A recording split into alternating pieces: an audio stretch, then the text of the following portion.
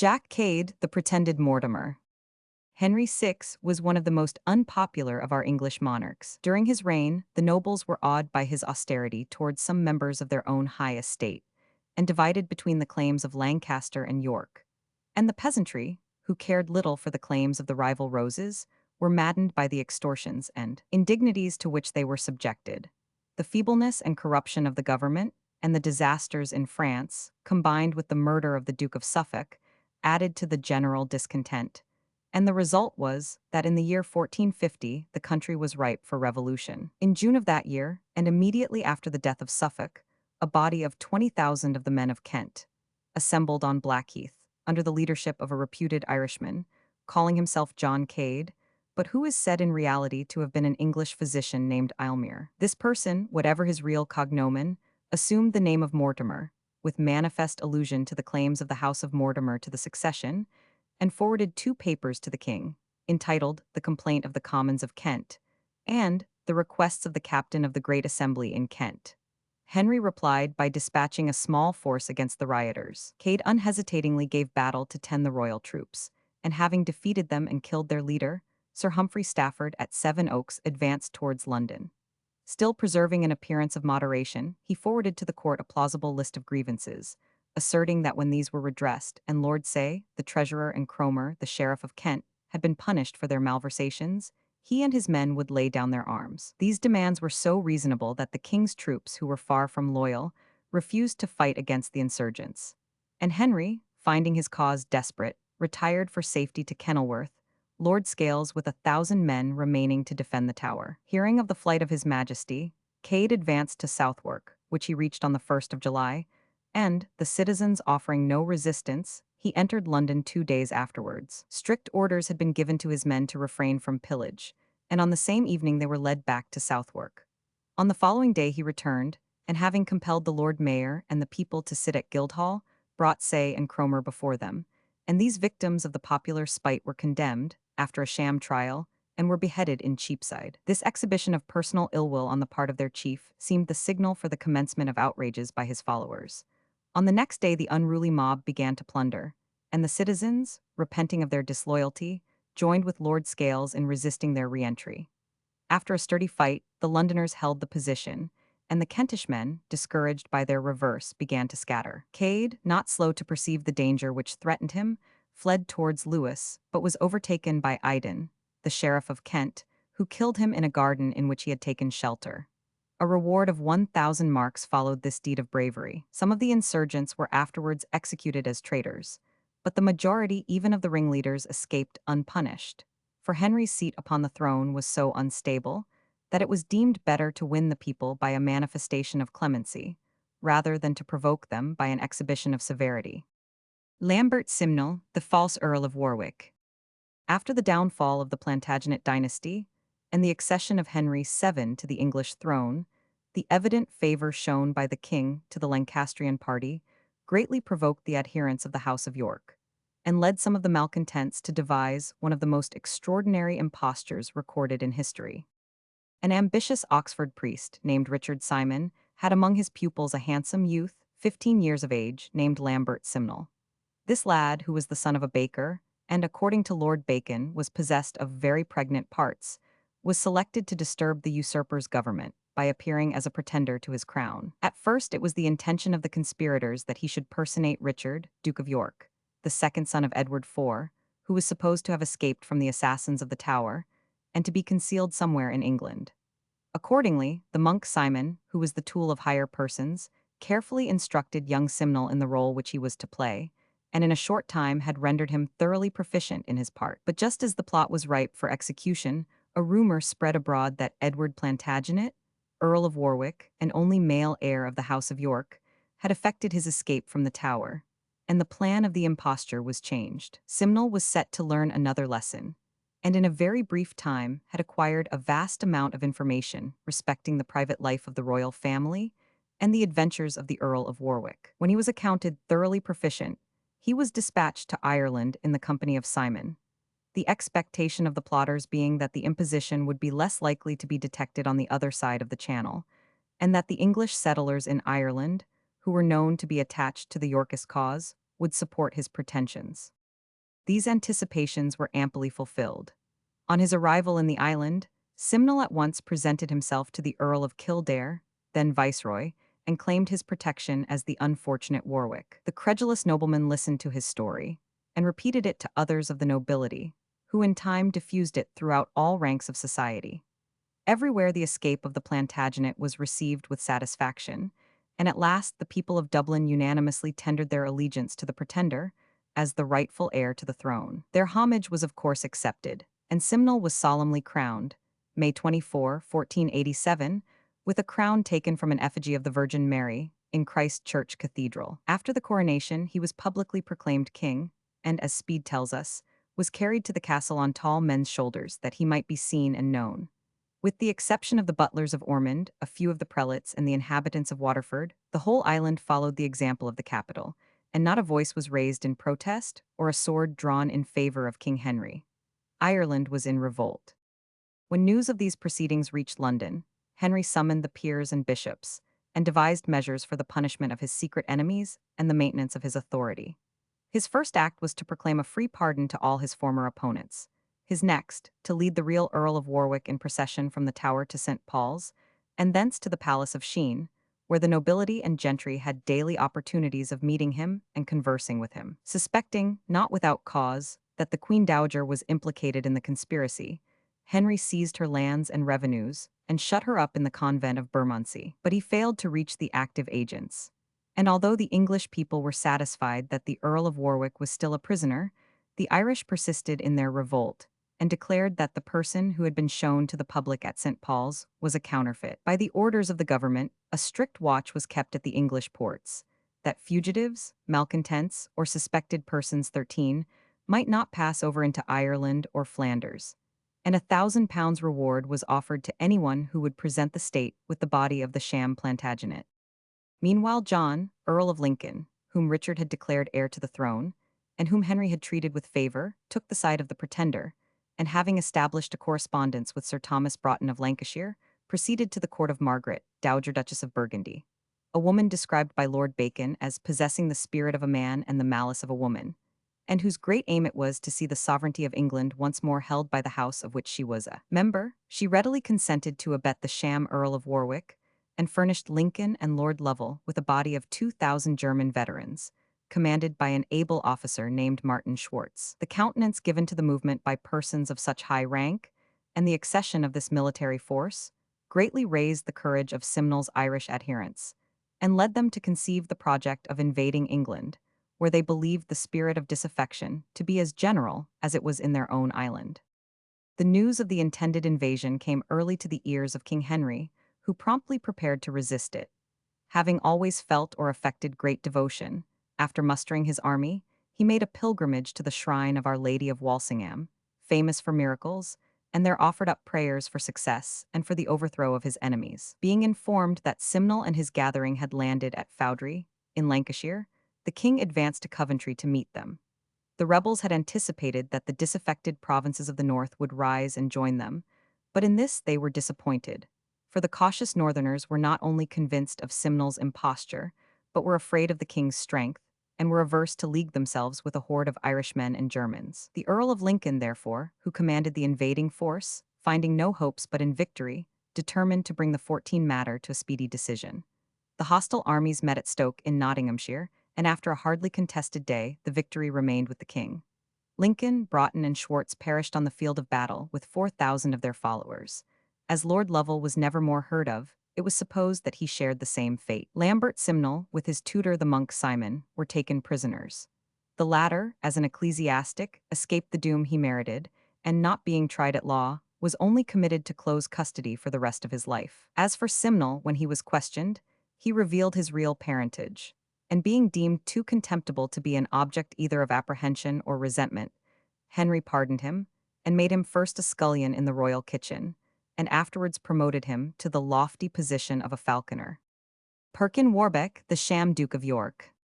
Although Lambert Simnel's enterprise had miscarried, Margaret, Dowager Duchess of Burgundy, did not despair of seeing the crown of England wrested from the House of Lancaster, and determined at least to disturb King Henry's government if she could not subvert it. To this end, she sedulously spread abroad a report that Richard, Duke of York, the second son of Edward IV, had escaped the cruelty of his uncle Richard III, and had been set at liberty by the assassins who had been sent to dispatch him.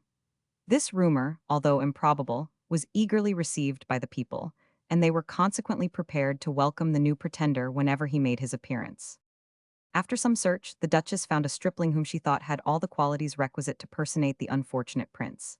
This youth is described as being of visage beautiful, of countenance majestical, 15 of wit subtle and crafty, in education pregnant, in languages skillful, a lad, in short, of a fine shape, bewitching behavior, and very audacious.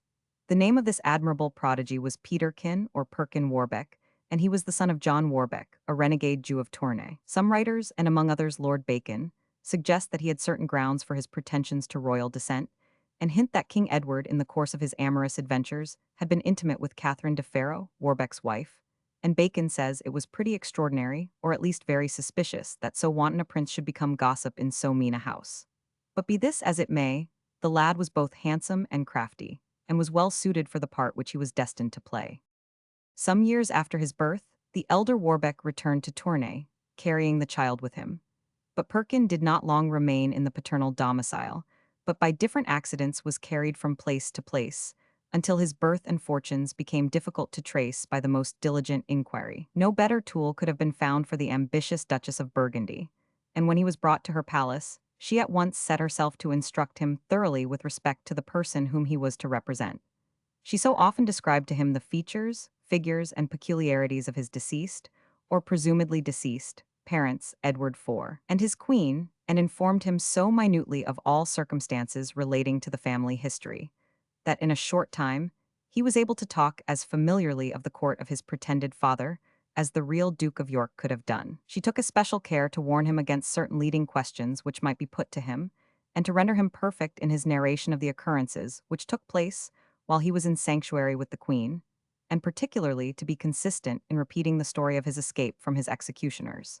After he had learnt his lesson thoroughly, he was dispatched under the care of Lady Brampton to Portugal, there to wait till the fitting time arrived for his presentation to the English people. At length, when war between France and England was imminent, a proper opportunity seemed to present itself, and he was ordered to repair to Ireland, which still retained its old attachment to the House of York. He landed at Cork, and at once assuming the name of Richard Plantagenet, succeeded in attracting many partisans. The news of his presence in Ireland reached France, and Charles VIII, prompted by the Burgundian Duchess, sent him an invitation to repair to Paris. The chance of recognition by the French king was too good to be idly cast away. He went, and was received with every possible mark of honor. Magnificent lodgings were provided for his reception, a handsome pension was settled upon him, and a strong guard was appointed to secure him against the emissaries of the English king. The French courtiers readily imitated their master, and paid the respect to Perkin which was due to the real Duke of York. And he, in turn, both by his deportment and personal qualities, well supported his claims to a royal pedigree. For a time, nothing was talked of but the accomplishments, the misfortunes, and the adventures of the young Plantagenet, and the curiosity and credulity of England became thoroughly aroused by the strange tidings which continued to arrive from France. Sir George Neville, Sir John Taylor, and many English gentlemen who entertained no love for the king, repaired to the French capital to satisfy themselves as to the pretensions of this young man. And so well had Warbeck's lesson been acquired, that he succeeded in convincing them of his identity, and in inducing them to pledge themselves to aid him in his attempt to recover his inheritance. About this time, however, the breach between France and England was lessened, and when friendly relations were restored, Henry applied to have the imposture put into his hands. Charles, refusing to break faith with a youth who had come to Paris by his own solicitation, refused to give him up, and contented himself with ordering him to quit the kingdom. Warbeck thereupon in all haste repaired to the court of Margaret of Burgundy. 17, but she at first astutely pretended ignorance of his person and ridiculed his claims, saying that she had been deceived by Simnel, and was resolved never again to be cajoled by another impostor. Perkin, who admitted that she had reason to be suspicious, nevertheless persisted that he was her nephew, the Duke of York. The Duchess, feigning a desire to convict him of imposture before the whole of her attendants, put several questions to him which she knew he could readily answer, affected astonishment at his replies, and, at last, no longer able to control her feelings, threw herself on his neck and embraced him as her nephew, the true image of Edward, the sole heir of the Plantagenets, and the legitimate successor to the English throne. She immediately assigned to him an equipage suited to his supposed rank, appointed a guard of 30 halberdiers to wait upon him, and gave him the title of the White Rose of England, the symbol of the House of York. When the news reached England, in the beginning of 1493, that the Duke of York was alive in Flanders, and had been acknowledged by the Duchess of Burgundy, many people credited the story, and men of the highest rank began to turn their eyes towards the new claimant. Lord Fitzwater, Sir Simon Mountfort, and Sir Thomas Thwaites made little secret of their inclination towards him. Sir William Stanley, King Henry's chamberlain, who had been active in raising the usurper to the throne, was ready to adopt his cause whenever he set foot on English soil, and Sir Robert Clifford and William Barley openly gave their adhesion to the pretender, and went over to Flanders to concert measures with the Duchess and the sham Duke. After his arrival, Clifford wrote to his friends in England that, knowing the person of Richard, Duke of York, perfectly well, he had no doubt that this young man was the prince himself, and that his story was compatible with the truth. Such positive intelligence from a person of Clifford's rank greatly strengthened the popular belief, and the whole English nation was seriously discomposed and gravely disaffected towards the king. When Henry was informed of this new plot, he set himself cautiously but steadily and resolutely to foil it. His first object was to ascertain the reality of the death of the young prince, and to confirm the opinion which had always prevailed with regard to that event. Richard had engaged 5 persons to murder his nephews, viz. Sir James Turrell, whom he made custodian of the Tower while his nefarious scheme was in course of execution, and who had seen the bodies of the princes after their assassination; Forrest, Dighton, and Slater, who perpetrated the crime; and the priest who buried the bodies. Turrell and Dighton were still alive, but although their stories agreed, as the priest was dead, and as the bodies were supposed to have been removed by Richard's orders, and could not be found, it was impossible to prove conclusively that the young princes really had been put to death.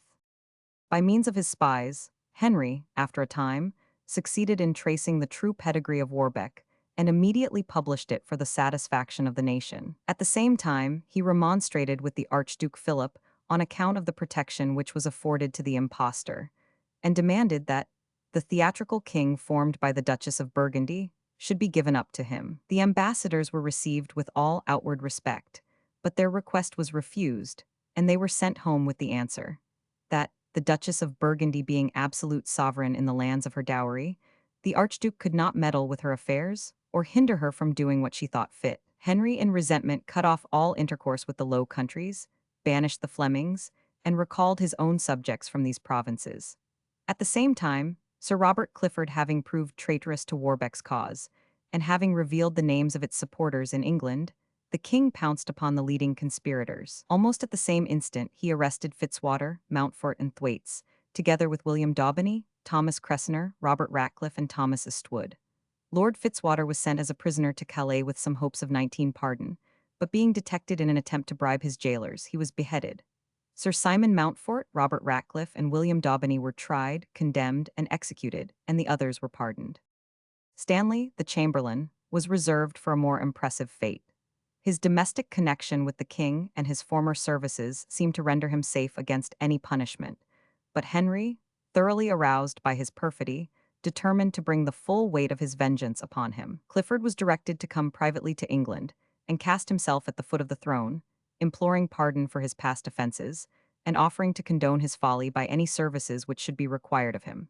Henry, accepting his penitence, informed him that the only reparation he could now make was by disclosing the names of his abettors, and the turncoat at once denounced Stanley, then present, as his chief colleague. The chamberlain indignantly repudiated the accusation, and Henry, with well-feigned disbelief, begged Clifford to be careful in making his charges, for it was absolutely incredible that a man, to whom he was in a great measure beholden for his crown, and even for his life, a man to whom, by every honor and favor, he had endeavored to express his gratitude, whose brother, the Earl of Derby, was his own father-in-law, to whom he had even committed the trust of his person by creating him Lord Chamberlain, that this man, enjoying his full confidence and affection, not actuated by any motive of discontent or apprehension, should engage in a conspiracy against him.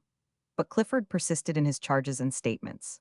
Stanley was placed under arrest and was subsequently tried, condemned, and beheaded. The fate of the unfortunate Chamberlain and the defection of Clifford created the greatest consternation in the camp of Perkin Warbeck. The king's authority was greatly strengthened by the promptness and severity of his measures, and the pretender soon discovered that unless he were content to sink into obscurity, he must speedily make a bold move. Accordingly, having collected 20 band of outlaws, criminals, and adventurers, he set sail for England. Having received intelligence that Henry was at that time in the north, he cast anchor off the coast of Kent and dispatched some of his principal adherents to invite the gentlemen of Kent to join his standard. The southern landowners, who were staunchly loyal, invited him to come on shore and place himself at their head. But the wary impostor was not to be entrapped so easily. He declined to trust himself in the hands of the well-disciplined bands, which expressed so much readiness to follow him to death or victory. And the Kentish troops, despairing of success in their stratagem, fell upon such of his retainers as had already landed and took 150 of them prisoners.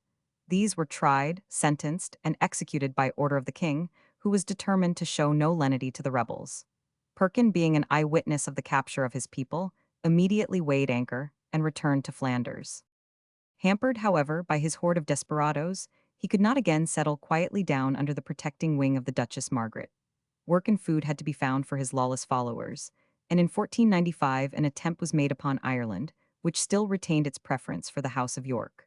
But the people of Ireland had learnt a salutary lesson at the Battle of Stoke, and Perkin, meeting with little success, withdrew to Scotland. At this time there was a coolness between the Scottish and English courts, and King James gave him a favourable reception, being so completely deceived by his specious story, that he bestowed upon him in marriage the beautiful and virtuous Lady Catherine Gordon, the daughter of the Earl of Huntly, and his own kinswoman. Not content with this, the King of Scots, with Perkin in his company, invaded England, in the hope that the adherents of the York family would rise in favor of the pretender.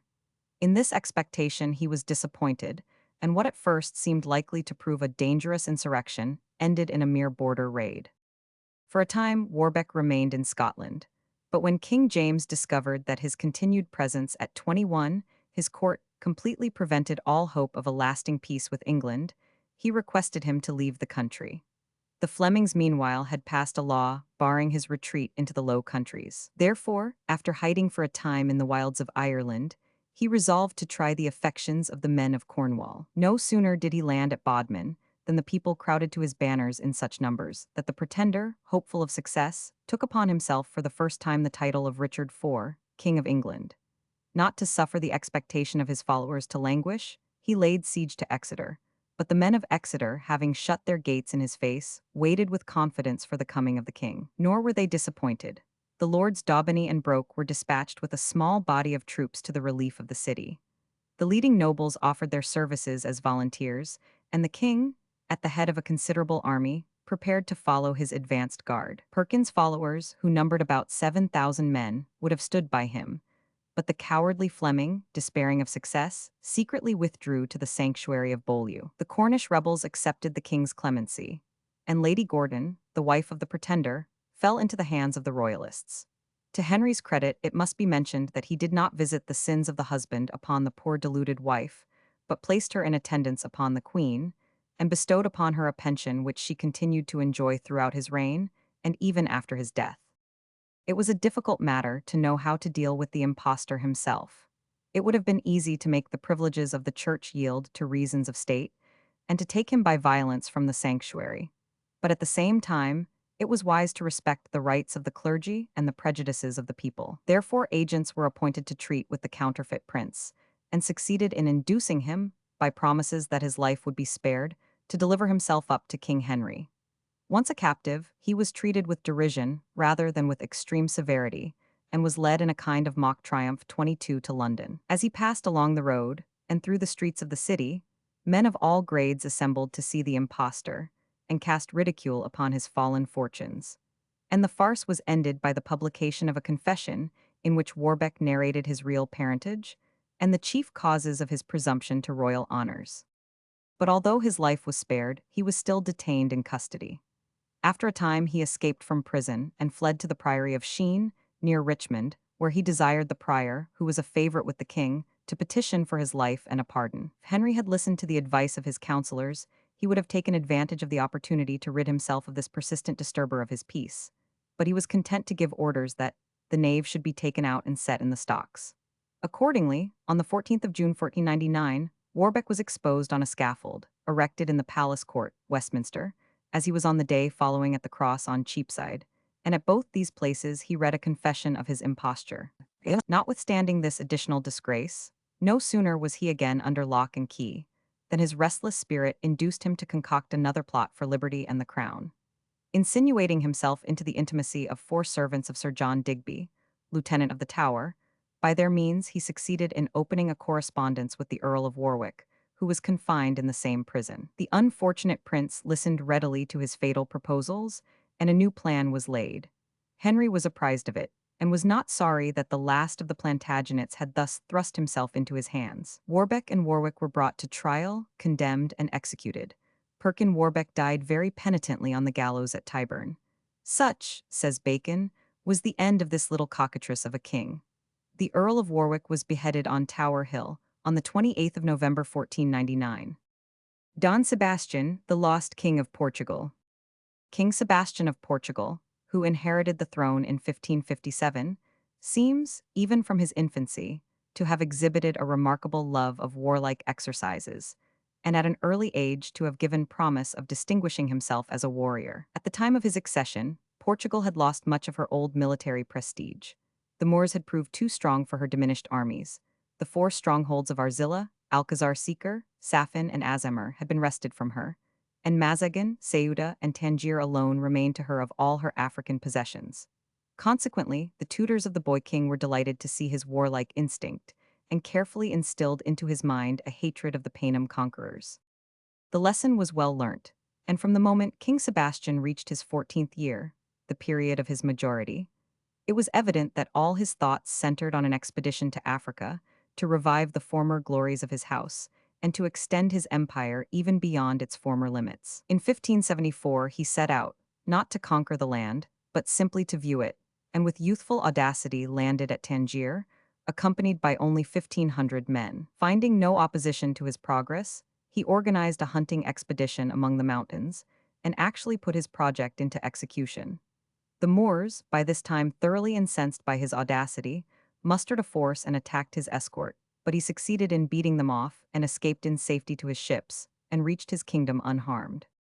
This peculiar reconnaissance only strengthened his resolution to wrest his former possessions from the Moslems, and although Portugal was impoverished and weak, he resolved at once to enter on a crusade against Muley Moloch and the Moors. The protests of his ministers were unheeded. He laid new and exorbitant imposts on his people, caused mercenaries to be levied in Italy and the Low Countries, and reluctantly persuaded 24 his uncle, Philip I, of Spain, to promise a contingent. His preparations being at last completed, and a regency established, he put to sea in June 1578. His armament consisted of 9,000 Portuguese, 2,000 Spaniards, 3,000 Germans, and some 600 Italians. In all, about 15,000 men, with 12 pieces of artillery, embarked on 55 vessels. On the 4th of August, the opposing forces met. The Moorish monarch, who was stricken with a fatal disorder, was carried on a litter to the field, and died while struggling with his attendants, who refused to allow him to rush into the thick of the fight.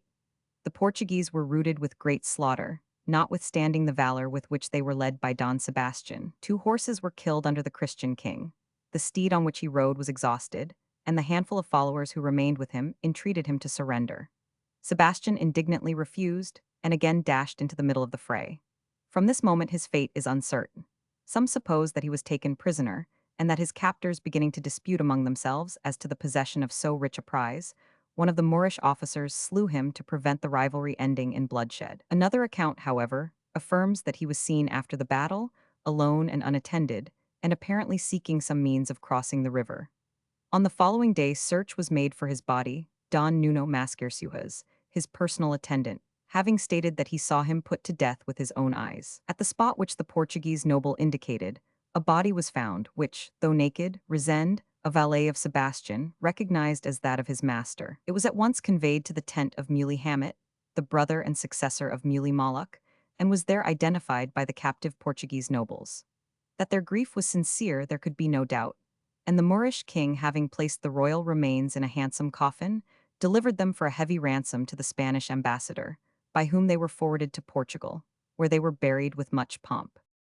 But although the nobles were well content to believe that Sebastian was dead, the mob were by no means equally satisfied that the story of his fate was true, and were prepared to receive any impostor with open arms. Indeed, in some parts of Portugal, Don Sebastian is supposed by the populace to be still alive, concealed like Roderick the Goth, or our own Arthur, in some hermit's cell, or in some enchanted castle, until the fitting time for his reappearance arrives, when he will break the spell, which binds him and will restore the faded glory of the nation. During the incursions of Bonaparte, his appearance was anxiously expected, but he delayed the day of his coming. But if the real Sebastian remains silent, there have been numerous pretenders to his throne and his name.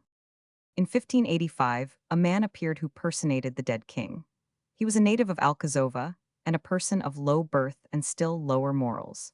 In his earlier days, he had been admitted into the monastic society of Our Lady of Mount Carmel, but had been expelled from the fraternity on account of his misconduct. Even in his later life, when, by pretended penitence, he succeeded in gaining readmission, his vices were found so far to outweigh his virtues and his piety that it was necessary again to confide him to the tender mercies of a sacrilegious world. He fled to the hermitage of Albuquerque, and their devotees visited him. Widows and full-blooded donnas especially frequented his cell, and the results of his exercises were such that the alcalde threatened to lay hands upon him. Once more he disappeared, but only to turn up again in the guise of Don Sebastian. Two of his accomplices who mixed among the people pointed out his resemblance to the lost monarch. The credulous crowd swallowed the story, and he soon had a respectable following. Orders from Lisbon, however, checked his prosperous career. He was arrested and escorted by 100 horsemen to the dungeons of the capital. There he was tried and condemned to death. The sentence was not, however, carried into effect, for the imposture was deemed too transparent to merit the 26th infliction of the extreme penalty. The prisoner was carried to the galleys instead of the scaffold, and exhibited to visitors as a contemptible curiosity rather than as a dangerous criminal. So ended the first sham Sebastian. In the same year another pretender appeared. This was Alvarez, the son of a stone-cutter and a native of the Azores. So far from originating the imposture, it seems to have been thrust upon him. Like the youth of Alcazova, after being a monk, he had become a hermit, and thousands of the devout performed pilgrimages to his cell, which was situated on the seacoast, about 2 miles from Ericeira. The frequency and severity of his penances gained him great celebrity, and at last it began to be rumored abroad that the recluse was King Sebastian, who, by mortifying his own flesh, was atoning for the calamity he had brought upon his kingdom. At first he repudiated all claim to such distinction, but after a time his ambition seems to have been aroused. He ceased to protest against the homage of the ignorant, and consented to be treated as a king. Having made up his mind to the imposture, Alvarez resolved to carry it out boldly. He appointed officers of his household, and dispatched letters, sealed with the royal arms, throughout the kingdom, commanding his subjects to rally round his standard and aid him in restoring peace and prosperity to Portugal. The local peasantry, in answer to the summons, hastened to place themselves at his service, and were honored by being allowed to kiss his royal hand.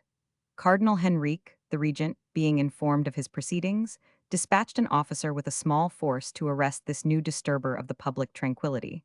But on the approach of the troops, Alvarez and his followers took to the mountains. The cardinal's representative, unable to pursue them into their inaccessible fastnesses, left the alcalde of Torres Vedras at Ericeira with instructions to capture the impostor dead or alive, and himself set out for Lisbon. He had scarcely reached the plain when Alvarez, at the head of 700 men, swooped down upon the town and took the alcalde and his soldiers prisoners.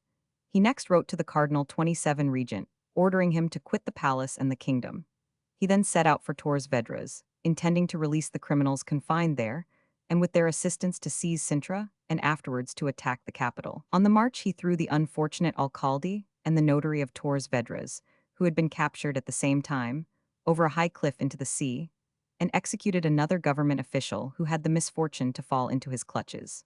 The corregidor Fonseca, who was not far off, hearing of these excesses, immediately started at the head of 80 horsemen to oppose the rebel progress. Wisely calculating that if he appeared with a larger force Alvarez would again flee to the hills, he ordered some companies to repair in silence to a village in the rear, and aid him in case of need. He first encountered a picked band of 200 rebels, whom he easily routed, and then, being joined by his reinforcements, fell upon the main body, which is also dispersed.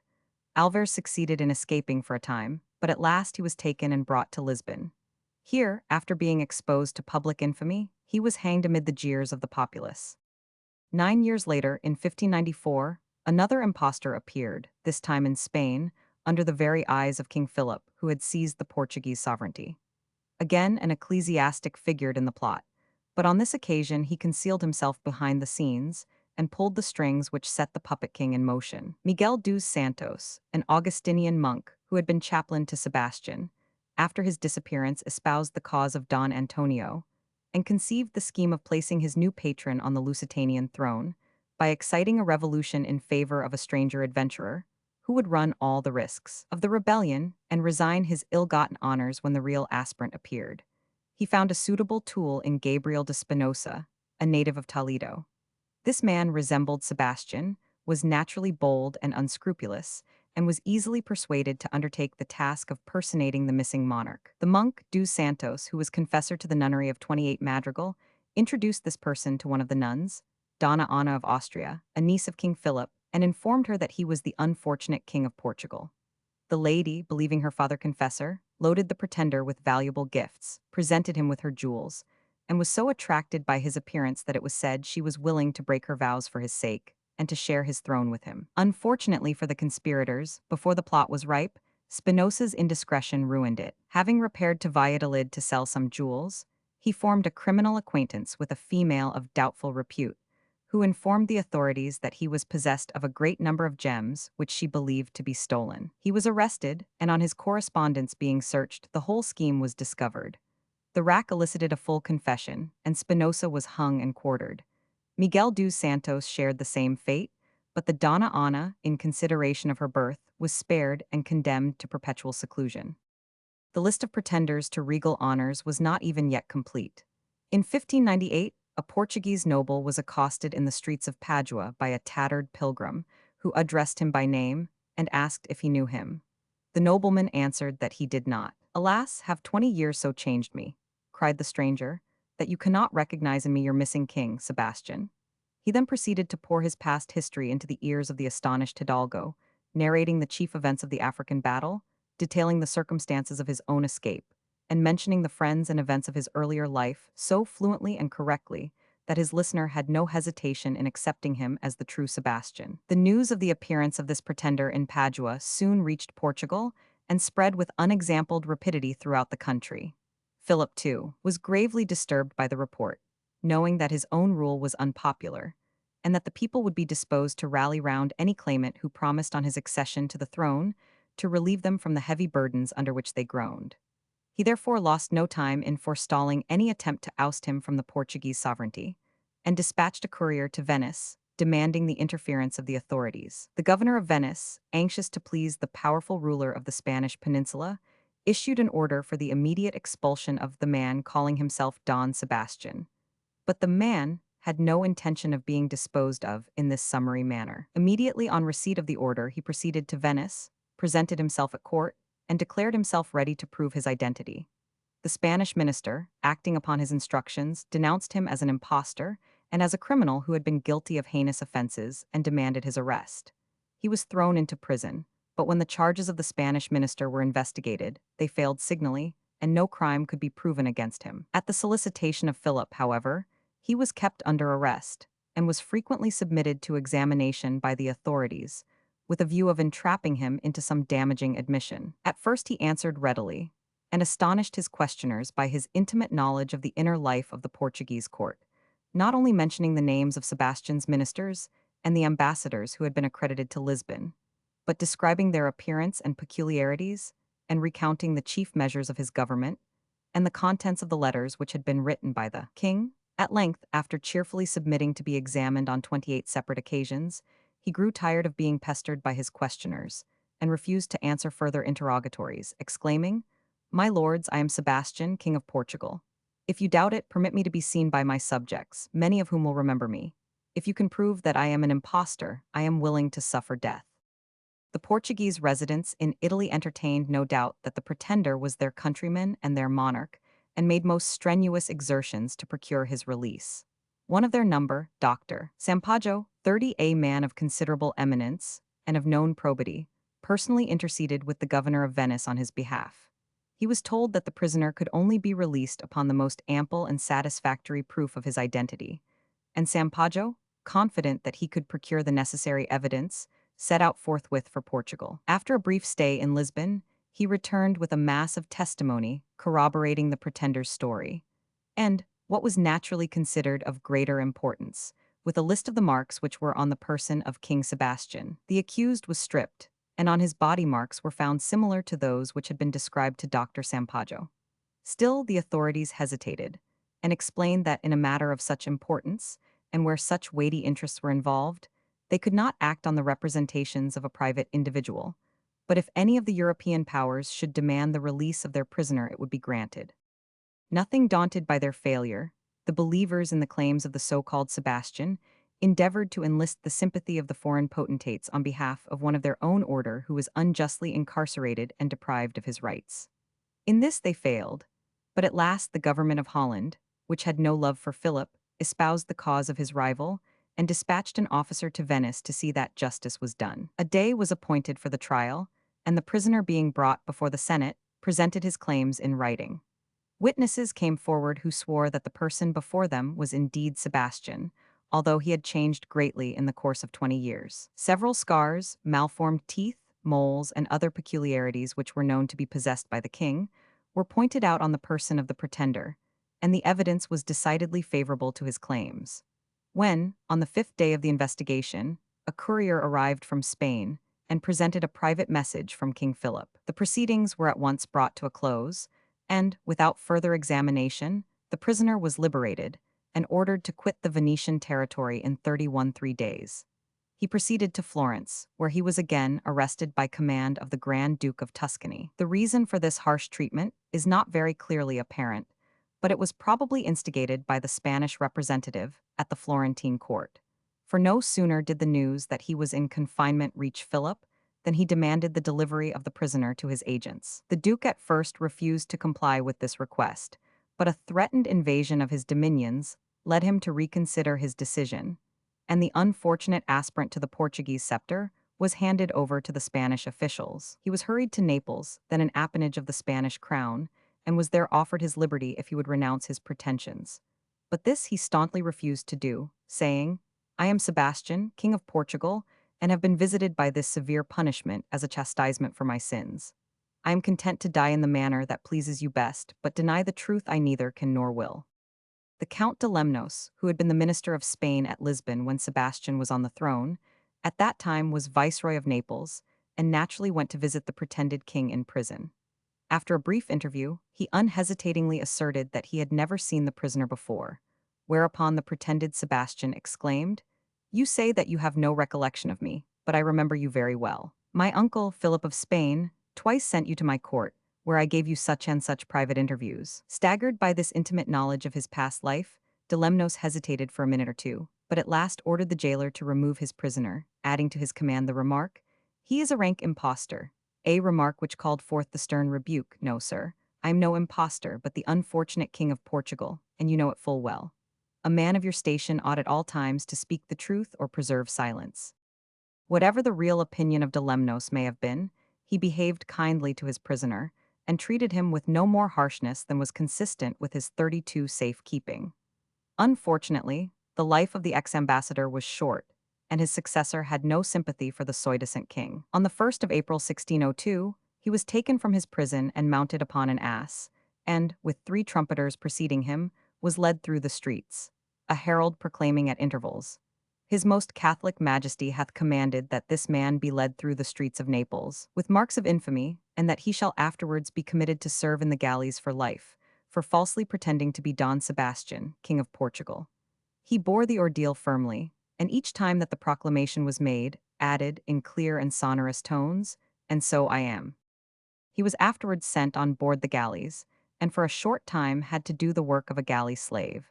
But as soon as the vessels were at sea he was released, his uniform was removed, and he was courteously treated. What ultimately became of him was never clearly ascertained, but it is certain that on more than one occasion he succeeded in confounding his opponents, and by his startling revelations of the past, led many who would fain have disputed his identity to express their doubts as to the justice of his punishment. The probability is that he was a rogue, but he was a clever one. Rumor says he died in a Spanish fortress in 1606. Gemuljan Pugachev, the fictitious Peter III, the reign of Catherine II, fills one of the darkest pages of Russian history. This lustful and ambitious empress waded to the throne through her husband's blood. Bloodshed was necessary to establish her rule. Infamous cruelties characterized her whole reign, and no princess ever succeeded in making herself more heartily detested by her subjects than the vicious daughter of Anhalt Zerbst. Plot after plot was concocted to oust her from 33 her high estate, and impostor after impostor appeared claiming the imperial purple. But the empress held her own easily and suppressed each successive rebellion without difficulty, until Pugachev appeared at the head of the Cossacks and threatened to hurl her from her throne and dismember the empire. Gemuljan Pugachev was the son of Gmilov Pugachev, a Cossack of the Don, and was born near Simonskaga. His father was killed on the field of battle and left him to the care of an indifferent mother, who deserted him and sought the embraces of a second husband. An uncle, pitying the lad's desolation, carried him to Poland, where he picked up the French, Italian, German, and Polish languages and distinguished himself by his aptitude for learning. After a time, he returned to Russia and took up his abode among the Cossacks of the Ukraine, who, attracted alike by his bodily vigor and his mental accomplishments, elected him one of their chiefs. He was not, however, contented with the comparative quiet of Cossack life, and longed for some greater excitement than was afforded by an occasional raid against the neighboring tribes. Accordingly, taking advantage of the law promulgated by Peter III, that any Russian might leave the country and enter the service of any power not at war with the empire, he entered the army of the King of Prussia. On the conclusion of peace, he obtained a command in the Russian army and served for a considerable time. At last his regiment was relieved, and Pugachev was allowed to return home. On his return, he found the Cossacks of the Ukraine gravely dissatisfied with the government and the empire. The viciousness of the court had been reported to them. They were oppressed both by the clergy and the judges, and they only wanted a leader to break out into open revolt. Pugachev saw the golden opportunity and presented himself. But spies were numerous, the garrisons were strong, and it was necessary to proceed with caution. In order the better to conceal his designs, he entered the service of a Cossack named Koshnikov, and after a short time succeeded in gaining 30 for the adhesion of his master to his cause. The friends and kinsmen of Koshnikov were one by one, under oath of secrecy, informed of the plot, and by degrees the rebellious scheme was perfected. Pugachev was elected chief, and as he bore a strong resemblance to the murdered emperor, it was resolved that he should present himself to the people as Peter III. Accordingly, rumors were assiduously circulated that the emperor was still alive, that a soldier had been killed in his stead, and that although he was in hiding, he would shortly appear and would avenge himself upon his enemies. Thousands listened and believed, and only waited for the first sign of success to join the movement. But the government was on the alert. Pugachev and his master were suspected and denounced, and while the latter was arrested, the former with difficulty escaped. In a few days, however, he succeeded in surrounding himself with 500 adherents and marched at their head to the town of Jayzky, which he summoned to surrender. The answer was sent by 5,000 Cossacks who had orders to take him prisoner. Strong in his faith in his fellow countrymen, Pugachev advanced towards this formidable force and caused one of his officers to present them with a manifesto explaining his claims and his reasons for taking up arms. The general in command seized the document, but the men, who had no great love for the empress, insisted that it should be read. Their request was refused, and 500 of them at once deserted their standards and joined the ranks of the rebel chief.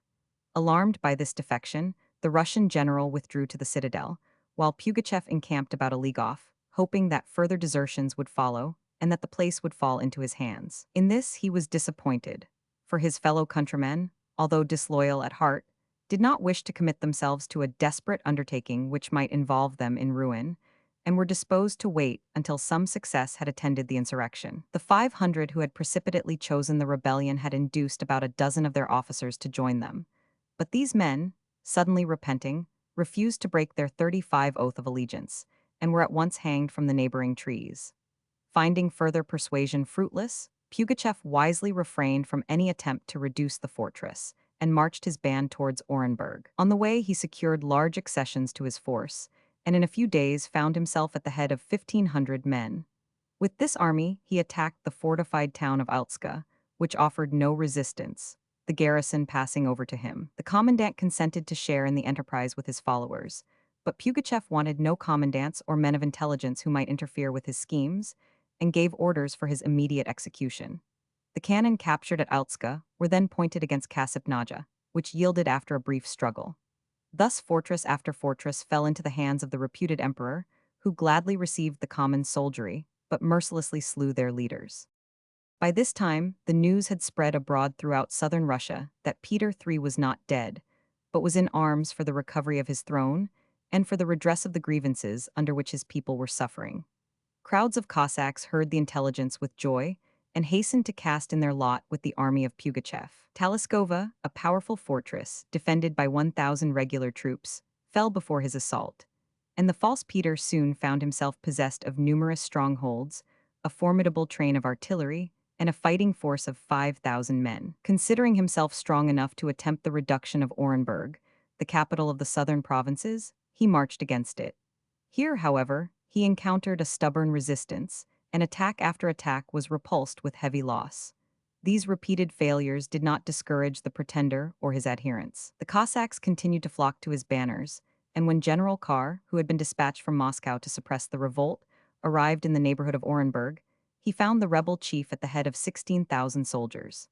An advanced guard, which was sent to harass his movements, fell into the hands of Pugachev, who nearly exterminated it, and straightway hanged the officers 36 who were made captive, according to his usual custom. Emboldened by his success, he attacked the main body and ignominiously defeated it in the open field. And Karr, panic-struck, fled to the capital, leaving General Freeman, if possible, to oppose the advance of the revolutionists. The result of this decisive victory was soon apparent. Province after province declared in favor of the pretender, chief after chief placed his sword at his service, and Pugachev began to play the emperor in earnest. He conferred titles upon his most distinguished officers, granted sealed commissions, and constructed foundries and powder manufactories in various places. Catherine, by this time thoroughly alarmed, dispatched another army to the Ukraine under General Bybikov, an experienced and resolute officer. He arrived at Kasan in February 1774 and issued a manifesto exposing Pugachev's imposture and calling upon the rebels to lay down their arms. Pugachev replied by another manifesto, declaring himself the Tsar, Peter III, and threatening vengeance against all who resisted his just claims. He also caused coin to be impressed with his effigy and the inscription Redivivus et alter. In the meantime, he continued to lay siege to Orenburg and Ufa, but Bybikov was not a man to remain inactive and lost no time in attacking him. Again and again he was defeated, the siege of the two strongholds was raised, and on more than one occasion his army was dispersed, and he was left at the head of only a few hundred followers. But if the Cossack hordes could be easily dissipated, they could rally with equal ease.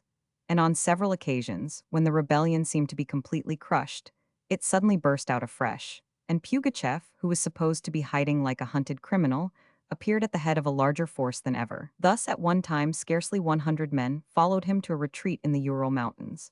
In a few days, he was at the head of 20,000 men and took Kasan by storm, with the exception of the citadel, which resisted his most determined attacks. Here he perpetrated the greatest atrocities, until the imperial troops arrived and wrested the town from 37 his grasp, seizing his artillery and his ammunition. For a time, his position appeared desperate, and he fled across the Volga, but only to reappear again at the head of an enormous force, and, as a conqueror, fortress after fortress yielding at his summons. At length, a Russian army under Colonel Michelson overtook him and gave him battle. Pugachev held a strong position, had 24 pieces of artillery and 20,000 men, but his raw levies were no match for the regular troops. His position was turned, and a panic seized his followers, who deserted their guns and their baggage, and fled precipitately, leaving 2,000 dead and 6,000 prisoners behind them. Pugachev himself made for the Volga, closely pursued by the Russian cavalry, who cut down the half of his escort before they could embark. With 60 men, he succeeded in escaping into the desert, and at last it was evident that his game was played out. The only 3 outlets were soon closed by separate detachments of the imperial troops, and the fugitives were thus confined in an arid waste without shelter, without provisions, and without water. The situation was so hopeless that each man only thought of saving himself, and Pugachev's companions were not slow to perceive that their sole chance of life lay in sacrificing their leader. Accordingly, they fell upon him while he was ravenously devouring a piece of horseflesh, the only food which he could command, and, having bound him, handed him over to his enemies. As Moscow had shown some sympathy for him, he was carried in chains to that city, and was there condemned to death.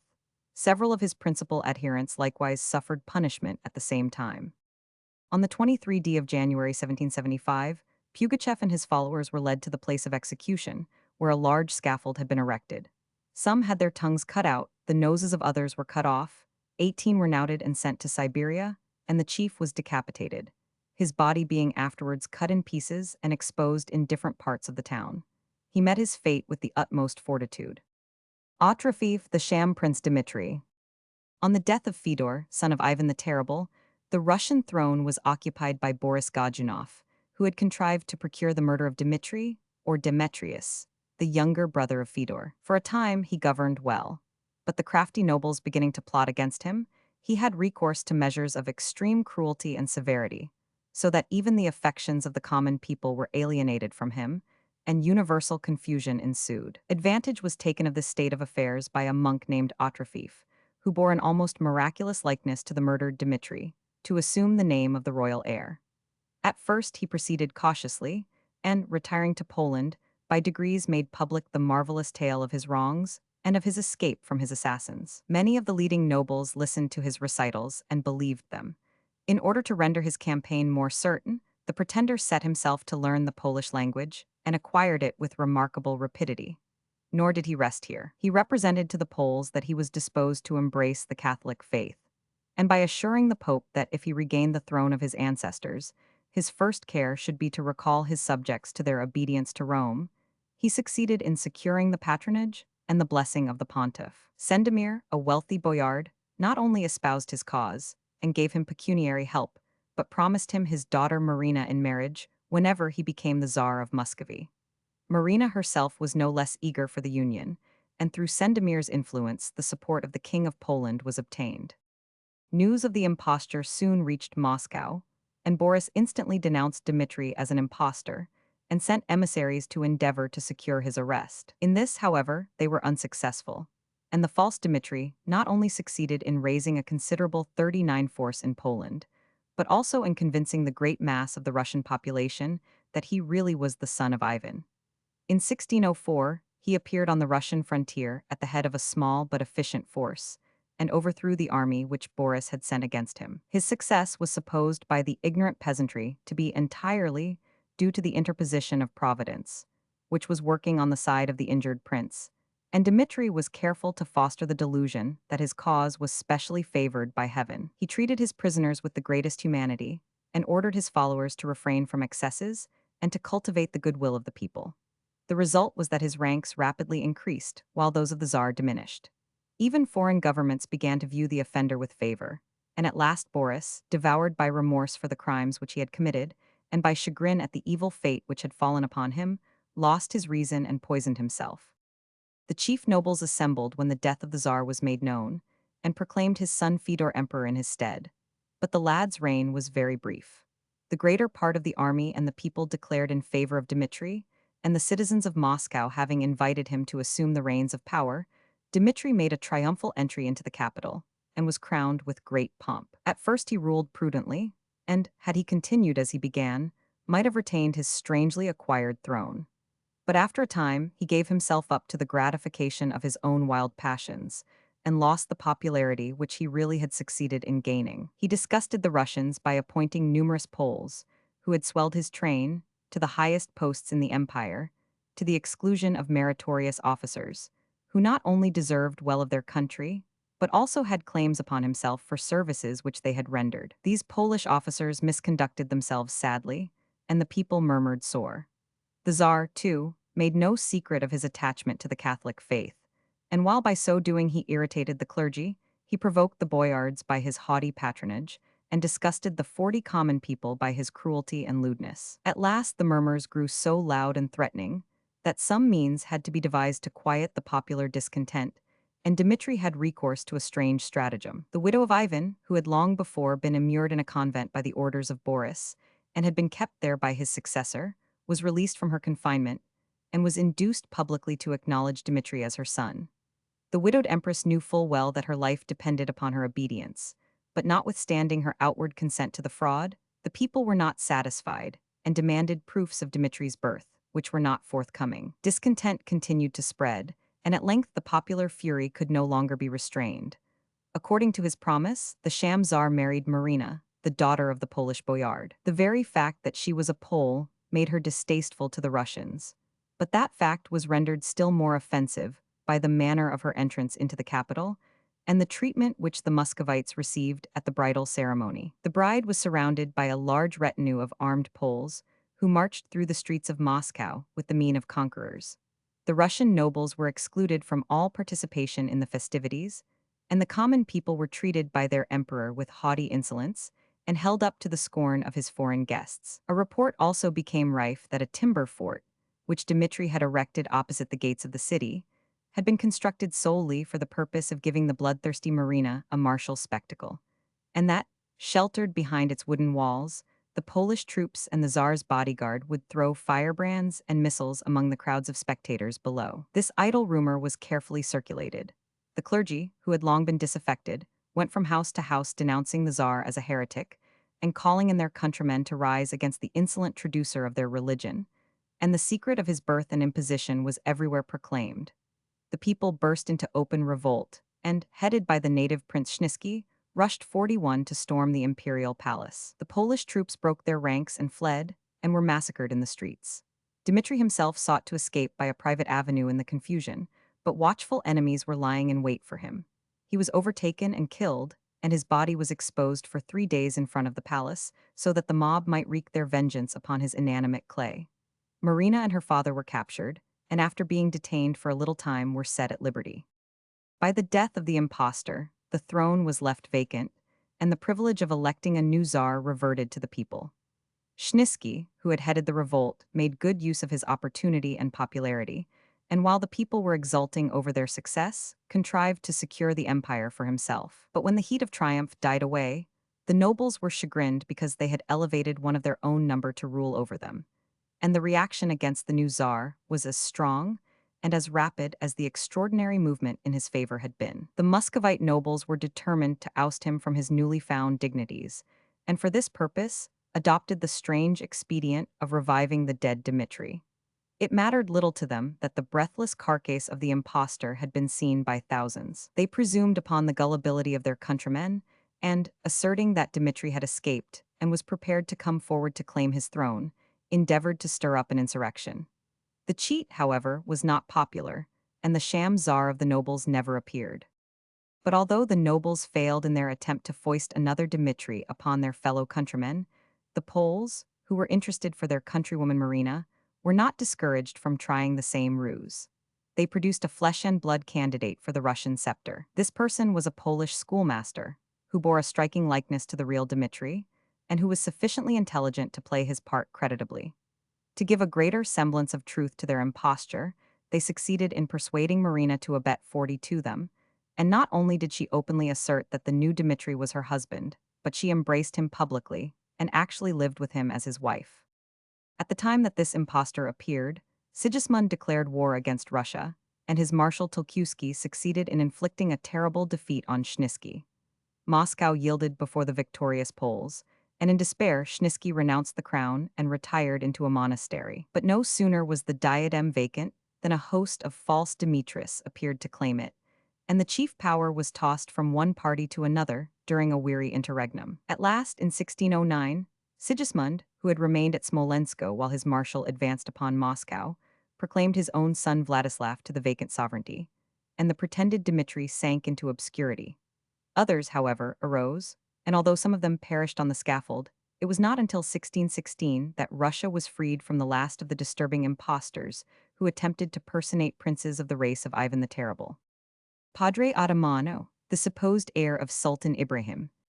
In the year 1640, there lived in Constantinople one Giovanni Jacobo Czizii, a Persian merchant of high repute throughout the Levant. This man, who was descended from a noble Roman family, was on most intimate terms with Jumbel Agha, the Sultan's chief eunuch, who sometimes gave him strange commissions. Among other instructions which the merchant received from the chief of the imperial harem was an order to procure privately the prettiest girl he could find in the slave marts of Stamboul, where at this time pretty girls were by no means rare. Jumble Aga intended this damsel as an adornment for his own household, and a personal companion for himself, and particularly specified 43 that to her beauty she should add modesty and virginity. Czai executed his orders to the best of his ability, and procured for the bloated and lascivious Agha a Russian girl called Syabaz, as fair as a houri, and apparently as timid as a fawn. Unfortunately, notwithstanding her innocent demeanor, it only too soon became apparent that her virtue was not unimpeachable, and that ere long she would add yet another member to the household of her new master. Jumble Agha, who was at first wroth with his pretty plaything, after the heat of his passion had passed, consented to forgive her if she would divulge the name of the father of her expected offspring. But the fair one, although frail, was firm, and, despising alike threats and cajoleries, declined to give any hint as to its paternity. Thereupon her master handed her over to his majordomo to be resold for the best price she would fetch, but before she could be disposed of she was brought to bed of a goodly boy.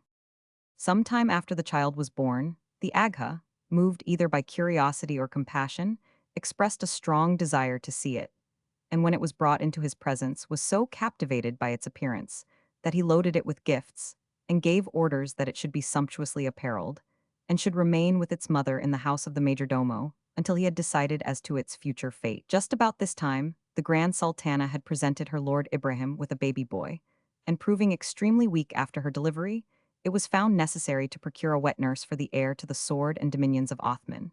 No better opportunity could have offered for Jumble Agha. He at once introduced his disgraced slave and her pretty byblow to his imperial mistress, who accepted the services of the mother without hesitation. For 2 years mother and child had their home in the grizzled old palace on Seraglio Point, until at last the Sultan began to display such a decided preference for the nurse's boy that the jealousy of the Sultana was aroused, and she banished the offenders from her sight. Her anger was also excited against the unfortunate Agha, 44, who had been the means of introducing them into the harem, and she set herself to plot his ruin. Her dusky servitor was, however, sufficiently shrewd to perceive his danger, and begged Ibrahim's permission to resign his office in order to undertake the pilgrimage to Mecca. At first his request was refused, for Jumble Agha was a favorite slave, and whoever obtains leave to go the holy pilgrimage is ipso facto made free. But the chief eunuch having agreed to go as a slave, and to return to his post when he had performed his devotions, Ibrahim permitted him to set out. A little fleet of 8 vessels was ready to sail for Alexandria, and one of these was appropriated to Jumble Agha and his household, amongst whom was his beautiful slave and her little son. After drifting about for some time in the inconstant breezes off the Syrian coast, they fell in with 6 galleys, which they at first supposed to be friendly ships of the Turkish fleet, but which ultimately proved Maltese cruisers and showed fight. The Agha made a valiant resistance and fell in the struggle, as did also Syabaz, the fair Russian, the cause of his journey and his misfortunes. The baby, however, was preserved alive, and when the Maltese boarded their prize, they were attracted by the gorgeously dressed child and inquired to whom it belonged. The answer, given either in fear or in the hope of obtaining better treatment, was that he was the son of Sultan Ibrahim and was on his way to Mecca under the charge of the chief eunuch to be circumcised. The captors, greatly exhilarated by the intelligence, at once made all sail for Malta, and there the glorious news was accepted without question. For a time, the knights were so elated that they seriously began to consult together as to the possibility of exchanging the supposed Ottoman prince for the island of Rhodes, which had slipped from their enfeebled grasp. The Grand Master of the Order and the Grand Croci had no doubt as to the genuineness of their captive, and wrote letters to Constantinople informing the Sultan where he might find his heir and his chief spouse, if he chose to comply with the Frankish 45 conditions. It is true that Syabaz was dead, but the worthy knights had recourse to subterfuge in dealing with the infidel, and had dressed up another slave to represent her. Portraits also were taken of the reputed mother and child, and were sent with descriptive letters to the European courts. The French and Italians eagerly purchased these representations of the beloved of the Grand Turk, but that mysterious being himself preserved an ominous silence. Even the Knights of Malta, who hated him as a Mohammedan, nevertheless supposed that the Ottoman ruler was human, and when he made no effort to recover his lost ones, began to have some doubt as to the identity of the child of whom they made so much. In their dilemma, they dispatched a secret messenger to Constantinople, who contrived to ingratiate himself at the seraglio, and lost no opportunity of inquiring whether any of the imperial children were missing, and whether it were true that the Sultana had been captured by the Maltese some years before. Of course, his researches were fruitless, and in 1650, he wrote to his employers assuring them that they had all the while been on a false scent. It was deemed best to let the imposture die slowly. Little by little, the knights forbore to boast of their illustrious hostage. By degrees, they lessened the ceremonials with which he had been treated, and at last neglected him altogether. He was made a Dominican friar, and the only mark of his supposed estate was the name Padre Ottomano, which was conferred upon him more in scorn than reverence, and which he continued to bear till the day of his death. Mohammed Bey, the counterfeit Viscount de Sigala. In the miscellaneous writings of John Evelyn, the diary writer, there is an account of this extraordinary impostor, whose narration of his own adventures outshines 46 that of Munchausen, and whose experiences, according to his own showing, were more remarkable than those of Gulliver. In 1668, this marvelous personage published a book entitled The History of Mohammed Bey, or John Mitchell de Sigala, Prince of the Imperial Blood of the Ottomans. This work he dedicated to the French king, who was disposed to favor his pretensions. In this remarkable book, the pretender sums up the antiquity of the family of Sigala, entitling it to most of the crowns of Europe, and makes himself out to be the descendant of Scipio, son of the famous Viscount de Sigala, who was taken prisoner by the Turks in 1651. He pretends that Scipio, after his capture, was persuaded to renounce Christianity, and having become a renegade, was advanced to various high offices at the Porte by Sultan Solomon the Magnificent. Under the name of Sinan Pasha, he asserts that his father became first general of the Janissaries, then Seraskier, or commander-in-chief of the whole Turkish forces, and was finally created Grand Vizier of the empire. He also maintains that various illustrious ladies were bestowed as wives upon the new favorite, and among others, the daughter of Sultana Chanet, who gave himself birth. According to his own story, he was educated by the Moslem muftis in all the lore of the Quran, and by a series of strange accidents was advanced to the governorship of Palestine. Here, in consequence of a marvelous dream, he was converted, and was turned from his original purpose of despoiling the holy sepulchre of its beautiful silver lamps and other treasures. His Christianity was not, however, of that perfervid kind which demands an open avowal, and, continuing to outward appearance a Mussulman, he was promoted to the governorship of Cyprus and the islands. In this post he used his power for the benefit of the distressed Christians, redressing their wrongs and delivering such of them as had fallen into slavery. From Cyprus, after 2 years made brilliant by notable exploits, which no man ever heard of but himself, he was constituted viceroy of Babylon, Caramania, 47 Magnesia, and other ample territories. At Iconium another miracle was performed for his benefit, and thus specially favored of heaven, he determined openly to declare his conversion. At this important crisis, however, his father confessor died, and all his good resolutions seemed to have been abandoned. He repaired to Constantinople once more, still preserving the outward semblance of a true believer and ever obedient to the muezzin's call, and was created viceroy of Trebizond and generalissimo of the Black Sea. Before setting out for his new home on the shores of the Euxine, he had dispatched a confidant named Chamancy to Trebizond in charge of all his jewels and valuables, and his intention was to seize the first opportunity of throwing off the yoke of the Grand Signior and declaring himself a Christian. But Chamancy proved faithless, and instead of repairing to the place of tryst, plotted with the governor of Moldavia to seize his master. Mohammed Bey fell into the trap which they had prepared for him, but succeeded in making his escape, although grievously wounded, after a wonderful fight, in which he killed all his opponents. In his flight he met a shepherd who exchanged clothes with him, and in disguise and barefoot he contrived to reach the headquarters of the Cossacks, who were at the time in arms against Russia. In the Cossack camp, there were 3 soldiers whom the quondam Ottoman general had released from captivity, and they, at once penetrating the flimsy disguise of the stranger, revealed him to their own commander in his true character. At first he was well treated by the Cossack chief, who was anxious that the honor of his baptism should appertain to the Eastern Greek Church. But our prince, designing from the beginning to make his solemn profession at Rome, and to receive that sacrament from the Pope's own hands, was neglected upon making his resolve known. He, therefore, stole away from the Cossacks, and, guided by a Jew, succeeded in reaching Poland, where the queen, hearing the report of his approach and knowing his high rank, received him with infinite respect, and at last persuaded him to condescend 48 to be baptized at Warsaw by the archbishop, she herself standing sponsor at the font and bestowing upon him the name of John.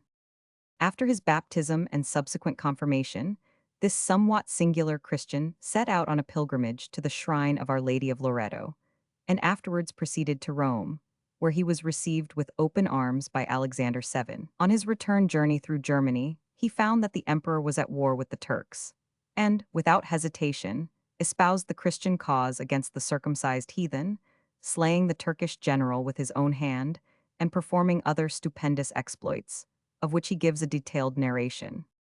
As a reward for his services, the German emperor created him captain guardian of his artillery, and would have loaded him with further honors, but a roving spirit was upon him, and he started for Sicily to visit his noble friends who were resident in that island. On his route, he was everywhere received with the utmost respect by the princes of Germany and Italy, and when he arrived in Sicily, not only did Don Pedro de Ragan house him in his own palace, but the whole city of Messina turned out to meet him, acknowledging his high position as a member of the noble house of Sigala, from which it seems the island had received many great benefits. Leaving Sicily, he next came to Rome, into which he made a public entry, and was warmly received by Clement IX, before whom, in bravado, he drew and flourished his dreadful scimitar in token of his defiance of the enemies of the Church. At last, after touching at Venice and Turin, he arrived in Paris, where he was received by the king according to his high quality, and where he published the extraordinary narrative from which we have taken the above statements, and which honest John Evelyn, who was roused by his appearance in England, sets himself to disprove. Right willingly does Evelyn devote himself to the task of stripping the borrowed feathers from this fine jackdaw.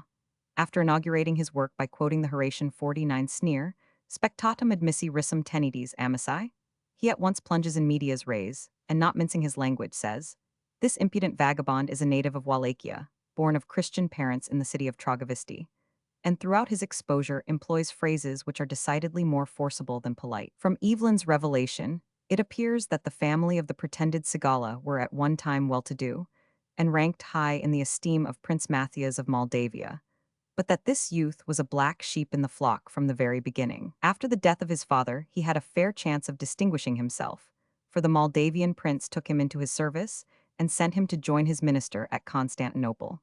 Here he might have risen to some eminence, but he was too closely watched to render his life agreeable, and after a brief sojourn in the Turkish capital, returned to his native land. Here he became intimately acquainted with a married priest of the Greek church, and made love to his wife.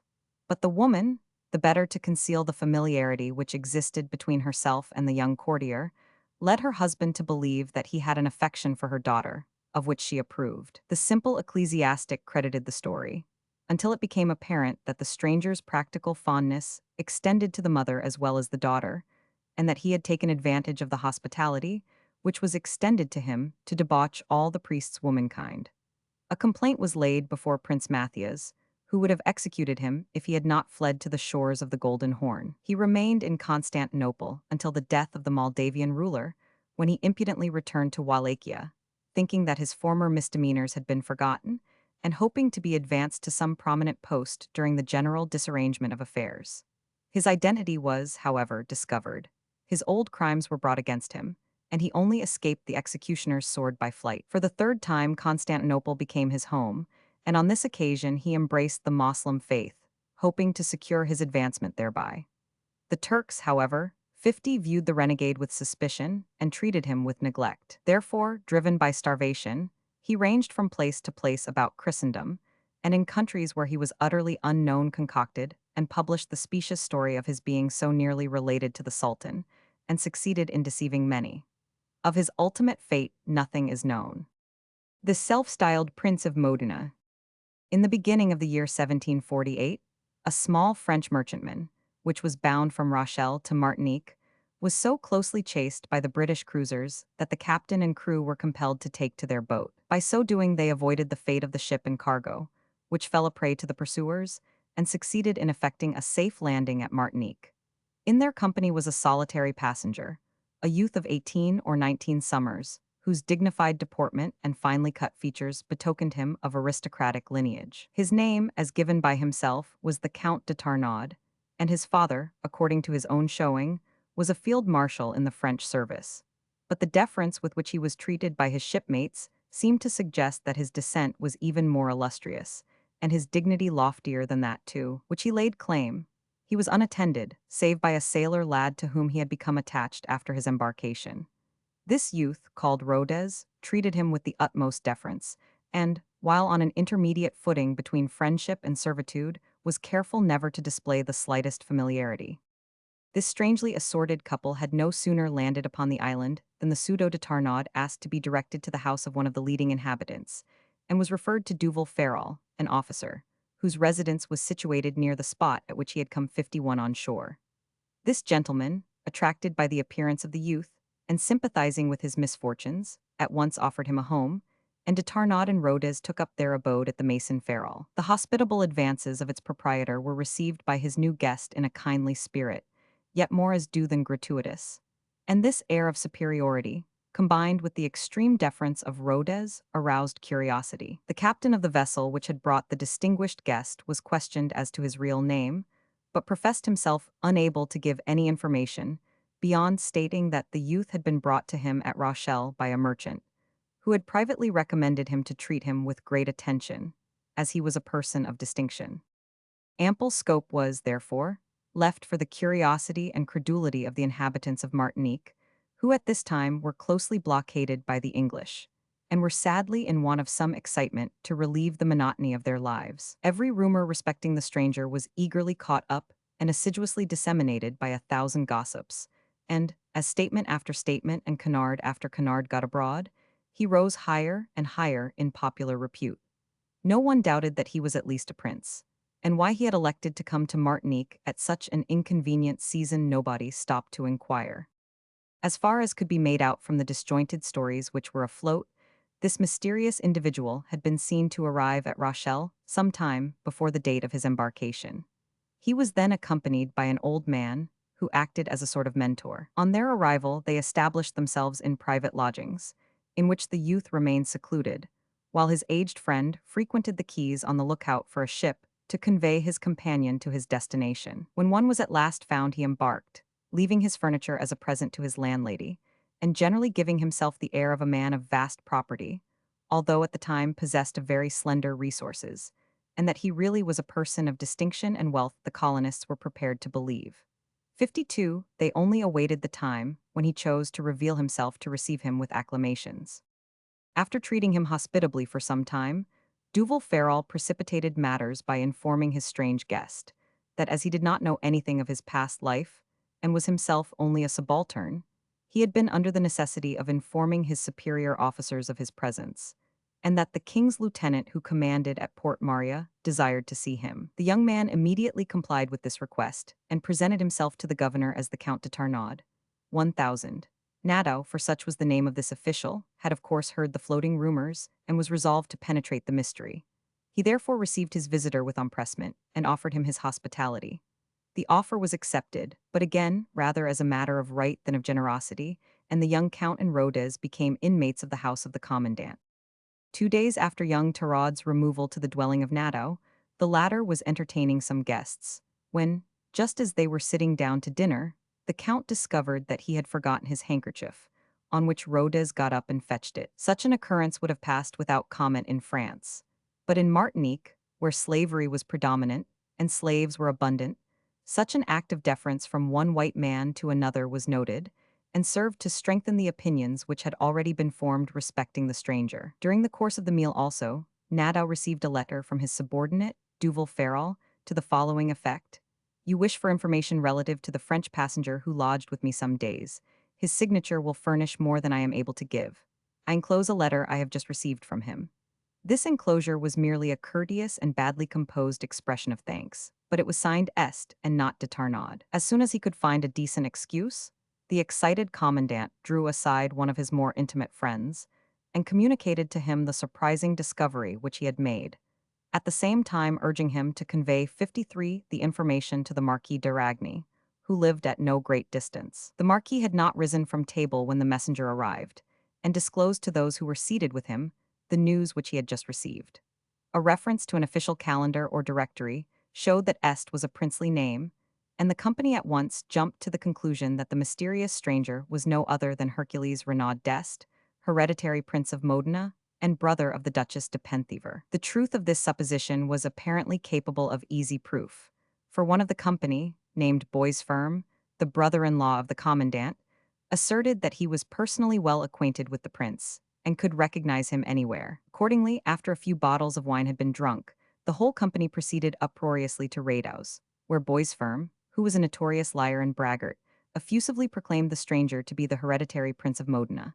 The disclosure thus boisterously made seemed to offend, rather than give pleasure to, the self-styled Count de Tarnaud, who, while not repudiating the title applied to him, expressed his dissatisfaction at the indiscretion which had revealed him to the public.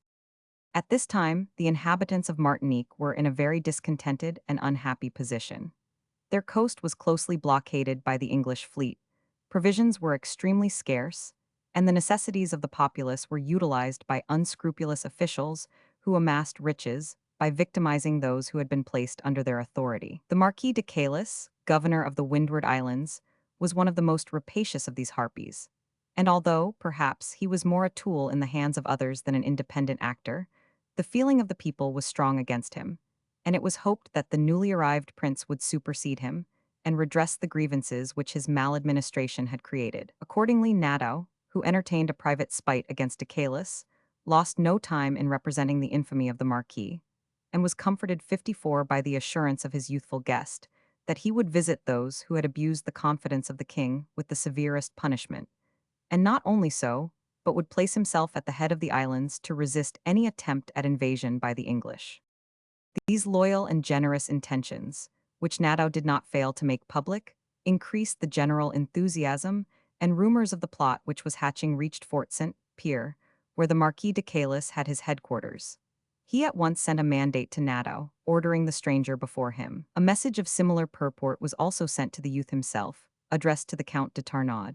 Upon receiving it, he turned to the officers who had brought it, saying, "Tell your master that to the rest of the world I am the Count de Tarnaud, but that to him I am Hercules Renaud d'Este. If he wishes to see me, let him come halfway. Let him repair to Fort Royal in 4 or 5 days. I will be there." This bold reply seems to have completely disconcerted de Caylus.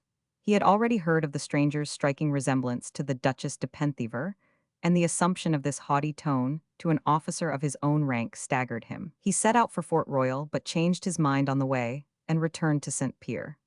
The prince, on the other hand, kept his appointment, and not finding the Marquis, proceeded to Fort Saint-Pierre, which he entered in triumph, attended by 17 or 18 gentlemen. The governor caught a glimpse of him as he passed through the streets, and exclaimed that he was the very image of his mother and sister, and in a panic quitted the town. Nothing could have been more fortunate than his flight. The prince assumed all the airs of royalty, and proceeded to establish a petty court, appointing state officers to wait upon him. The Marquis de Ragny he created his grand equerry. Duval Ferrol and Laurent Dufont were his gentlemen-in-waiting, and the faithful Rodez was constituted his page. Regular audiences were granted to those who came to pay their respects to him, or to present memorials or petitions, and for a time 55 Martinique rejoiced in the new glory which this illustrious presence shed upon it. It so happened that the Duc de Penthièvre was the owner of considerable estates in the colony, which were under the care of a steward named Leaving. This man, who seems to have been a simple soul, no sooner heard of the arrival of his master's brother-in-law in the island than he hastened to offer him not only his respects, but, what was far better, the use of the cash which he held in trust for the duke. He was, of course, received with peculiar graciousness, and immediate advantage was taken of his timely offer. The prince was now supplied with means adequately to support the royal state which he had assumed, and the last lingering relics of suspicion were dissipated, for Leaving was known to be a thoroughly honest and conscientious man, and one well acquainted with his master's family and affairs, and it was surmised that he would not thus have committed himself unless he had had very good grounds for so doing. On his arrival at Saint-Pierre, the prince had taken up his quarters in the convent of the Jesuits, and now the Dominican friars, jealous of the honor conferred upon their rivals, besought a share of his royal favor and asked him to become their guest. Nothing loth to gratify their amiable ambition, the prince changed his residence to their convent, in which he was entertained most sumptuously. Every day a table of 30 covers was laid for those whom he chose to invite. He dined in public, a fanfaronade of trumpets proclaiming his downsitting and his uprising, and the people thronged the banqueting hall in such numbers that barriers had to be erected in the middle of it to keep the obtrusive multitude at a respectful distance. Meanwhile, vessels had left Martinique for France, bearing the news of these strange proceedings to the mother country. The prince had written to his family and had entrusted his letters to the captain of a merchantman who was recommended by leaving. And the discomfited governor, the Marquis de Caylus, had forwarded a full account of the extraordinary affair to his government, 56, and had demanded instructions. 6 months passed away and no replies came. The prince pretended to be seriously discomposed by this prolonged silence, but amused himself in the meantime by defying 1,000. De Caylus, by indulging in the wildest excesses, and by gratifying every absurd or licentious caprice which entered his head. But at last it became apparent that letters from France might arrive at any moment. The rainy season was approaching. The prince was apprehensive for his health, and the inhabitants had discovered by this time that their visitor was very costly. Accordingly, when he expressed his intention of returning to France, nobody opposed or gainsaid it, and after a pleasant sojourn of 7 months among the planters of Martinique, he embarked on board the Raphael, bound for Bordeaux. His household accompanied him, and under a salute from the guns of the fort he sailed away. A fortnight later the messenger, whom the governor had dispatched to France, returned bearing orders to put his so-called highness in confinement.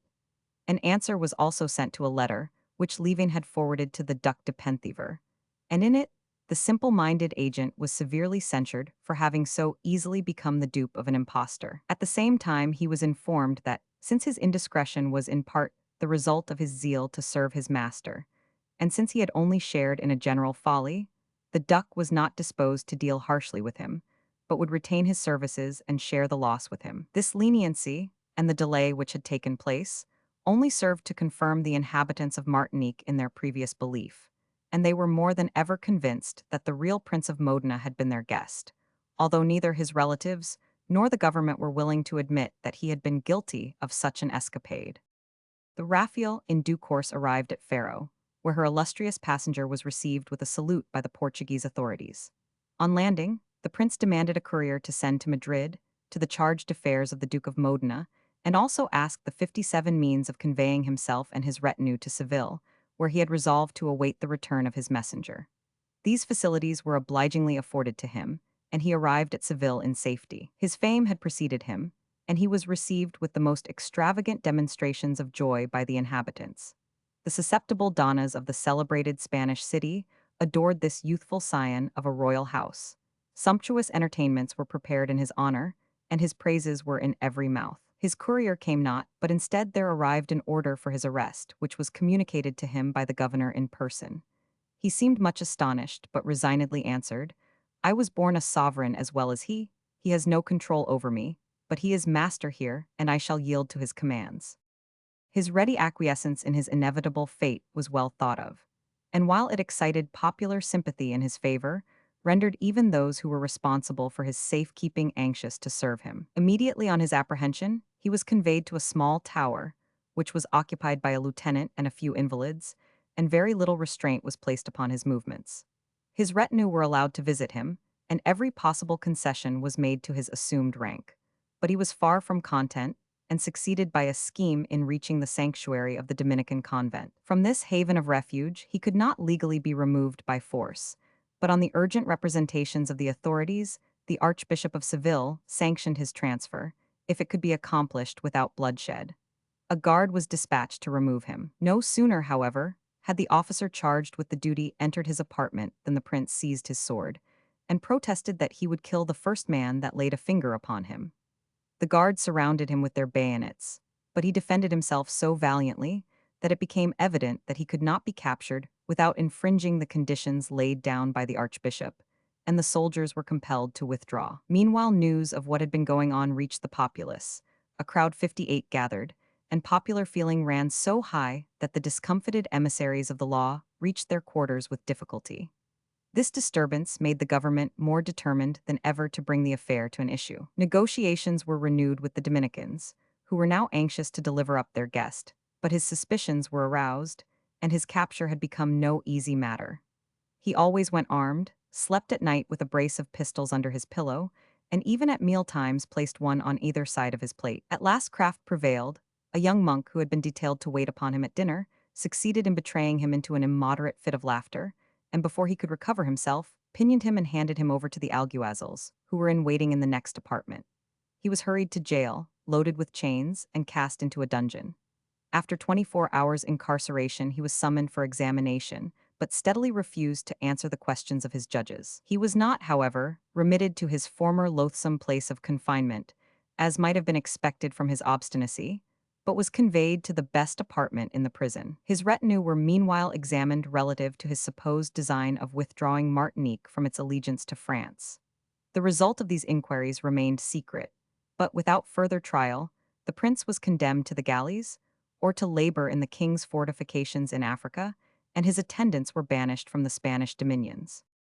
In due time, he was dispatched to Cadiz to join the convict gangs, sentenced to enforced labor at Ceuta. The whole garrison of Seville was kept under arms on the morning of his departure, to suppress any popular commotion and resist any possible attempt at rescue. On his arrival at Cadiz, he was conducted to Fort La Carigna and handed over to the commandant, a sturdy Frenchman named Devaux, who was told that he must treat the prisoner politely, but would be held answerable for his safekeeping. Devaux read these orders and replied, "When I am made responsible for the safe custody of anybody, I know but one way of treating him, and that 59 is to put him in irons." So the pseudo-prince was ironed, until the convoy was ready to escort the prisoners to Ceuta. On the voyage, the pretender was treated differently from the other galley slaves, and on reaching his destination was placed under little restraint. He had full liberty to write to his friends, and availed himself of this permission to send a letter to Nadeau, who had been ordered home to France to give an account of his conduct.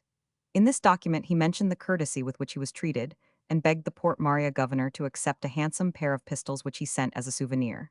To Levin, the Duc de Penthièvre's agent, he also wrote, lamenting the losses which he had sustained, and promising to make them good at a future time. His prison, however, had not sufficient charms to retain his presence. He took the first opportunity of escaping, and having smuggled himself on board an English ship, arrived in the Bay of Gibraltar. The captain informed the governor of the fort that he had on board his ship the person who claimed to be the Prince of Modena, and that he demanded permission to land. A threat of immediate apprehension was sufficient to deter the refugee from again tempting the Spanish authorities. He remained on board, and the ship sailed on her voyage, carrying with her the prince, who was seen no more. Joseph, the false Count Soler. On the 1st of August 1773, a horseman, who was approaching the town of Péronne in France, discovered by the wayside a boy, apparently about 11 years of age, clad in rags, evidently suffering from want and uttering piercing cries. Stirred with pity for this unfortunate object, the traveler dismounted, and, finding his efforts to comfort his new acquaintance, or to discover the cause of his sorrow, unavailing, persuaded him to accompany him to the town, where his immediate necessities were 60 attended to. The boy ate ravenously of the food which was set before him, but continued to preserve the strictest silence, and, at length, it was discovered that he was deaf and dumb. A charitable woman, moved by his misfortunes, gave him a temporary home, and at the end of a few weeks he was transferred to the Bicetre, then an hospital for foundlings, through the intervention of 1,000. De Sartine, the well-known minister of police. Here his conduct was remarkable. From the first day of his entrance, he shrank from association with the other inmates, who were for the most part boys belonging to the lower orders, and by so doing earned their ill will, and brought upon himself their persecution. Indeed, so uncomfortable did his new home prove through the malignity of his fellow pensioners, that the health of the poor waif gave way, and it was found necessary to remove him to the Hôtel Dieu of Paris. Here he was noticed by the Abbé de l'Épée, who was attracted by his quiet and aristocratic manners and gentle demeanor, and who at the same time considered that, by reason of his intelligence, he was likely to prove an apt pupil in acquiring the manual alphabet which the worthy ecclesiastic had invented. Accordingly, the abbé removed him to his own house, and in a few months had rendered him able to give some account of himself by signs. His story was that he had a distinct recollection of living with his father and mother and sister in a splendid mansion, situated in spacious grounds, and that he was accustomed to ride on horseback and in a carriage. He described his father as a tall man and a soldier, and stated that his face was seamed by scars received in battle. He gave a circumstantial account of his father's death, and said that he, as well as his mother and sister, were mourning for him. After his father's funeral, he asserted that he was taken from home by a man whom he did not know, and that when he had been carried some distance, he was deserted by his conductor and left in the wood, in which he wandered for some days, until he reached the highway, where he was discovered by the passing traveler, as above narrated. When this tale was made public, it naturally created great excitement, and people set themselves to discover the identity of this foundling, whom the Abbe de l'Épée had named Joseph. The Abbe himself was never tired of conjecturing the possible history of his protégé or of communicating his conjectures to his friends. At length, in the year 1777, a lady who had heard the boy's story suggested a solution of the mystery. She mentioned that in the autumn of 1773, a deaf and dumb boy, the only son and heir of Count Solar and head of the ancient and celebrated house of Solar, had left Toulouse, where his father and mother then dwelt, and had not returned. It had been given out that he had died, but she suggested that the account of his death was false, and that Joseph was the young Count Solar. Inquiries were instituted, and showed that the hypothesis was at least tenable. The family of Count Solar had consisted of his wife and a son and daughter. The son was deaf and dumb, and was 12 years old at his father's death, which occurred in 1773.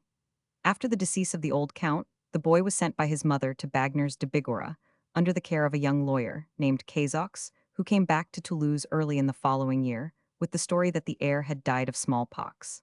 The mother died in 1775.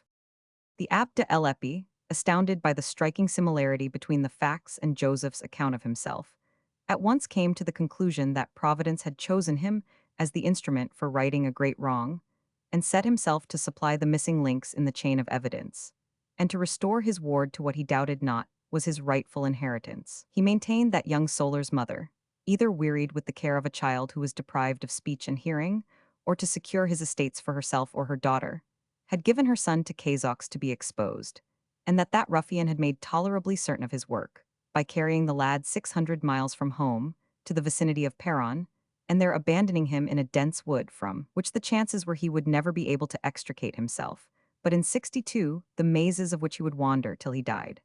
God alone, the Abbe declared, guided the helpless and hungry lad within the reach of human assistance, and sent the traveler to rescue him, opened the woman's heart to give him shelter, and brought him to Paris, so that he might be instructed and enabled to tell his doleful tale. Fired by enthusiasm, the Abbe succeeded in engaging the cooperation of persons of the highest eminence. The Duc de Penthièvre, a prince of the blood, espoused the cause of the wronged noble, and provided for his support as became his supposed rank.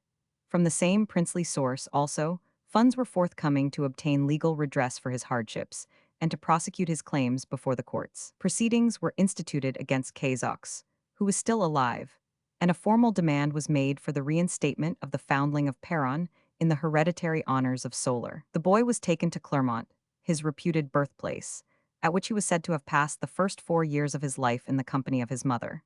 It could scarcely be supposed that those who knew the young heir, aged 4, would be able to trace much similarity to him in the claimant of 17. But there was far more recognition than might have been anticipated. Madame de Solar's father fancied that Joseph resembled his grandson, and he was the more thoroughly convinced of his identity, because he felt an affection for the youth which he believed to be instinctive.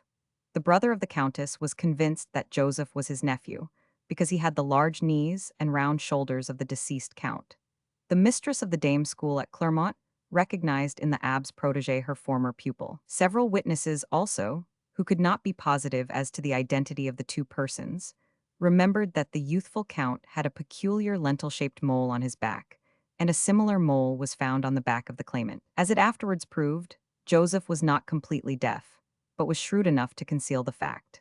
Consequently, he succeeded in acquiring a good deal of useful information with respect to the Solar family, and 63 reproduced it as the result of his own recollection when the proper time came.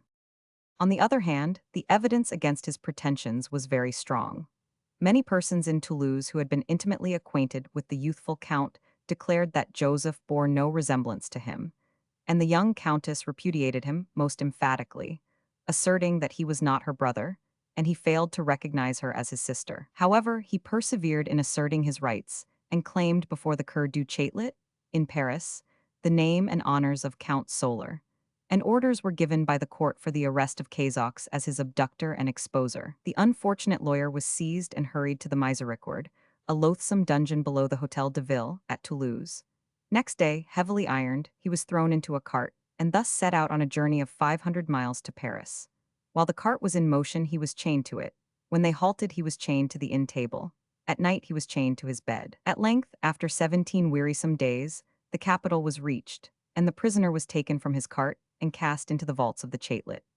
After considerable and unnecessary delay, the supposed abductor was brought to trial, and not only were the charges against him easily disproved, but the whole of the Abb's grand hypothesis was destroyed beyond reconstruction. A host of witnesses came forward to testify that the young count did not leave Toulouse under the guardianship of Cazox until the 4th of September 1773, whereas Joseph was found at Peronne on the 1st of August. Moreover, the contemporary history of the two youths was clearly traced, it being shown that in November 1773, the Count Solar was at Bagnères de Bigorre, while Joseph was an inmate of the Bicetre.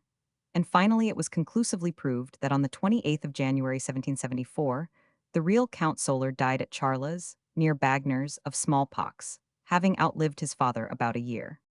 The acquittal of Cazox followed as a matter of course, and he was dismissed from the bar of the 64 chatelet with unblemished reputation, but broken in health and ruined in fortune. Happily for him, a 1000. Avril, a rich judge of the chatelet who had been active against him during his trial, repented of the evil he had done him, sought his acquaintance, and bequeathed him a large fortune. Thus raised to wealth, and aided by the Revolution, which leveled all social distinctions, he aspired to the hand of the widowed Countess Solar, who had lost her estates.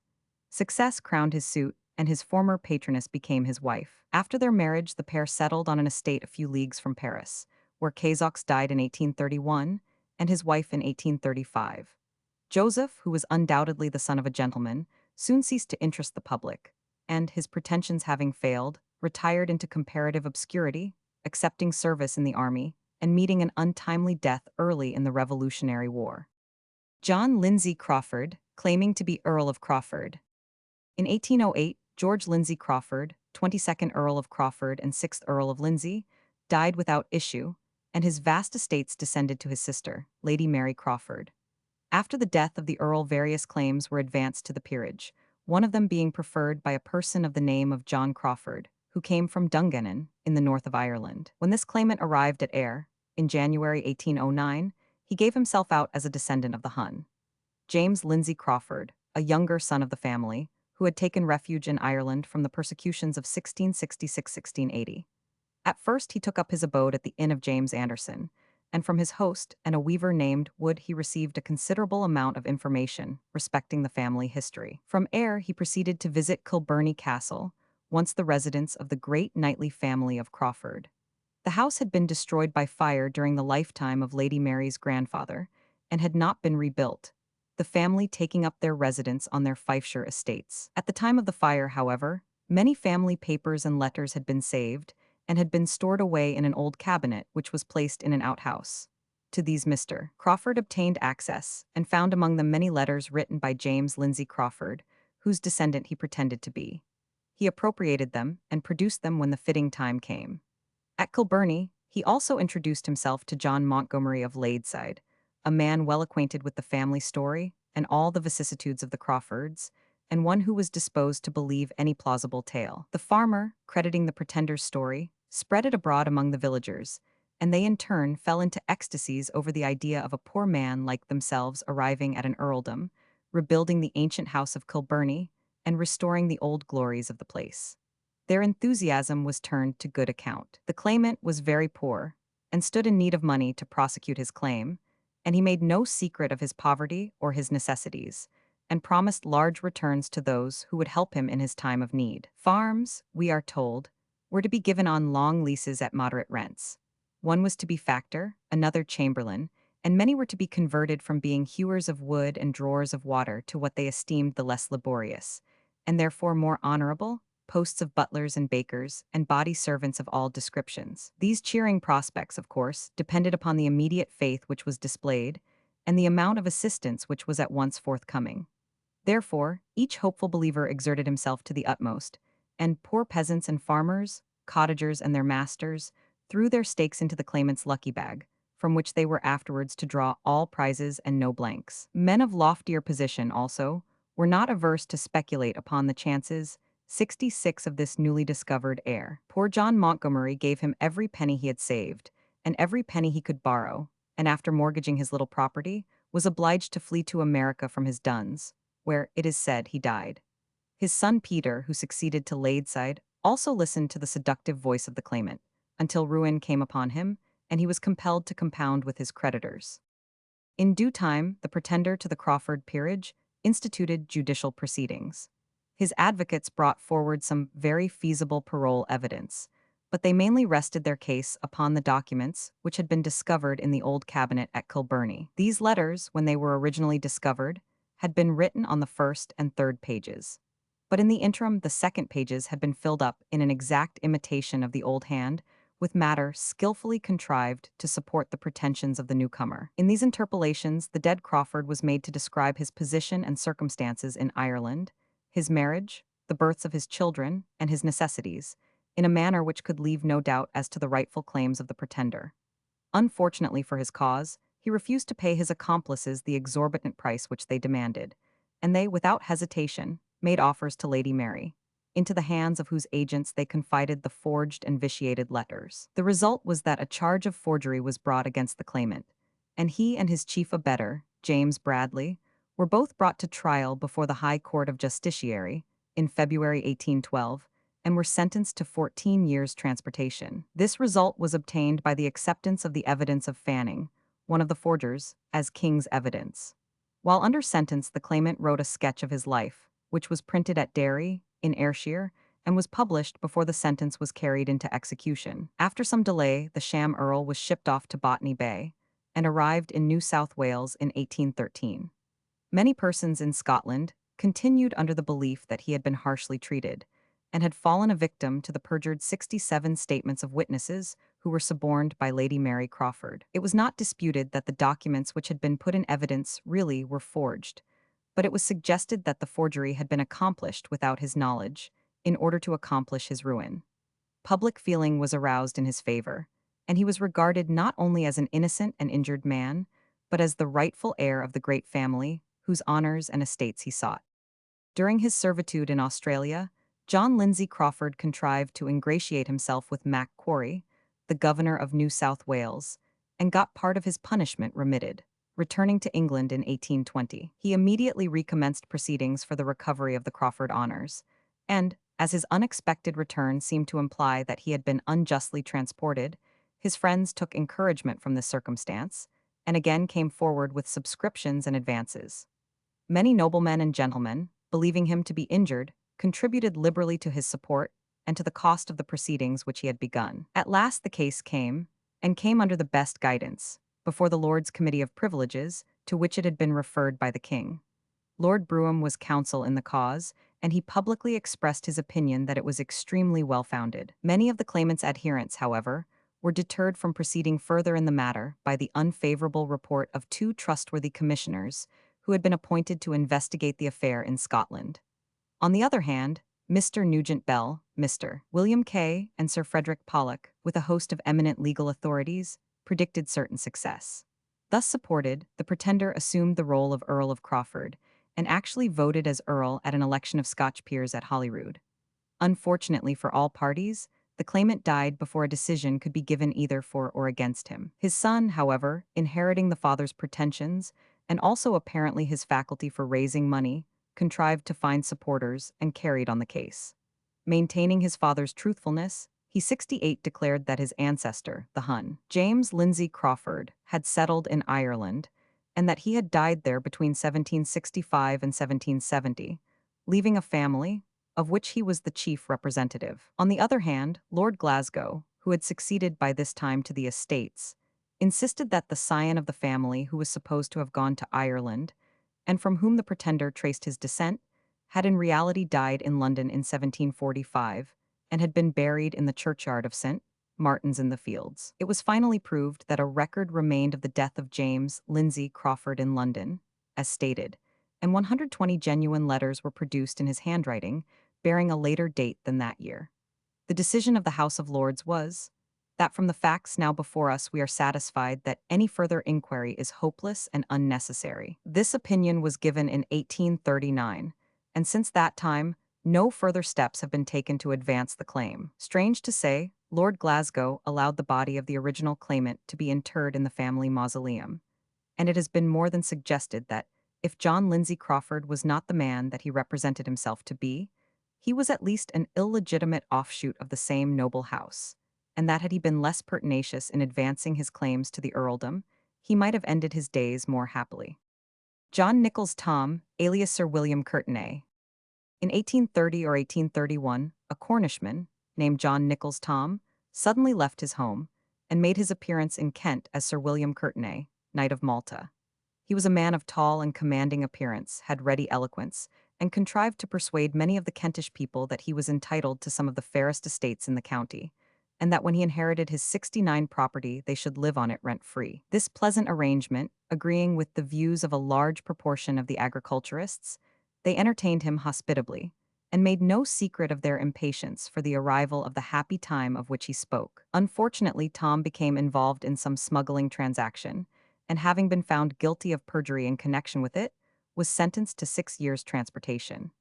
After his condemnation, it was discovered that he was insane, and his sentence was not carried out, but he was removed from Maidstone Jail to the County Lunatic Asylum, where he remained 4 years. In 1837, he was released by Lord John Russell, who considered that he was sufficiently recovered to be delivered up to the care of his friends.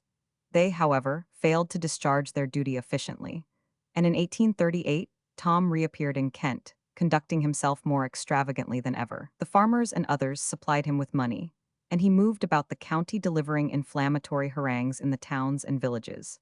Harangues in which he assured his auditors that if they followed his advice, they should have good living and large estates, as he had great influence at court, and was to sit at Her Majesty's right hand on the day of the coronation. He told the poor that they were oppressed and downtrodden by the laws of the land, and invited them to place themselves under his command, and he would procure them redress. Moreover, he assured those whose religious convictions were disturbed that he was the savior of the world, and in order to convince them, pointed to certain punctures in his hands, as those inflicted by the nails of the cross, and to a scar on his side, as the wound which had discharged blood and water. By these representations, he succeeded in attaching nearly 100 people to himself. On the 28th of May, he set out at the head of his tatterdemalion band from the village of Boughton, and proceeded to Fairbrook. Here a pole was procured, and a flag of white and blue, representing a rampant lion, was raised as the banner which was to lead them 70 to victory. From Fairbrook they marched in a kind of triumphal procession round the neighboring district, until a farmer of Bossenden, provoked by having his men seduced from their employment by Tom's oratory, made an application for his apprehension. A local constable named Mears, assisted by 2 others, proceeded to arrest the crazy impostor. After a brief parley, Tom asked which was the constable, and on being informed by Mears that he held that position, produced a pistol and shot the unoffending representative of the law, afterwards stabbing him with a dagger. The wounds were almost immediately fatal, and the body was tossed into a ditch. The remaining constables fled to the magistrates who had authorized them to make the capture, and reported the state of affairs. When the intelligence of Mears' death spread abroad, the general indignation and excitement was very great, and a messenger was dispatched to fetch some soldiers from Canterbury.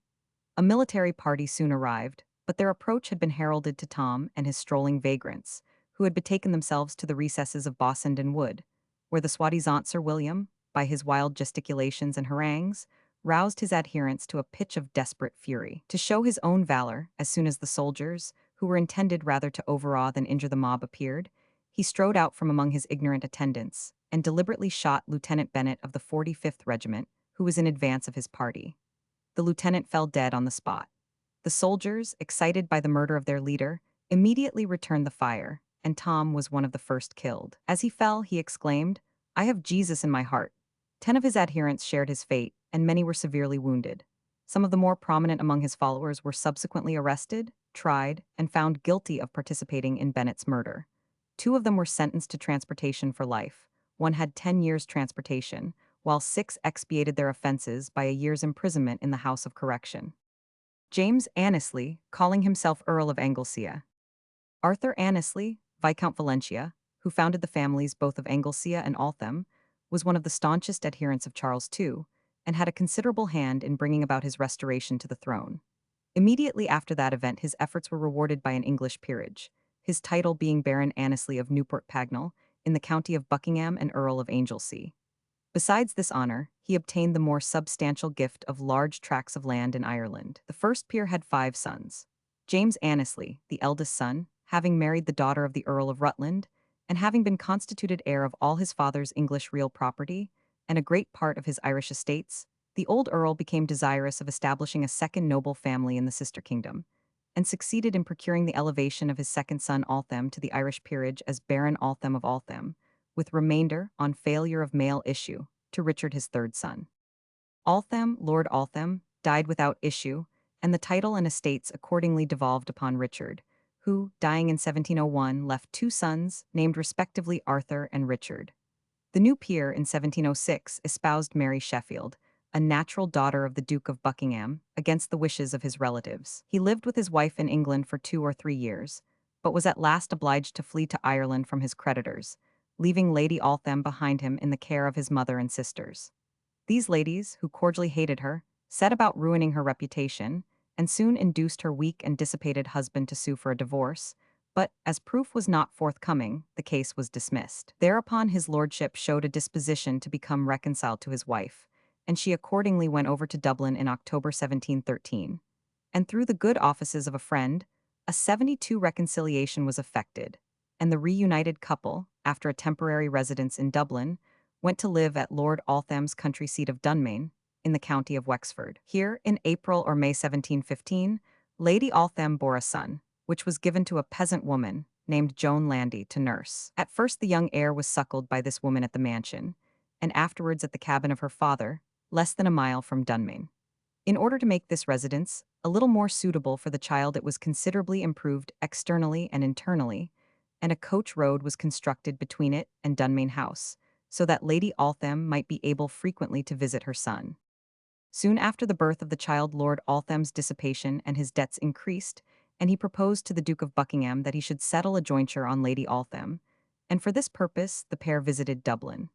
The effort was unsuccessful, as the estate was found to be covered by prior securities, and Lord Altham, in a fury, ordered his wife back to Dunmayne, while he remained behind in the Irish capital. On his return, his spite against her seemed to have revived, and not only did he insult her in his drunken debauches, but contrived an abominable plot to damage her reputation. Sometime in February 1717, a loutish fellow named Palliser, who was intimate at the house, was called up to Lady Altham's apartment, on the pretense that she wished to speak to him.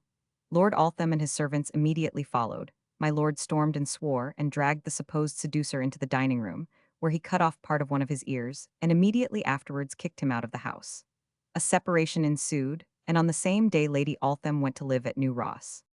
Before leaving her own home, she had begged hard to be allowed to take her child with her, but was sternly refused, and at the same time the servants were instructed not to carry him near her. The boy therefore remained at Dunmayne under the care of a dry nurse, but, notwithstanding his father's injunctions, was frequently taken to his mother by some of the domestics, who pitied her forlorn 73 condition. When he came to an age to go to school, he was sent to several well-known seminaries, and was attended by a servant both on his way to them and from them, was clothed in scarlet, with a laced hat and feather, and was universally recognized as the legitimate son and heir of Lord Altham. Towards the end of 1722, Lord Altham, who had by this time picked up a mistress named Miss Gregory, removed to Dublin, and sent for his son to join him.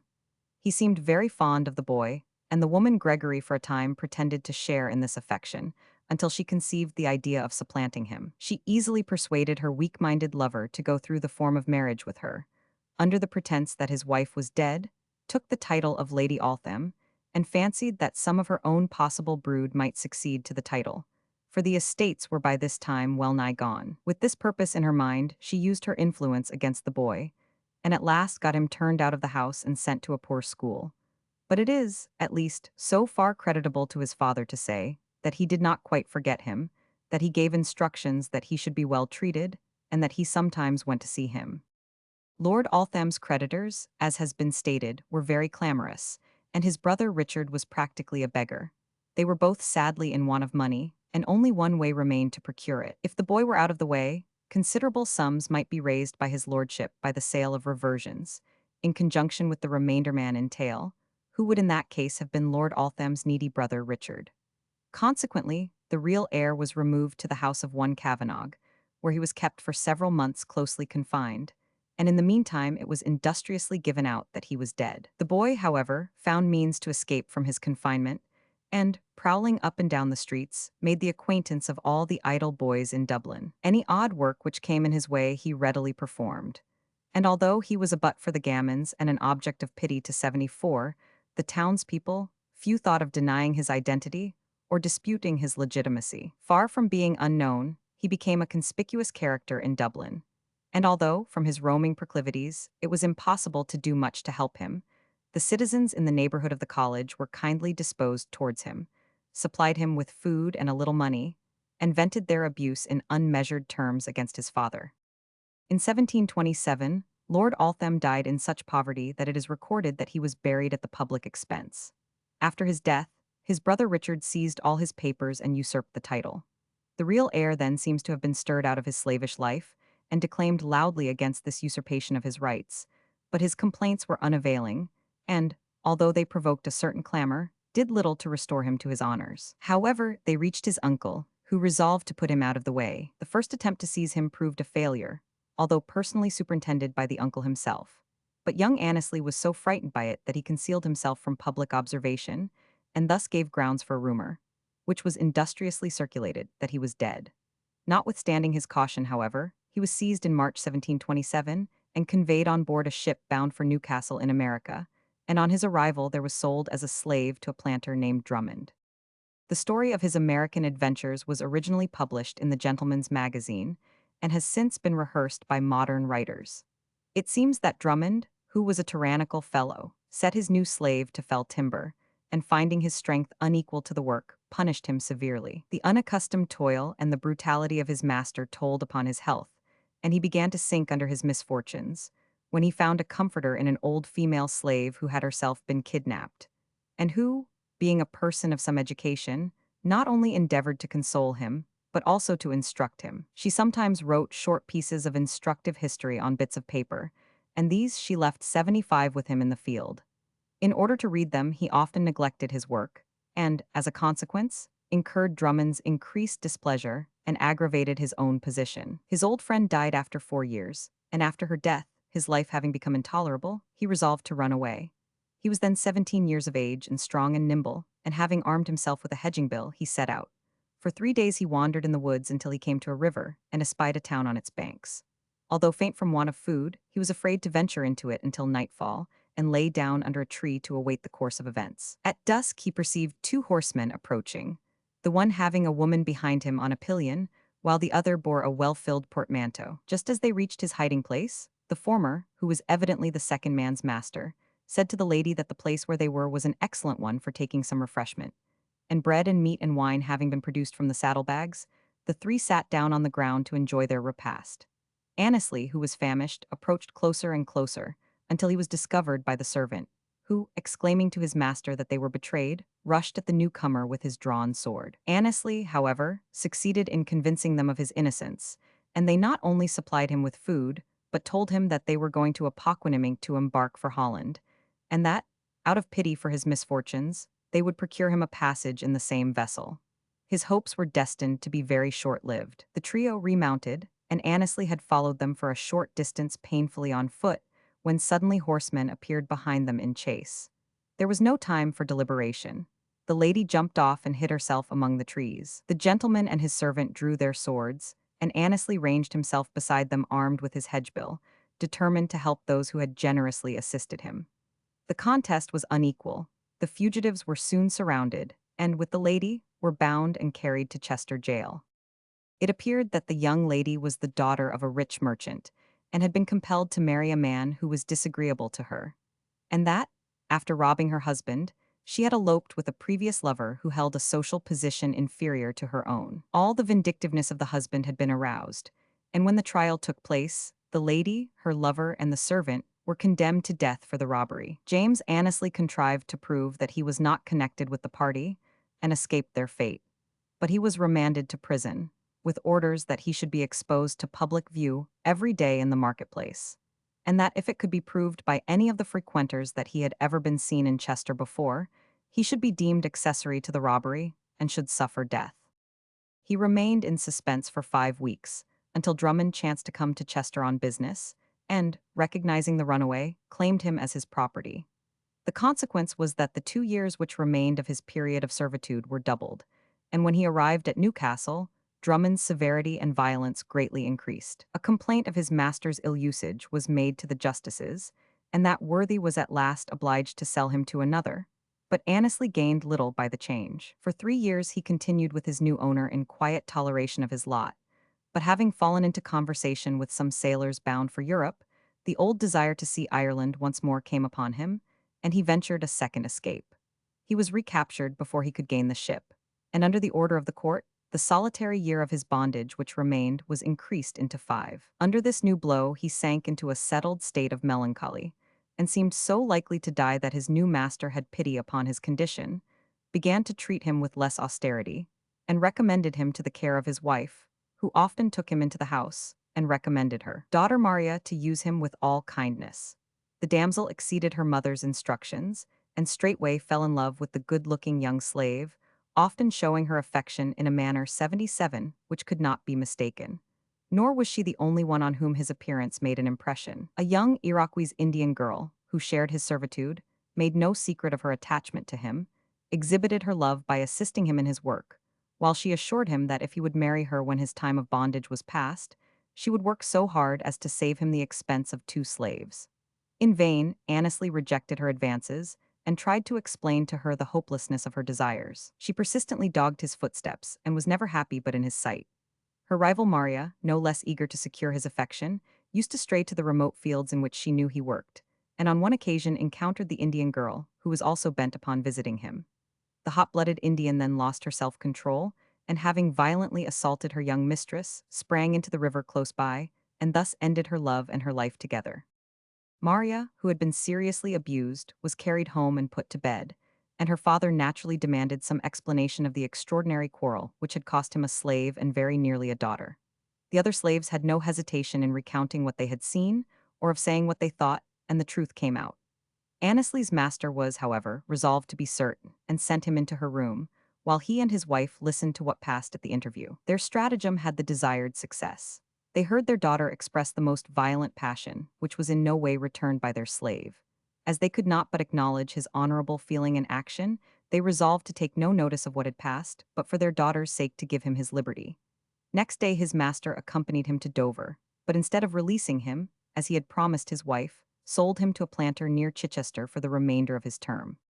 After various ups and downs, he was transferred to a planter in Newcastle County, whose house was almost within sight of Drummond's plantation. While in this 78 employ, he discovered that he was tracked by the brothers of the Indian girl, who had sworn to avenge her untimely fate, and nearly fell a victim to their rage, having been wounded by one of them who lay in wait for him. By another accident, while he was resting under a hedge which divided his master's ground from a neighboring plantation, he fell asleep, and did not awake until it was perfectly dark.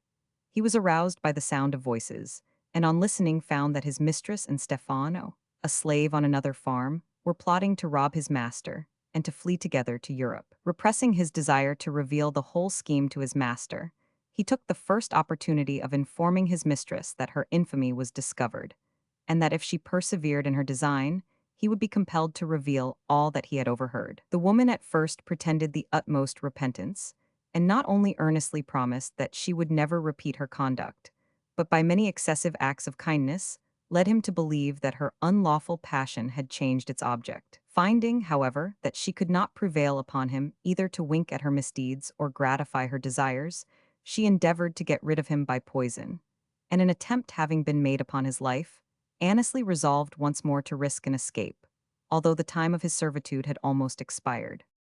On this occasion he was successful, and having made his way in a trading ship to Jamaica, got on board the Falmouth, one of His Majesty's ships, and declared himself an Irish nobleman. His arrival, of course, created a great stir in the fleet, and the affair came to the ears of Admiral Vernon, who, having satisfied himself that his pretensions were at least reasonable, ordered him to be well treated, wrote to the Duke of Newcastle about him, and sent him home to England.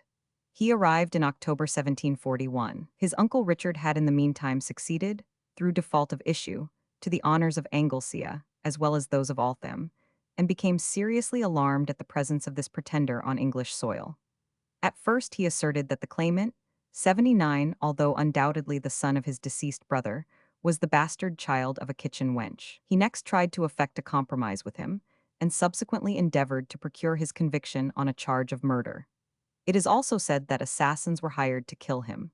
But it is certainly true that Annesley having accidentally shot a man near Staines, the Earl of Anglesea spared neither pains nor money to have him condemned. He was tried at the Old Bailey, and being acquitted by the jury, proceeded to Ireland to prosecute his claim to the Altham estates. On his arrival at Dunmayne and New Ross, he was very warmly received by many of the peasantry. His first attempt to secure redress was by an action at law. An action for ejectment was brought in the Court of Exchequer in Ireland for a small estate in the county of Meath, and a bill was at the same time filed in the Court of Chancery of Great Britain for the recovery of the English estates. In Trinity Term 1743, when everything was ready for a trial at the next ensuing assizes, a trial at bar was appointed on the application of the agents of the Earl of Anglesea. The case began on the 11th of November 1743 at the bar of the Court of Exchequer in Dublin, being, as is noted in Howell's State Trials, the longest trial ever known, lasting 15 days, and the jury, most of them, gentlemen of the greatest property in Ireland, and almost all members of Parliament. A verdict was found for the claimant with 6d. Damages and 6d. Costs. A writ of error was at once lodged on the other side, but on appeal the judgment of the court below was affirmed. Immediately after the trial and verdict, the claimant petitioned His Majesty for his seat in the houses of peers of both kingdoms, but delay after delay took place, and he finally became so impoverished that he could no longer prosecute his claims. James Annesley was twice married, but although he had a son by each marriage, neither of them grew to manhood. He died on the 5th of January 1760. Captain Hans Francis Hastings, claiming to be Earl of Huntingdon. The earldom of Huntingdon was granted by King Henry VIII to George, Lord Hastings, on the 8th of November 1529. The first peer left 5 sons, of whom the eldest succeeded to the title on his father's decease. But notwithstanding the multiplicity of heirs male and the chances of a prolonged existence, the title lapsed in 1789, on the death of Francis, the 10th Earl, who never was married. In 1817, there was living at Enniskillen, in Ireland, an ordnance storekeeper called Captain Hans Francis Hastings, and this gentleman there made the acquaintance of a solicitor named Mr. Nugent Bell, who, like himself, was ardently devoted to field sports. The friendship subsisting between the pair was of the closest kind, and it having been whispered about that the captain had made a sort of side claim to the earldom of Huntingdon, Mr. Bell questioned him about the truth of the rumor. As it turned out, the circumstantial part of the story was totally false, but it nevertheless was a fact that Captain Hastings had a faint idea that he had some right to the dormant peerage.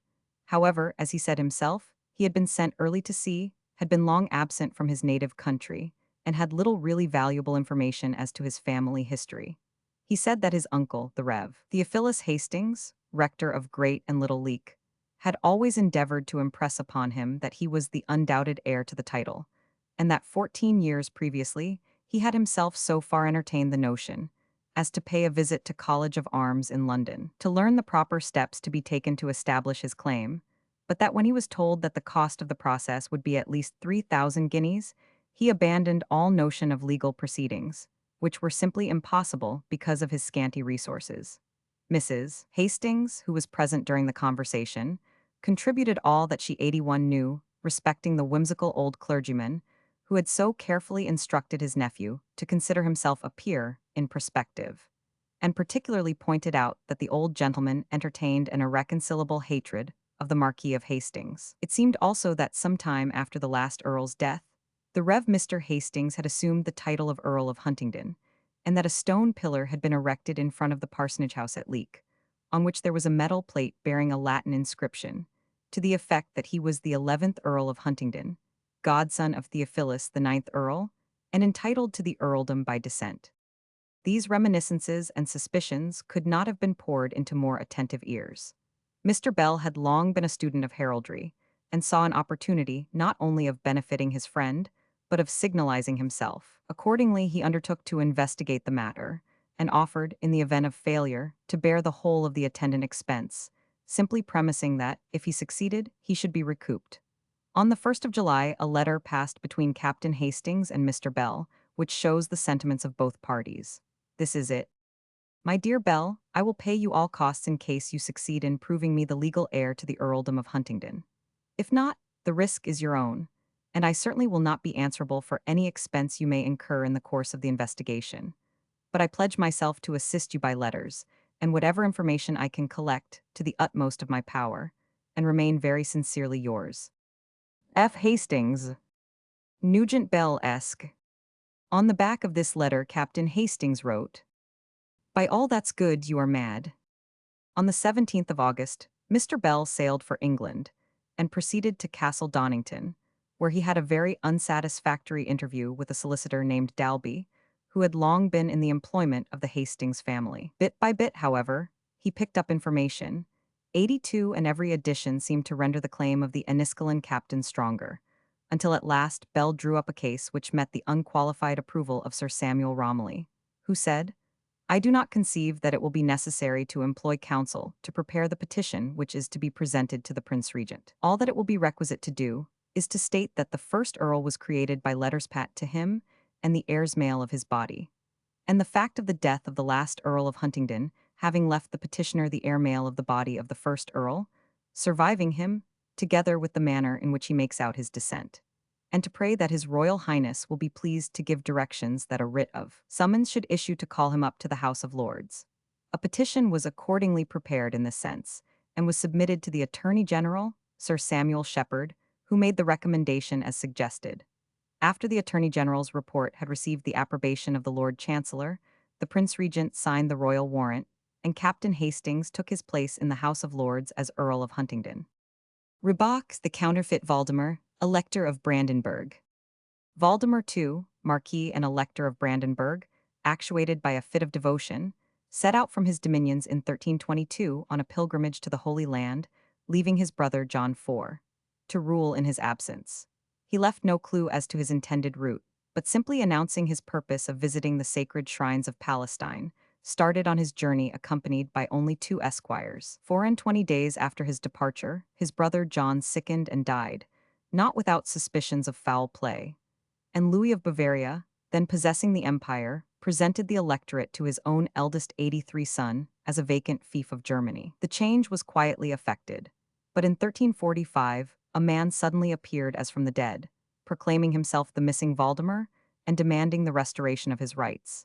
He was of about the same age as the elector would have been, and the story which he told of captivity among the Saracens was sufficient to account for any perceptible change in his gait and appearance, and in the color of his hair. Those who were interested in opposing his claim stoutly asserted that he was a miller of Landreslaw, called Warbeck, and that he was a creature of the Duke of Saxony, who coveted the Brandenburgian possessions, and who, being a relative of the family, had thoroughly instructed him as to the private life of Valdemar.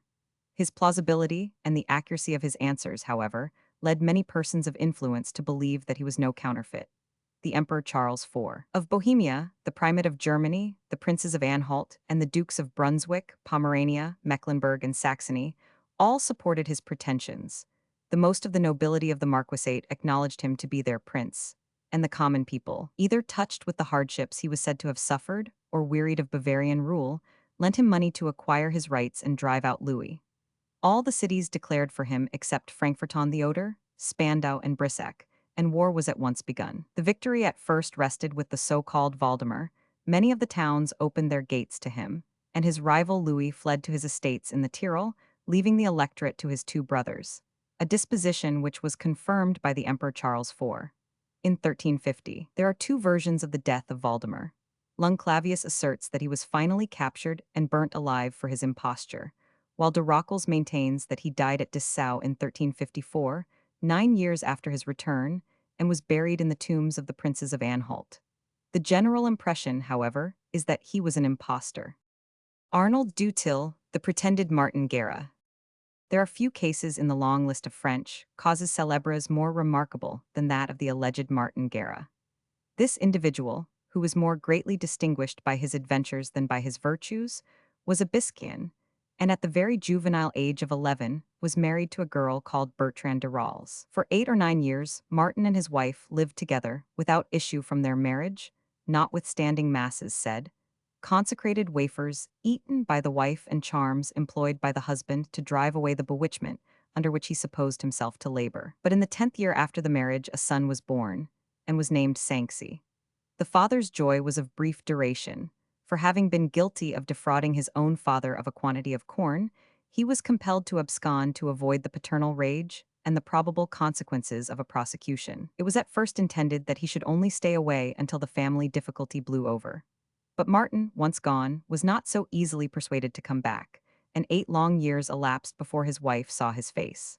At the end of that time, he suddenly returned and was received with open arms by Bertrand, who was congratulated by her husband's 4 sisters, his uncle, and her own relations. The reunited pair lived together at Artigues for 3 years in apparent peace and happiness, and during this period, 2 children were born to them. But suddenly, the wife Bertrand appeared before the magistrates of Ria and lodged a complaint against her husband, praying that he might be condemned to make satisfaction to the king for a breach of his laws, to demand pardon of God, the king, and herself in his shirt, with a lighted torch in his hand, declaring that he had falsely, rashly, and traitorously imposed upon her in assuming the name and passing himself upon her for Martin Guerra. The affair created no small stir in the neighborhood, and the gossips were driven to their wits' end to explain it. Some asserted that, either through an old grudge or a recent quarrel, she had adopted this method of getting quit of her husband, while others maintained that she was naturally a woman of undecided character and opinions, and that, as at first she had been easily persuaded that this man was her husband, she had acted latterly on the suggestions and advice of Peter Guerra, her husband's uncle, who pretended to have discovered that he was an impostor and had recommended her to apply to the authorities. The accused himself staunchly maintained that the charge was the result of a conspiracy between his wife and his uncle, and that the latter had contrived the plot with a view to possess himself of his effects. That no doubt might remain as to his identity, he gave an outline of his personal history from the time of his flight from home to the time of his arrest, stating the reasons which induced him to leave his wife in the first instance, and his adventures during his absence. He said that for 7 or 8 years he had served the king in the wars, that he had then enlisted in the Spanish army, and that, having returned home, longing to see his wife and children, he had been welcomed without hesitation by his relations and acquaintances, and even by Peter Guerra, notwithstanding the alteration which time and camp life had made in his appearance. He declared, moreover, that his uncle had persistently quarreled with him since his return, that blows had frequently been exchanged between them, and that thus an evil animus had been created against him. In answer to the interrogatories of the judge, he unhesitatingly told the leading circumstances of his earlier life, mentioning trivial details, giving prominent dates glibly, and showing the utmost familiarity with petty, as with important matters of family history. As far as his marriage was concerned, he named the persons who were present at the nuptials, those who dined with them, their different dresses, the priest who performed the ceremony, all the little circumstances that happened that day and 86 the next, and even named the people who presided at the bedding. And, as if the official interrogatory were not sufficiently complete, he spoke, of his own accord, of his son Sanxi, and of the day he was born, of his own departure, of the persons he met on the road, of the towns he had passed through in France and Spain, and of people with whom he had become acquainted in both kingdoms. Nearly 150 witnesses were examined in the cause, and of these between 30 and 40 deposed that the accused really was Martin Guerra, that they had known him and had spoken to him from his infancy, that they were perfectly acquainted with his person, manner, and tone of voice, and that, moreover, they were convinced of his identity by certain scars and marks on his person. On the other hand, a greater number of persons asserted as positively that the man before them was one Arnold Dutil, of Sagais, and was commonly called Pansette, while nearly 60 of the witnesses, who had known both men, declared that there was so strong a resemblance between these 2 persons that it was impossible for them to declare positively whether the accused was Martin Guerra or Arnold Dutil. In this dilemma, the judge ordered 2 inquiries, one with regard to the likeness or unlikeness of Sanxi Guerra to the accused, and the other as to the resemblance existing between the child and the sisters of Martin Guerra. It was reported that the boy bore no resemblance to the prisoner, but that he was very like his father's sisters, and upon this evidence the judge pronounced the prisoner guilty and sentenced him to be beheaded and quartered.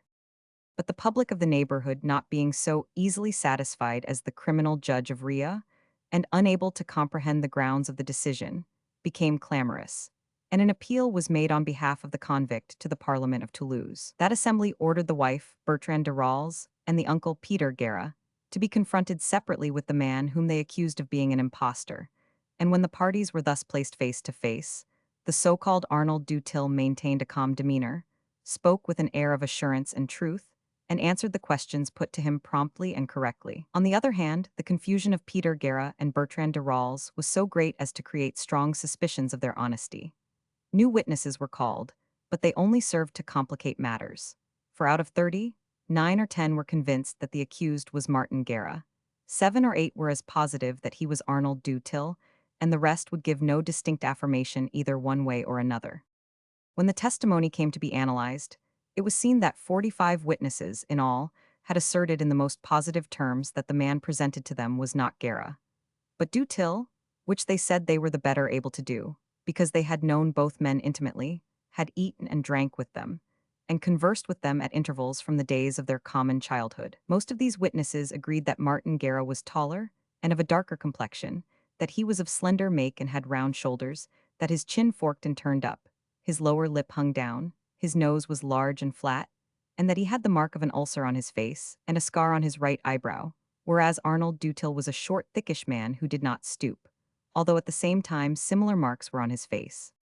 Among others who were called was the shoemaker who made shoes for the undisputed Martin Guerra, and he swore that Martin's foot was 3 sizes larger than that of the accused. Another declared that Martin was an expert fencer and wrestler, whereas this man knew little of manly exercises, and many deponed that Arnold du Till had from his infancy the most wicked inclinations, and that subsequently he had been hardened in wickedness, a great pilferer and swearer, a defier of God, and a blasphemer, consequently in every way capable of the crime laid to his charge, and that an obstinate 88 persisting to act a false part was precisely suitable to his character.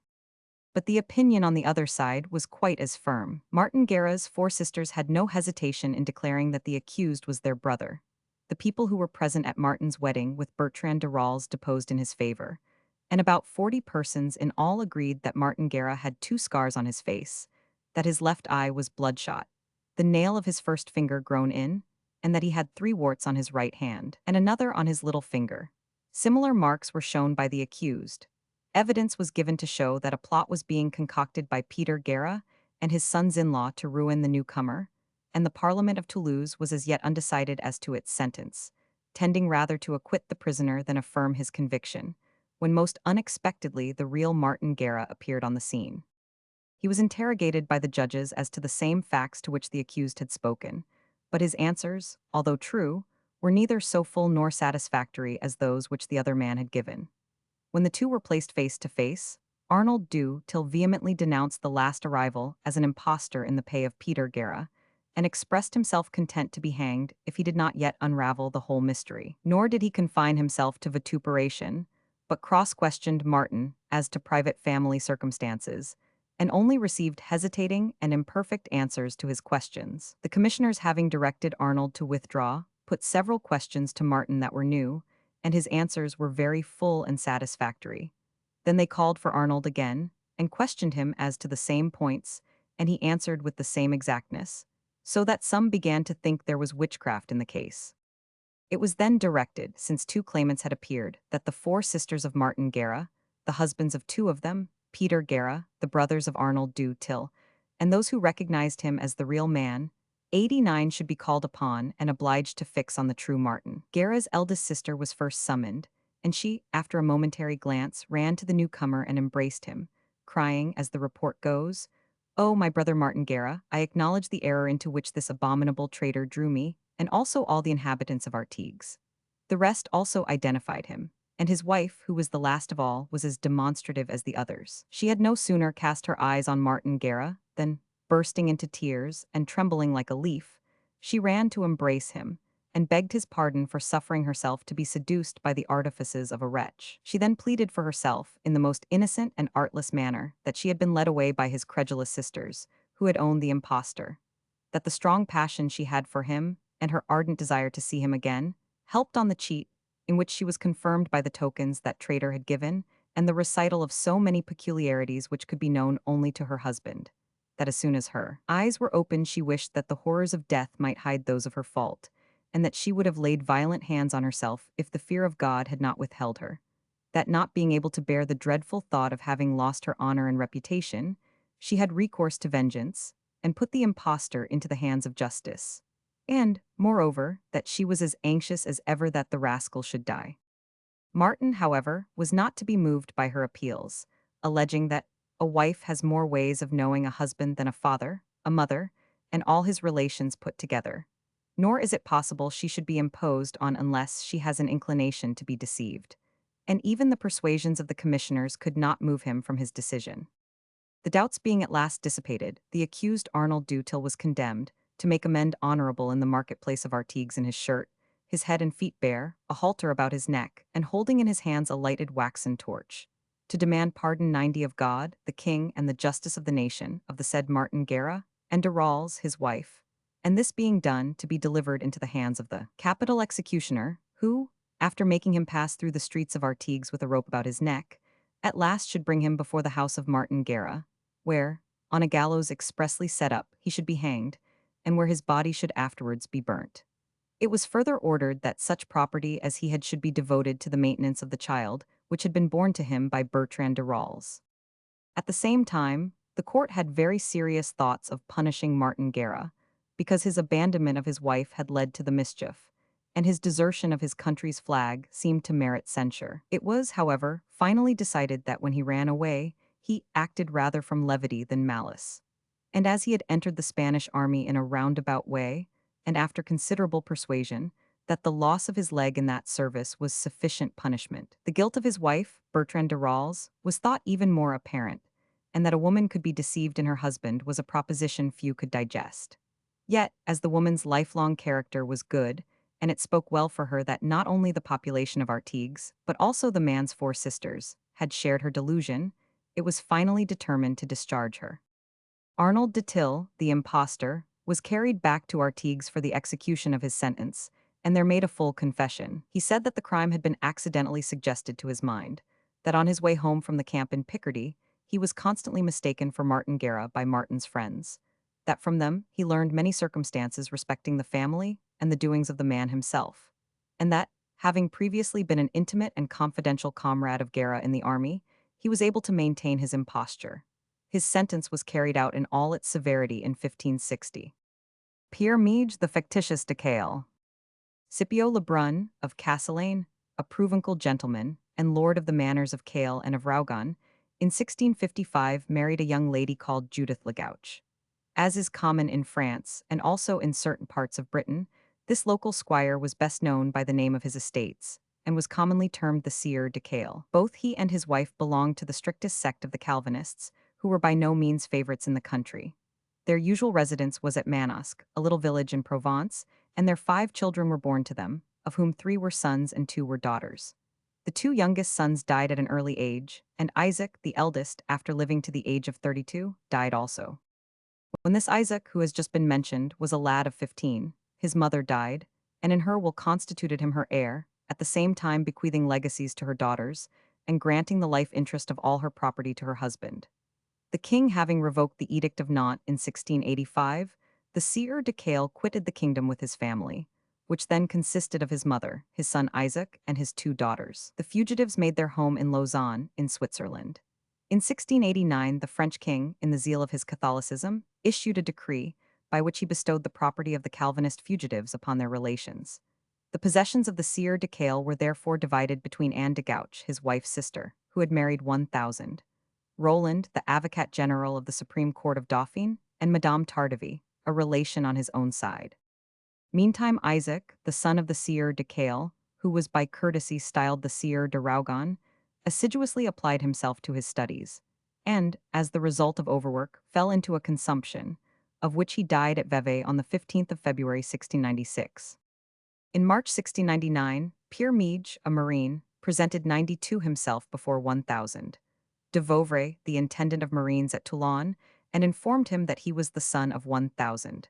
De Cale, at the same time telling the following story. He said that he had had the misfortune to be an object of aversion to his father because of his dislike to study, and because of his ill-concealed attachment to the Catholic religion, that his father had always exhibited his antipathy to him, and, while he was at Lausanne, had frequently maltreated him, that rather than submit to the paternal violence he had often run away from home, but had been brought back again by officious friends, who met him in his flight, that he had at last succeeded in making his escape, by the aid of a servant in December 1690, that, in order to avoid recapture, and to satisfy his own desire to become a member of the Catholic Church, he had formed the design of returning into Provence, that on his homeward way he had been stopped by the Savoyard troops, who compelled him to enlist in their ranks, and that he had subsequently been captured by some French soldiers.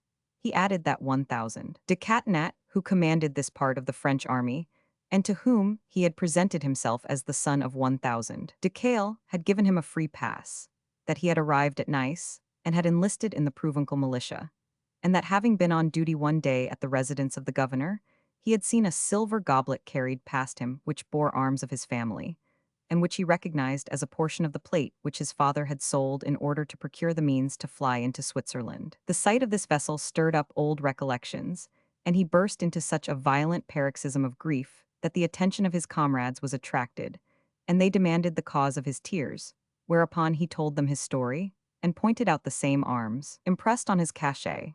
This tale came to the ears of the Chevalier de la Fère, who then commanded at Nice, and after a hasty investigation, he treated his subordinate with excessive courtesy, evidently believing him to be the man whom he represented himself to be.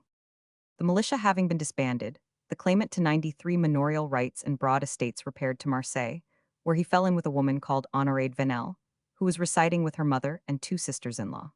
The morality of these females seems to have been of the slightest description, and Henriette Venel had no hesitation in yielding to a proposal of this infamous soldier that he should represent her husband, who was at the time serving his king and country in the ranks of the army. The easy spouse drew no distinctions between the real and the supposititious husband, and the latter not only assumed the name of Pierre Mige, but collected such debts as were due to him, and gave receipts which purported to bear his signature. In 1695, he enlisted under the name of Mige, on board the galley La Fidèle, a ship in which the veritable Mige was known to have been a marine from 1676, and served for nearly 3 years when he was again dismissed. In order to eke out a temporary livelihood, he sold a balsam, the recipe for which he declared had been given him by his grandmother, Madame de Cale. He made little by this move, and was compelled once more to enlist at Toulon, and here it was that he met 1,000 de Vauvray and told him his wonderful story. The intendant of marines listened to the tale with open ears, and recommended his subordinate to make an open profession of his adhesion to the Romish Church as a first step towards the restitution of his rights. The soldier was nothing loth to accept this advice, and after being 3 weeks under the tutelage of the Jesuits, he publicly abjured the Calvinistic creed in the Cathedral of Toulon on the 10th of June, 1699. In his act of abjuration, he took the name of André d'Entrevergues, the son of Scipio d'Entrevergues, Sieur de Cale, and of Madame Suzanne de Cale, his wife. He stated that he was 23 years of age, and that he did not know how to write. The falsehood of his story was, therefore, plainly apparent from the beginning. The eldest son of the Sieur de Cale was called Isaac and not André. The soldier took the name of d'Entrevergues and gave it to the father, while the family name was Brun de Castellane. He called his mother Suzanne de 94 Cale, whereas her maiden name was Judith Legouch. He said that he was 23 years of age, while the real son of the Sieur de Cale ought to have been 35, and he did not know how to write, while numerous documents were in existence signed by the veritable Isaac, who was distinguished for his accomplishments. News of this abjuration having spread abroad, it reached Sieur de Cale at Lausanne, who promptly forwarded the certificate of his son's death, dated February 15, 1696 to 1,000. De Vauvray, who at once caused the soldier to be arrested. 1,000. D'Infreville, who commanded the troops at Toulon, however, pretended that de Vauvray had no authority to place soldiers under arrest, and the question thus raised was referred from one to another, until it came to the ears of the king. The following answer was at once sent. The king approves the action of 1,000. De Vauvray in arresting and in placing in the arsenal the soldier of the Company of Ligonds, who calls himself the son of the Sieur de Cale. His Majesty's commands are that he be handed over to the civil authorities, who shall take proceedings against him and punish him as his imposture deserves, and that the affidavits of the real de Cale shall be sent to them. The soldier was accordingly conveyed to the common prison of Toulon, and was subsequently interrogated by the magistrates. In answer to their inquiries, he said that he had never known his real name, that his father had been in the habit of calling him d'Entrevergues de Rougon de Cale, that he believed he really was 25 years old, although 2 months previously he had stated his age to be 23, that he had never known his godfather or his godmother, that only 10 years had elapsed since he left Manosque, that he did not know the name of the street nor the quarter of the town in which his father's house was situated, that he could not tell the number of rooms it contained, and that even if he were to see it again, he could not recognize it. In his replies, he embodied the greater part of his original 95 story, with the exception of the episode with regard to Honoré Venel, respecting which he was prudently silent. He said that he neither recollected the appearance nor the height of his sister Lysette, nor the color of her hair, but that his father had black hair and a black beard, and a dark complexion, and that he was short and stout. The Sieur de Cale had brown hair and a reddish beard, and was pale complexioned. He did not know the height nor the color of the hair of his aunt, nor her features, although she had lived at Lausanne with the son of the Sieur de Cale. He could not remember the color of the hair, nor the appearance, nor the peculiarities of his grandmother, who had accompanied the family in its flight into Switzerland, and could not mention a single friend with whom he had been intimate, either at Manosque or Lausanne or Geneva. One would have supposed that this remarkable display of ignorance would have sufficed to convince all reasonable men of the falsity of the story, but it was far otherwise. The relatives of de Cale were called upon either to yield to his demands or disprove his identity, and 1,000. Roland, whose wife, it will be remembered, had obtained a large portion of the property, appeared against him. 20 witnesses were called, of whom several swore that the accused was Pierre Mige, the son of a galley slave, and that they had known him for 20 years, while the others deposed that he was not the son of the Sieur de Cale, in whose studies they had shared. The soldier was very firm, however, and very brazen-faced, and demanded to be taken to the places where the real de Cale had lived, so that the people might have an opportunity of recognizing him. Moreover, he deliberately asserted that while he was in prison 1,000, Roland had made 2 attempts against his life. He was conducted, according to his request, to Manosque, Cale, and Raugon, and upwards of 100 witnesses swore that he was the man he represented himself to be. The court was divided, but after 8 hours' consideration, 12 out of the 21 judges of the Supreme Court of Provence pronounced in his favor, and several of 1,000. 96 Roland's witnesses were ordered into custody to take their trial for perjury. 3 weeks after this decision, the soldier married the daughter of the Sieur Seri, a physician, who had privately supplied the funds for carrying on the case. This girl's mother was a cousin of one of the judges, and it soon came to be more than hinted that fair play had not been done. However, the soldier took possession of the Cale property and drove out the poor persons who had been placed in the mansion by Madame Roland. Honorée Venel, the wife of Pierre Mige, who had preserved silence during the proceedings, now appeared on the scene, all her fury being roused by the marriage. She made a declaration before a notary at Aix, in which she stated that she had unexpectedly heard that Pierre Mige had been recognized as the son of the Sieur de Cale and had contracted a second marriage, and affirmed upon oath, for the ease of her conscience and the maintenance of her honor, that he was her real husband, that he had been married to her in 1685, and that he had cohabited with her till 1699. Therefore she demanded that the second marriage should be declared void.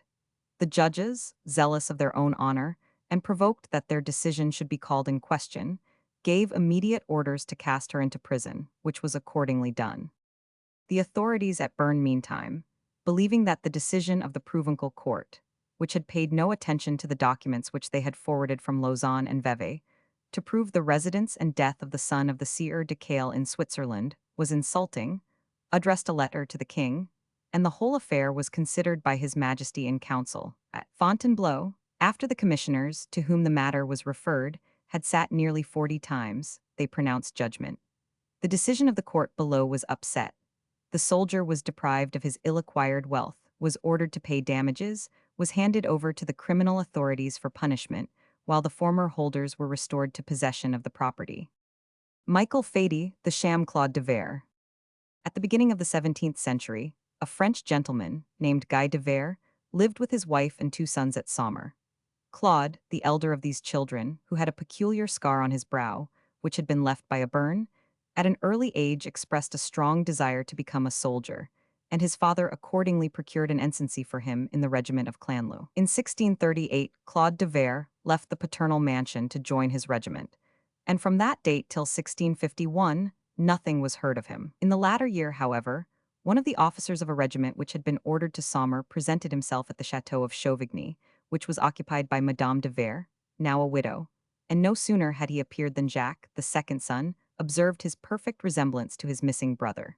He communicated his suspicions to his mother, who was overwhelmed with delight, and without consulting more than her emotions, addressed the stranger as her son. At first, the officer feebly protested that he did not enjoy that relationship, but seeing the lady's anxiety, he at last admitted that he was Claude de Vere, and that he had hesitated to declare himself at first, until he had assured himself that his reception would be cordial. After his 18 years of absence, he had no reason to doubt the maternal love and forgiveness. From the first moment of his discovery, he was acknowledged as the heir, and the happy mother celebrated his return by great rejoicings, to which all her friends and relatives were invited. He was presented to the members of the family, and they recognized him readily, although they did not fail to notice certain distinctions of feature and manner between him and the Claude de Vere who had gone to join the regiment of Clanlow. Still, as he answered all the questions which were put to him promptly and correctly, and as he sustained the character of the lost son perfectly, it was easy to suppose that absence and 98 increasing age had effected a slight change in him, and he was received everywhere with marked demonstrations of friendship. 1000. De Pietzelin, a brother of Madame de Vere, alone denounced him as an impostor, but his words were unheeded, and the newcomer continued to possess the confidence of the other relatives and of the widow and her second son, with whom he continued to reside for some time. At last the day came when he must rejoin his regiment, and his brother Jacques accompanied him into Normandy, where it was stationed, and where they made the acquaintance of an 1000. De Doppel, a gentleman who had a very pretty daughter. Claude de Vere soon fell over head and ears in love with this girl, who reciprocated his passion and married him. Before the ceremony, a marriage contract was signed, and this document, by a very peculiar clause, stipulated that, in the event of a separation, the bridegroom should pay a reasonable sum to Madel. De Doppel. Jacques de Vere signed this contract as the brother of the bridegroom, and it was duly registered by a notary. After their marriage, the happy couple lived together until the drum and trumpet gave the signal for their separation, and Claude de Vere marched to the wars with his regiment. But when released from service, instead of returning to pass the winter with his wife, he resorted once more to Chauvigny, to the house of Madame de Vere, and took his brother back. She was delighted to see him again, and on his part it was evident that he was resolved to make amends for his past neglect and his prolonged absence. Nevertheless, during his stay at the family mansion, he found time to indulge in a flirtation, if nothing worse, with a pretty girl named Anne Allard. Soon after his arrival, intelligence reached Sommer of the death of the Madel de Doppel, whom Claude had married in Normandy, an occurrence which seemed to give him the utmost sorrow, but which did not prevent him from marrying Anne Allard within a very short time, his own feelings being ostensibly sacrificed to those of his mother, who was anxious that he should settle down at home. 99. In this instance, also, a marriage contract was entered into, and was signed by Madame de Vere and her son Jacques. Not content with this proof of affection, the mother of Claude, seeing her eldest son thus settled down beside her, executed a deed conveying to him all her property, reserving only an annuity for herself and the portion of the second son. For some time, Claude de Vere lived peacefully and happily with Anne Allard, rejoicing in the possession of an affectionate wife, managing his property carefully, and even adding to the attractiveness and value of the family estate of Chauvigny. 2 children were born of the marriage, and nothing seemed wanting to his prosperity, when suddenly a soldier of the French guards presented himself at Chauvigny. This man also claimed to be the eldest son of Madame de Vere, and gave a circumstantial account of his history from the time of his disappearance, in 1638, to the period of his return. Among other adventures, he said that he had been made a prisoner at the siege of Valenciennes, that he had been exchanged, and that, while he was quartered in a town near Chauvigny, the news had reached him that an impostor was occupying his position. This intelligence determined him to return home at once, and, by declaring himself, to dissipate the illusion and put an end to the comedy which was being played at his expense. The revelations of the soldier did not produce the result which he had anticipated, for, whether she was still persuaded that the husband of Anne Allard was the only and real Claude de Vere, or whether, while recognizing her mistake, she preferred to leave matters as they were rather than promote a great family scandal and disturbance, Madame de Vere persisted that the newcomer was not her son, for she had only 2, and they were both living with her. Of course, the husband of Anne Allard had no hesitation in declaring the soldier an impostor, and Jacques de Vere united his voice to the others and repudiated all claims to brotherhood on the part of the guardsmen.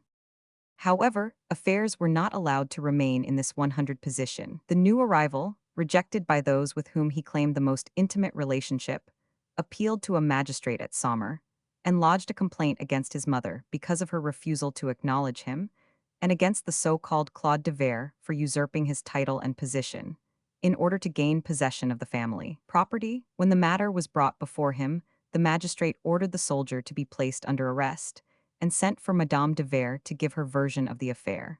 The lady declined to have anything to do with the claimant, although she admitted that there were some circumstances which told in his favor. Her brother 1000. Piedselin, however, who had refused to recognize Anne Allard's husband in 1651, was still at Sommer, and he was confronted with the claimant. The recognition between the two men was mutual, and their answers to the same questions were identical. Moreover, the newcomer had the scar on his brow, which was wanting on the person of the possessor of the estate. The other relatives followed the lead of 1000. Piedselin, and ultimately it was proved that the husband of Anne Allard was an impostor, and that his real name was Michael Fady. Consequently, on the 21st of May 1657, the criminal lieutenant of Sommer delivered sentence, declaring that the soldier of the guards was the true Claude de Vere, permitting him to take possession of the property of the deceased Guy de Vere, and condemning Michael Fady to death. The first part of this sentence was carried out.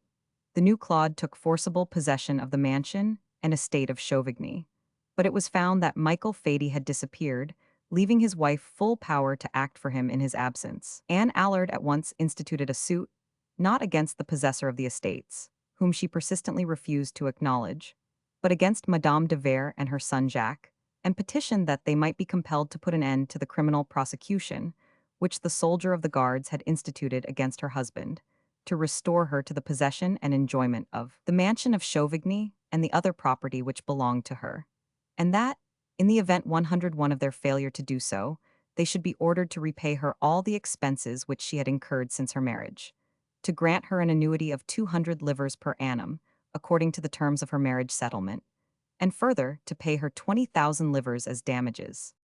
At this stage another person appeared on the scene, none other than Madel de Doppel, whom the sham Claude had married in Normandy, and whom he had reported as dead. She also had recourse to the legal tribunals, and demanded that Madame de Vere and her second son should pay her an annuity of 500 livres, and the arrears which were due to her since her abandonment by her husband, and 1,500 livres for expenses incurred by Jacques Vere during his residence with her father and mother in Normandy. The children of Anne Allard, moreover, brought a suit to establish their own legitimacy. The Avocat General was of opinion that the marriage contract between Michael Fady and Mademoiselle de Doppel should be declared void, because there was culpable carelessness on the father's part and on the girl's part alike. He thought the marriage of Michael Fady and Anne Allard binding, because it had been contracted in good faith. Jacques de Vere he absolved from all blame, and was of opinion that since Madame de Vere had signed the marriage contract, it was only just to make her pay something towards the support of Anne Allard and her children.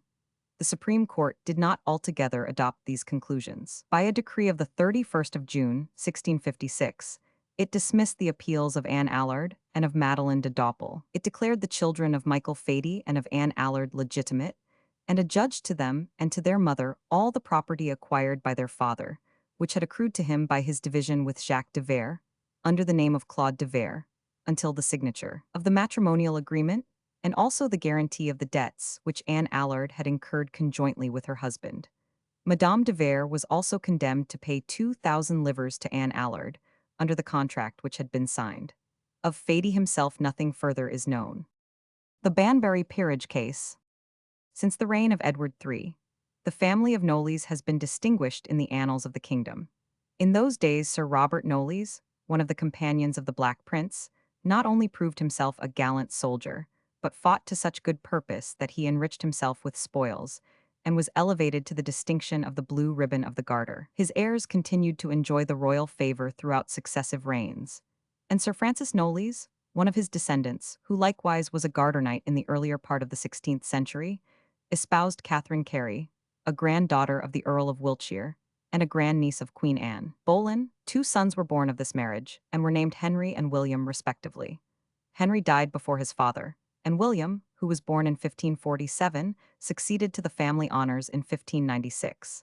He had worn them for 7 years, when King James created him Baron Knollys of Grays, in Oxfordshire, in 1603. 16 years afterwards, King James further showed his royal favor towards him by creating him Baron Wallingford, and King Charles made him Earl of Banbury in 1626.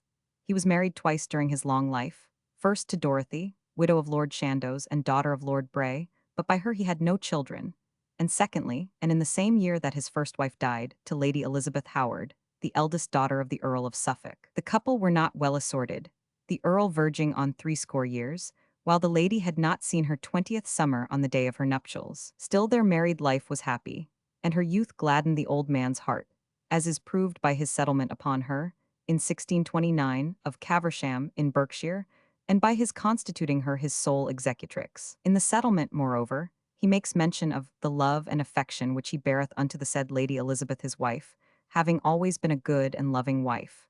And in the will he calls her his dearly beloved wife Elizabeth, Countess of 103 Banbury. Lord Banbury died on the 25th of May 1632, having at least reached the age of 85.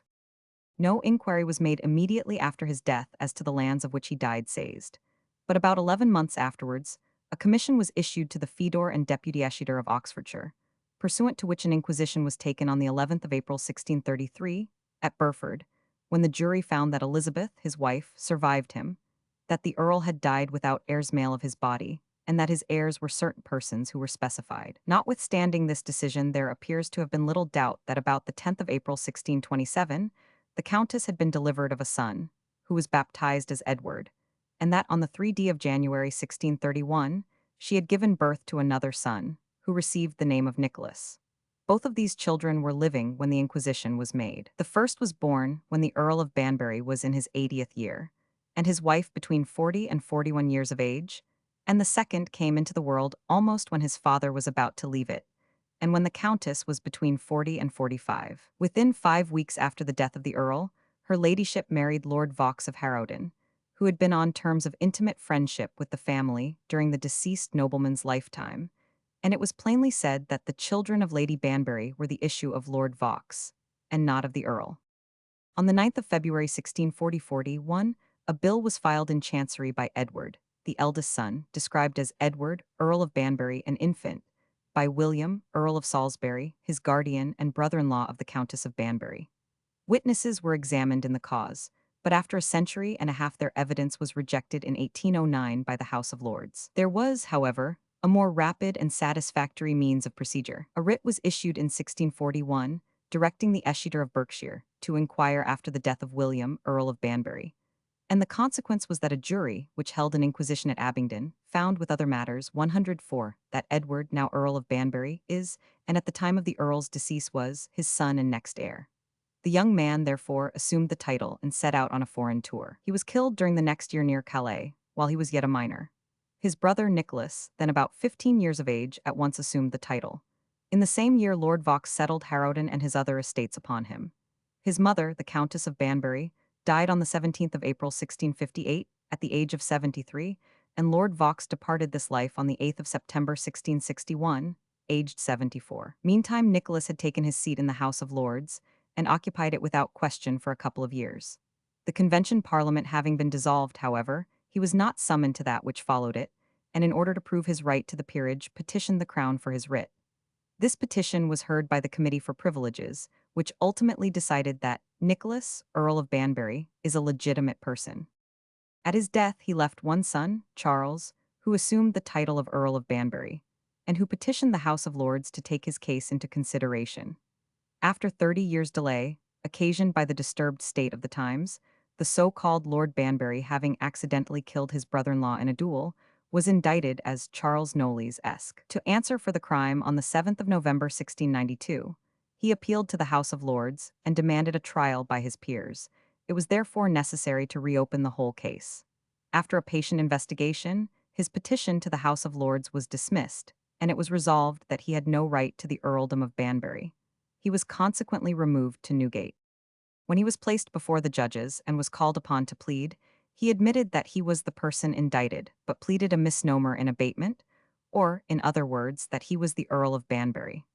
The pleas occupied, subsequently, more than a year, during which time the prisoner was admitted to bail. At last the House of Lords interfered, and called upon the Attorney General, 105, to produce an account in writing of the proceedings in the Court of King's Bench against the person who claims the title of the Earl of Banbury. The Attorney General acted up to his instructions, and Lord Chief Justice Holt was heard by the Lords on the subject. Parliament, however, was prorogued soon afterwards, and no decision was arrived at in the matter. Meantime, the Court of King's Bench proceeded to act as if no interference had been made, and quashed the indictment on the ground that the prisoner was erroneously styled Charles Knollys instead of the Earl of Banbury. When the Lords reassembled on the 27th of November 1694, they were very wroth.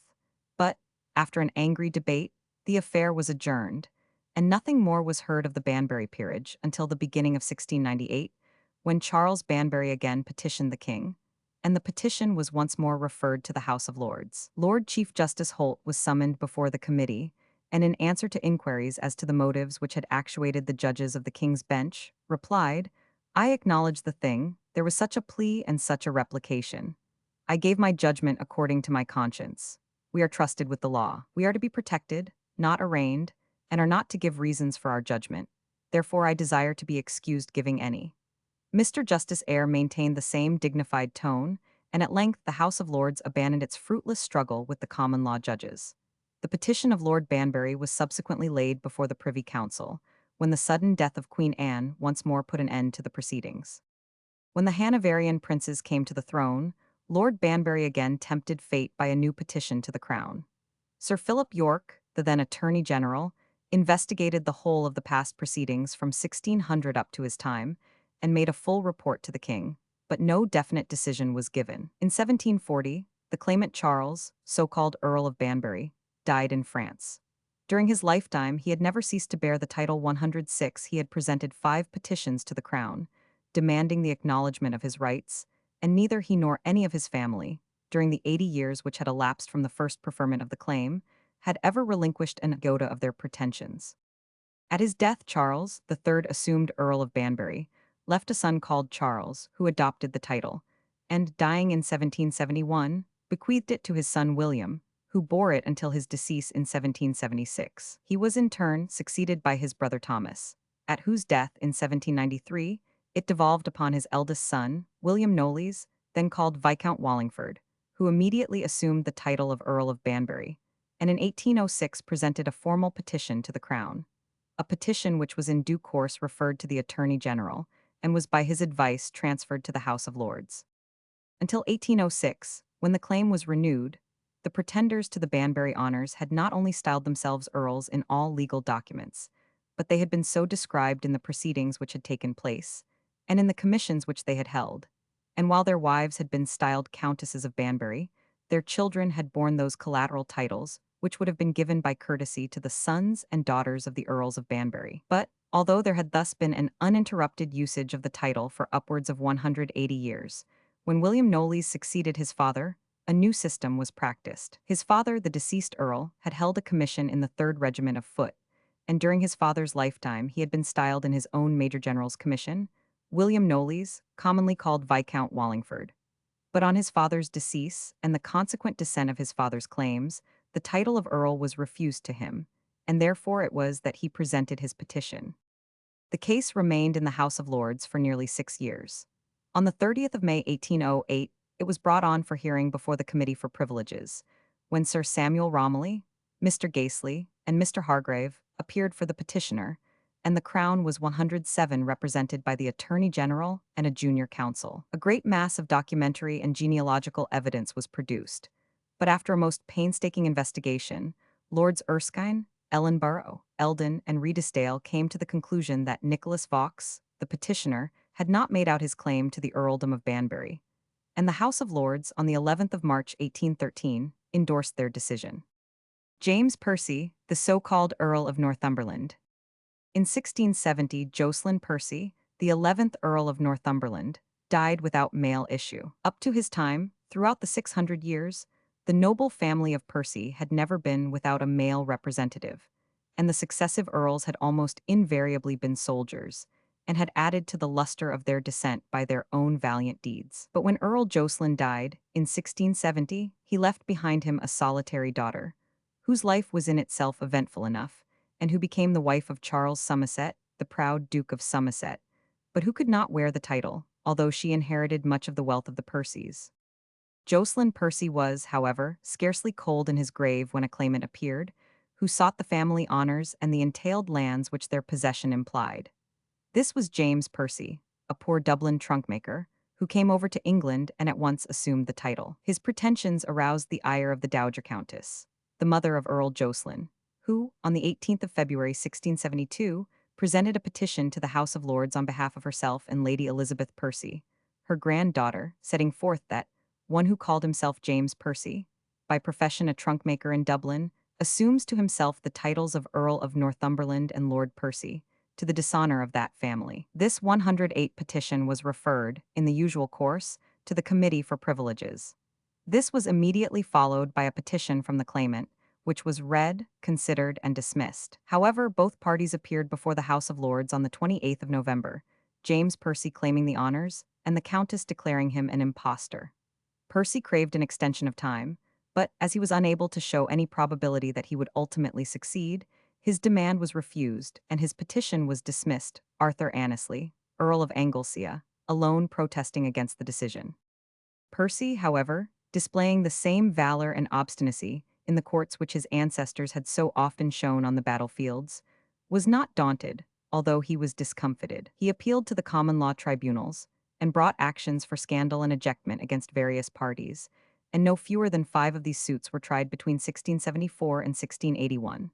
The first adversary whom he challenged was James Clark, whom he sued for scandal, and in whose case he was content to accept a non-suit, alleging, however, that this untoward result was not so much brought about by the weakness of his cause as by the faithlessness of his attorney. In a printed document which he published with reference to the trial, he distinctly states that the Lord Chief Justice, Sir Matthew Hale, was so much dissatisfied with the decision that in the open court he plainly asserted that the claimant had proved himself a true Percy by father, mother, grandfather, and grandmother, and of the blood and family of the Percys of Northumberland, and that he did verily believe that the claimant was cousin and next heir male to Jocelyn, late Earl of Northumberland, only he was afraid he had taken the descent too high. It is further reported that Sir Matthew, on entering his carriage, remarked to Lord Shaftesbury, who was standing by, "I verily believe he hath as much right to the earldom of Northumberland as I have to this coach and horses, which I have bought and paid for." His next action was against a gentleman named Wright, who had taken upon himself to pronounce him illegitimate, 109, and in this instance he was more successful. The case was heard before Sir Richard Rainsford, Sir Matthew Hale's successor, and resulted in a verdict for the plaintiff, with £300 damages. Flushed by this victory, he took proceedings against Edward Craister, the Sheriff of Northumberland, against whom he filed a bill for the recovery of the sum of £20 a year, granted by the patent of creation out of the revenues of the county. Before this, however, in 1680, he had again petitioned the House of Lords, and his petition was again rejected, Lord Annesley, as before, protesting against the rejection. The litigation with Craister in the Court of Exchequer being very protracted, the Duchess of Somerset, who was the daughter and heiress of Earl Jocelyn, brought the matter once more before the Lords in 1685, and her petition was referred to the Committee of Privileges. In reply to her petition, Percy presented one of complaint, which was also sent to the committee. No decision, however, seems to have been arrived at, and the reign of King James came to a close without further action. In the first year of the reign of William and Mary, 1689, Percy returned to the charge with a fresh petition and a fresh demand for recognition and justice. These documents are still extant, and some of them are very entertaining. In one he candidly admits that he has been, up to the time when he writes, in error as to his pedigree, and, abandoning his old position, takes up fresh ground. In another, the claimant desireth your lordships to consider the justice and equity of his cause, hoping your lordships will take such care therein, that your own descendants may not be put to the like trouble for the future in maintaining their, and your, petitioner's undoubted right. Unless the argumentum ad homines should fail, he asks, whether or no 3 streams issuing from one fountain, why the third stream, though little, the first 2 great streams being spent, may not justly claim the right of the original fountain. In addition, he appends a sort of solemn declaration, in which he represents himself as trusting in God, and waiting patiently upon the king's sacred majesty, for his royal writ of summons to call him 110 to appear and take his place and seat according to his birthright and title. For true men ought not to be blamed for standing up for justice, property, and right, which is the chief diadem in the crown, and the laurel of the kingdom. That summons never was destined to be issued. When the Committee for Privileges gave in their report, It declared Percy's conduct to be insolent in persisting to designate himself Earl of Northumberland after the previous decisions of the House. And the Lords ordered that counsel should be heard at the bar of the House on the part of the Duke of Somerset against the said James Percy. This was accordingly done, and the Lords not only finally came to the decision that the pretensions of the said James Percy to the earldom of Northumberland are groundless, false, and scandalous, and ordered that his petition be dismissed, but added to their judgment this sentence, that the said James Percy shall be brought before the four courts in Westminster Hall, wearing a paper upon his breast on which these words shall be written: the false and impudent pretender to the earldom of Northumberland. The judgment was at once carried into execution, and from that time forward the unfortunate trunkmaker disappears from the public view. He does not seem to have reverted to his old trade, or, at least, if he did so, he made it profitable, for we find his son, Sir Anthony Percy, figuring as Lord Mayor of Dublin in 1699. There can be no doubt that, although he was treated with undue harshness, his claims had no real foundation. At first he alleged that his grandfather, Henry Percy, was a son of Sir Richard Percy, a younger brother of Henry, 9th Earl of Northumberland, an allegation which would have made Sir Richard a grandfather at 13 years of age. It was further proved that Sir Richard, so far from having any claim to such unusual honors, died without issue. In his second story, he traced his descent to Sir Ingelram Percy, stating that his grandfather Henry was the eldest of the 4 children of Sir Ingelram, and that these children were sent from the north in hampers to Dame Vaux of 111 Harrowden, in Northamptonshire. He advanced no proof, however, of the correctness of this story, while the other side showed conclusively that Sir Ingelram had never been married, and at his death had only left an illegitimate daughter. At any rate, whether James Percy was honest or dishonest, the game was worth the candle. The Percy honors and estates were worth trying for. The Douglas peerage case.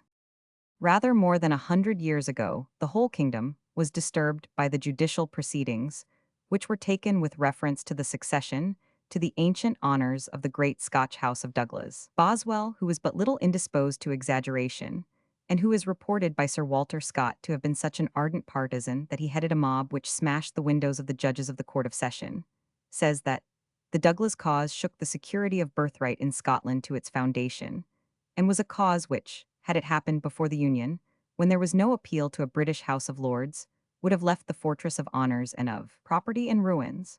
His zeal even led him to oppose his idol Dr. Johnson, who took the opposite side, and to tell him that he knew nothing of the cause, which, he adds, he does most seriously believe was the case. But however this may be, the popular interest and excitement were extreme.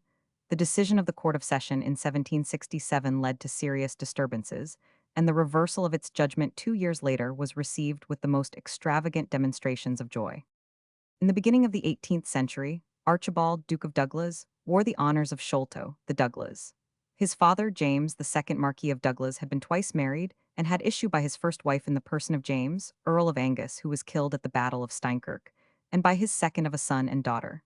The son was the Archibald just 112 mentioned, who became his heir and successor, and the daughter was named Lady Jane. Her ladyship, like most of the women of the Douglas family, was celebrated for her beauty, but unhappily became afterwards as famous for her evil fortune. In her first womanhood she entered into a nuptial agreement with the Earl of Dalkeith, who subsequently became Duke of Buccleuch. But the marriage was unexpectedly broken off, and for very many years she persistently refused all the offers which were made for her hand.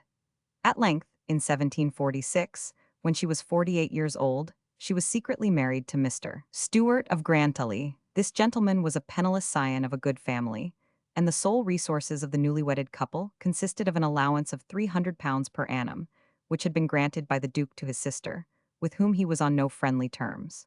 Even this paltry means of support was precarious, and it was resolved to keep the marriage secret. The more effectually to conceal it, Mr. Stewart and his nobly born wife repaired to France and remained on the continent for 3 years. At the end of that time, they returned to England, bringing with them 2 children, of whom they alleged the Lady Jane had been delivered in Paris, at a twin birth, in July 1748. 6 months previously to their arrival in London, their marriage had been made public, and the Duke had stopped the allowance which he had previously granted. They were, therefore, in the direst distress, and to add to their other misfortunes, Mr. Stewart being deeply involved in debt, his creditors threw him into prison. Lady Jane bore up against her accumulated sorrows with more than womanly heroism, and when she found all her efforts to excite the sympathy of her brother unavailing, addressed the following letter to Mr. Pelham, then Secretary of State. Sir, if I meant to importune you, I should ill deserve the generous compassion which I was informed some months ago you expressed upon being acquainted with my distress.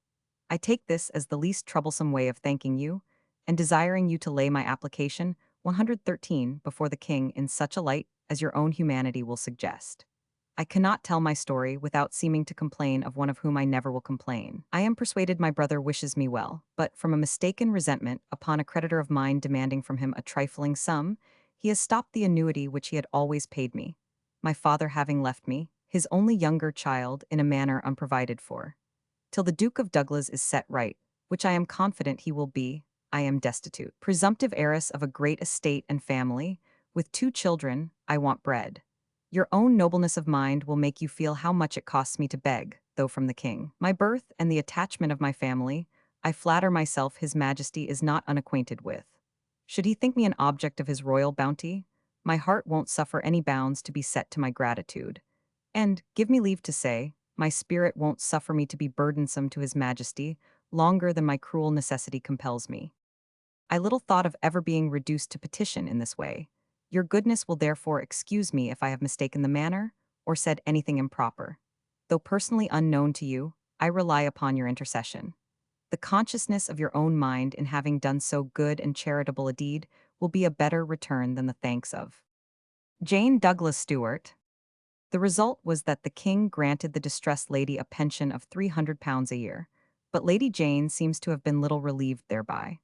The Douglas notions of economy were perhaps eccentric, but at all events, not only did Mr. Stewart still remain in prison, but his wife was frequently compelled to sell the contents of her wardrobe to supply him with suitable food during his prolonged residence in the custody of the officers of the Court of King's Bench. During the course of his incarceration, Lady Jane resided in Chelsea, and the letters which passed between the severed pair, letters which were afterwards produced in court, proved that their children 114 were rarely absent from their thoughts, and that on all occasions they treated them with the warmest parental affection.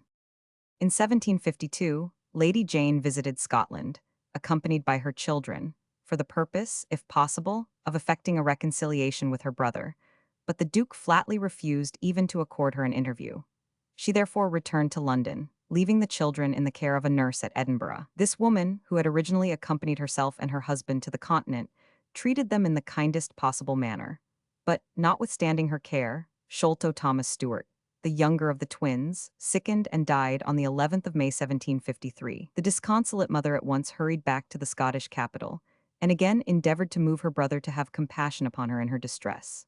Her efforts were fruitless, and worn out by starvation, hardship, and fatigue, she, too, sank and died in the following November, disowned by her friends, and, as she said to Pelham, wanting bread. Better days soon dawned upon Archibald, the surviving twin.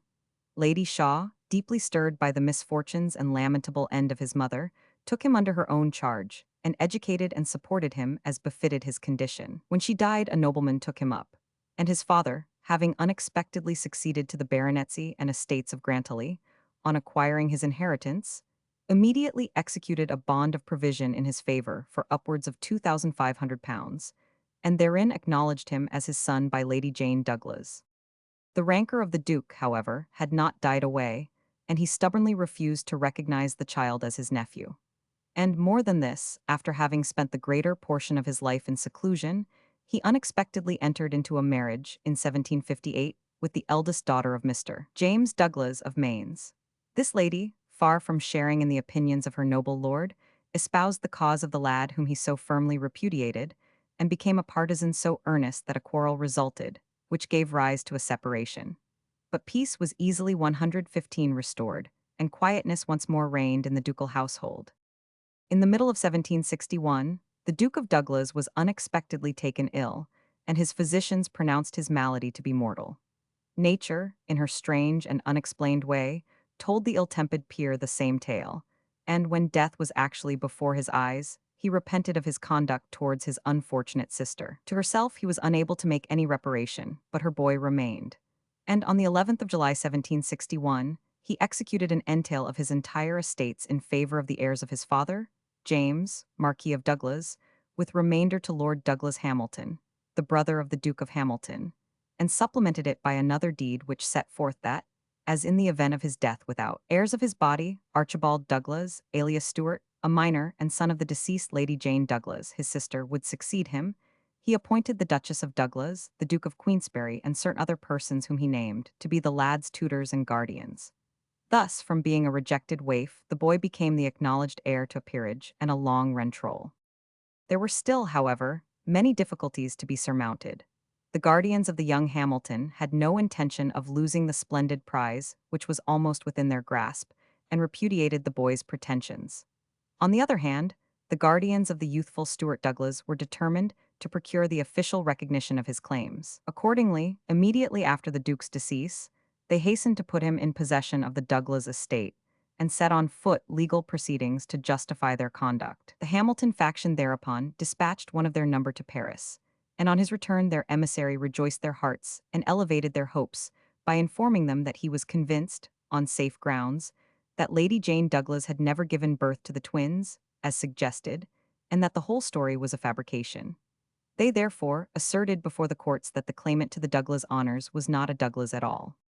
They denied that Lady Jane Douglas was delivered on July 10, 1748, in the house of a Madame La Brune, as stated, and brought forward various circumstances to show that Madame La Brune herself never existed. They asserted that it was impossible that the birth could have taken place at that time, because on the specified date, and for several days precedent and subsequent to the 10th of July, Lady Jane Douglas with her husband and a Mrs. Hewitt were staying at the Hotel de Chalons, an inn kept by a Mons Godfrey, who, with his wife, was ready to prove their residence there.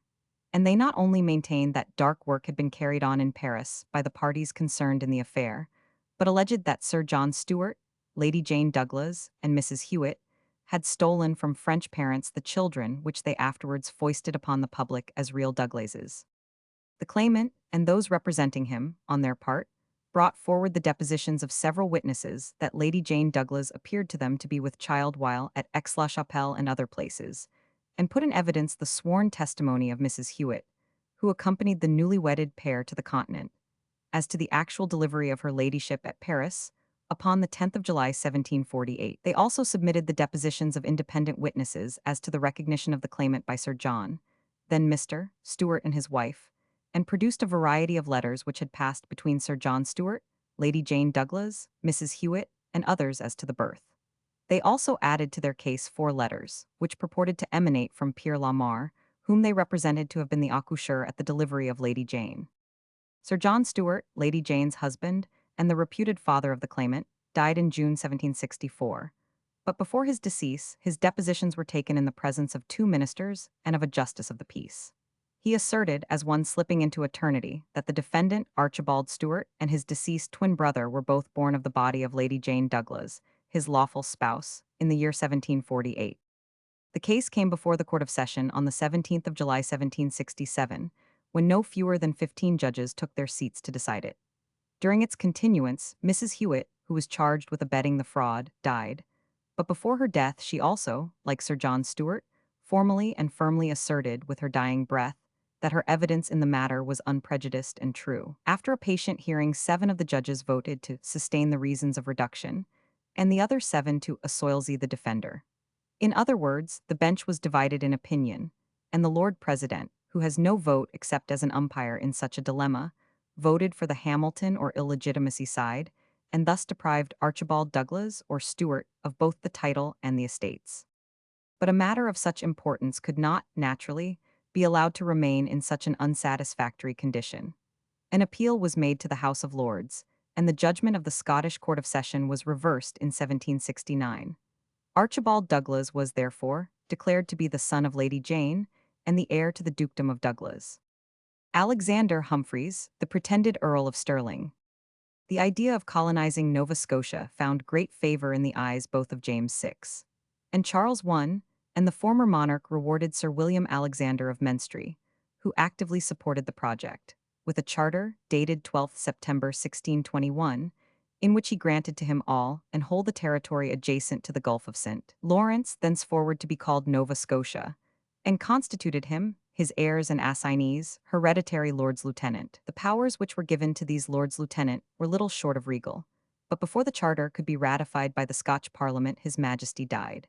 In 1625, however, the grant was 118 renewed in the form of a Charter of Novidamus, which was even more liberal than the original document. These deeds were drawn out in the usual form of Scottish conveyances and were ratified by the Scotch Parliament in 1633. In accordance with their terms, Sir William dispatched one of his sons to Canada, where, acting in his father's name, he built forts at the mouth of the St. Lawrence, and acted as a petty king during his stay. Still, the project did not flourish. Colonists were scarce and shy, and in order to make colonization more rapid, King James hit upon the expedient of creating Nova Scotian baronets, and of conferring this distinction upon the leading members of those families who most actively engaged in the work of populating the land. His successor, Charles I, who had an equal desire and necessity for money, converted the new order into a source of revenue by granting 16,000 acres of Canadian soil to those who could pay well, by erecting the district thus sold into a barony, and by attaching the honors of a baronet of Nova Scotia thereto. The order was afterwards extended to natives of England and Ireland, provided they became naturalized Scotchmen. Sir William Alexander, by unfortunate speculations, was reduced to want. His affairs became involved, and he ultimately sold his entire Canadian possessions to a Frenchman named de la Tour. The original Scotch colony depended upon the Crown of Scotland. It was ceded to France by the Treaty of St. Germains, dated the 29th of March 1632, was reconquered by Cromwell, was again surrendered in the reign of Charles II, and in 1713 once more became a British colony, no consideration being paid at the last transfer to the real or imaginary claims of Sir William Alexander. The worthy baronet, however, notwithstanding his misfortunes and his impecuniosity, continued a great friend of the first Charles, who, by royal letters patent, elevated him, on the 14th of June 1633, to a peerage under the title of the Earl of Stirling. The earldom became dormant in 1739. After a lapse of more than 20 years, a claimant for 119, these honors appeared in the person of William Alexander. But his appeal to the House of Peers was rejected on the 10th of March 1762, and the Stirling peerage was commonly supposed to have shared the common earthly fate and to have died a natural death. But a new aspirant unexpectedly appeared. This gentleman, named Humphreys, laid claim not only to the earldom of Stirling, but also to the whole territory of Canada, in addition to the Scottish estates appurtening thereto, and, in order to substantiate his pretensions, put forward an assumed pedigree. In this document he declared himself to be the lineal descendant and nearest lawful heir of Sir William Alexander, who he said was his great-great-great-grandfather.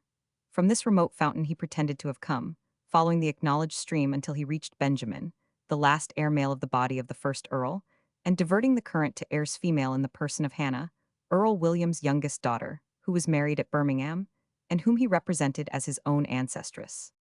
In 1824, having obtained formal license to assume the surname of Alexander, he procured himself to be served lawful and nearest heir male in general of the body of the said Hannah Alexander, before the Bailies of Canongate, 1826. Then he assumed the title of Earl of Stirling and Daven, and in 1830 formally registered himself as lawful and nearest heir in general to the deceased William, the first Earl of Stirling. According to the patent of 1633, which was confined to heirs male, Humphreys had no claim either to the title or estates, but he based his pretensions upon a document which, he said, had been granted by Charles I in 1639 to the Earl of Stirling, and which conferred upon him, without limitation as to issue, the whole estates in Scotland and America, as well as the honors conveyed by the original patent. This he attempted to prove in an action in the Court of Session, which was dismissed in 1830, as was also a similar action for a like purpose in 1833. But, although not officially recognized, he assumed all 120 the imaginary privileges of his position, granting to his friends vast districts of Canadian soil, creating Nova Scotian baronets at his own discretion, and acting, if not like a king, at least like a feudal magnate of the first degree. He caused notice after notice to be issued proclaiming his rights, and the records of the time are filled with strange proclamations and announcements, to which his name is attached. As a rule, these productions are far too lengthy to be copied, and far too involved to be readily summarized. They have all a lamentably commercial tone, and invariably exhibit an unworthy disposition to sacrifice great perspective or assumed advantages for a very little ready money. Take, for instance, his address to the public authorities of Nova Scotia, issued in 1831. In it, after informing his readers of the steps which he had taken to assert his rights, and the prospects which existed of their recognition, he hastens to observe that persons desirous of settling on any of the waste lands, either by purchase or lease, will find me, ready to treat with them on the most liberal terms and conditions, and throws out a gentle hint that in any official appointment he might have to make, he would prefer that the persons to fill them should rather be Nova Scotians or Canadians than the strangers of England. At the same time, he issued numerous advertisements in the journals, reminding all whom it might concern of his hereditary rights, and warning the world in general against infringing his exclusive privileges. At length, having succeeded in gaining notoriety for himself, he aroused the Scotch nobility. On the 19th of March 1832, the Earl of Rosebery proposed and obtained a select committee of the House of Lords, with a view of impeding the facility with which persons can assume a title without authority, and thus lessen the character and respectability of the peerage in the eyes of the public. And the Marchioness of Downshire, the female representative of the House of Stirling, forwarded a petition to the Lords, complaining of the undue assumption of the title by Mr. Humphreys. It is somewhat remarkable that the extraordinary 121 proceedings of this person should have been tolerated for so long a time by the law officers of the Crown. But his growing audacity at last led to their interference, and what is termed an action of reduction was brought against him and his agent. Lord Cockburn, who heard the case, decided, without hesitation, that his claim was not established, declared the previous legal proceedings invalid, and demolished the pretensions of the claimant. Under these circumstances, it was necessary to do something to strengthen those weak points in his title, which had been pointed out by the presiding judge, and Humphreys or his friends were equal to the emergency. A variety of documents were discovered in the most unexpected manner, which exactly supplied the missing links in the evidence, and the claim was accordingly renewed. The law officers of the Crown denied the validity of these documents, which emanated from the most suspicious sources, some being forwarded by a noted Parisian fortune-teller called Madel Lenormand, and after Mr. Humphreys had been judicially examined with regard to them, he was served with an indictment to stand his trial for forgery before the High Court of Justiciary at Edinburgh on the 3d of April 1839. The trial lasted for 5 days and created intense excitement throughout Scotland. During the trial, it was elicited that the father of Mr. Humphreys had been a respectable merchant in Birmingham, who had amassed considerable wealth, had gone abroad, accompanied by his son, in 1802, and had taken up his temporary residence in France. As he did not return at the declaration of war which followed the brief peace, he was detained by Napoleon and died at Verdun in 1807. His son, the pretended earl, remained a prisoner in France until 1815, and afterwards established himself as a schoolmaster at Worcester. There he met with little success, but bore an excellent character, and gained a certain number of influential friends, whose probity and truthfulness were beyond doubt, some of whom supported him through all his career, one officer of distinction even sitting in the dock with him. The public sympathy was also strongly displayed on his side. 122, but the evidence which was led on behalf of the Crown was conclusive, and a verdict was returned declaring the documents to be forgeries, but finding it not proven that the prisoner knew that they were fictitious or uttered them with any malicious intention. He was therefore set at liberty and retired into private life. Whether he was an impostor or was merely the victim of a hallucination, it is very difficult to say.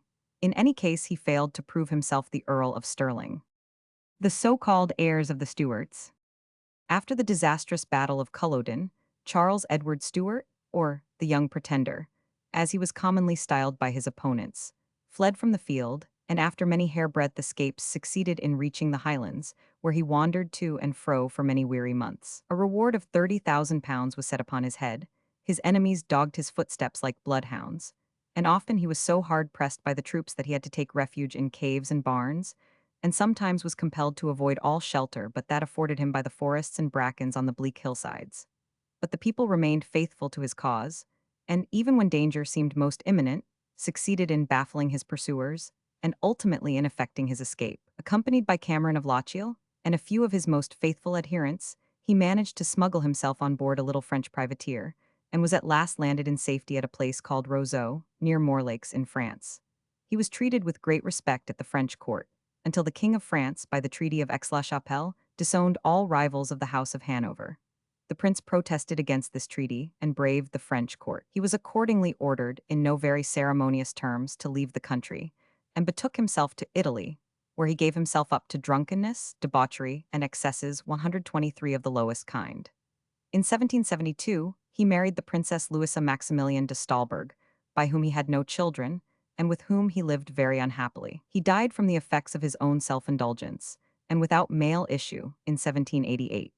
His father, the Chevalier de St. George, had predeceased him in 1766, and his younger brother, the Cardinal York, having been debarred from marriage, it was supposed that at the death of the cardinal, the royal house of Stuart had passed away. But in 1847, a book appeared, entitled Tales of the Century, or Sketches of the Romance of History between the years 1746 and 1846, by John Sobieski and Charles Edward Stuart, and it immediately created a considerable stir in literary circles. It was at once evident that the three stories which the work contained were not intended to be read as fictions, but as a contribution to the history of the period. Or, in other words, the authors meant the public to understand that Prince Charles Edward Stuart left a legitimate son by his wife Louisa de Stahlberg, and that they themselves were his descendants and representatives. The first of these tales of the century is called The Picture, and introduces the reader to a young Highland gentleman named Macdonald of Glenjulachan, who is paying a first visit in 1831 to an aged Jacobite doctor, then resident in Westminster. This old adherent of the cause feels the near approach of death, and is oppressed by the possession of a secret which he feels must not die with him. He had promised only to reveal it in the service of his king, and believing it for his service that it should live, he confides it to the young chief. "I will reveal it to you," he says, "that the last of the Gael may live to keep that mysterious hope, they have yet a king." He then narrates how, in the course of a tour which he had made in Italy in 1773, a lingering fascination compelled him to remain for some days in the vicinity of St. Rosalie on the road from Parma to Florence, how he had often walked for hours in the deep quiet shades of the convent, ruminating on his distant country, 124 on past events, and on coming fortunes yet unknown, and how, while thus engaged one evening, his reverie was disturbed by the rapid approach of a carriage with scarlet outriders. He gained a momentary glimpse of its occupants, a lady and gentleman, and recognized the prince at once. For though changed with years and care, he was still himself, and though no longer the bonny Prince Charlie of our faithful beau ideal, still the same eagle-featured royal bird which I had seen on his own mountains, when he spread his wings towards the south. And once more I felt the thrilling talismanic influence of his appearance, the sight so dear, so deeply rooted in the hearts of the Highlanders, Charlie, King of the Gael. On the same evening, while the doctor was pacing the aisles of St. Rosalie, he was disturbed from his meditation by a heavy military tread and the jingling of spurs, and a man of superior appearance but equivocal demeanor strode towards him and demanded to know if he were Dr. Beaton, the Scotch physician. On receiving an affirmative answer, he was requested to render assistance to someone in need of immediate attendance, and all hesitation and inquiry was attempted to be cut short by the announcement: "The relief of the malady, and not the circumstances, of the patient is the province of the physician, and for the present occasion you will best learn by an inspection of the individual." A carriage was in waiting, but, in true romantic style, it was necessary that the doctor should consent to be blindfolded, an indignity to which he refused to submit, until the stranger, with effusive expressions of respect for his doubts, said the secret would be embarrassing to its possessor, as it concerned the interest and safety of the most illustrious of the Scottish Jacobites. The doctor's reluctance now changed into eagerness. He readily agreed to follow his guide, and was conveyed, partly by land and partly by water, to a mansion, which they entered through a garden. After passing through a long range of apartments, his mask was removed, and he looked round upon a splendid saloon, hung with crimson velvet, and blazing 125 with mirrors which reached from floor to ceiling, while the dim perspective of a long conservatory was revealed at the farther end. His conductor rang a silver bell, which was immediately answered by a little page, richly dressed in scarlet. This boy entered into conversation in German with the cavalier, and gave very pleasing information to him, which he, in turn, communicated to the doctor. "Signor daughter," said he, "the most important part of your occasion is past. The lady whom you have been unhappily called to attend met with an alarming accident in her carriage, not half an hour before I found you in the church, and the unlucky absence of her physician leaves her entirely in your charge. Her accouchement is over, apparently without more than exhaustion, but of that you will be the judge. The mention of the carriage and the accident recalled to Dr. Beaton his hasty vision of the prince, but before he could collect his confused thoughts, he was led through a splendid suite of apartments to a small anteroom, decorated with several portraits, among which he instantly recognized one of the Duke of Perth and another of King James VIII. Thence he was conducted into a magnificent bedchamber, where the light of a single taper shed a dim glimmer through the apartment. A lady who addressed him in English led him towards the bed. The curtains were almost closed, and by the bed stood a female attendant holding an infant enveloped in a mantle. As she retired, the lady drew aside the curtains, and by the faint light which fell within the bed, the doctor imperfectly distinguished the pale features of a delicate face, which lay wan and languid, almost enveloped in the down pillow. The patient uttered a few words in German, but was extremely weak and almost pulseless. The case was urgent, and the Scotch doctor, suppressing all indication of the danger of which he was sensible, offered at once to write a prescription. For this purpose he was taken to a writing cabinet which stood near. And there, while momentarily reflecting upon the ingredients which were to form his prescription, he glanced at a toilet beside him. The light of the taper 126 shone full upon a number of jewels, which lay loosely intermixed among the scent bottles, as if put off in haste and confusion. And his surprise was great to recognize an exquisite miniature of his noble exiled prince, Charles Edward, representing him in the very dress in which he had seen him at Culloden. The lady suddenly approached, as if looking for some ornaments, and placed herself between him and the table. It was but an instant, and she retired. But when the doctor, anxious for another glimpse, again turned his eyes to the table, the face of the miniature was turned.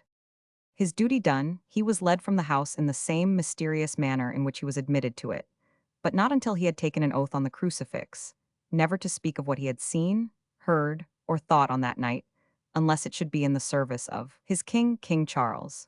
Moreover, he was required to leave Tuscany the same night, and, in implicit obedience to his instructions, departed to a seaport.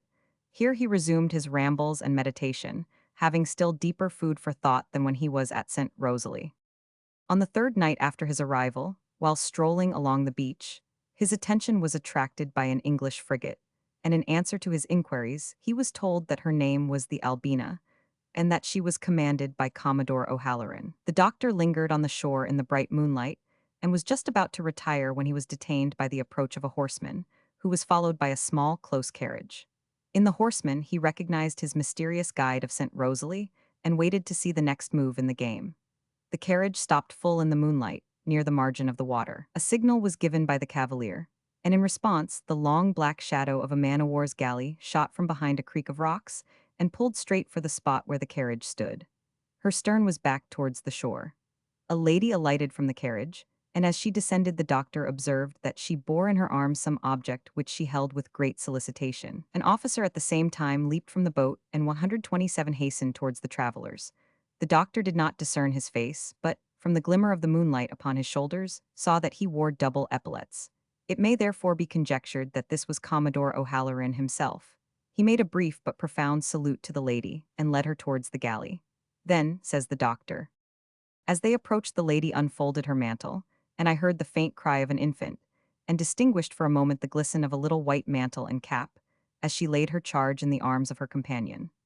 The officer immediately lifted her into the boat, and as soon as she was seated, the cavalier delivered to her the child, and, folding it carefully in her cloak, I heard her half-suppressed voice lulling the infant from its disturbance. A brief word and a momentary grasp of the hand passed between the lady and the cavalier, and, the officer lifting his hat, the boat pushed off, the oars fell in the water, and the galley glided down the creek with a velocity that soon rendered her but a shadow in the gray tide. In a few minutes I lost sight of her altogether, but I still distinguished the faint measured plash of the oars, and the feeble wail of the infant's voice float along the still water. For some moments I thought I had seen the last of the little bark, which seemed to venture, like an enchanted skiff, into that world of black waters. But suddenly I caught a glimpse of the narrow boat, and the dark figures of the men, gliding across the bright stream of moonlight upon the tide. An instant after a faint gleam blinked on the white mantle of the lady and the sparkle of the oars, but it died away by degrees, and neither sound nor sight returned again. For more than a quarter of an hour, the tall black figure of the cavalier continued fixed upon the same spot and in the same attitude. But suddenly, the broad, gigantic shadow of the frigate swung round in the moonshine, her sails filled to the breeze, and, dimly brightening in the light, she bore off slow and still and stately towards the west. So much for the birth. Dr. Beaton, at least, says that Louisa de Stahlberg, the lawful wife of the young pretender, gave birth to a child at St. Rosalie in 1773, and that it was carried away 3 days afterwards in the British frigate Albina by Commodore O'Halloran. In the next story, called The Red Eagle, another stage is reached. The Highland chief who went to visit Dr. Beaton in Westminster has passed his youth, and in middle age, is astounded by some neighborly gossip concerning a mysterious personage who has taken up his quarters in an adjacent mansion.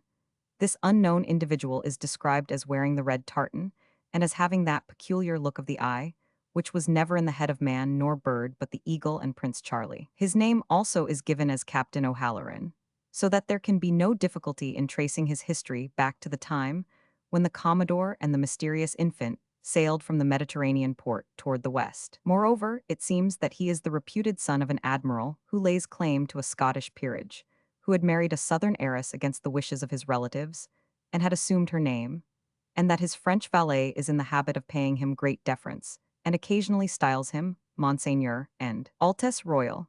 As if this hint were not sufficient, it is incidentally mentioned that a very aged Highland chief, who is almost in his dotage, no sooner set eyes upon the Red Eagle than he addressed him as Prince Charlie, and told his Royal Highness that the last time he saw him was on the morning of Culloden. In the third and last of the tales, The Wolf's Den, the Red Eagle reappears and is married to an English lady named Catherine Bruce. His pretensions to royalty are even more plainly acknowledged than before, and in the course of the story, the Chevalier Giarami, chamberlain to the Countess d'Albany, addresses him as my prince. The inference is obvious. The Highland hero with the wonderful eyes was the child of the pretender. He espoused an English lady, and the names on the title page of the book which tells this marvelous history lead 129 us to believe that the marriage was fruitful, and that John Sobieski Stuart and Charles Edward Stuart were the offspring of the union, and as such inherited whatever family pretensions might exist to the sovereignty of the British Empire. This very pretty story might have passed with the public as a mere romance, and, possibly, the two names on the title page might have been regarded as mere noms de plume, if vague reports had not previously been circulated, which made it apparent that the motive of the so-called Stuarts was to deceive the public rather than to amuse them. There seemed, indeed, to be little ground for believing this romantic story to be true, and when it was made public it was immediately rent to pieces. One shrewd critic, in particular, tore the veil aside, and in the pages of the Quarterly Review revealed the truth. He plainly showed the imposture, both by direct and collateral evidence, and traced the sham Stuarts through all the turnings of their tortuous lives. By him Commodore O'Halloran, who is said to have carried off the child, is shown to be Admiral Allen, who died in 1800, and who pretended to have certain claims to the earldom of Errol and the estates of the Hay family. This gentleman, it seems, had two sons, Captain John Allen and Lieutenant Thomas Allen, both of whom were officers in the Navy. The younger of these, Thomas, was married on the 2nd of October 1792 to Catherine Manning, the daughter of the Vicar of Godalming. In this gentleman, Lieutenant Thomas Allen, the reviewer declares the prototype of the mysterious Red Eagle may clearly be recognized, and he works his case out in this way. The Red Eagle calls himself captain, and is seen in the story in connection with a man-o'-war and displaying remarkable powers of seamanship during a storm among the Hebrides. Thomas Allen was a lieutenant in the Navy. The Red Eagle passed for the son of Admiral O'Halloran, Thomas Allen for the son of Admiral Carter Allen. The Red Eagle married Catherine Bruce sometime after the summer of 1790. Thomas Allen 130 married Catherine Manning in 1792. In the last of the three tales of the century, Admiral O'Halloran and the mysterious guide of Dr. Beaton are represented as endeavoring to prevent the Red Eagle from injuring the prospects of his house by such a mesalliance as they considered his marriage with Catherine Bruce would be. And there is a scene in which the royal birth of the Red Eagle is spoken of without concealment, and in which the admiral begs his foster son not to destroy, by such a marriage, the last hope that was withering on his father's foreign tomb. In his will, Admiral Allen bequeathed his whole fortune to his eldest son, and only left a legacy of £100 to Thomas, so that it may reasonably be inferred that his displeasure had been excited against his youngest born by some such event as an imprudent marriage. This Thomas Allen had two sons, of whom the elder published a volume of poems in 1822, to which he put his name as John Hay Allen-esque, while the marriage of the other is noted in Blackwood's magazine for the same year, when he figures as Charles Stuart, youngest son of Thomas Hay Allen-esque. These are the gentlemen who, more than 20 years later, placed their names to the tales of the century, and styled themselves John Sobieski Stuart and Charles Edward Stuart, thus seeking to persuade the world that they were the direct heirs of Prince Charlie. There can be no doubt as to their motive. But is it probable, or even possible, that the occurrences which they describe with so much minuteness could ever have taken place? The imaginary Dr. Beaton's story, as to the birth, is altogether uncorroborated. What became of the attendants on the Princess Louisa, of the lady who was in the bedchamber, of the nurse who held the child in her arms, and of the little page who announced the advent of the royal heir to the mysterious guide? They knew the nature of the important event which is said to have taken place, yet they all died with sealed lips, nor, even in the service of the king, revealed the fact that an heir had been born. The officers and crew of the frigate also must have gossiped about the Commodore's 131 midnight adventure, and the strange shipment of a lady and child off the Italian coast on a moonlight night. But not one of them ever gave a sign or betrayed the fact. Such secrecy is, to say the least, very unusual. Then, returning to Prince Charlie himself, it is indisputable that when his wife left him in disgust in 1780, he had no recourse to his imaginary son to cheer his old age, but turned instinctively to Charlotte Stuart, his illegitimate child, for sympathy. In July 1784, he executed a deed, with all the necessary forms, legitimating this person, and bestowing upon her the title of Albany, by which he had himself been known for 14 years, with the rank of Duchess. To legitimate his natural daughter, and give her the reversion of his own title, was very unlike the action of a pseudo-king who had a lawful son alive.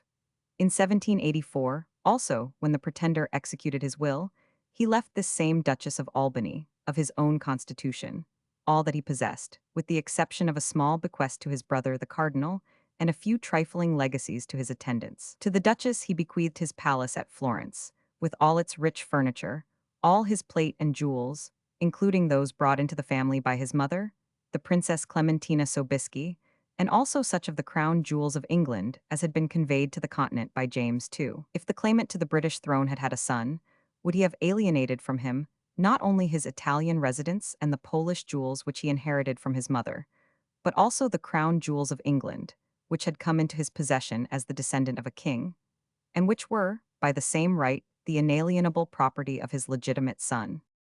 The Duchess of Albany very evidently knew nothing of the existence of her supposed half-brother. She survived her father, Prince Charles Edward, for 2 years. Before her decease, she sent to the cardinal the whole of the crown jewels, and at her death she left him all her property, with the exception of an annuity to her mother, Miss Walkinshaw, who survived her for some time, and who was known in Jacobite circles as the Countess of Alberstroff.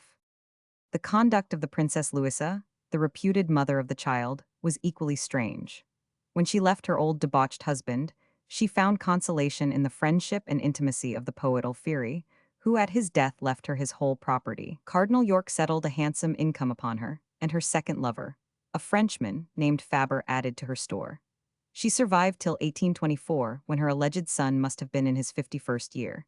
Yet at her death all her property, including the seal and the portrait of Prince Charles Edward, were left to her French admirer, and were by him bequeathed to an Italian sculptor.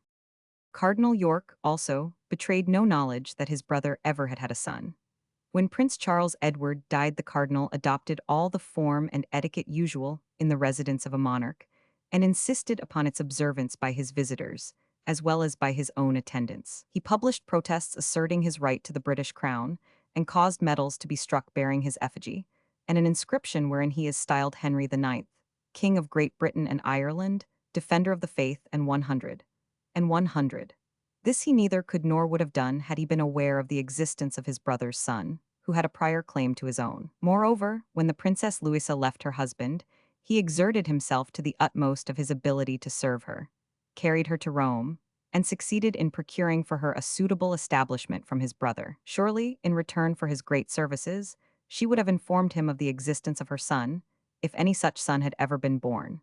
When the pretender's health began to give way, Cardinal York was among the first to hasten to his assistance, and, discarding all previous disagreements, renewed his friendship with him, and persuaded him to make his home in Rome for the last 2 years of his life. Yet Prince Charles in his old age, and with death before his eyes, never revealed the secret of St.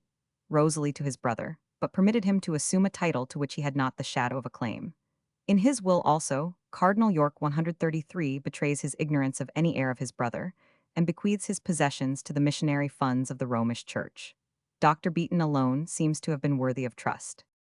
As far as Admiral Allen is concerned, it is not only unproven that he was a Tory or a Jacobite, but it is almost certainly shown that he was a Whig, and would have been a very unlikely person to be entrusted either with the secrets or the heir of Prince Charlie. Had Charles Edward been in a situation to confide so delicate a trust to anyone, it is impossible to conceive that he would have selected any other than one of his staunchest adherents.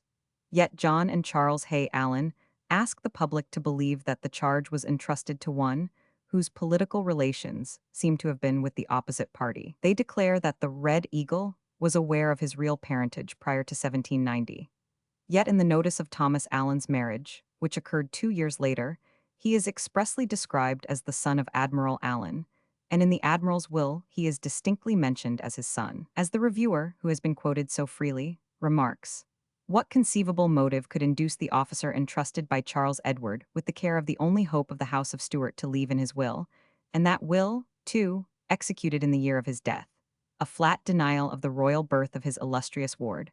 The fact is utterly irreconcilable with the existence of such a secret, and appears absolutely conclusive. There was no occasion for the Admiral stating in his will whose son Thomas Allen was.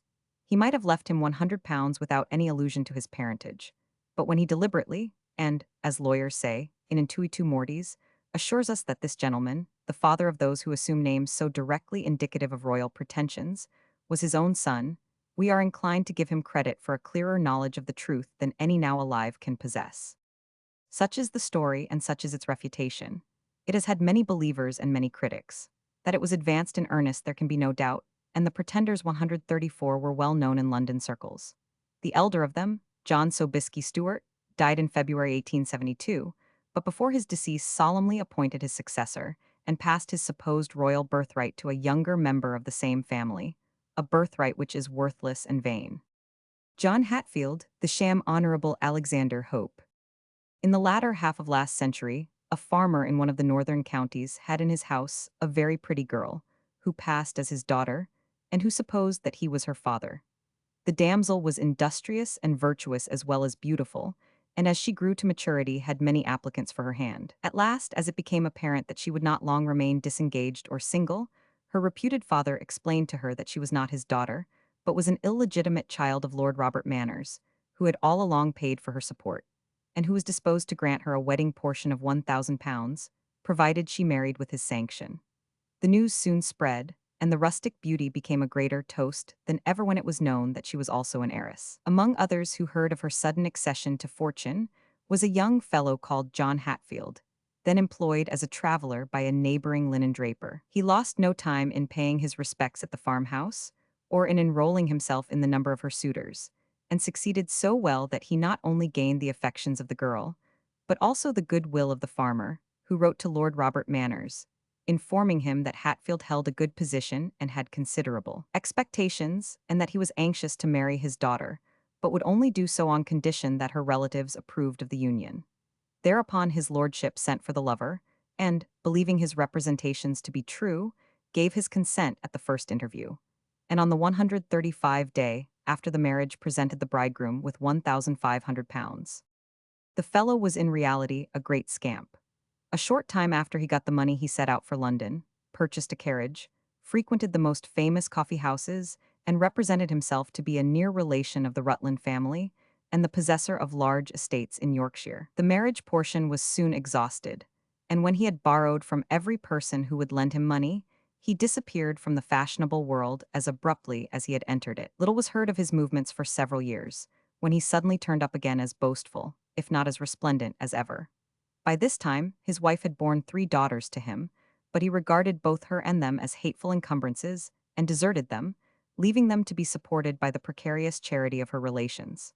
The poor woman did not long survive his ill usage and neglect, and died in 1782. Hatfield himself found great difficulty in raising money, and was, at last, thrown into the King's Bench prison for a debt of £160.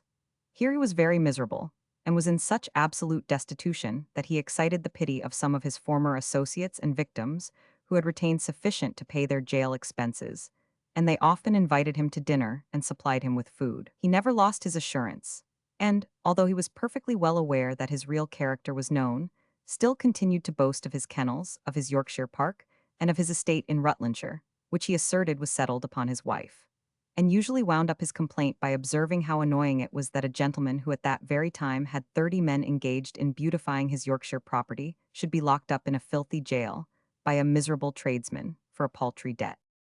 Among others to whom he told this cock and bull story was a clergyman who came to the prison to visit Valentine Morris, the ex-governor of St. Vincent, who was then one of the inmates, and he succeeded in persuading the unsuspecting divine to visit the Duke of Rutland and lay his case before him as that of a near 136 relative.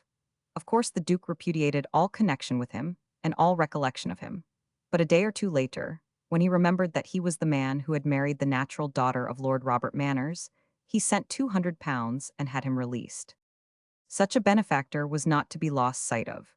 The Duke was appointed Lord Lieutenant of Ireland in 1784 and had scarcely landed in Dublin when Hatfield followed him to that city. On his arrival, he engaged a splendid suite of apartments in a first-rate hotel, fared sumptuously, and represented himself as nearly allied to the viceroy, but said that he could not appear at the castle until his horses, carriages, and servants arrived from England. The Yorkshire Park, the Rutlandshire estate, and the 30 industrious labourers were all impressed into his service once more, and the landlord allowed him to have what he liked. When the suspicions of Boniface were aroused by the non-arrival of the equipages and attendants, he presented his bill. Hatfield assured him that his money was perfectly safe, and that luckily his agent, who collected the rents of his estate in the north of England, was then in Ireland and would give him all needful information. The landlord called upon this gentleman, whose name had been given to him, and presented his account, but of course without success, and Hatfield was thrown in the Marshalsea jail by the indignant landlord. By this time, he was thoroughly familiar with the mysteries of prison life, as it then existed, and had scarcely seated himself in his new lodging when he visited the jailer's wife, and informed her of the relationship in which he stood to the Lord Lieutenant. The woman believed him, gave him the best accommodation she could, and allowed him to sit at her table for 3 weeks. During this time, he sent another petition to the new viceroy, who, fearing lest his own reputation should suffer, released him, and was only too glad to ship him off to Holyhead. He next showed himself at Scarborough in 1792, and succeeded in introducing himself to some of the local gentry, to whom he hinted that at the next general election 137 he would be made one of the representatives of the town through the influence of the Duke of Rutland. His inability to pay his hotel bill, however, led to his exposure, and he was obliged to flee to London, where he was again arrested for debt. This time the wheel of fortune turned but slowly in his favor. He lingered in jail for 8 years and a half, when a Miss Nation of Devonshire, to whom he had become known, paid his debts, took him from prison, and married him. Abandoning his Rutlandshire pretensions, he now devoted himself to business, and persuaded a Devonshire firm, who knew nothing of his antecedents, to take him into partnership, and also ingratiated himself with a clergyman, who accepted his drafts for a large amount. Thus supplied with ready money, he returned to London, where he lived in splendid style, and even went so far as to aspire to a seat in the House of Commons. For a time all appeared to go well, but suspicions gradually arose with regard to his character and his resources, and he was declared a bankrupt. Deserting his wife and her 2 children, he fled from his creditors. For some time nothing was heard of him, but in July 1802 he arrived in Keswick in a carriage, but without any servant, and assumed the name of the Honourable Alexander Augustus Hope, brother of the Earl of Hopetown, and Member of Parliament for Linlithgow. In his wanderings, he became acquainted with an old couple called Robinson, who kept a little hostelry on the shore of the Lake of Buttermere, and who had one daughter who was locally known as the Beauty of Buttermere. The handsome colonel at once began to lay siege to this girl's heart, and was the less loth to do so, because it was rumored that old Robinson had saved a considerable sum during a long lifetime. But with his usual prudence, he thought it well to have 2 strings to his bow, and finding that there was an Irish officer in Keswick who had a ward of good family and fortune, and of great personal attractions, he procured an introduction as the Honourable Colonel Hope of the 14th Regiment of Foot. He failed with the ward, but he was more 138 successful with the Irishman's daughter. Her consent was given, the trousseau was ordered and the wedding day was fixed. But the lady would not agree to a secret ceremony and insisted that he should announce his intended nuptials both to her own and his friends. This he agreed to do and pretended to write letters apprising his brother and even proposed a visit to Lord Hopetown's seat. The bride's suspicions were, however, roused by the strange air of concealment and mystery which surrounded her intended husband. The desired answers to his letters came not, and she refused to resign either herself or her fortune into his keeping. Thus baffled, he devoted all his attention to pretty Mary Robinson, and found her less reluctant to unite her lot with that of such a distinguished individual as Colonel Hope. The inquiries this time were all on the gallant officer's side, and it was only when he found that the reports as to old Robinson's wealth were well founded that he led her to the altar of Lorton Church, on the 2d of October 1802. On the day before the wedding, the soi-disant Colonel Hope wrote to a gentleman of his acquaintance, informing him that he was under the necessity of being absent for 10 days on a journey into Scotland, and enclosing a draft for £30, drawn on a Mr. Crumpt of Liverpool, which he desired him to cash and pay some small debts in Keswick with it, and send him over the balance, as he was afraid he might be short of money on the road. This was done, and the gentleman sent him at the same time an additional £10, lest unexpected demands should be made upon his purse in his absence. The Keswick folks were naturally astonished when they learned 2 days later that the colonel, who had been paying his addresses to the daughter of the Irish officer, had married the beauty of Buttermere, and the confiding friend who had sent him the money at once dispatched the draft to Liverpool. Mr. Crumpt immediately accepted it, believing that it came from the real Colonel Hope, whom he knew very well. Meantime, instead of paying his proposed journey to Scotland, Hatfield 139 stopped at Longtown, where he received 2 letters, by which he seemed much disturbed, and returned after 3 days' absence to Buttermere. Some friends of the real colonel, chancing to hear of his marriage, paused on their way through Cumberland at Keswick and wrote to their supposed acquaintance, asking him to come and visit them. Hatfield went in a carriage and four and had an interview with the gentleman, but flatly denied that he had ever assumed Colonel Hope's name.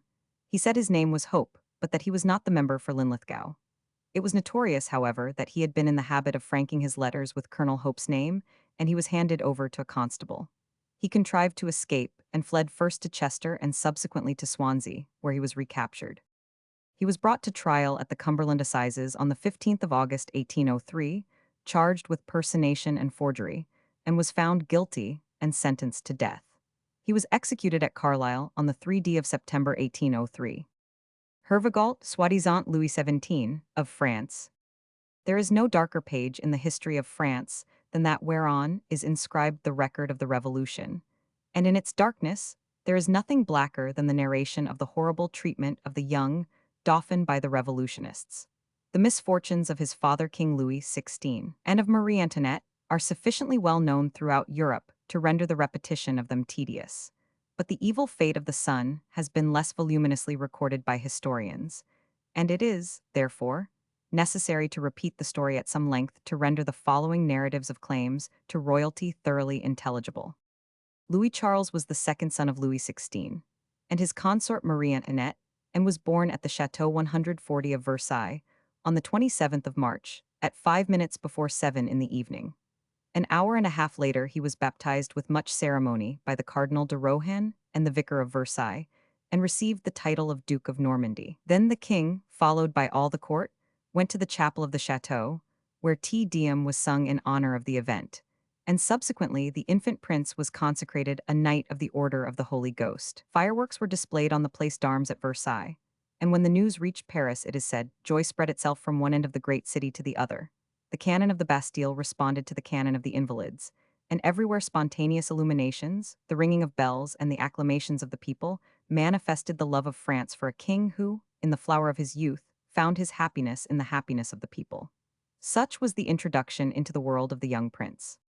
Fate seemed to have the brightest gifts in store for him. On the 4th of June 1789, the Dauphin, his elder brother, died at Meudon, and the young Louis Charles succeeded to his honors. At this time he was rather more than 4 years old, and is described as having a graceful and well-knit frame, his forehead broad and open, his eyebrows arched, his large blue eyes fringed with long chestnut lashes of angelic beauty, his complexion dazzlingly fair and blooming, His hair, of a dark chestnut, curled naturally and fell in thick ringlets on his shoulders, and he had the vermilion mouth of his mother, and like her a small dimple on the chin. In disposition he was exceedingly amiable, and was a great favorite both with his father and mother, who affectionately styled him their little Norman. His happiness was destined to be very short-lived, for the murmurs of the Revolution could already be heard. On the 20th of July, 1791, King Louis XVI, his family and court fled from the disloyal French capital in the night, their intention being to travel in disguise to Montmedy, and there to join the Marquis de Bouille, who was at the head of a large army. When they awoke the little 141 Dauphin and began to dress him as a girl, his sister asked him what he thought of the proceeding. His answer was, "I think we are going to play a comedy."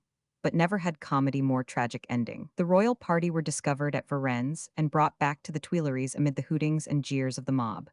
The journey, says Lamartine, was a calvary of 60 leagues, every step of which was a torture. On the way, the little girl whispered to her brother, "Charles, this is not a comedy." "I have found that out long since," said the boy. But he was brave, tender to his mother, and gravely courteous to the commissioner of the assembly who had been deputed to bring them back. "Sir," he said from his mother's knee, "you ask if I am not very sorry to return to Paris. I am glad to be anywhere so that it is with Mamma and Papa, and my aunt and sister, and Madame de Tourzel, my governess." There soon came the wild scene in the Tuileries, and the sad appearance of the dethroned king in the assembly, with its still more lamentable ending. Louis XVI was carried to the prison of the Temple. This building had originally been a fortress of the Knights Templars. In 1792, the year in which it received the captive monarch, it consisted of a large square tower, flanked at its angles by 4 round towers, and having on the north side another separate tower of less dimensions than the first, surmounted by turrets, and generally called the Little Tower. It was in this little tower that the royal family of France were located by the Commune of Paris. Here the king spent his time in the education of his son, while the best historian of the boy says he devoted himself to comforting his parents. Here he was happy to live, and he was only turned to grief by the tears which sometimes stole down his mother's cheeks. He never spoke of his games and walks of former days, he never uttered the name of Versailles or the Tuileries, he seemed to regret nothing. On the morning of the 21st January, 1793, Louis XVI was carried to the scaffold and suffered death. On the previous day, at a final interview which was allowed, he 142 had taken the Dauphin, his dear little Norman, on his knee, and had said to him, "My son, you have heard what I have just said." He had been causing them all to promise never to think of avenging his death. But, as oaths are something more sacred still than words, swear, with your hands held up to heaven, that you will obey your father's dying injunction. And, adds his sister, who tells the story, "My brother, bursting into tears, obeyed, and this most affecting goodness doubled our own grief." And thus father and son parted, but not for long. On the 1st of July, the Committee of Public Safety passed a decree that the son of Capet be separated from his mother, and committed to the charge of a tutor, to be chosen by the Council General of the Commune. The convention sanctioned it, and it was carried into effect 2 days later. About 10 o'clock at night, when the young Dauphin was sleeping soundly in his bed, and the ex-queen and her sister were busy mending clothes, while the princess read to them, 6 municipal guards marched into the room and tore the child from his agonized mother. They conveyed him to that part of the tower which had formerly been occupied by his father, where the tutor of the commune was in waiting to receive him. This was no other than a fellow called Simon, a shoemaker, who had never lost an opportunity of publicly insulting the king, and who, through the influence of Marat and Robespierre, had been appointed the instructor of his son at a salary of 500 francs a month, on condition that he was never to leave his prisoner or quit the tower, on any pretense whatever. On the first night, Simon found his new pupil disposed to be unmanageable.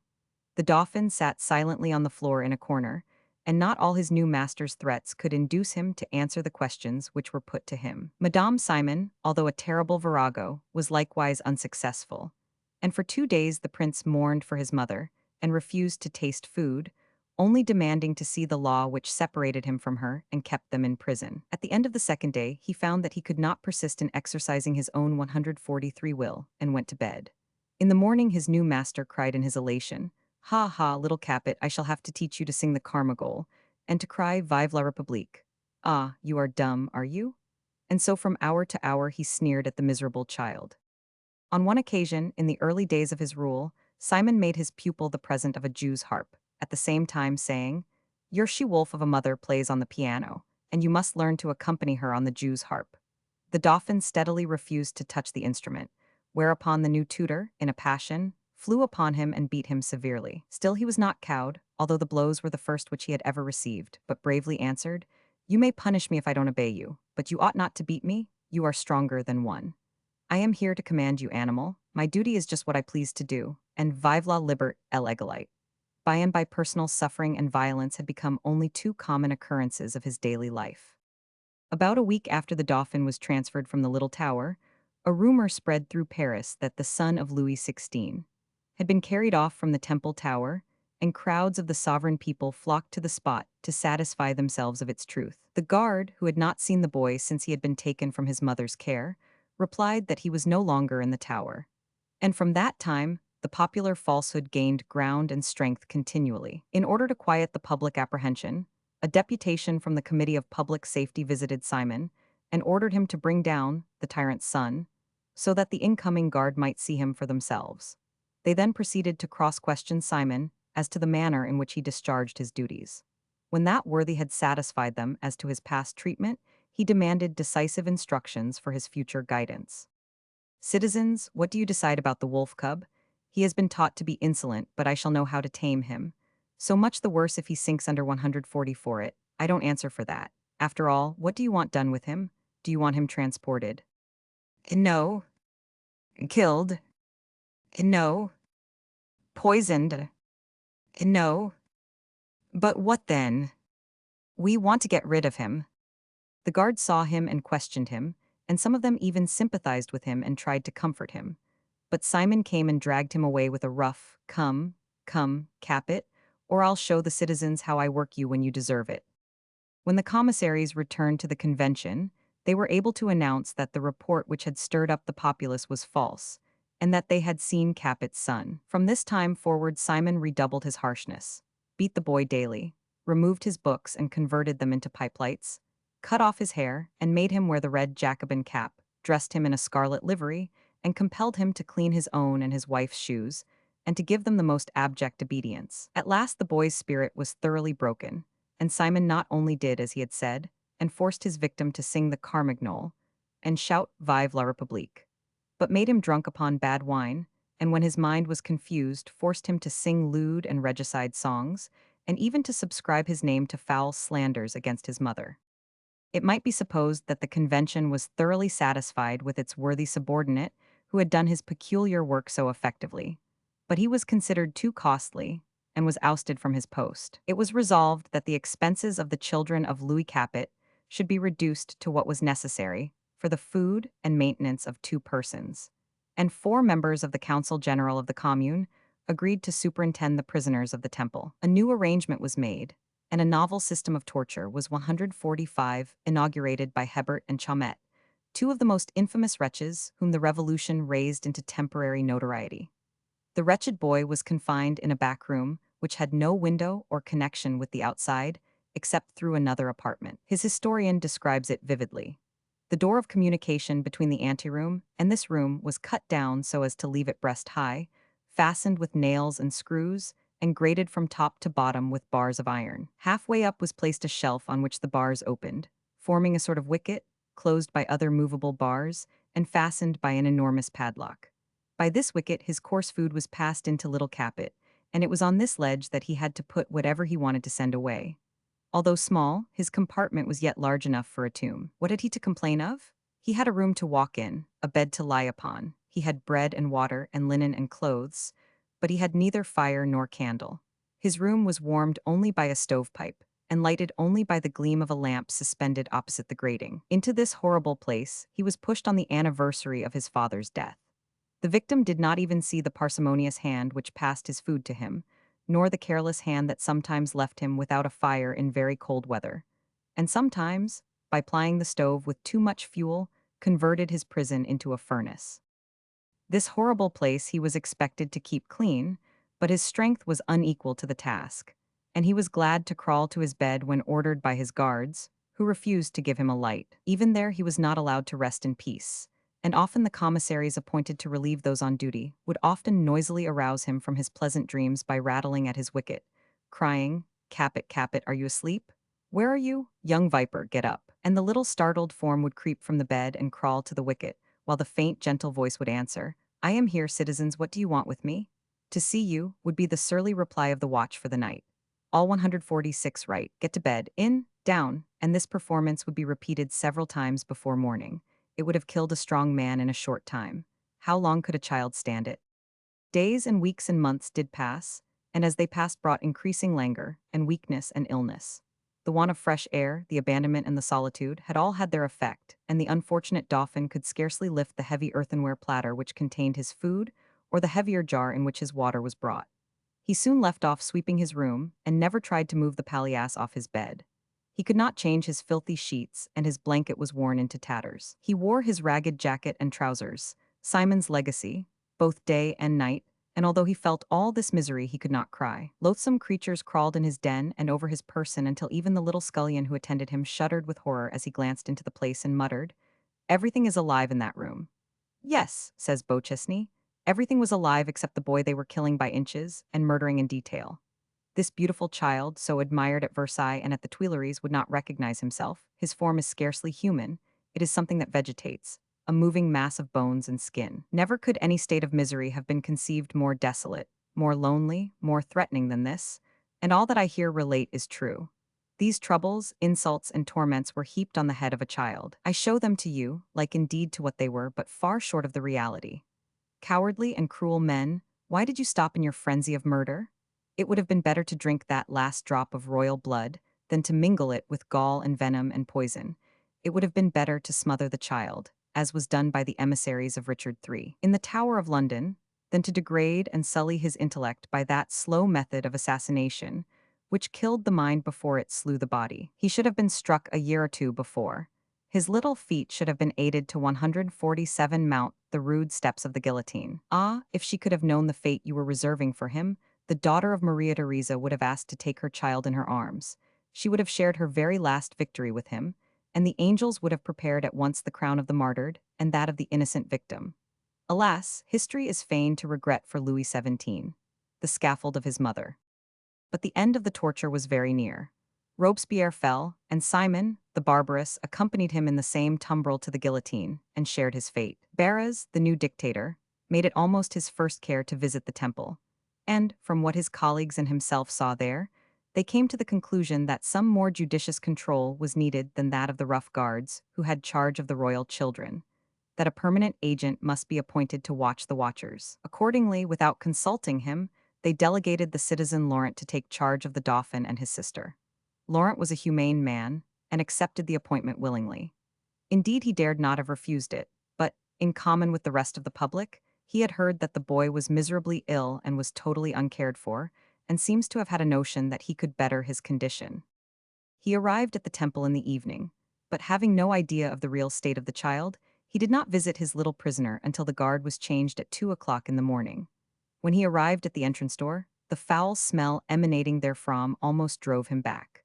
But he was forced to overcome his repugnance, for when the municipals battered at the little wicket and shouted for Capet, no Capet responded. At last, after having been frequently called, a feeble voice answered, "Yes." But there was no motion on the part of the speaker. No amount of threatening could induce the occupant of the bed to leave it, and Laurent was compelled to accept his new charge in this way, knowing that he was safe somewhere in that dark and abominable hole. Early next morning, he was at the wicket again, and saw 148 a sight, which caused him to send an immediate request to his superiors to come and visit their captive. 2 days later, several members of the Committee of General Safety repaired to the temple. The barrier and the wicket were torn down, and in a dark room, from which exhaled an odor of corruption and death, on a dirty unmade bed, barely covered with a filthy cloth and a ragged pair of trousers, a child of 9 years old was lying motionless, his back bent, his face wan and wasted with misery, and his features exhibiting an expression of mournful apathy and rigid unintelligence. His head and neck were fretted by purulent sores, his legs and arms were lengthened disproportionately, his knees and wrists were covered with blue and yellow swellings, his feet and hands unlike in appearance to human flesh, and armed with nails of an immense length. His beautiful fair hair was stuck to his head by an inveterate scurvy like pitch, and his body and the rags which covered him were alive with vermin. Mentally he was almost an imbecile, and in answer to all the questions which were put to him, he only said once, "I wish to die." and this was the son of Louis XVI and the nearest heir to the throne of France. The commissaries, having given some trifling directions, went their way to concoct a report, leaving Laurent with very indefinite instructions. But all the human feelings of the man were roused. He sent at once for another bed and bathed the child's wounds. He got an old woman to cut his hair and comb it out and wash him, and persuaded one of the municipals, who had been a kind of doctor, to prescribe for the sores, and managed to persuade his superiors to send a tailor, who made a suit of good clothes for the Dauphin. At first the boy had some difficulty in understanding the change, but as it dawned upon him, he was very grateful. Nor did Laurent's good work stop here. Although the revolution was less bloody than before, it was still very jealous, and the keeper of the temple was not permitted to see his prisoner, except at meal times and rare intervals. Still he contrived to obtain permission to carry him to the top of 149 the tower, on the plea that fresh air was essential to his health, and tended him so assiduously that while the prisoner was partially restored and could walk about, the strength of his custodier broke down. Under these circumstances, he applied for an assistant, and Citizen Gamin was appointed to the duty.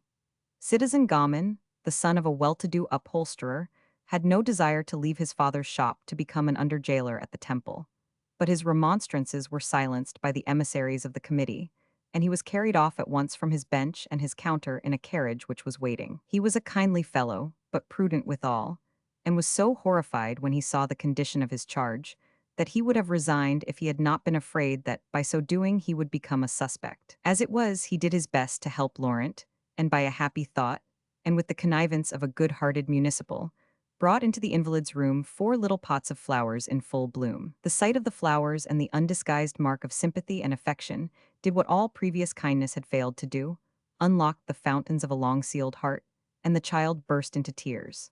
From that moment he recognized Gamin as his friend, but days elapsed before he spoke to him.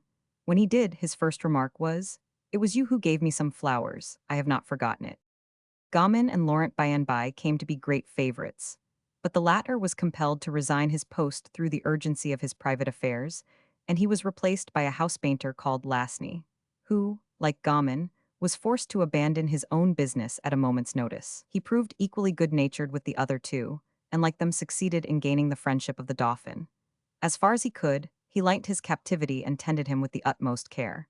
But no amount of kindliness could bring back strength to the wasted frame, or even restore hope to the careful attendants. They sang to him, talked with him, and gave him toys, but it was all in vain. In the month of May, 1705, they became really alarmed and informed the 150 government that the little capet was dangerously 99. No attention was paid to their report, and they wrote again, expressing a fear that he would not live.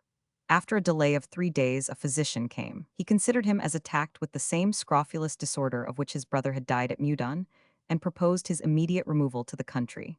This idea was, of course, regarded as preposterous. He was, however, transferred to a more airy room, but the change had no permanent effect. Lasny and Gamin did all they could for him, carrying him about in their arms and nursing him day and night, but he continued gradually to sink. On the morning of the 8th of June, a bulletin was issued announcing that the life of the captive was in danger. Poor patient Gamin was by his bedside, on the watch in more senses than one, and expressed his profound sorrow to see him suffer so much. "Take comfort," said the child, "I shall not always suffer so much." Then, says Beauchesne, Gamin knelt down that he might be nearer to him. The child took his hand and pressed it to his lips. The pious heart of Gamin prompted an ardent prayer, one of those prayers that misery wrings from man and love sends up to God. The child did not let go the faithful hand that still remained to him, and raised his eyes to heaven while Gamin prayed for him. A few hours later, when Lasny had relieved his subordinate and was sitting beside the bed, the prince said that he heard music, and added, "Do you think my sister could have heard the music? How much good it would have done her." Lasny could not speak. All at once the child's eye brightened, and he exclaimed, "I have something to tell you." Lasny took his hand and bent over the bed to listen.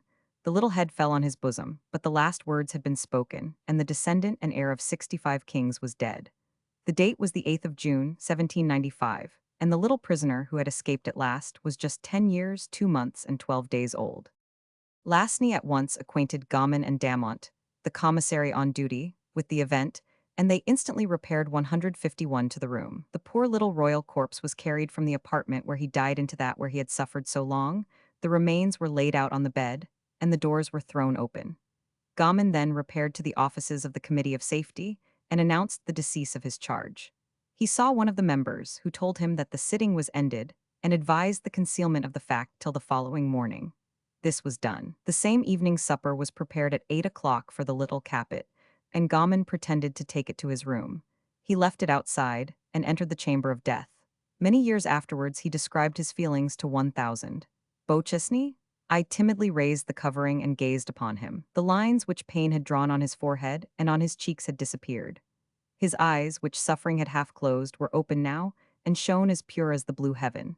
His beautiful fair hair, which had not been cut for 2 months, fell like a frame round his face, which I had never seen so calm. At 8 o'clock next morning, 4 members of the committee came to the tower to assure themselves that the prince really was dead. They were satisfied and withdrew. As they went out, some of the officers of the temple guard asked to see the little capet, whom they had known at the Tuileries, and were admitted. They recognized the body at once, and 20 of them signed an attestation to that effect. 4 surgeons arrived while the soldiers were in the room, and had to wait until it could be cleared before they could begin the autopsy, which they had been sent to perform. By this time, also everyone outside the temple had learned the event, except his sister, who was confined in another part of the tower, and the good-hearted Gammon could not muster up courage to tell her. On the evening of the 10th of June, the coffin which contained the body was carried out at the great gate, escorted by a small detachment of troops, and the crowd which had collected was kept back by gens d'armes.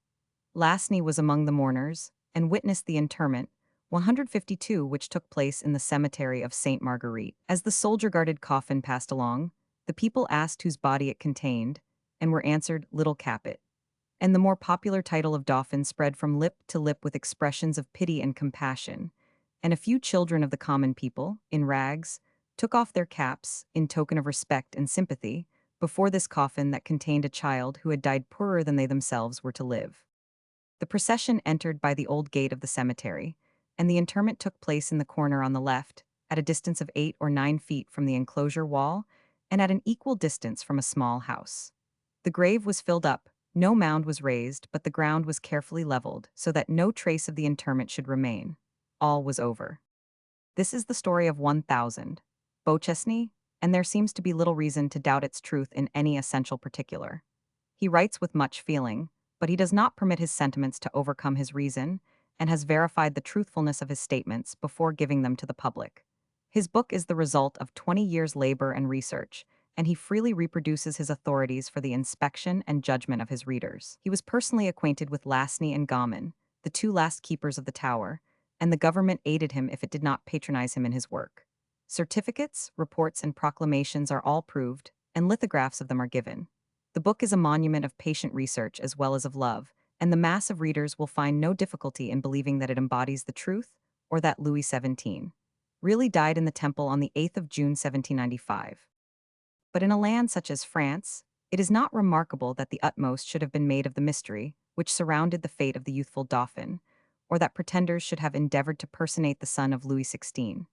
The first of these was a lad called Jean-Marie Hervigault, a young scamp, who 153 was a native of Saint-Lô, a little village in the department of La Manche, and who resided there during his early youth with his father, who was a tailor. This precocious youth, who was gifted with good looks, and who undoubtedly bore some resemblance to the deceased prince, ran away from home in 1796, and, by his plausible manners and innocent expression, succeeded in ingratiating himself with several royalist families of distinction, who believed his story that he was the son of a proscribed nobleman. His good luck was so great that he was induced to visit Cherbourg and tempt his fortune among the concealed adherents of the monarchy who were resident there. But he was quickly detected and was thrown into prison. His father, learning his whereabouts, repaired to the jail and implored his prodigal son to return to the Needle and the shop-board at Saint-Lô. But his entreaties were unavailing, and the would-be aristocrat plainly announced his intention of wearing fine clothes instead of making them. Accordingly, when he was released, he assumed feminine attire, had recourse to prominent royalists to supply his wants, and explained his disguise by mysterious allusions to political motives and to his own relationship to the Bourbons. The officers of the law again laid hands on him and threw him into prison at Bayeux, and his father had once more to free him from custody. Still his soul revolted at honest industry, and, although he condescended to return to Saint-Lô, the shears and the goose remained unknown to him, and he made his stay under the paternal roof as brief as possible. One morning in October 1797, the honest old tailor awoke to find that his ambitious son was missing for the third time, and heard no more of him until he learnt that he was in prison at Chalons. He had contrived to reach that town in his usual fashion, and when he found himself in his customary quarters and his further progress impeded, he informed some of his fellow prisoners, in confidence, that he was the Dauphin of the Temple and the brother of the princess. They, of course, whispered the wondrous secret to the warders, who in turn conveyed 150 for it to their friends, and the news spread like wildfire. The whole town was moved, and the first impulse was to communicate to Madame Real the joyful intelligence that her brother still lived. Crowds flocked to see the interesting prisoner and to do him homage, and the turnkeys, anxious to err on the safe side, relaxed their rules, and permitted him to receive the congratulations of enthusiastic crowds, who were anxious to kiss his hand and to avow their attachment to himself and his cause. The authorities were less easily moved, and sentenced the sham Dauphin to a month's imprisonment as a rogue and vagabond, and moreover took good care that he suffered the penalty. On his release, he was loaded with gifts by his still faithful friends, and went on his way rejoicing, until at Vere he had the misfortune to be captured by the police, and was sentenced to 2 years' imprisonment for swindling. The royalists of Chalons, however, remained true to him, and when his captivity was ended, he was carried to the house of a Madame Saigney's, where he held a mimic court, and graciously received those who flocked to do him honor. But the attentions of the police having become pressing, he was compelled to move secretly from place to place, until he found a temporary home in the house of a 1000 de Rambercourt at Vetry. Here he first told the full story of his adventures to a wondering but believing audience. He glibly narrated the events which took place in the temple, up to the removal of the miscreant Simon from his post. But this part of the tale possessed little attraction, for the cruelties of the shoemaker tutor were well known, but the sequel was of absorbing interest. He said that after the fall of Robespierre and his myrmidons, he received much more lenient treatment, and was permitted to see his sister daily, to play with her, and to take his meals in her company. Still his health did not improve, and the compassion of his nurse having been excited, she informed his friends without of his condition, and it was resolved to effect his release. An arrangement was made, and the real Dauphin was placed in the midst of a bundle of foul linen, and was then 155 carried past the unsuspecting guards, while a child who had been purchased for the occasion from his unnatural parents was substituted in his place. The laundress cart containing the prince was driven to Passy, and there 3 individuals received him, and were so certain of his identity that they at once fell on their knees and did him homage. From their care he was transferred to Belleville, the headquarters of the Vendean army, where with strange inconsistency he was compelled to observe an incognito. Here he passed 2 months disguised as a lady, and, although known to the chiefs, concealed from the loyal army. Meantime, the poor child who had been foisted upon the Republicans was drugged and died, and Dissalt, his medical attendant, died also, the suspicion being that both were poisoned.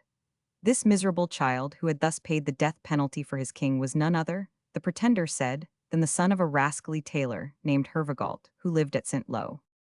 He further stated that, while the royalist cause was wavering, instructions arrived from some mysterious source to send him to England to secure his safety, and that thither he was dispatched. The Count d'Artois, he admitted, refused to acknowledge him as his nephew, but simple George III was more easily imposed upon, and received the pseudo-dauphin with much kindness, and after encouraging him to be of good cheer, dispatched him in an English man-of-war to Ostia. At Rome he had an interview with the Pope, and presented to him a confidential letter which had been given to him by the English monarch.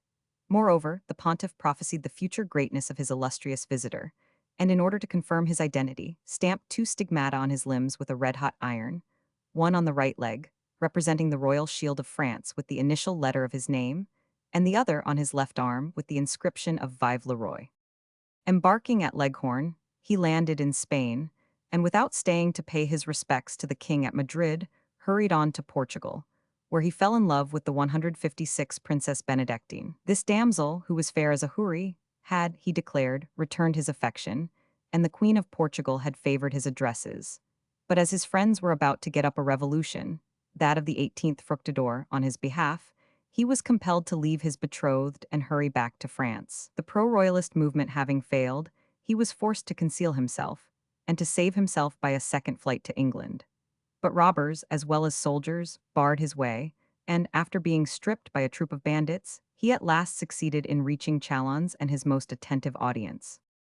As it was known to those present that he had been imprisoned in Chalons as a rogue, and had condescended subsequently to accept the hospitality of the tailor of St. Lo, it was necessary to give some slight explanation of circumstances which were so untoward. But his ingenuity was not at fault, and the audacity of his story even helped to satisfy his dupes. He admitted that, when he was examined before the authorities, he had acknowledged Hervagault as his father. But he declared that he had done so simply to escape from the rage of his enemies, who were anxious to destroy him. And he considered that the tailor, who had accepted royalist gold in exchange for a son, was both bound to protect and recognize him. There was no doubting, those who listened were convinced. The king had come to take his own again, and Louis XVII was the hero of the hour. Royalist vied with royalist in doing him service, and the ladies, who loved him for his beauty, pitied him for his misfortunes, and admired him for his devotion to the Princess Benedictine, were the foremost in endeavoring to restore him to his rights.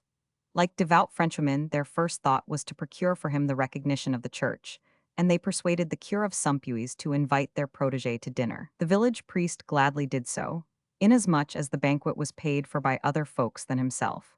But, being a jovial ecclesiastic, he failed to perceive the true dignity of this descendant of St. Louis, and even went so far as to jest with the royal participant 157 of his hospitality, somewhat rudely remarking that the prince had but a poor appetite, considering that he belonged to a house whose members were celebrated as bons vivants.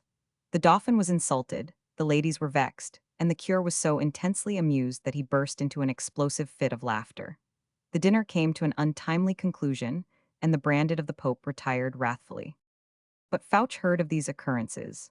The great minister of police was little likely to allow an adventurer to wander about the provinces without a passport, declaring himself the son of Louis XVI. By his instructions, the pretender was arrested, but even when in the hands of the police lost none of his audacity. He assumed the airs of royalty, and assured his disconsolate friends that the time would speedily come when his wrongs would be righted, his enemies discomfited, and his adherents rewarded as they deserved. The martyr was even more greatly feted in jail than he had been when at liberty. The prison regulations were relaxed to the utmost in his favor by dubious officials who feared to incur the vengeance of the coming king. Banquets were held in the apartments of the illustrious captive, valuable presents were laid at his feet, and a petty court was established within the walls of the prison. But again the dread Fouch interposed, and although Bonaparte, then consul, would not allow the sham dauphin to be treated as a political offender, the chief of police had him put upon trial as a common impostor. Madame Seignes was at the same time indicted as an accomplice, she having been the first who publicly acknowledged her conviction that Hervagault was the dauphin of the Temple. The trial came on before the Tribunal of Justice on the 17th of February, 1802.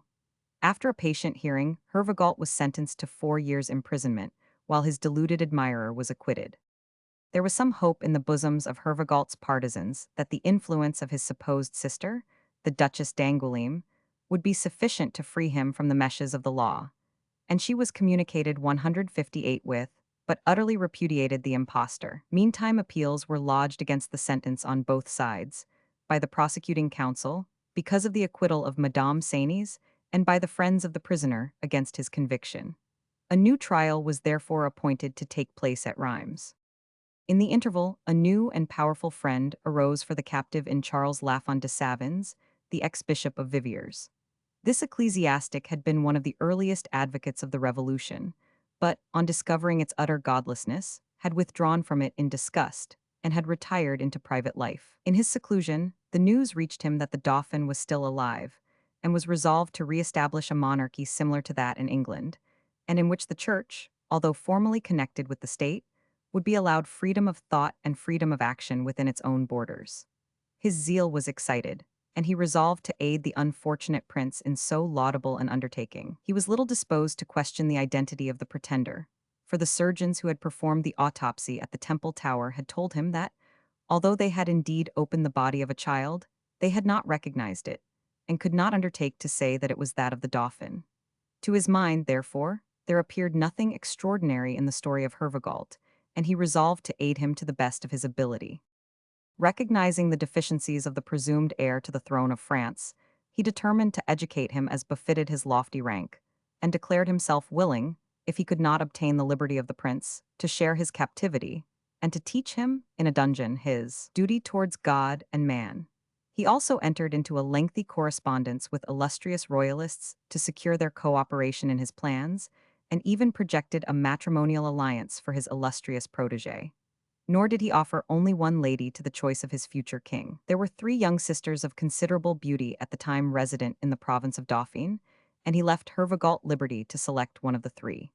He 159 assured his prince that they were the daughters of a marquis, who was the natural son of Louis XV, and as the granddaughters of a king of France were in every respect worthy of sitting by his side on his future throne. But the prisoner's deep affection for the Princess Benedictine for a time threatened to spoil this part of the plan, until, sacrificing his own feelings, he consented to yield to considerations of state, and placed himself unreservedly in the hands of his reverend adviser, who at once set out for Dauphine, and made formal proposals on behalf of Hervagault on the 25th of August, 1802, the anniversary of the festival of St. Louis. But justice would not wait for Hymen, and while the fortunate young ladies were still undecided as to which of them should reign as Queen of France, the trial came on at Reims. Crowds flocked to the town, prepared to give their prince an ovation on his acquittal, but the law was very stern and uncompromising. The conviction of Hervagault was affirmed, and moreover, the acquittal of Madame Seignes was quashed, and she was sentenced to 6 months' imprisonment as the accomplice of a man who had been found guilty of using names which did not belong to him, and of extorting money under false pretenses. But all the evidence which was led failed to convince his dupes, and they subscribed liberally to supply him with comforts during his confinement. The authorities at Paris had ordered him to be kept in strict seclusion, but his jailers were not proof against the splendid bribes which were offered to them, and the august captive held daily court and fared sumptuously, until the government, finding that the belief in his pretensions was spreading rapidly, ordered his removal to Soissons, and gave imperative injunctions that he should be kept in solitary confinement. The infatuated ex-bishop in the meantime was wandering about the country, endeavoring by every possible means to procure his release. And when he heard that the pseudo-prince was to be transferred from one prison to another, spent night after night wandering on the high 160 road, or sitting at the foot of some village cross, hoping to intercept the prisoner on his way and perhaps rescue him from the gens d'armes who had him in custody. Of course, he did not succeed in his quixotic undertaking, and when he subsequently demanded admission to see the prince in Soissons jail, he was himself arrested and detained until the government had decided whether to treat him as a conspirator or a lunatic. At Soissons, as at Vitry, Chalons, and Reims, crowds flocked to pay homage to the pretender, until at last Bonaparte, disgusted with the attention which was given to this impudent impostor, caused him to be removed to the Bicêtre, then a prison for vagabonds and suspects. The place was thronged with the offscarings of Paris, and Hervagault found himself in congenial quarters. Certain enjoyments were permitted to those of the inmates who could afford to pay for them, and, as the so-called prince had plenty of money, and spent it liberally, his claims were as unhesitatingly recognized by his fellow prisoners as they had been by the royalists of the provinces. Gradually his partisans found means to approach his person, and to procure for him extraordinary indulgences, which were at first denied to him. But when intelligence of this new demonstration in his favor reached the ears of the first consul, he at once gave orders that he should be placed in solitary confinement, and that the ex-bishop of Viviers, who was at large under the surveillance of the police, should be arrested and shut up in Charenton as hopelessly mad. His instructions were fully carried out, and the unfortunate bishop shortly afterwards ended his days in the madhouse. The last commands of Bonaparte had been so precise that no one dared to disobey them, and the sham Dauphin for a time disappeared from public view. When the period of his imprisonment was at an end, he was turned out of the Bicêtre, with an order forbidding him to remain more than one day in Paris, a miserable vagabond dressed in the prison garb. During his incarceration, he had gained the friendship of a Jew named Emmanuel, who had given him a letter to his wife, in which he entreated her to treat 161, his comrade, hospitably for the solitary night which he was permitted to spend in the capital. When Hervagault arrived at the Rue des Écrivains, where the Jewess lodged, she was not at home, but a pastry cook and his wife, who had a shop close by, invited the dejected caller to rest in their parlor until his friend returned. The couple were simple. Hervagault's plausibility was as great as ever, and, little by little, he told the story of his persecution and passed himself off as a distressed royalist. The sympathies of the honest pastry cook were stirred, and he not only invited the rogue to make his house his home, but clothed him, filled his purse, and took him to various places of public entertainment. In return for this generous treatment, Hervagault in confidence informed his new protector that he was none other than the prisoner of the temple, and that, when his throne was set up, the kindness he had received would be remembered and recompensed a thousandfold. One favor he did ask, money sufficient to carry him to Normandy. The needful francs were forthcoming, and the deluded pastry cook bade his future sovereign a respectful adieu at the door of the diligence, never again to behold him, or his money, or his reward. Hervagault's next appearance was in an entirely new character. He entered on board a man-o'-war at Brest, under the name of Louis Charles, and distinguished himself both for good conduct and courage. But he could not remain content with the praises which he acquired by his bravery, and once more confided the wonderful story of his birth and misfortunes to his shipmates, many of whom listened and believed. But the monotony of life at sea was too great for his sensitive nerves, and he deserted, and again took to a wandering life, trying his fortunes on this occasion among the royalists of Lower Brittany. Intelligence of his whereabouts soon reached the government, and he was arrested and again conveyed to the Bicetre, with the intimation that his captivity would only terminate with his life. By this time it was well known in France that Bonaparte's word, once passed, would not be broken, and 162 Hervagault, losing all hope, abandoned himself to drunkenness and the wildest excesses. His constitution gave way, and in a very short time he lay at the gates of death. A priest was summoned to administer the last consolations of religion to the dying pretender, and urged him to think on God and confess the truth. He gazed steadily into the eyes of the confessor and said, "I shall not appear as a vile impostor in the eyes of the great judge of the universe. Before his tribunal I shall stand, revealed and acknowledged, the son of Louis XVI, and Marie Antoinette of Austria. A Bourbon, descendant of a line of kings, my portion will be among the blessed. There I shall meet with my august and unfortunate family, and with them I shall partake of the common eternal rest." 2 days afterwards he died, as he had lived, with a lie on his lips. Mathurin Bruneau, soi-disant Louis XVII, of France. Mathurin Bruneau, the next pretender to the honors of the deceased son of Louis XVI, was quite as great a rascal as Hervagault, but he lacked his cleverness. Bruneau was the son of a maker of wooden shoes, who resided at the little village of Vezin, in the department of the Maine and Loire. He was born in 1784, and having been early left an orphan, was adopted by a married sister, who kept him until she discovered that he was incorrigibly vicious, and was compelled to turn him into the streets to earn his livelihood in the best way he could. Although Mathurin was only 11 years old at the time, he found no difficulty in providing for himself. He strayed a little distance from home, into regions where he was personally unknown, and there accosted a farmer whom he met, asking him for alms, and stating at the same time that he was a little de Vezin. The farmer's curiosity was excited, for the Baron de Vezin was a well-known nobleman who had suffered sorely in the Civil War of 1795, whose Chateau 163 had been burnt, and whose estates had been devastated by the Republican soldiery, and that his son should be compelled to beg was more than the honest agriculturist could bear.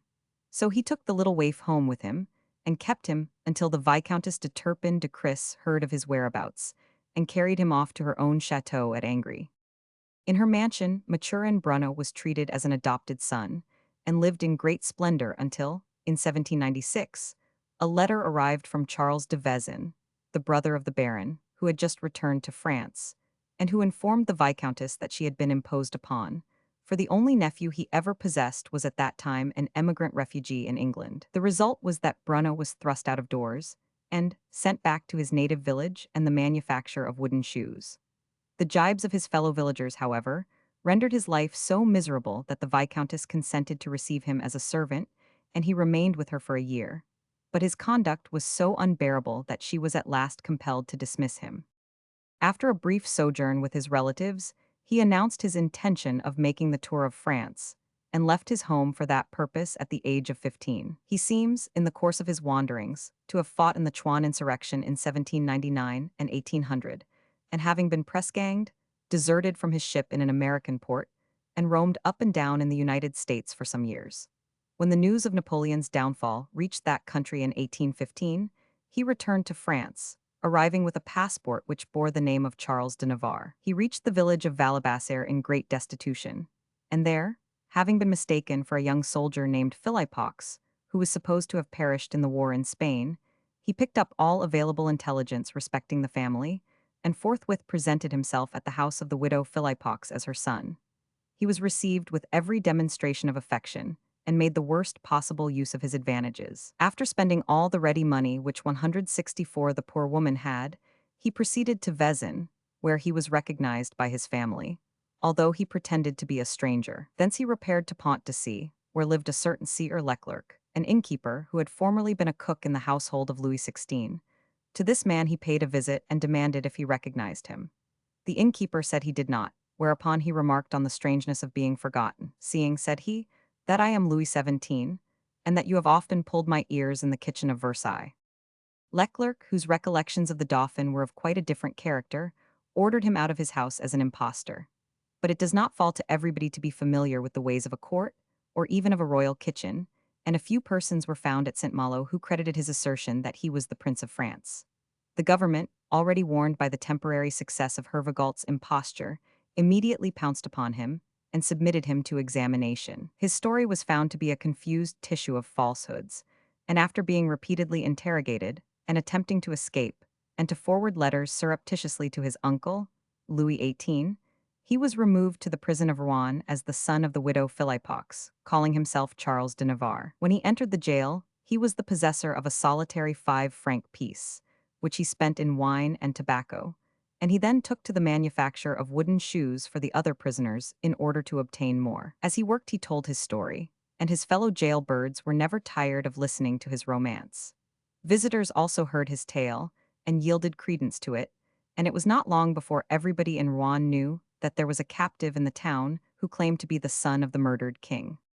Among other persons of education and respectability who listened and believed was a Madame Dumont, the wife of a wealthy merchant. This lady became an ardent partisan of the pretender, and not only visited him, but spent her husband's gold lavishly to solace him in his captivity. She supplied him with the richest food and the 165 rarest wines that money could buy. A Madame Jacquiers, who resided at Gros Cailin, near Paris, who was greatly devoted to the Bourbon family, also came under the influence of Bruneau's agents and finally fell a victim to his rascality. This good lady was an ardent Catholic, and having some lingering doubt as to the honesty of the prisoner of Rouen, in order to its perfect solution, she visited many shrines, said many prayers, and personally repaired to the old city in which he was confined, where she caused a 9 days' course of prayer to be said to discover if the captive were really the person he pretended to be. This last expedient answered admirably. The Abbé Madewilet, who celebrated the required number of masses before the shrine of the Virgin, was himself a firm believer in Bruneau, and he had no hesitation in assuring the petitioner that loyalty and liberality towards the prince would be no bad investment, either in this world or the next. The abbé then led his credulous victim into the august presence of the clogmaker, and the poor dupe prostrated herself before him in semi-adoration. Nor would she leave the presence until his majesty condescended to accept a humble gift of a valuable gold watch and 2 costly rings. His majesty was graciously pleased to accede to the request of his loyal subject. Bruneau could neither read nor write, and perhaps it was as well for himself that his education had been thus neglected, for if he had been left to his own devices his imposture would have been very short-lived. But he contrived to attach 2 clever rascals to himself, who helped to prolong the fraud and to victimize the public. They were both convicts, but convicts of a high intellectual type. One was Larcher, a revolutionary priest and a man of detestable life, while the other was a forger named Tourly. These worthies acted as his secretaries. On the 3d of March 1816, the priest wrote a letter to Madame de France in these terms: "My sister, you are doubtless not ignorant of my being held in the saddest captivity, and reduced to a 166 condition of appalling misery. So may I beg of you, if you should think me worthy of your especial consideration, to visit me here in my imprisonment. Even should you for an instant suspect me of being an impostor, still may I claim consideration for the sake of your brother. The scandal and judgment of which our family is daily the object throughout the entire kingdom may well make you shudder. I am myself sunk in despair at the thought of being so near the capital, without being permitted to publicly appear in it. If you determine upon coming down here, you would do well to preserve an incognito. In the meantime, receive the embraces of your unfortunate brother, the King of France and Navarre." This precious epistle Madame Jacquiers undertook not only to forward to the Duchess d'Angoulême, but also promised to procure the honor of a private interview for the bearer of the missive. Larcher and Tourly must have been kept very busy, for the pretended Dauphin was never tired of sending appeals for assistance to the foreign powers, of addressing proclamations to the people, and even went so far as formally to petition the Parliament that he might be taken to Paris, in order there to establish his identity as the son of Louis XVI. The whole of the papers issued from the prison, and they were enormous in quantity, were signed by his secretaries with his name. About the same time, considerable interest was excited by a trashy novel called The Cemetery of the Madeleine, which pretended to give a circumstantial account of the life of the Dauphin in the Temple. Out of this book, the secretaries and their employer proceeded to construct the historical memoirs of Charles of Navarre. But after they had finished their work, they found that it was so ridiculously absurd that there was no probability that it would deceive the public for a moment. They accordingly handed the manuscript over to a more skillful rogue with whom they were acquainted, and this man, who was called Branzon, transformed their clumsy narrative into a well-written and plausible history. He did more, and coached the 167 pretender in all the petty circumstances which he could find out respecting the Bourbon family. Manuscript copies of the memoirs were assiduously distributed in influential quarters in Rouen, and particularly among the officers of the 3rd Regiment of the Royal Guard, then quartered in the town. A copy fell into the hands of a Vendean officer named de la Pommelière, who recollected the story of the pretended son of Baron de Vezins, and half suspected a similar imposture in this instance. With some difficulty he procured admission to the royal presence, and induced the sham Dauphin to speak of La Vendée. During the conversation he remarked that when the Chateau of Angry, the residence of the Viscountess de Turpin, was mentioned, the pretender slightly changed color and became embarrassed. The acknowledgment that he was acquainted with the mansion, and the accurate description which he gave of it, gave the first clue whereby proof was obtained of his identity with Maturin Bruno. But although 1000, de la Pommelière, from his previous knowledge, had a hazy idea of the truth, the uninformed public continued devoted to the cause of the pretender, and the convict secretaries, if they failed to stir up the educated classes, at least succeeded in entrapping the ignorant. The prison cell of Bruno was converted into a scene of uninterrupted reveling. Persons of all classes sent their gifts, the ladies supplying unlimited creature comforts for their king, while their husbands strove to compensate for their incapacity to manufacture dainties by filling the purse of the pretender. Nothing was forgotten.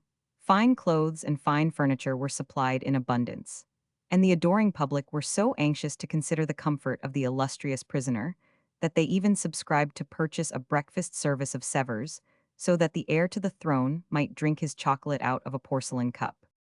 Meantime, Madame Jacquiers had not been idle, and was ready to fulfill her promise to send a messenger to the Duchess d'Angoulême. Her chosen emissary was a Norman gentleman named Jacques Charles de Fawkes, 168, an ardent Bourbonist, and a lieutenant colonel in the army. This officer was both brave and suave, and seemed in every respect a fitting person to act as an ambassador to the Tuileries. He was deeply religious, very conscientious, and extremely simple. His mental capacity had been accurately gauged by Bruno and his associates, and care was taken to excite his religious enthusiasm. The Abbé Maduilet plainly told him that heaven smiled upon the cause, and introduced him to the prince, who administered the oath of allegiance, which the credulous Norman is said to have signed with the seal of his lips on a volume that looked like a book of Gaillard songs, but which the simple soldier mistook for the Gospels. After several audiences, his mission was pointed out, and Colonel de Fawkes, without hesitation, agreed to proceed to Paris, and there to place in the hands of the daughter of Louis XVI a copy of the Memoirs of Charles of Navarre and a letter from her reputed brother. The latter document was produced in the court at Rouen when Bruno was afterwards placed at the bar, and is a very curious production. In it, the maker of clogs thus addresses Madame Réal. I am aware, my dear sister, a secret presentiment has long possessed you that the finger of God was about to point out to you your brother, that innocent partaker of your sorrows, the one alone worthy to repair them, as he was fated to share them. I know also that you were surrounded by snares, and that they who extend them for you are men of wicked ways. They believe they have destroyed the germs of some virtues, as they succeeded in arresting the progress of my education, but there remain to me uprightness of principle, courage, a tendency to good, and the desire of preserving the glory of my nation. Louis XIV could boast of no more. I know that I have been pictured to you as one who has forgotten his dignity, and who is the slave of a love for wine. Alas, that beverage that was forced upon me 169 in my tenderest youth, by the ferocious Simon, has served to fortify my constitution in the course of a most painful life, even as it did that of the great Henry IV. And, if I have been addicted to the use of it in this place, it was for my health's sake, to preserve which a more refined method would not have so well suited me. The use of tobacco was recommended to me in 1797, at Baltimore, also on account of my health. I have profited by it. It has occasionally served to dissipate my sense of weariness, and the thin vapor has often caused me to forget that life might be breathed away from my lips almost as readily. I have wished, my dear sister, to speak to you as a brother. Whatever may be the force of a custom preserved during 19 years, I shall know how, in sharing the fatigues of my troops, to deprive myself of what is a pastime to them. Other occupations will but too easily absorb me entirely. Cease to see by any other vision than your own. Trust to the evidence of your own senses and no other. I have learned, through a long series of misfortunes, how to be a man and to be upon my guard against my fellow men. Truth is not apt to penetrate under golden fringes. It is, however, my divinity, and henceforward, my sister, it will dwell with us. I grant the right of having it told to me. It will never offend a monarch who, having contracted the habit of bearing it, will have the courage to heed it for the benefit of his people. I dispersed the last calumny which perversity has aimed at me, when it declared that your brother was still in the United States. No, I had long left it when my evil destiny conducted me from Brazil, as you will see in my memoirs, to France, which is anything for me but the promised land. Heaven, to whom my eyes and hopes were ever raised, will not fail to have in its keeping certain witnesses to my existence. There is one to whom I presented, in 1801, at Philadelphia, 3 gold doubloons, a note of $20, 3 shirts, a coat, a Levite, and 2 pairs of old boots. This witness, whom chance has again brought me acquainted with here, is a certain 170 Chauffard, son of a baker of Rouen, well known to the keeper of the prison, and who was on board the French fleet which sailed from Brest. This witness, of whom I have spoken in my memoirs, deserted from the fleet. My servant Francois, meeting him in Mark Street, brought him to me. I was then suffering in consequence of a fall from my horse, and was obliged to go about on crutches. And it was from me that he received every species of assistance, and it is by me that he has been reminded of it within the walls of this odious prison, where he least of all expected again to meet with his illustrious benefactor.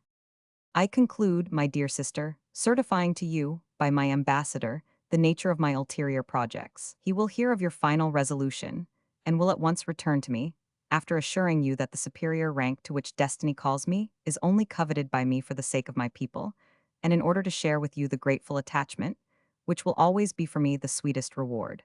It is the heart of your king and brother that has never ceased to hold you dear. He presses you to that heart which the most cruel misery has not been able to render cold towards you. Armed with this extraordinary document, Lieutenant Colonel de Fowkes set out for Paris, honored by his mission, and convinced that he had only to present himself at the Tuileries to obtain easy access to the Duchess, and only to gain her ear to ensure her cooperation in the sacred task of placing her long-lost and ill-treated brother on the throne of France. Of course, there were certain forms which must be complied with, but the result was, to his mind, certain. He first opened negotiations with 1,000 de Mortemore and delivered the dispatches to his care. To his surprise, they were treated with the utmost indifference, not to say rudeness, and the Norman was still more disgusted when told that no audience would be granted. From 1,000 de Mortemore he repaired to the Duchess of Sarrant, and, in a letter, craved her influence to procure for him the desired interview with Madame 171 Real. The reply was prompt and unmistakable. If he did not leave the capital within 8 days, he would be thrown into jail. The colonel did not wait for a week, but in an angry mood returned at once to those who sent him, cursing the government in his heart, stigmatizing Madame Real as an unnatural sister, and considering the king no better than other royal uncles who had occupied thrones which belonged to their imprisoned nephews. The news of his discomfiture did not disconcert or dishearten the plotters, and, although their first attempt to approach the daughter of Louis XVI had resulted in failure, they resolved to make another attempt. Madame de Jacquiers, in particular, was very hopeful, and, with a wisdom and modesty which did her credit, discovered that there would have been great indelicacy in the Duchess of Angoulême granting a private interview to a man. A female messenger ought to have been sent, and she soon found one to repair the first blunder. Madame Morin, who superseded de Fawkes, was a lady of great accomplishments and considerable intelligence. The documents which the unsuccessful ambassador had carried with him were entrusted to the new emissary. And, in addition, she carried with her a portrait of Charles of Navarre, who was represented in the brilliant uniform of a general officer of dragoons.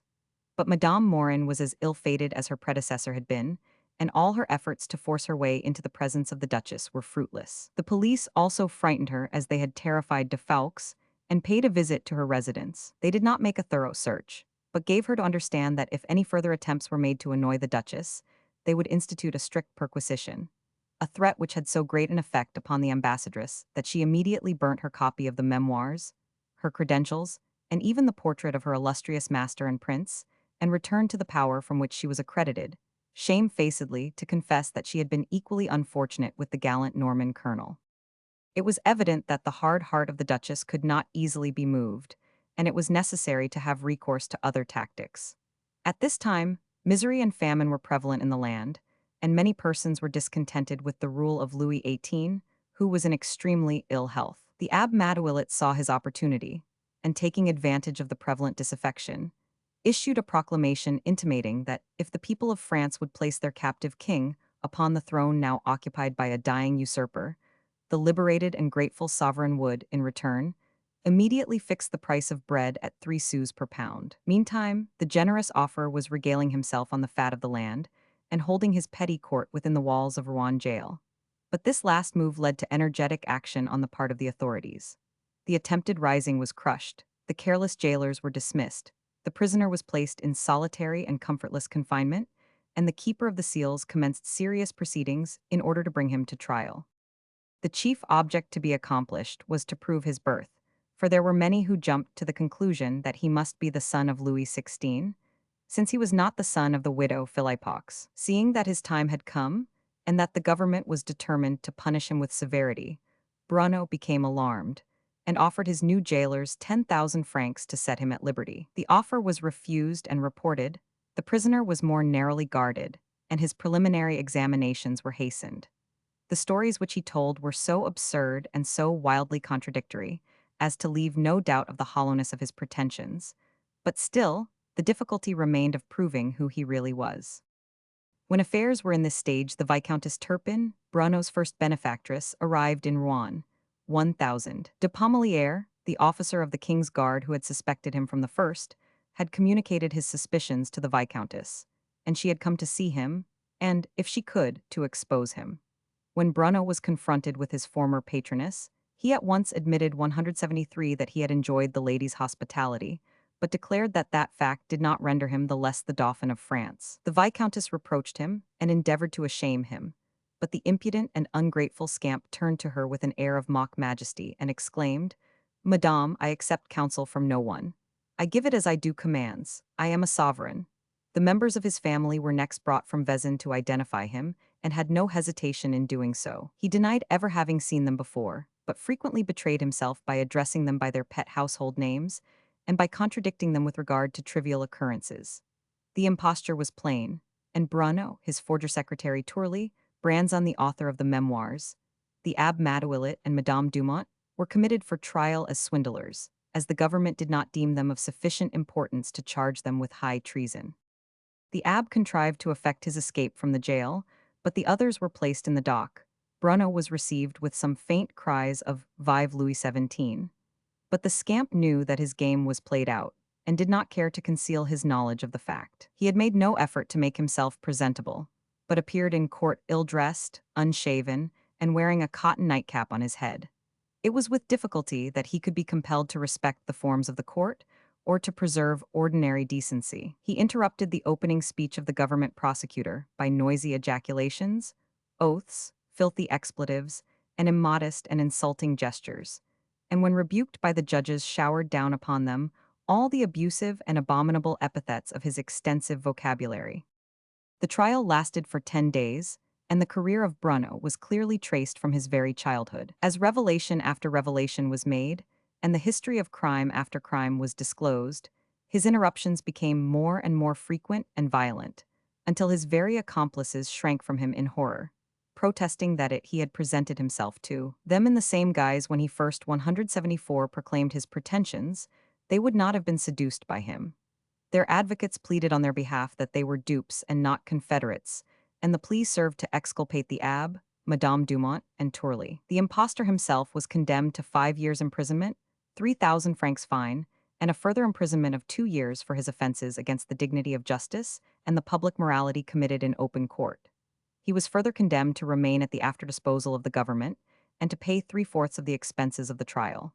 Branzon, his literary friend, was sentenced to 2 years imprisonment and to pay 1/4 of the expenses. When that part of the sentence was pronounced, which referred to the cost of the proceedings, Bruno burst into an insulting laugh and informed the judges that he would take care to defray the heavy responsibility laid upon him as soon as he was able. But, as the saying is, he laughed without his host. The subscriptions of his dupes were lying at the Bank of France, were confiscated by the state, and amply served to pay the pecuniary penalty. After his imprisonment had expired, Bruno disappeared from public view. Naundorf, soi-disant Louis XVII, of France. One evening, while Napoleon I was still reigning at the Tuileries and guiding the destinies of France, a stranger appeared in the marketplace of Brandenburg, in Prussia. He had traveled far, was very tired, and sat him down to rest. But the Prussian police had then, and have still, a deep dislike to weary tramps, and the poor wayfarer had not been long seated when he was accosted by the guardians of the peace, who demanded his papers.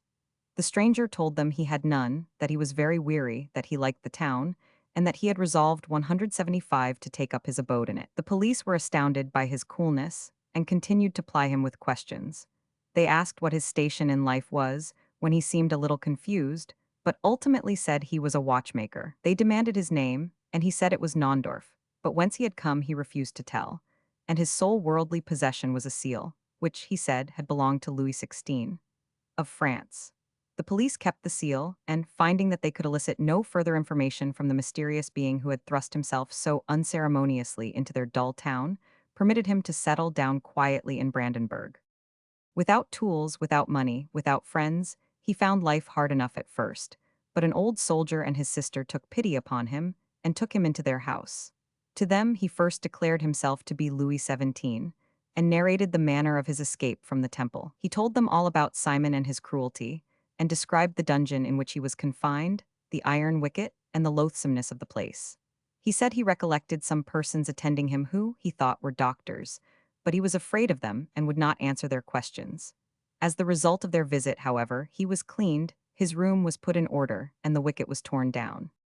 About this time, he said, his friends determined to rescue him, but they found the guard at the temple too numerous and too vigilant to allow them to carry out their plans, or to remove him from the place. Accordingly, they hit upon a strange device, and resolved to conceal him in the building. They determined to take him from the second floor which he occupied, and hide him in the 4th story of the temple. Sometime in June, 1795, an opiate was administered to him, and he fell into a drowsy condition. In this state he saw a child, which they had substituted for him in his bed, and was himself laid in a basket in which this child had been concealed under the bed. He perceived as in a dream that the effigy was only a wooden doll, the face of which had been carved and painted to imitate his own. The change, 176, was effected while the guard was relieved, and the new guard who came on duty was content to perceive an apparently sleeping figure beneath the bedclothes, without investigating too closely whether it were the dauphin or not. Meantime the opiate did its work, and not even his curiosity could prevent him from dropping off into insensibility. When he recovered consciousness, he found himself shut up in a large room which was quite strange to him.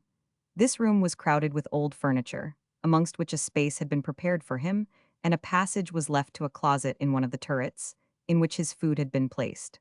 All other approach was barricaded. Before the transfer had taken place, one of his friends had told him that, in order to save his life, he must submit to hardship and suffering, for a single imprudent step would bring destruction, not only on himself but on his benefactors. It was, therefore, agreed that he should pretend to be deaf and dumb. On awaking, he remembered the injunctions of his friends, resolved that no indiscretion on his part should endanger their safety, and waited with patience and in silence in his dreary abode, being supplied at intervals with food, which was brought to him during the night by one of his protectors. His escape was discovered on the same night on which it took place, but the government thought fit to conceal it, and caused the wooden figure to be replaced by a deaf and dumb boy. At the same time, the guard was doubled, to give the public the idea that the dauphin was still in safekeeping. This extra precaution prevented his friends from smuggling him out of the tower, as they had intended, but in order to deceive the authorities, they dispatched a boy under his name, in the direction, he believed, of Strasbourg. At this time, he was about 9 years and a half old, and his long imprisonment had rendered him accustomed to suffering. Throughout the long winter, he endured the cold without a murmur, and no one guessed his hiding place, for the room was disused and was never opened, and if anyone had by chance entered it, he could not have been seen, as even the friend 177 who visited him could only reach him by crawling on all fours, and when he did not come, the captive remained patiently in his concealment. Frequently, he waited for several days for his food, but no murmur escaped his lips, and he was only too glad to endure present suffering in the hope of future safety. While he was thus stowed away in the upper story of the temple tower, a rumor spread abroad that the dauphin had escaped, and the government took the alarm.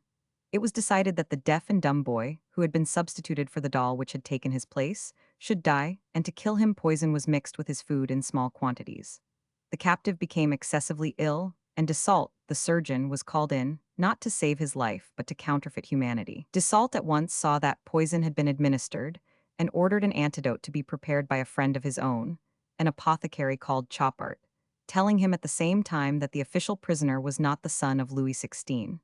Chopart was indiscreet and betrayed the confidence which had been reposed in him, and the floating rumor reached the authorities. In alarm lest the fraud should be detected, they removed the deaf and dumb child and substituted for him a rickety boy from one of the Parisian hospitals.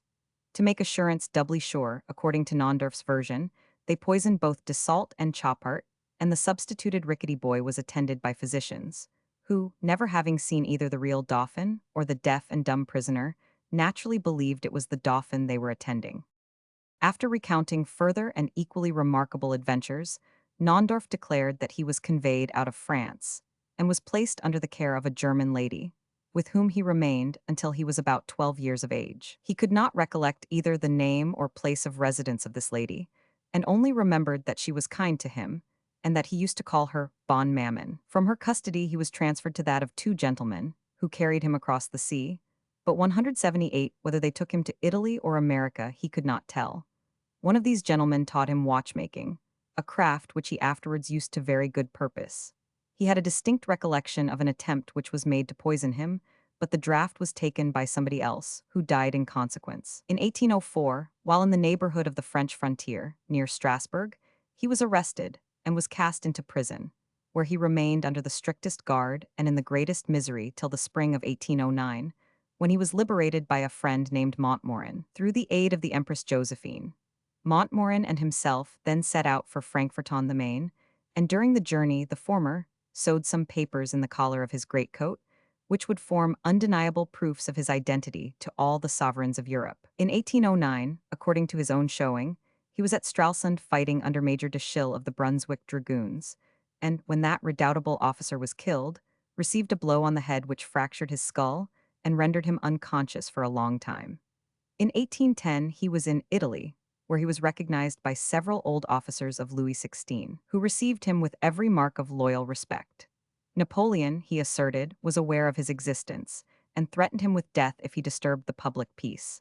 And when, on the downfall of the usurper, he wrote to the European powers urging his claims, his application was coldly passed over in silence, and Louis XVIII was raised to the throne in his stead.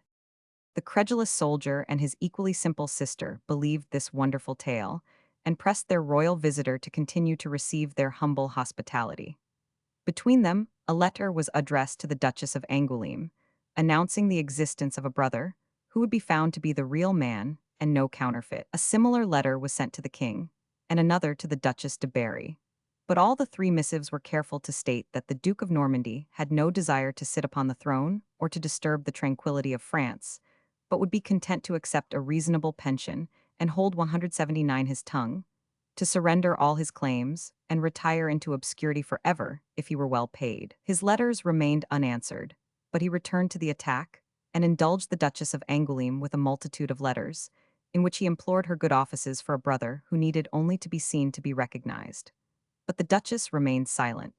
At length he announced to the French royal family his intention of marrying a young girl only 15 years of age, the daughter of a Prussian corporal. He could not, of course, expect that such a step would be agreeable to the other members of the House of Bourbon, but he valued his love more than his pride. And if his royal uncle would only grant such an allowance as would enable himself and his wife to live in a position of independence, he would trouble him no more, and the world need never know that the son of Louis XVI was alive and had perpetrated a mesalliance. But Louis XVIII was obdurate and would not listen even to the seductive voice of Hymen. The young couple were allowed to wed, but they had to look for their means of livelihood elsewhere.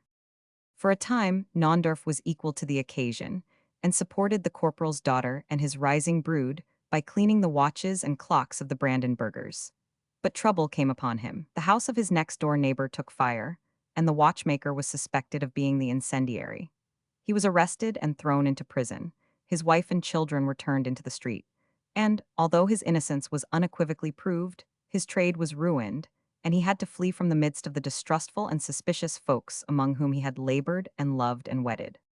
By the exertions of one of the few friends who remained to him, Naundorf was appointed foreman in a watchmaking factory at Crossen, and thither he removed, carrying with him his wife and the half-dozen children who had blessed his union.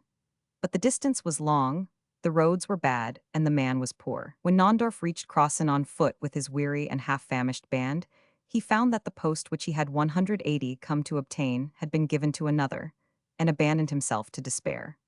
Then, the plebeian energy of the corporal's daughter rose superior to the weakness of her royal husband. She obtained a temporary shelter, procured needlework, and, by her unaided efforts, managed to keep the wolf from the door. After a little delay work was obtained for Naundorf also, and as his spirits revived his hopes and pretensions revived also. Little by little he told his story to his fellow workmen, who paid no heed to it at first, but nicknamed him in derision the French Prince. But the tale was improving as it got older, and by he could number among his followers the syndic of the town, one of the preachers, a magistrate, and a teacher of languages. The syndic, in particular, was an enthusiastic partisan, and himself addressed a letter to the Duchess of Angoulême and to the principal courts of Europe. He also took a journey to Berlin to claim from the authorities the seal which Naundorf said had been taken from him by the Brandenburg police, the same seal which Louis XVI, as he was passing to execution, had handed to Cléry with his dying injunction to deliver it to his son. The government very sharply ordered their subordinate back to his post, telling him that they knew nothing of Naundorf, but that they were well aware that Cléry had handed the jewel which he mentioned to Louis XVIII, who had rewarded him with the riband of St. Louis. The syndic left Berlin in haste and arrived at home full of chagrin. He concealed himself from public view and shortly afterwards sickened and died. Naundorf declared he had been poisoned. The discomfited impostor, finding that he was not likely to be able to move the world from his retirement at Crossen, quietly disappeared from that humble town and was lost to the public gaze for a considerable period. His movements about this time were very mysterious, but it is proved with tolerable certainty that he repaired to Paris, and his visit to the French capital may have had something to do with the visions of Martin of Gallardin. This man was an ignorant peasant, and, being a sort of clairvoyant, pretended that, as the result of a 181 vision, he knew that the son of Louis XVI was still alive. He said that, in the year 1818, while he was at Mass in the village church at Gallardin, an angel interrupted his devotions by whispering in his ear that the Dauphin of the temple was alive, and that he, Martin, was celestially appointed on a mission to Louis XVIII, to inform him of the fact, and to announce to him that if he ever dared to be formally crowned, the roof of the cathedral would fall in and make a very speedy ending of him and his court. The king was prevailed upon to grant an interview to this impostor, and made no secret of his message. Therefore, when year after year passed without a formal coronation, the superstitious whispered that Louis knew better than tempt the divine vengeance, and, although he sat upon the throne, was well aware that he had stolen another man's birthright, and that the Dauphin of the temple was still alive. But people were beginning to forget the existence of the watchmaker of Crossen, when one evening, in the autumn of 1831, a traveler entered one of the best frequented inns at Bern, in Switzerland.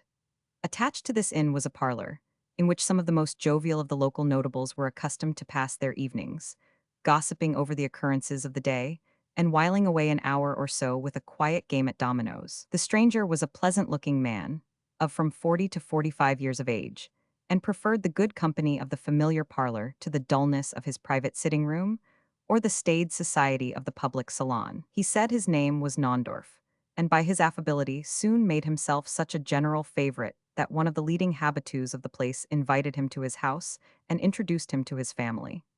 In private life, he shone even more brilliantly than in the mixed company of the hotel. There was a certain dignity about his appearance which seemed to proclaim him a greater personage than he at first claimed to be, and his host was not greatly astonished when, after the lapse of a fortnight, he confided to him the secret that Nondorf was merely an assumed name, and that he was in reality the Duke of Normandy, the 182 disinherited heir to the French throne.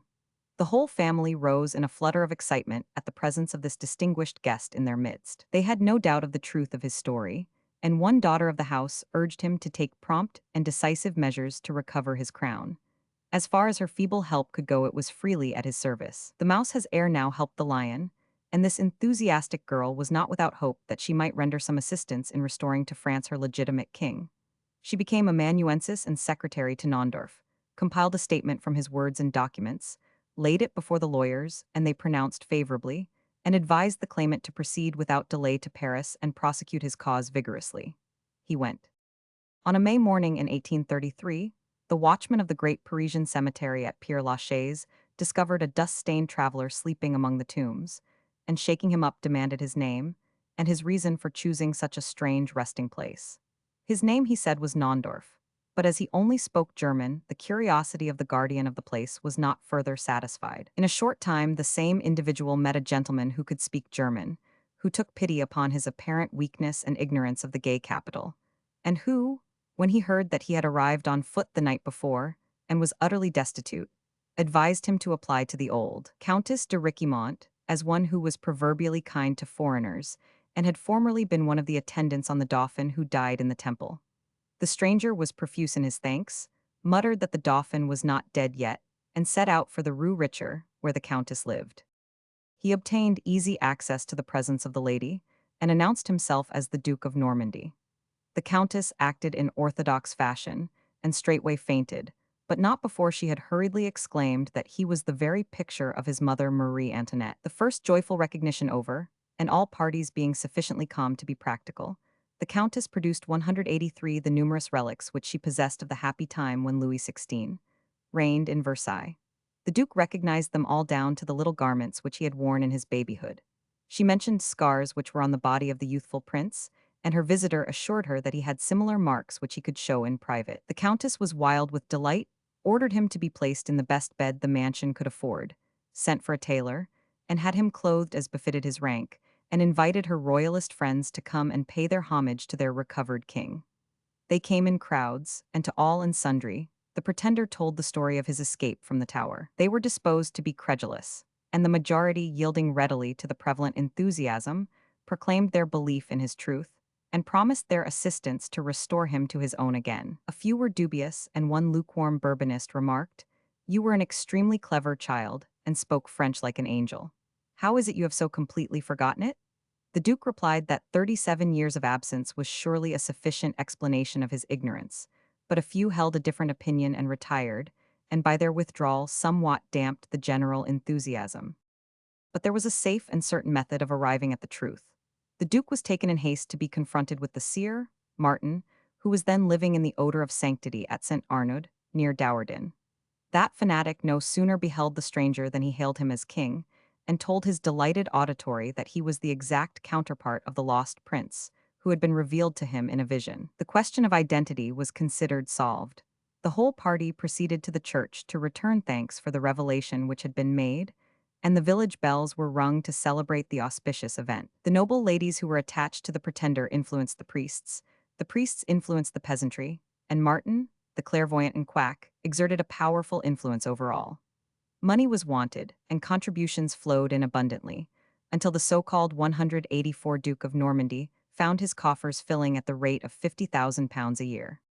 Thus suddenly enriched, he set up a magnificent establishment in Paris. His horses and carriages were among the most splendid in the Champs-Élysées, his banquets were equal to those of Lucullus, his name was in every mouth, and people wondered why the government did not interpose. They were afraid, said some, to touch the sacred person of the man they knew to be king. They did not care to meddle with an obvious impostor, whose crest was a broken crown, said others. But his partisans maintained that their silence was more dangerous than their open enmity, and that the crafty Louis Philippe had given orders that his rival should be assassinated. They declared that this was no mere supposition, for late on one November evening, when the Duke was returning to his quarters in the Faubourg Saint-Germain, across the Place du Carrousel, a dastardly assassin sprang upon him and stabbed him with a dagger. Fortunately for the illustrious victim, he wore a medallion of his sainted mother, Marie Antoinette, and the metal disc caught the point of the weapon and received the full force of the blow. But nevertheless, a slight wound was inflicted, and the Duke staggered home wounded and bleeding. He was too confused to report the circumstance at any of the guardhouses which he passed, but in his own mansion he showed the dint of the cowardly blade and the cut on his flesh. It was disgraceful, cried his adherents. It was ridiculous, said his opponents, and they did not hesitate to add that if blow there had been it was self-inflicted. But if the calumny was intended to destroy the faith of Naundorf's partisans, it failed in its effect. Their zeal waxed hotter than ever, their contributions flowed even more freely than before into his treasury, and they conceived the idea of solacing his misfortunes by providing him with a wife. Unfortunately, there remained the long-forgotten daughter of the corporal and her progeny who were alive and well, although somewhat impoverished, at Crosson. Their existence had to be declared, and as 185 it was not seemly that they should be longer separated from their illustrious lord and master. They were sent for, and a governess was provided for the youthful princes and princesses. It was now the turn of the lion to help the mouse. The lady who was selected for the post was the enthusiast of Bern, the same damsel who had acted as scribe to the wandering heir, the daughter of the gentleman who had been the first to penetrate the thin disguise of the illustrious stranger in the cozy parlor of the inn. The new governess was a real acquisition to the household, and devoted herself more to politics than tuition. Once more the Duke resumed his habit of letter writing, and epistles both supplicatory and minatory were showered upon the Duchess of Angoulême and the Duchess de Berry. To the former, however, the pretender generally wrote as to a beloved sister, whose coldness and reluctance to receive him caused him the keenest pain. He offered to satisfy her as to his identity by incontrovertible proofs, and recalled one circumstance which ought to dissipate her last lingering doubts as to his truth. He reminded her that when the royal family were confined together in the Temple, his aunt the Princess Elizabeth and his mother Marie Antoinette had written some lines on a paper, which paper was subsequently cut in two and given one half to Madame Réal and the other half to the Dauphin. "When we meet," said the pretender, "I will produce the corresponding half to that which you possess. It has never been out of my possession since our fatal separation." Even this appeal failed to move the Duchess, and failed simply because she had never heard of the existence of any such divided document. But the claims even of righteous claimants are apt to become wearisome to the public, and the interest in them dies away unless it is now and again fanned into a flame. The Duke of Normandy found it so, and devised a new means of attracting attention. Although he had gone with his followers to return his grateful thanks to God at the shrine of St. Arnaud, he was not a member of 186 the Roman Catholic Church, but he discovered the error of his past ways and was desirous to embrace the Orthodox faith. Accordingly, he was openly received as a disciple and proselyte in the Church of St. Roch. His conversion was followed by that of his wife and children, but it cost him a very good friend. It was hoped that the governess would have consented to change her creed with the others, but the Swiss girl was a good and conscientious Protestant, and this wholesale conversion aroused her suspicions as to the cause in which she was engaged. She reviewed the pretensions of the Duke a little more judiciously than she had ever done before, and as the result of her investigations, threw up her post and returned to her father, convinced that she had been ignorantly aiding an imposture. But if he lost a very efficient assistant, he gained many partisans who had only refrained from acknowledging him previously by a fear lest the throne should be snatched from the Catholic party. These late adherents came to pay their homage bringing gifts, and their accession to his ranks and their contributions to his purse stimulated the Duke to still more ostentatious displays of regal magnificence. His court grew to an alarming size, and at last a hint was sent from the prefecture of police that if he did not moderate his pretensions and behave with greater circumspection, it would be necessary for him to have an interview with the judges of the assize court. The threat was quite sufficient. Naundorf withdrew to a quiet abode in the Rue Guillaume and granted his interviews in a more secret manner. Indeed, from open clamor, he turned to underhand plotting, and so mysterious was his conduct that his landlord requested him to betake himself elsewhere. He found a yet more retired asylum, and still more suspicious-looking friends, until the police began to suspect that a conspiracy was on foot, and favored him with a domiciliary visit. They seized his papers and read them, but they treated him with no great severity. They hired 3 places in the diligence which, in 1838, traveled between Paris and Calais. The Duke occupied one of these seats, and 2 police agents 187 the others, and when they reached the famous little port, his attendants placed him on board the English packet, and watched her speeding towards Dover with the prisoner of the Temple as a present to the English nation. The Duke established himself at Camberwell Green, and made it his earliest care to write to the Duchess of Angoulême, soliciting her good offices on behalf of her unfortunate brother, who had been so vilely treated by the government of Louis Philippe, and had been cast out from the country over which he should have ruled. In England, he devoted himself to the manufacture of fireworks and explosive shells, and while he obtained the commendation of the authorities at Woolwich for his ingeniously contrived abuses, aroused the ire of the inhabitants of Camberwell, who could not sleep because of the continuous explosion of concussion shells on his premises. They summoned him before the magistrates as a nuisance, and he transferred his establishment to Chelsea. Here the emissaries or supposed emissaries of the French king pursued him. An attempt was made to shoot him, and he made it a pretext for leaving a country where his life was not safe, and retired to Delft in Holland, where he died in very humble circumstances on the 10th of August, 1844. Augustus Meves, soi-disant Louis XVII, of France. Bloomsbury has been equally honored with Camberwell and Chelsea in providing a home for a pretended Dauphin of France, and for a Dauphin whose pretensions are not allowed to lapse, although he has himself sunk into the grave, but are persistently presented before the public at recurring intervals by his sons. The story which he told, and which they continue to tell, is a curious jumble of the inventions which preceded it, a sort of literary patchwork, without design or pattern, and a flimsy covering either for self-conceit or imposture. In this case the tale is that, about September 1793, Tom Paine, who was then a member of the National Convention, wrote to England to a Mrs. Carpenter to bring to Paris a deaf and dumb boy for a certain purpose. Deaf and dumb boys are not easily procurable, and ladies, when entrusted with mysterious missions, have an inveterate habit of communicating them to their personal friends. Mrs. Carpenter knew a Mrs. Meves, a music teacher, and hastened to inform her of the strange instructions which she had received from France, and the pair set out to find a child to suit the requirements of Paine. They failed, and Mrs. Meves in her chagrin told her husband of their failure.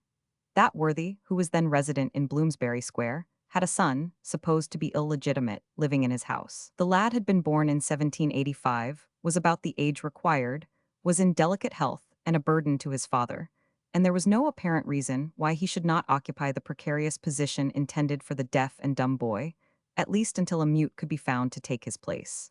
Mr. Meves, therefore, actuated by these ideas, proceeded to France, and, as those who now bear his name assert, succeeded in procuring an interview with Marie Antoinette in her dungeon in the conciergerie, where he made the illustrious sufferer a vow of secrecy respecting her son, which he kept to the latest hour of his existence.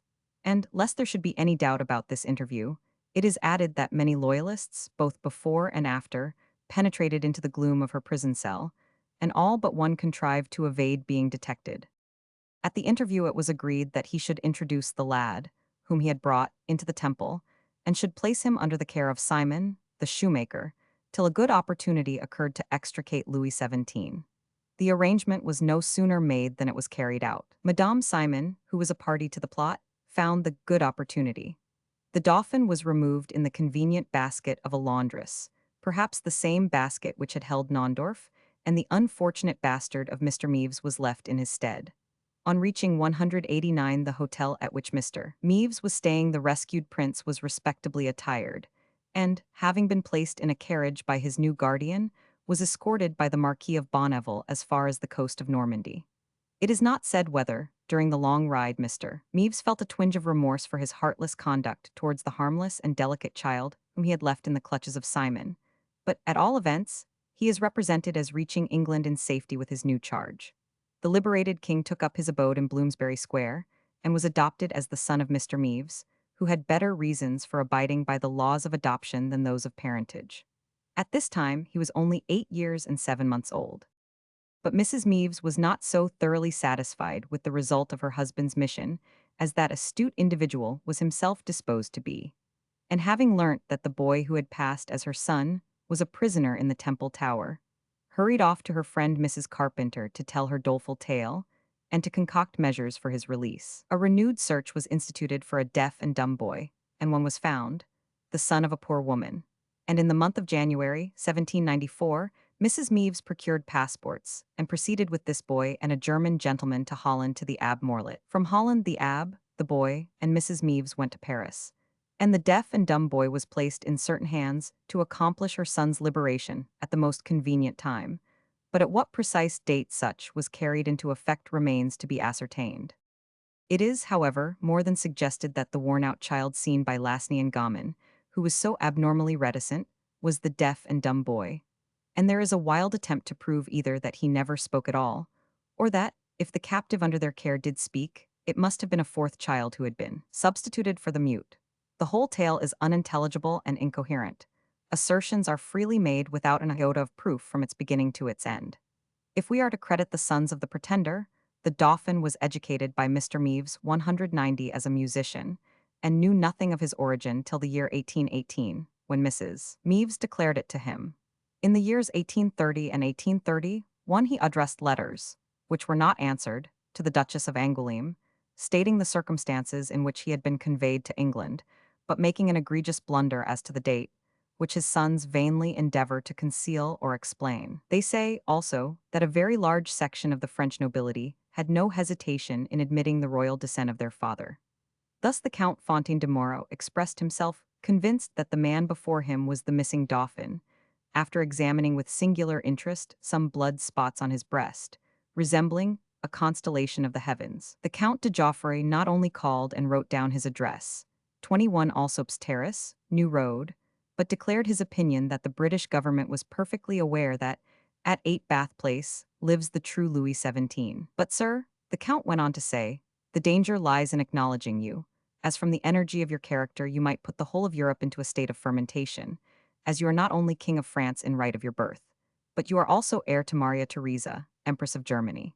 His sons add that Louis Napoleon is aware, and has been for many years, that the person called Augustus Meves was the veritable Louis XVII. At the time these words were penned, the Emperor of the French was alive in this country, and a Times reviewer not unreasonably said, if, indeed, the illustrious exile of Chislehurst be aware of so remarkable a fact, he will surely soon proclaim it, together with his reasons for being aware of it. Aspirants to the throne of France cannot touch him further, and the triumphant proof of Augustus Meves' heirship to Louis XVI would not only confound the councils of Frostorf, but it would turn the grandest legitimist of Europe into little better than a usurper, if, as was said by the Count de Joffre, Augustus Meves must of necessity not only be the eldest son of St. Louis, but the eldest son of Rudolph of Habsburg to boot.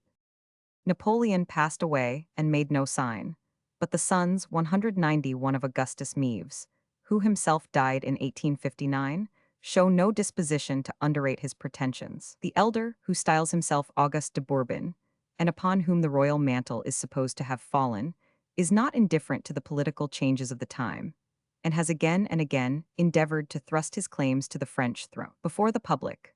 In a letter dated June 17, 1871, he says, several articles have recently appeared respecting the chances of the Comte de Chambord succeeding to power, in virtue of his right of birth as the eldest representative of legitimate monarchy. This supposition by many is admitted. Nevertheless, it is a palpable hallucination, for the representative of legitimate hereditary monarchy, by actual descent, is directly vested in the eldest son of Louis XVII. Periodically, the Comte de Chambord issues a manifesto, basing his right for doing such as representing, by the right of hereditary succession, the head of the House of Bourbon. Whenever such appears, duty demands that I should protest against his pretensions. Great the relief would indeed be to me could the Comte de Chambord, or any historian, produce rational argument, or rather documents, to support the supposition that the son of Louis XVI and Marie Antoinette died in the Tower of the Temple in June 1795. Those who believe this with such proof as is now extant to the general public are under a hallucination. Should, however, the Comte de Chambord or the fused party base the right of succeeding to power on the principle of inheriting it by the law of legitimate succession, I, the son of Louis XVII, should demand a hearing from France, and in France's name now protest against any political combinations that have the object in view of acknowledging the Comte de Chambord as the legitimate heir to the throne of France. I owe my origin to the French Revolution of 1789, for had not Louis XVII been delivered from his captivity in the Temple, I should have had no existence. Being, then, the offspring of the French Revolution, it is compatible with reason that by restoring the heir of Louis XVII as a constitutional king, such would be acceptable alike to 192 revolutionists and monarchists, and so end that state of alternate violence and repression, which, ever since the Revolution of 1789, has characterized unhappy France. In a still later document, he says, the Comte de Chambord I can recognize as a nobleman, and as representing a principle acknowledged, but the House of Orleans can only be looked upon and recognized as disloyal and renegade royalty, deserving the obliquity of fallen honor, having forfeited its right to all regal honors. From his lofty perch, this strange mongrel king still awaits the call of France. Recounting, soi-disant Louis XVII, of France.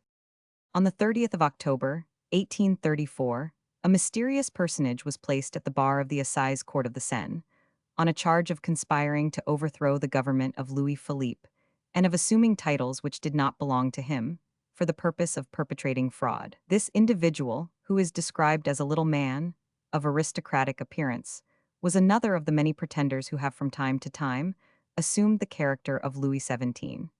And his story was so evidently false that it would scarcely be worth mention were it not for the fate which befell him. For several years he had been prowling throughout France in various disguises, and under a multitude of names, swindling the credulous public. And from being an assumed baron, he suddenly developed himself into the Dauphin of the Temple, and laid claim to the throne. Like the other impostors, he made his assumption profitable, and found a peculiarly easy victim in the Marquise de Grigny, a lady aged 82 years, who not only gave him all her ready money, but would have assigned her estates to him if the law had not interposed. So successful was he in victimizing the public, that he could afford to keep a private printing press at work, and disperse large sums to stir up 193 disturbances in various parts of the country, and so hopeful that he bought a plumed hat, a sword, and a gorgeous uniform, to appear before his subjects in fitting guise on the day of his restoration. The clothes basket of the laundress was brought into requisition for his benefit also, and in it he lay ensconced while devoted friends were carrying him away from the temple, and from the rascally Simon, who was still in authority. Like Meves, he asserted that Madame Simon aided the plot, and in the course of his trial placed a certain 1,000 Remusat in the witness box, who stated that while he was in the hospital at Parma, a woman called Semes complained bitterly of the treatment to which she was subjected, and declared loudly that if her children knew it, they would soon come to her relief. Remusat thereupon asked her if she had any children, when she responded, "My children, sir, are the children of France. I was their gouvernante." There was no mistaking the allusion, and her astonished hearer replied, "But the Dauphin is dead." "Not so," was the answer. "He lives, and if I mistake not, was removed from the temple in a basket of linen." Then, added the witness, I asked the woman who she was, and she told me that she was the wife of a man called Simon, the former guardian keeper. Then I understood her assertion. I was their gouvernante. This extraordinary piece of evidence was entirely uncorroborated, and in reality the accused had no case. But if he was deficient in proof of his assertions, he had abundance of audacity. At first he declined to answer the interrogatories of the judge, and permitted that functionary to lay bare his past life, without any attempt to dispute his assertions. But when the witnesses were brought against him, he broke his silence, and finally became irrepressibly talkative. The authorities had traced his career with some care, and showed that his real name was de Hebert, and that he always used that name in legal documents, such as transfers of property to himself, being shrewd enough to know that a conveyance would be invalid if executed in a false name. In his 194 proclamations, however, he invariably appeared as Charles de Bourbon, Duke of Normandy. In private life, his favorite title was Baron Riquimont, although sometimes he condescended to be addressed as Colonel Gustave, and when imperative occasion demanded, passed under the vulgar cognomen of Bernard. The agents of police tracked him under all these disguises with the greatest facility, by means of a clue which he himself provided. Having been a man of method, he was in the habit of keeping a memorandum book or diary, in which he recorded, in cipher, all his proceedings. This interesting volume fell into the hands of the detectives, who soon discovered the key to it, and thus enabled the judge of the assize court to present the sham Dauphin with a very vivid portrait of himself drawn by his own hand. Among other occurrences which were recorded in this diary, was a visit which had been paid by the pretender to a certain Madame de Malaber, at Caen, and it was specially noted that he had granted this lady permission to erect a monument to himself in her garden, and to dedicate it to the Duke of Normandy. And, what was a very much graver matter, that he had visited Lyon with the express purpose of stirring up a revolution there. In some of his letters also, he mentioned this attempted uprising in the great city which rests on the twin rivers, and asserted that the denouement approached, and that his triumph was certain. I am at Lyon, he added, where I have seen the representatives of 65 departments. We shall march to Paris, and I have in the capital forces 10 times greater than are necessary to oust the rascal. To follow all the evidence which was led against the prisoner would be very tedious and worse than useless, but one witness appeared whose testimony is worthy of record. He was an old man, aged 76, who was very deaf, and whose voice was almost gone. It was Lasny, the faithful keeper of the temple. He said, "Two people came to my house and asked me if the Dauphin were really dead, and if he had not been carried out of the temple. And I told them that the poor child 195 died in my arms, and that though 1,000 years were to pass, His Majesty Louis XVII would never reappear." Then the interrogatory proceeded. Was he long ill? He was ill for 9 months after the establishment of the Commune. Dr. Dessault prescribed several drops of a mixture which he was to take every morning, and 3 consecutive times the child vomited the medicine, and asked if it were not injurious. In order to reassure him, Dr. Dessault took the cup and drank some of it before him, when he said, "Very good. You have said that I ought to take this liquid, and I will take it," and he swallowed it. Dr. Dessault attended him for 8 days, and every morning drank some of the medicine to reassure the child. When Dessault died suddenly from an apoplectic stroke, 1000. Peloton took his place and continued the same treatment. At the end of 3 months, the poor child died resting on my left arm. Was it easy to approach the child? No, sir, it was necessary to pass through the courts of the temple. The applicant then knocked at a wicket. I answered the summons, and if I recognized the person, I opened the wicket. Then the visitor was taken to the 3rd floor, where the prince was. Did he show much intelligence? Yes, sir, he was very intelligent. Every day I walked with him on the top of the tower, holding him under the arm. He had a tumor at his knee, which gave him a great deal of pain. But it is said that another child was substituted for him, and that the real Dauphin was smuggled out of the tower. That is a false idea. I used to be a captain of the French guards in the old days, and in that capacity I often saw the young Dauphin. I have attended him in the Jardin des Feuillants, and I am convinced that the child who was under my care was the same. I was condemned to death, but the events of the 9th Thermidor saved my life. I was condemned, at the instigation of Saint Just, 196, who caused me to be arrested by 8 gens d'armes. I solemnly declare that the child who died in my arms was in reality Louis XVII. That he was undoubtedly the same child. Undoubtedly the same child, with the same features and the same figure.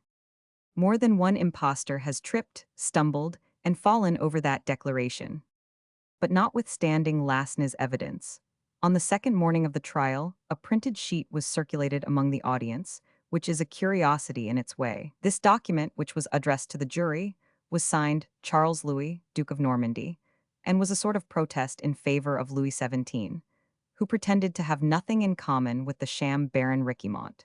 It asserted that the secret mover of the puppet Riquimont could not be unaware the real son of the unfortunate Louis XVI was furnished with the requisite proofs of his origin, and that he could prove by indisputable evidence his own identity with the Dauphin of the Temple. It was perfectly well known that every time the royal orphan sought to make himself known to his family, a sham Louis XVII was immediately brought forward, an impostor like the person the jury was called upon to judge, and by this maneuver public opinion was changed, and the voice of the real son of Louis XVI was silenced. At the opening of the court, an advocate appeared on behalf of this second pretender, but after a short discussion was refused a hearing. As far as Riquimont was concerned, all his audacity could not save him. From the beginning, the evidence was dead against him. There was no difficulty in tracing his infamous career. The public prosecutor was merciless in his denunciation, and in his demand that a severe sentence should be passed upon this new disturber of the state, and Riquimont's own eloquence availed him nothing. The prisoner was, however, bold enough, and in addressing the jury, said, the public prosecutor has told you that I cannot be the son of Louis XVI. Has he told you who I am? He has been formally 197 asked, and has kept silence. Gentlemen, you will appreciate that silence, and will also appreciate the reasons which prevent us from producing our titles. This is neither the place nor the moment. The competent tribunals will be called upon to give their decision in this matter. He tells you also that inquiries have been made everywhere, but he has not let you know the result of these inquiries. He cannot do it. I repeat to you that if I am mistaken, I am thoroughly honest in my mistake. It has lasted for 50 years, and I fear I shall carry it with me to my tomb. The jury were perfectly indifferent to his appeal, and found him guilty of a plot to upset the government of the king, of exciting the people to civil war, of attempting to change the order of succession to the throne, and of 3 minor offenses in addition. The Advocate General pressed for the heaviest penalty which the law allowed, and the judge condemned Henry Hebert Ethelbert Louis Hector, calling himself Baron de Riquimont, to 12 years' imprisonment. Riquimont listened to his sentence unmoved, and as the officers were about to take him away, said in a low voice to those near him, "The man who does not know how to suffer is unworthy of persecution." The Rev. Eleazar Williams, soi-disant Louis XVII, of France. America also has had her sham dauphin, in the person of an Indian missionary, whose claims have been repeatedly presented to the public both in magazine articles and in book form. His adventures, as recorded by his biographers, are quite as singular as those of his competitors for royal honors. We are told that in the year 1795, a French family, calling themselves de Jardin or de Jourdan, arrived in Albany, direct from France. At that time, French refugees were thronging to America, 198, and in the influx of strangers, this party might have escaped notice, but peculiar circumstances directed attention to them. The family consisted of a lady, a gentleman, and 2 children, and although the 2 former bore the same name, they did not seem to be man and wife. Madame de Jourdan dressed expensively and elegantly, while Monsieur de Jourdan was very plainly attired, and appeared to be the lady's servant rather than her husband. Great mystery was observed with respect to their children, who were carefully concealed from the public gaze. The eldest was a girl, and was called Louise, while the youngest, a boy of 9 or 10 years of age, was invariably addressed as Monsieur Louis. He was very rarely seen, even by the few ladies and children who were admitted into a sort of semi-friendship by the newcomers, and when he did appear seemed to be dull, and paid no attention to the persons present or the conversation. Madame de Jardin, who had in her possession many relics of Louis XVI, and Marie Antoinette made no secret that she had been a maid of honor to the Queen, and was separated from her on the terrace of the Tuileries, prior to her imprisonment in the Temple. She had not yet recovered from the dreadful events of the Revolution, and had a theatrical habit of relieving her highly strung feelings by rushing to the harpsichord, wildly playing the Marseillaise, and then bursting into tears. Those who had free admittance into the family of the de Jardins had no difficulty in tracing a resemblance between the children and the portraits of the royal family of France. But delicacy forbade questions, and even the most confident could only surmise that this retired maid of honor had escaped from her native land in charge of the children of the Temple. After remaining for a short time in Albany, without any apparent purpose, the de Jardins sold most of their effects, and disappeared as mysteriously as they had come. Later in the same year, 1795, 2 Frenchmen, one of them having the appearance of a Romish priest, arrived at the Indian settlement of Ticonderoga, in the vicinity of Lake George, bringing with them a sickly boy in a 199 state of mental imbecility, whom they left with the Indians. The child is said to have been adopted by an Iroquois chief, called Thomas Williams, alias Tehorakwinkin, whose wife was Conway Wentetta, and although no proof is offered that he was the boy called Monsieur Louis by Madame de Jardin, and still less that he was the Dauphin of France, it is said by those who support his pretensions that whoever considers the coincidences of circumstance, time and place, age, mental condition, and bodily resemblance, must admit, apart from all other testimony, that it is highly probable that he was both the sham de Jardin and the real Dauphin. Thomas Williams, the Iroquois chief who had some English blood in his veins, lived in a small log house on the shores of Lake George. His unpretending dwelling was about 20 feet square, perhaps a little larger, roofed with bark, leaving an opening in the center to give egress to the smoke from the fire which blazed beneath it on the floor, in the middle of the ample apartment. Around this fire were ranged the beds of the family, composed of hemlock boughs, covered with the skins of animals slaughtered in the chase. The fare of the family was as simple as their dwelling place. From cross sticks over the fire hung a huge kettle, in which the squaw made soup of pounded corn flavored with venison. They purchased their salt and spirits at Fort Edward, and the stream supplied them with fish, the woods and mountains with game. Such was the early upbringing of the missionary king. The boy was known as Lazar or Eleazar Williams. His reputed father, the chief, invariably acknowledged him and addressed him as his own son, and the lad himself could tell but little of his earlier years. He had hazy recollections of soldiers and a gorgeous palace, and a beautiful lady on whose lap he used to recline. But when he tried to think closely and recall the past, his mind became confused, and painted chiefs, shady wigwams, and the homely face of the chieftain's squaw obtruded themselves and blurred the glorious scenes amid which he faintly remembered to have lived. But circumstances sometimes occurred which made a deep impression even on his weak mind. Thus, when the youthful Eleazar was one day sporting on the lake near Fort William, in a little wooden canoe, with several other boys, two strange gentlemen came up to the encampment of Thomas Williams, and took their seats with him upon a log at a little distance from the wigwam. With natural curiosity at a circumstance which broke in upon the usual monotony of Indian life, the boys paddled their canoe ashore, and strolled up to the encampment to ascertain who the strangers were, when Thomas Williams called out, "Lazar, this friend of yours wishes to speak to you." As he approached, one of the gentlemen rose and went off to another Indian encampment. The one who remained with the chief had every indication in dress, manners, and language of being a Frenchman. When Eleazar came near, this gentleman advanced several steps to meet him, embraced him most tenderly, and when he sat down again on the log, made him stand between his legs. In the meantime he shed abundance of tears, said Povergarkin, and continued to embrace him. The chief was soon afterwards called to a neighboring wigwam, and Eleazar and the Frenchman were left alone. The latter continued to kiss him and weep, and spoke a good deal, seeming anxious that he should understand him, which he was unable to do. When Thomas Williams returned to them, he asked Eleazar whether he knew what the gentleman had said to him, and he replied, no. They both left him, and walked off in the direction in which the other gentleman had gone.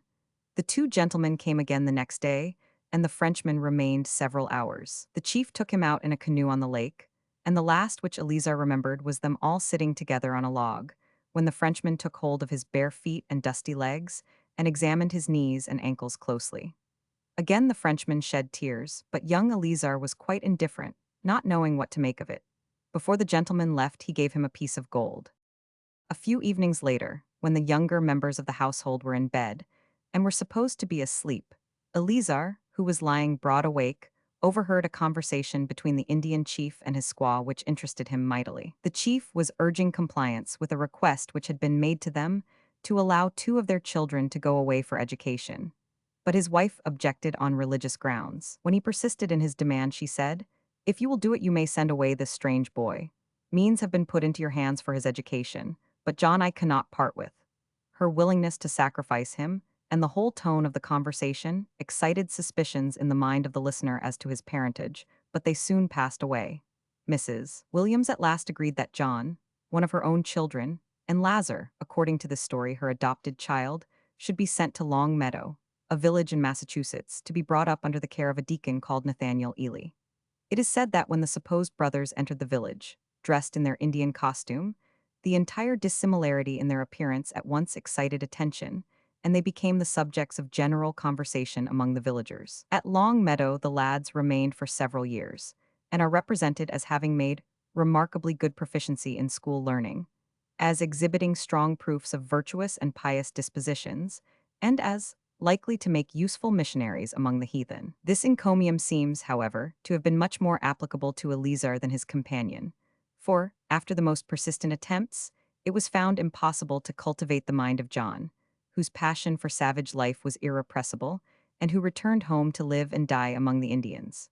With Eleazar it was different, and his biographer proudly records that he was called familiarly the plausible boy. He was as versatile as he was plausible, and in the course of his long life played many parts besides that of Louis XVII. When he had forgotten the early lessons of the wigwam, and had acquired the learning and 202 religious enthusiasm of the New Englanders, he became a sort of wandering gospel preacher among the Indians. But the work was little suited to him, and he found far more congenial employment when the war broke out between England and America, as Superintendent General of the Northern Indian Department on the United States side. In this office, he had under his command the whole secret corps of rangers and scouts of the army, who spread themselves everywhere, and freely entered in and out of the enemy's camp. In other words, he was a sort of chief spy, and if he had been caught in the British lines would have had a very short shrift, notwithstanding his sanctimonious utterances and the peculiarly sensitive conscience of which he made a perpetual boast. About the same time, he was declared a chief of the Iroquois nation, under the name of Onwernhiaki, or the tree cutter, a compliment little likely to have been paid to an unknown man, but which would not unreasonably be bestowed upon the son of a famous chief. Having received a severe wound, he was nursed back into life by his reputed father, and on his complete recovery, expressed his contrition for his backsliding, and his horror of the bloodthirsty trade of war, and returned to the peaceful work of attempting to teach and convert his dusky Indian brethren. He deserted the Congregationalists with whom he had previously been connected and joined the Protestant Episcopal Church, by which he was ordained, and to which he remained faithful during the later years of his life. By this time he was convinced that he was no Indian, and believed that he was the son of some noble Frenchman, but he scarcely ventured to think that he was a pure Bourbon, although dim suspicions of his royal descent sometimes haunted him, although friends assured him that his likeness to the French king was so strong that his origin was beyond question, and although he had certain marks on his body which corresponded with those said to exist on the person of the Dauphin. But as he got older, the evidence in favor of his illustrious parentage seemed to grow stronger. If he was questioned 203 on the subject, he was too truthful to deny what he thought, and the knowledge of his name and the number of those who believed in him rapidly increased. At last, according to his own story, an event occurred which placed the matter beyond all doubt. The Prince de Joinville was traveling in America in 1841, and what happened in the course of his travels to the Rev. Eleazar Williams, that gentleman may be left to tell. He says, in October 1841, I was on my way from Buffalo to Green Bay, and took a steamer from the former place bound to Chicago, which touched at Mackinac, and left me there to await the arrival of the steamer from Buffalo to Green Bay. Vessels which had recently come in announced the speedy arrival of the Prince de Joinville. Public expectation was on tiptoe, and crowds were on the wharves. The steamer at length came in sight, salutes were fired and answered, the colors run up, and she came into port in fine style. Immediately she touched, the prince and his retinue came on shore, and went out some little distance from the town to visit some natural curiosities in the neighborhood. The steamer awaited their return. During their absence I was standing on the wharf among the crowd, when Captain John Shook came up to me and asked whether I was going on to Green Bay, adding that the Prince de Joinville had made inquiries of him concerning a Rev. Mr. Williams, and that he had told the prince he knew such a person, referring to me, whom he supposed was the man he meant, though he could not imagine what the prince could want with or know of me. I replied to the captain in a laughing way, without having any idea what a deep meaning attached to my words. Oh, I am a great man, and great men will of course seek me out. Soon after, the prince and his suite arrived and went on board. I did the same, and the steamer put to sea. When we were fairly out on the water, the captain came to me and said, "The prince, Mr. Williams, requests me to say to you that he desires to have an interview with you, and will be happy either to have you come to him, or allow me to introduce him to you. Present my 204 compliments to the prince," I said, "and say I put myself entirely at his disposal, and will be proud to accede to whatever may be his wishes in the matter." The captain again retired, and soon returned, bringing the Prince de Joinville with him. I was sitting at the time on a barrel. The prince not only started with evident and involuntary surprise when he saw me, but there was great agitation in his face and manner, a slight paleness and a quivering of the lip, which I could not help remarking at the time, but which struck me more forcibly afterwards, in connection with the whole train of circumstances, and by contrast with his usual self-possessed manner. He then shook me earnestly and respectfully by the hand, and drew me immediately into conversation. The attention he paid me seemed not only to astonish myself and the passengers, but also the prince's retinue. At dinner time there was a separate table laid for the prince and his companions, and he invited me to sit with them, and offered me the seat of honor by his side.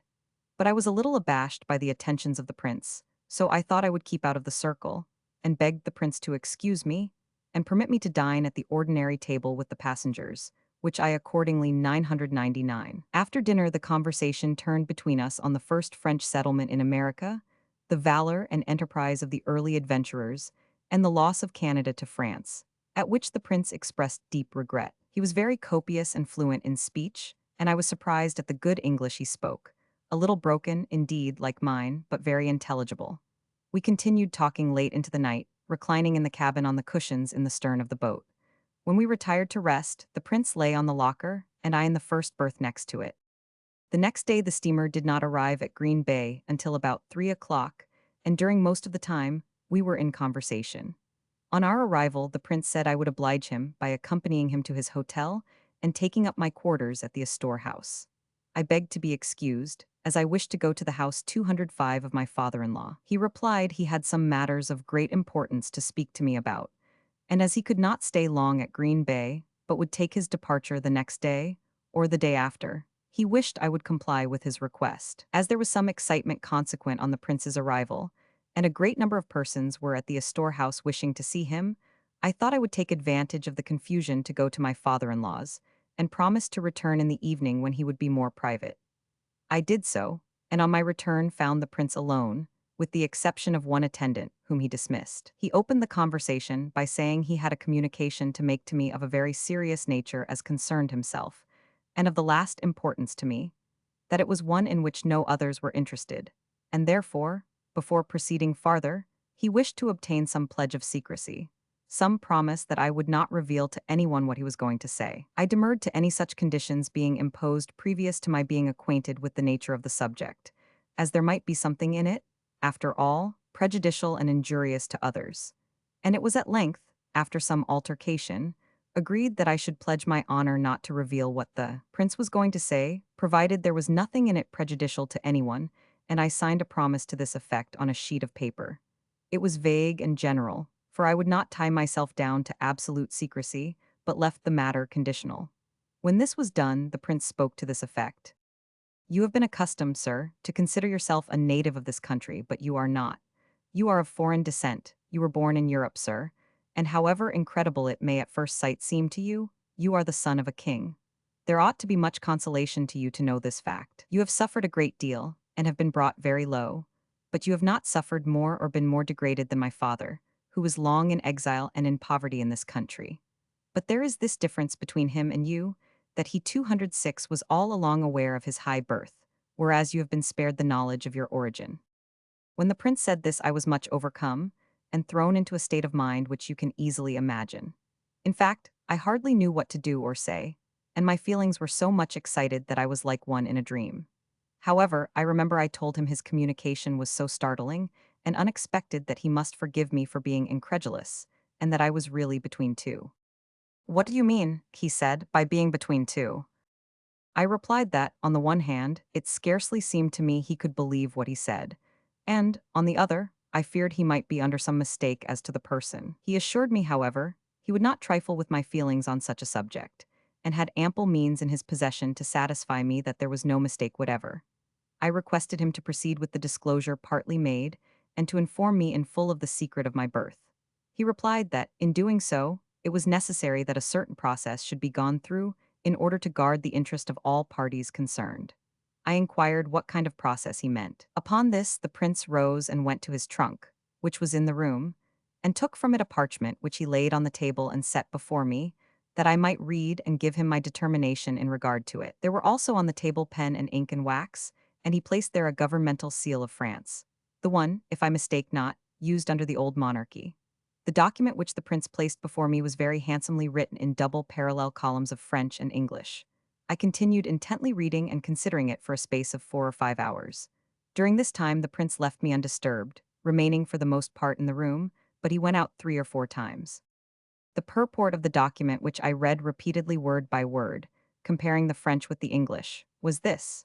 It was a solemn abdication of the crown of France in favor of Louis Philippe by Charles Louis, the 207 son of Louis XVI, who was styled Louis XVII, King of France and Navarre, with all accompanying names and titles of honor, according to the custom of the old French monarchy, together with a minute specification in legal phraseology of the conditions and considerations and provisos upon which the abdication was made. These conditions were, in brief, that a princely establishment should be secured to me either in America or in France, at my option, and that Louis Philippe would pledge himself on his part to secure the restoration, or an equivalent for it, of all the private property of the royal family rightfully belonging to me, which had been confiscated in France during the Revolution, or in any way got into other hands. After excusing himself for not taking a copy of this precious document when he had the chance, and mentioning, among other reasons, the sense of personal dignity which had been excited by these disclosures, the revisor proceeds with his narrative. At length I made my decision, and rose and told the prince that I had considered the matter fully in all its aspects, and was prepared to give him my definite answer upon the subject. And then went on to say that whatever might be the personal consequences to myself, I felt I could not be the instrument of bartering away with my own hand the rights pertaining to me by my birth, and sacrificing the interests of my family, and that I could only give to him the answer which de Provence gave to the ambassador of Napoleon at Warsaw. Though I am in poverty and exile, I will not sacrifice my honor. The prince upon this assumed a loud tone, and accused me of ingratitude in trampling upon the overtures of the king, his father, who, he said, was actuated in making the proposition more by feelings of kindness and pity towards me than by any other consideration, since his claim to the French throne rested on an entirely different basis to mine, viz., not that of hereditary descent, but of popular election. When he spoke in this strain, I spoke loud also, and said that as he, by his 208 disclosure, had put me in the position of a superior, I must assume that position, and frankly say that my indignation was stirred by the memory that one of the family of Orleans had imbrued his hands in my father's blood, and that another now wished to obtain from me an abdication of the throne. When I spoke of superiority, the prince immediately assumed a respectful attitude, and remained silent for several minutes. It had now grown very late, and we parted with a request from him that I would reconsider the proposal of his father, and not be too hasty in my decision. I returned to my father-in-law's, and the next day saw the prince again, and on his renewal of the subject gave him a similar answer. Before he went away, he said, "Though we part, I hope we part friends." And this tale is not intended for burlesque or comedy, but as a sober account of transactions which really took place. It was published in a respectable magazine. It has been reproduced in a book which sets forth the claims of the lost prince, and it was brought so prominently before the Prince de Joinville that he was compelled either to corroborate it or deny it. His answer is very plain. He had a perfect recollection of being on board the steamer at the time and place mentioned, and of meeting on board the steamboat a passenger whose face he thinks he recognizes in the portrait given in the monthly magazine, but whose name had entirely escaped his memory. This passenger seemed well informed respecting the history of America during the last century. He related many anecdotes and interesting particulars concerning the French, who took part and distinguished themselves in these events. His mother, he said, was an Indian woman of the great tribe of Iroquois, and his father was French. These details could not fail to vividly interest the prince, whose voyage to the district had for its object to retrace the glorious path of the French, who had first opened to civilization these fine countries. All which treats of the revelation which the prince made to Mr. Williams of the mystery of his birth, all which concerns the pretended personage of Louis 209 Roman 17, is from one end to the other a work of the imagination, a fable woven wholesale, a speculation upon the public credulity. These are but a few of the numerous sham dauphins who have at various times appeared. One author, who has written a history of the elder branch of the House of Bourbon, estimates the total number of pretenders at 12.5, while 1,000. Beauchesne increases the list to 30. But few, besides those whose history has been given, succeeded in gaining notoriety, and all failed to rouse the French authorities to punish or even to notice their transparent impostures. Thomas Previs, calling himself Sir Richard Hugh Smythe. Great excitement prevailed throughout England towards the close of the year 1853, in consequence of the result of a trial which took place at the autumn assizes at Gloucester. A person calling himself Sir Richard Hugh Smythe laid claim to an extinct baronetcy, and brought an action of ejectment to recover possession of vast estates, situated in the neighbourhood of Bristol, and valued at nearly £30,000 a year. The baronetcy in question had become, or was supposed to have become, extinct on the death of Sir John Smythe in 1849, and at his decease the estates had passed to his sister Florence, and when she died in 1852 had devolved upon her son, who was then a minor, and who was really the defendant in the cause. Mr. Justice Coleridge presided at the trial, Mr. afterwards Lord Justice Boville appeared for the claimant, and Sir Frederick the Siger represented the defendant. According to the opening address of the counsel for the plaintiff, his client had been generally supposed to be the son of a carpenter of Warminster, named Previs, and had been brought up in this man's house as one of his 210 family. When the lad arrived at an age to comprehend such matters, he perceived that he was differently treated from the other members of the household, and, from circumstances which came to his knowledge, was led to suspect that Previs was not really his father, but that he was the son of Sir Hugh Smythe of Ashton Hall, near Bristol, and the heir to a very extensive property. It seemed that this baronet had married a Miss Wilson, daughter of the Bishop of Bristol, in 1797, that she had died childless some years later, and that he had, in 1822, united himself to a Miss Elizabeth. The second union proved as fruitless as the first, and when Sir Hugh himself died in 1824, his brother John succeeded to the title and the greater portion of the property. By and by, however, certain facts came to the ears of the plaintiff, which left no doubt on his mind that he was the legitimate son of Sir Hugh Smythe, by a first and hitherto concealed marriage with Jane, daughter of Count Vandenberg, to whom he had been secretly married in Ireland in 1796. But, although the plaintiff was thus convinced himself, he knew that, while he possessed documents which placed his origin beyond a doubt, it would be extremely difficult for a person in his humble circumstances to substantiate his claim, or secure the services of a lawyer bold enough to take his case in hand and refrain from demanding his rights until 1849, in which year, rendered desperate by delay, he went personally to Ashton Hall, obtained an interview with Sir John Smythe, and communicated to him his relationship and his claims. The meeting was much more satisfactory than might have been expected, as Sir John had been party to certain documents which were executed by his brother in his lifetime, which were among those which had been discovered, and in which the circumstances of the concealed marriage and the birth of the claimant were acknowledged. It was useless for him to deny the justice of the demand, and he recognized his nephew without demur.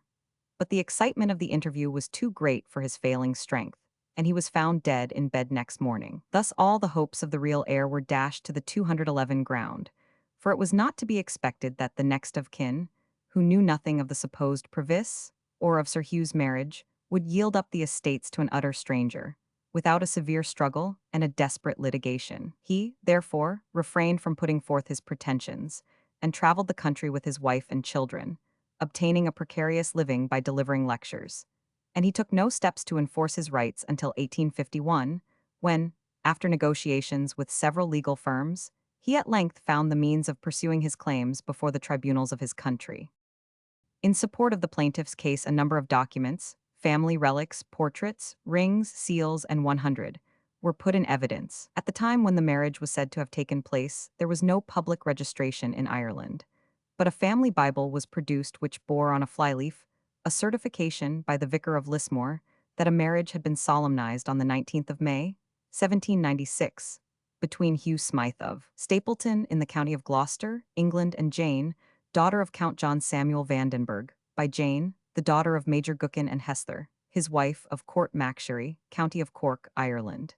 In the same Bible was an entry of the plaintiff's baptism, signed by the officiating clergyman. A brooch was produced with the name of Jane Gookin upon it, and a portrait of the claimant's mother, as well as a letter addressed by Sir Hugh Smythe to his wife on the eve of her delivery, in which he introduced a nurse to her.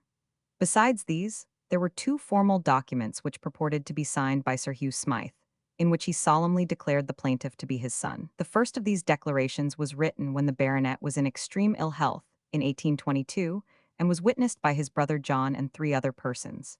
It was discovered in the possession of a member of the family of Lydia Reed, the plaintiff's nurse. The second paper, which was almost the same in its terms, was discovered in the keeping of an attorney's clerk who had formerly lived in Bristol. The following is a copy of it.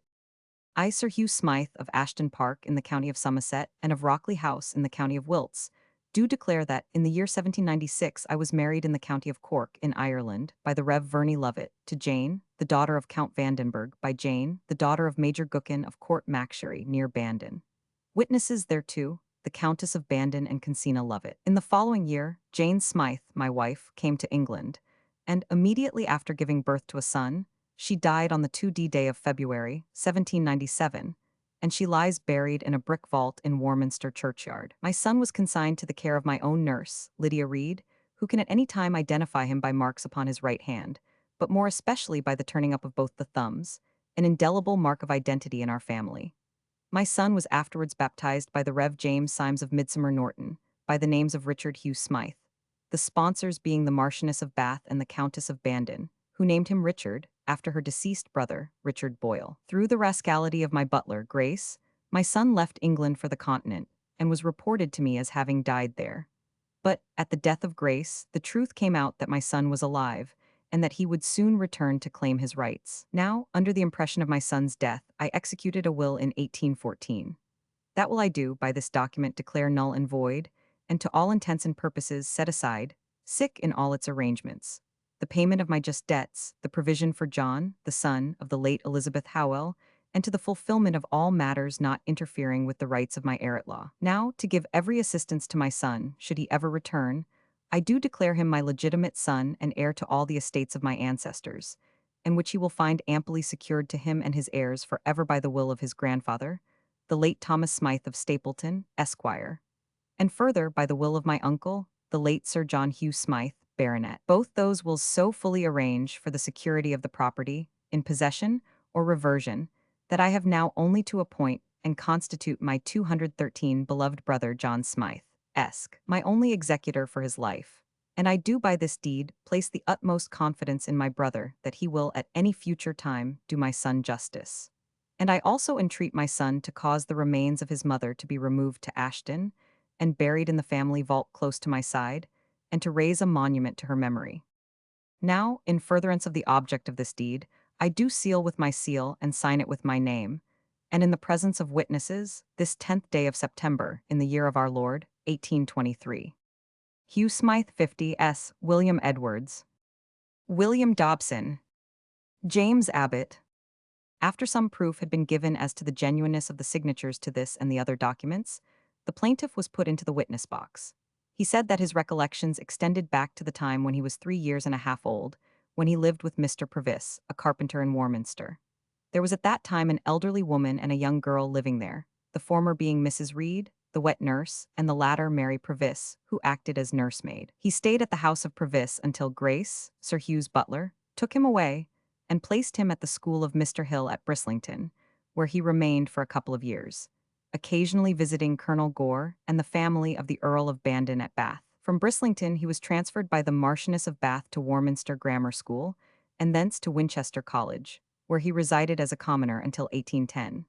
He stated that he left Winchester because his bills had not been paid for the last 18 months, and, by the advice of Dr. Goddard, then headmaster of the school, proceeded to London, and told the Marchioness of Bath what had occurred. The Marchioness kept him for a few days in her house in Grosvenor Square, but being a woman of high tone, and thinking that possibly he was too old for her protection, she advised him to go to Ashton Court to his father, telling 214 him at the same time that Sir Hugh Smythe was his father. She also gave him some £1,400 or £1,500 which had been left to him by his mother, but declined to tell him anything respecting her, and referred him for further information to the Bandon family.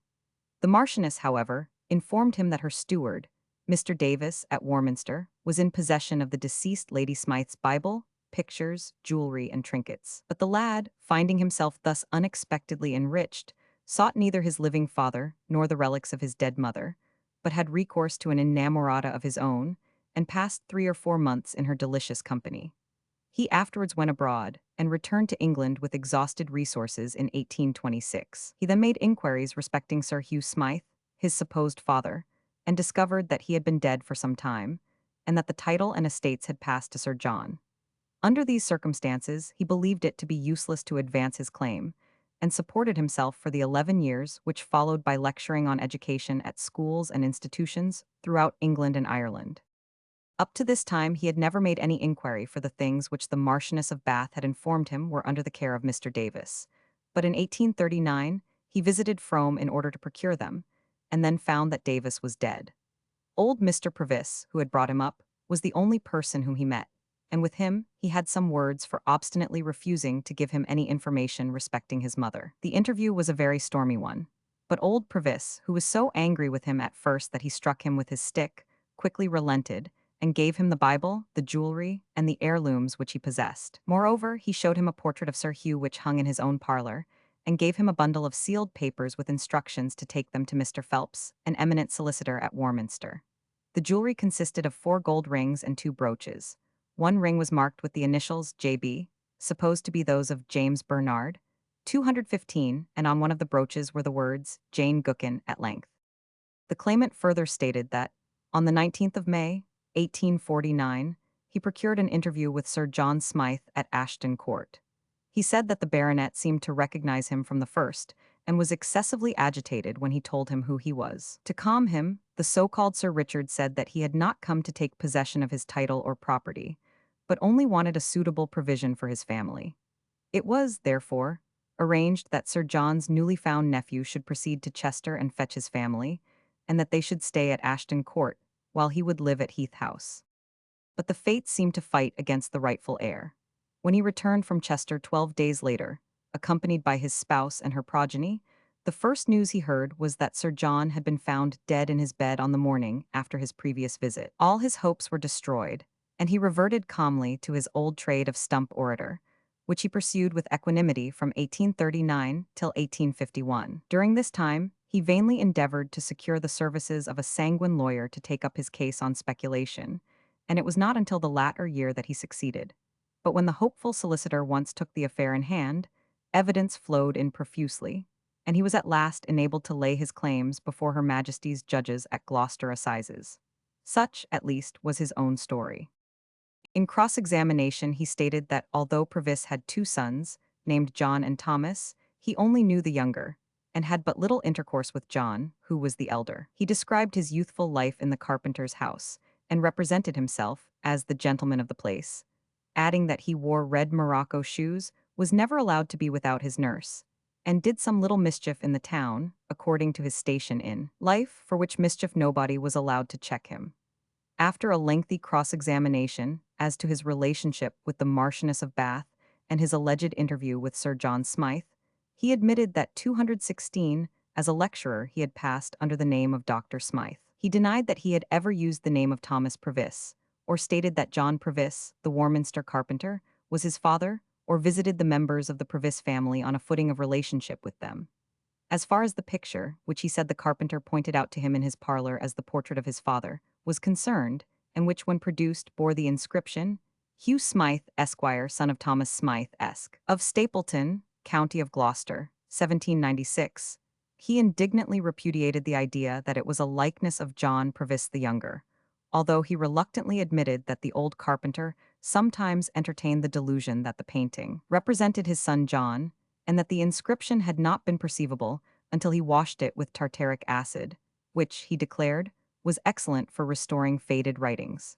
He was then asked about some seals which he had ordered to be engraved by Mr. Mooring, a seal engraver in Holborn, and admitted giving an order for a card plate and cards, but denied that at the same time he had ordered a steel seal to be made according to a pattern which he produced, which bore the crest, garter, and motto of the Smythes of Long Ashton. However, he acknowledged giving a subsequent order for two such seals. On one of these seals the family motto, Qui Capit Capiter, had been transformed, through an error of the engraver, into Qui Capit Capiter, but he said he did not receive it until the 7th of June, and that consequently he could not have placed it on the deed in which Sir Hugh Smythe so distinctly acknowledged the existence of a son by a first marriage, a deed which he declared he had never seen till the 17th of March. A letter was then put into court, dated the 13th of March, which he admitted was in his handwriting, and which bore the impress of the misspelled seal. Thus confronted with this damning testimony, the plaintiff turned pale, and requested permission to leave the court to recover from a sudden indisposition which had overtaken him. When, just at this juncture, the cross-examining counsel received a telegram from London, in consequence of 217 which he asked, "Did you, in January last, apply to a person at 361 Oxford Street, to engrave for you the bandon, crest upon the rings produced, and also to engrave Gookin on the brooch?" The answer, very hesitatingly given, was, "Yes, I 999. The whole conspiracy was exposed, the plot was at an end. The plaintiff's counsel threw up their briefs, a verdict for the defendants was returned, and the plaintiff himself was committed by the judge on a charge of perjury, to which a charge of forgery was subsequently added. The second trial took place at the following spring assizes at Gloucester. The evidence for the Crown showed the utter hollowness of the plaintiff's claim. The attorney's clerk, from whom the impostor had stated he received the formal declaration of Sir Hugh Smythe, was called, and declared that he had written the letter which was said to have accompanied the deed, from the prisoner's dictation. The deed was produced at the time, and the witness took a memorandum of the name of the attesting witnesses on the back of a copy of his letter. This copy, with the endorsement, was produced in court. The brown paper which the prisoner had sworn formed the wrapper of the deed when he received it was proved to be the same in which Mr. Moring, the engraver, had wrapped up a seal which he had sent to the prisoner, the very seal in which the engraver had made the unlucky blunder. It was also clearly proved that the parchment, on which the forgery had been written, was prepared by a process which had only been discovered about 10 years, and chemical experts were decidedly of opinion that the ink had received its antique appearance by artificial means, and that the wax was undoubtedly modern. Various startling errors and discrepancies were pointed out in the document itself, the most noteworthy being a reference made to Sir Hugh's wife, as the late Elizabeth Howell.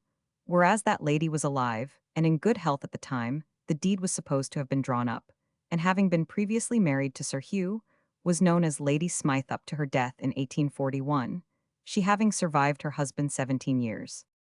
The picture, which had been produced on the first trial as a portrait of Sir Hugh, was proved beyond all doubt to be that of John Purvis, the eldest son of the carpenter. And the prisoner's sister, a married woman named Mary Heath, on being placed in the witness box, recognized him at once as her youngest brother, Thomas Purvis, and said she had never heard of his being any other, although she knew that upon taking up the trade of lecturing, he had assumed the name of Dr. Smythe.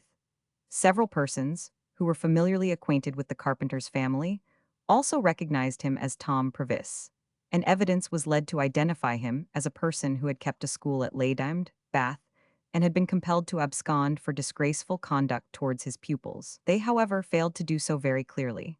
Whereon, says the reporter, the prisoner, with an air of great triumph, produced an enormous pigtail, which up to this moment had been kept concealed under his coat, and turning round ostentatiously, displayed this appendage to the court and jury, appealing to it as an irrefragable proof of his aristocratic birth, and declaiming with solemn emphasis that he was born with it.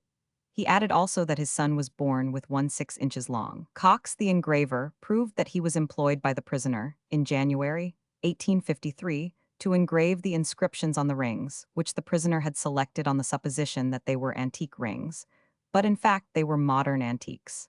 Mr. Moring also gave evidence as to the engraving of the fatal seal. On this evidence, Purvis was found guilty and was sentenced to 20 years' transportation. He retained his composure to the last, and before his trial assigned all his right, title, and interest in the Smythe estates to his eldest son, lest they should become forfeited to the crown by his conviction for felony.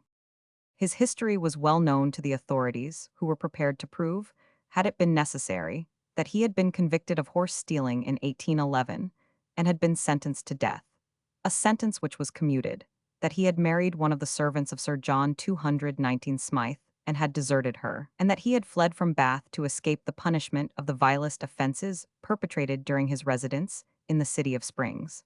But it was needless to produce more damning testimony than was brought forward. For 20 years, the world has heard nothing more of the sham Sir Richard Hugh Smythe. Lavinia Janetta Horton Rives, the pretended Princess of Cumberland. In 1866, Mrs. Lavinia Janetta Horton Rives and her son, William Henry Rives, appeared before the English courts in support of one of the most extraordinary petitions on record.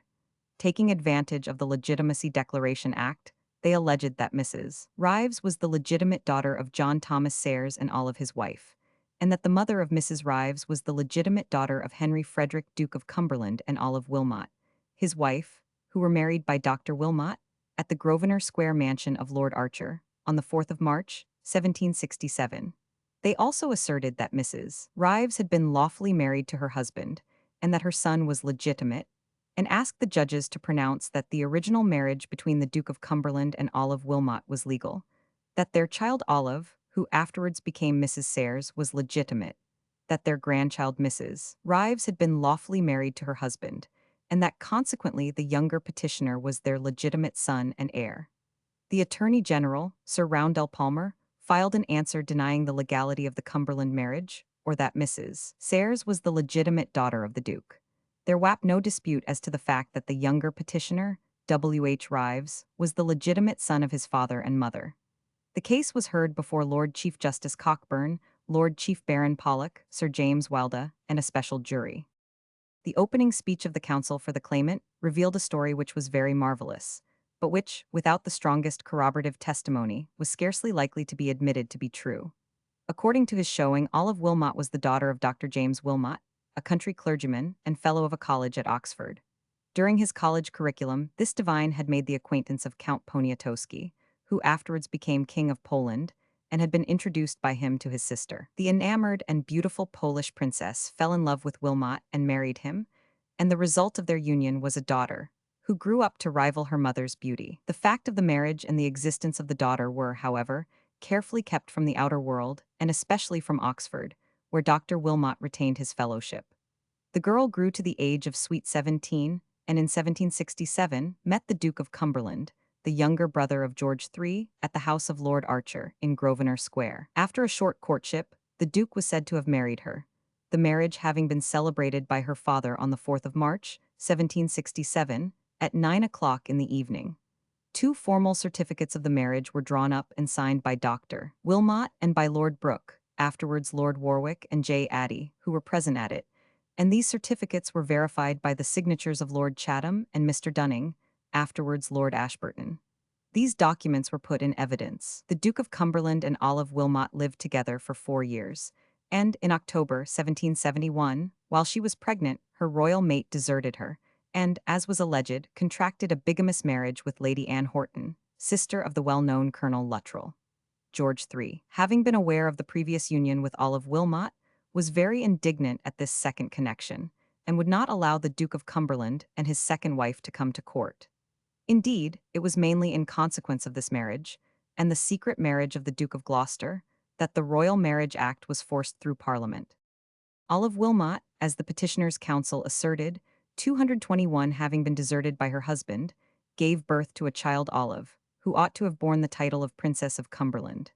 The baby was baptized on the day of its birth by Dr. Wilmot, and 3 certificates to that effect were produced, signed by Dr. Wilmot and his brother Robert. But although the king was irritated at the conduct of his brother, he was at the same time anxious to shield him from the consequences of his double marriage, and for that purpose gave directions to Lord Chatham, Lord Warbeck, and Dr. Wilmot that the real parentage of the child should be concealed, and that it should be rebaptized as the daughter of Robert Wilmot, whose wife had just been confined. The plastic divine consented to rob the infant temporarily of its birthright, but at the same time required that all the proceedings should be certified by the king and other persons as witnesses, in order that at a future time she should be replaced in her proper position. Perhaps, in ordinary circumstances, it would not have been possible for a country priest thus to coerce George III, but Dr. Wilmot was in possession of a fatal secret. As is well known, King George was publicly married to Princess Charlotte in 1762, but, according to the showing of the petitioners, he had been previously married, in 1759, by this very Dr. Wilmot, to a lady named Hannah Lightfoot. Thus he, as well as the Duke of Cumberland, had committed bigamy, and the grave question was raised as to whether George IV, and even her present majesty, had any right to the throne. Proof of this extraordinary statement was forthcoming, for on the back of the certificates intended to prove the marriage of the Duke of Cumberland and Olive Wilmot, the following certificates were endorsed. This is to solemnly certify that I married George, Prince of Wales, to Princess Hannah, his first consort, April 15, 1759, and that 2 princes and a princess were the issue of such marriage. J. Wilmot, London, April 2, 176. This is to certify to all it may concern that I lawfully married George, Prince of Wales, to Hannah Lightfoot, 222 April 17, 1759, and that 2 sons and a daughter are their issue by such marriage. J. Wilmot, Chatham, J. Dunning. The concealed Princess Olive was meanwhile brought up, until 1782, in the family of Robert Wilmot, to whom it was said that an allowance of £500 a year was paid for her support by Lord Chatham. On the 17th of May, 1773, His Majesty created her Duchess of Lancaster by this instrument. George R. We hereby are pleased to create Olive of Cumberland Duchess of Lancaster, and to grant our royal authority for Olive, our said niece, to bear and use the title and arms of Lancaster, should she be in existence at the period of our royal demise. Given at our Palace of St. James's, May 17, 1773.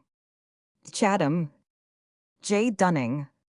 A little before this time, in 1772, Dr. Wilmot had been presented to the living of Barton-on-the-Heath, in Warwickshire, and thither his granddaughter Olive went with him, passing as his niece and was educated by him. When she was 17 or 18 years old, she was sent back to London, and there became acquainted with Mr. de Serres, an artist and a member of the Royal Academy, whom she married in 1791. The union was not a happy one, and a separation took place. But before it occurred, Mrs. Rives, the elder petitioner, was born at Liverpool in 1797. After the separation, Mrs. Serres and her daughter lived together, and the former gained some celebrity both as an author and an artist. They moved in good society, were visited by various persons of distinction, and in 1805 were taken to Brighton and introduced to the Prince of Wales, who afterwards became George IV.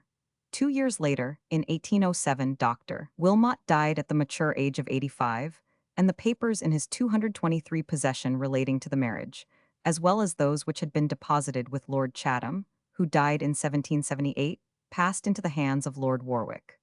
Mrs. Serres during all this time had no knowledge of the secret of her birth, until, in 1815, Lord Warwick, being seriously ill, thought it right to communicate her history to herself and to the Duke of Kent, and to place the papers in her hands.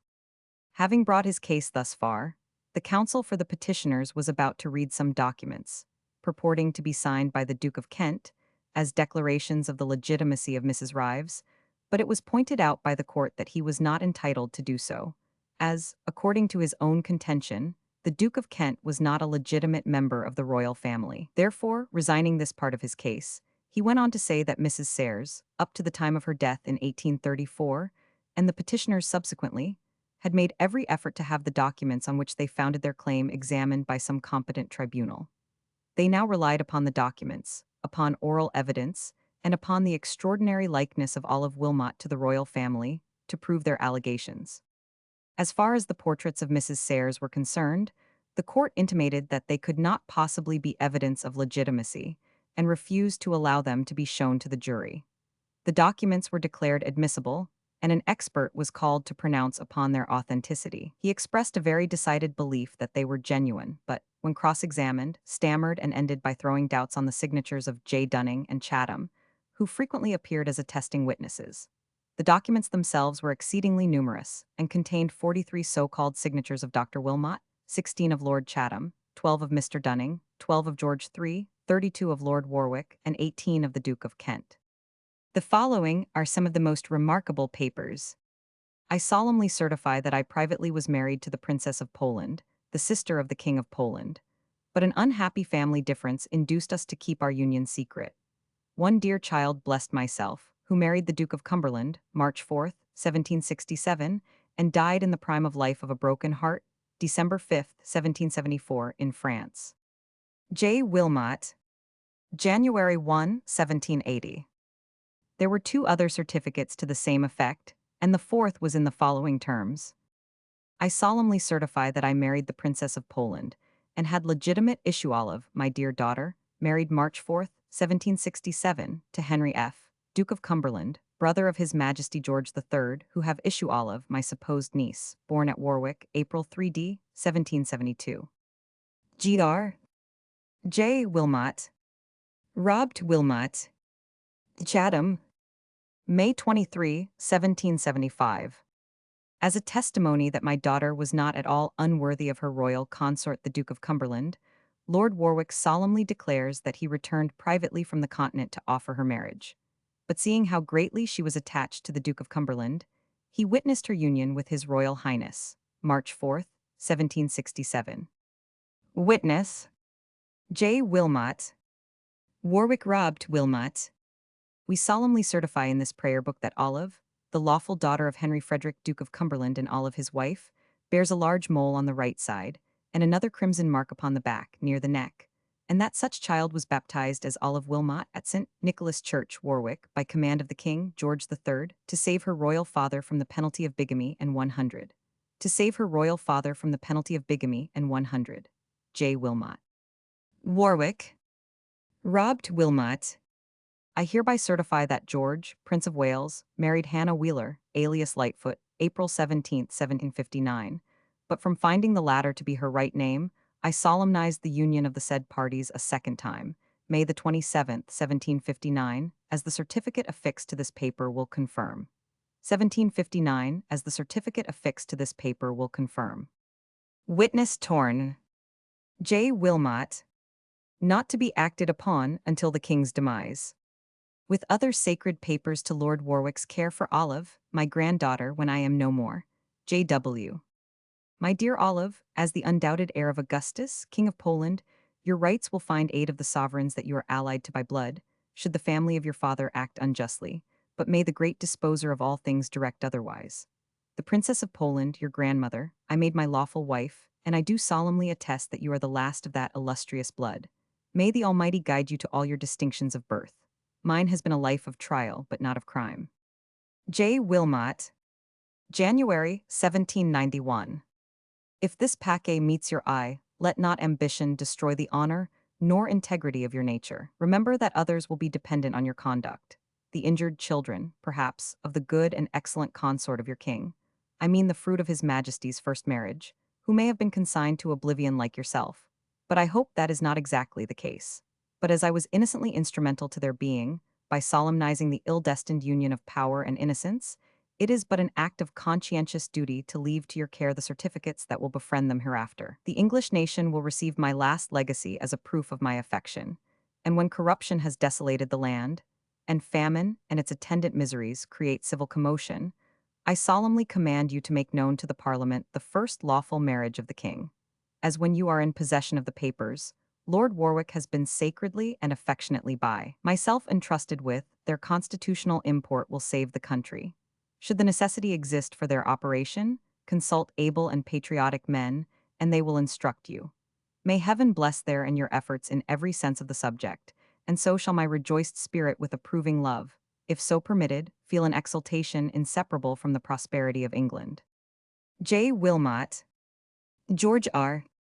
We are hereby pleased to recommend Olive, our niece, to our faithful lords and commons for protection and support, should she be in existence at the period of our royal demise, such being Olive Wilmot, the supposed daughter of Robert Wilmot of Warwick. J. Dunning, robbed Wilmot, January 7, 1780. Mrs. Rives, the petitioner, was the principal witness called. She gave her evidence very clearly and firmly, and when offered a seat in the witness box declined it, saying that she was not tired and could stand forever to protect the honor of her family. She said she recollected coming from Liverpool to London with her father and mother when she was only 2 years and a half old, and narrated how she lived with them conjointly up to the date of the separation, and with her mother afterwards. It was then proposed to ask her some questions as to declarations made by Hannah Lightfoot, the reputed wife of George III, but the Lord Chief Justice interposed with the remark that there was no evidence before the court as to the marriage of the king with this woman. The petitioner's counsel referred to the two following documents. April 17, 1759. The marriage of these parties was this day duly 227 solemnized at Kew Chapel, according to the rites and ceremonies of the Church of England, by myself. J. Wilmot, George P. Hannah, witness to this marriage.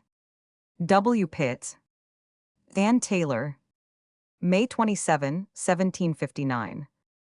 This is to certify that the marriage of these parties, George, Prince of Wales, to Hannah Lightfoot, was duly solemnized this day, according to the rites and ceremonies of the Church of England, at their residence at Peckham, by myself. J. Wilmot, George Guelph, Hannah Lightfoot, witness to the marriage of these parties.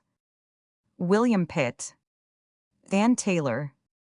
Upon this, the Lord Chief Justice again interposed, saying, the court is, as I understand, asked solemnly to declare on the strength of two certificates, coming I know not whence, written on two scraps of paper, that the marriage, the only marriage of George III, which the world believes to have taken place, between His Majesty and Queen Charlotte, was an invalid marriage, and consequently that all the sovereigns who have sat on the throne since his death, including Her present Majesty, were not entitled to sit on the throne. That is the conclusion to which the court is asked to come upon these two rubbishy pieces of paper, one signed George P., and the other George Guelph. I believe them to be gross and rank forgeries. The court has no difficulty in coming to the conclusion, even assuming that the signatures had that character of genuineness which they have not, that what is asserted in these documents has not the slightest foundation in fact. Lord Chief Baron Pollock expressed his entire concurrence in the opinion of the Lord Chief Justice. After 228 explaining that it was the province of the court to decide any question of fact, on the truth or falsehood of which the admissibility of a piece of evidence was dependent, he declared that these documents did not at all satisfy him that George III was ever married before his marriage to Queen Charlotte, that the signatures were not proved to be even like the king's handwriting, and that the addition of the word Guelph to one of them was satisfactory proof that the king, at that date Prince of Wales, did not write it, it being a matter of common information that the princes of the royal family only used the Christian name. Sir James Wilder also assented, characterizing the certificates as very foolish forgeries, but adding that he was not sorry that the occasion had arisen for bringing them into a court of justice, where their authenticity could be inquired into by evidence, as the existence of documents of this sort was calculated to set abroad a number of idle stories for which there was probably not the slightest foundation. The evidence as to Hannah Lightfoot being thus excluded, the examination of Mrs. Rives, the petitioner, was continued. She remembered proceeding to Brighton in 1805, where herself and her mother were introduced to the Prince of Wales, afterwards George IV.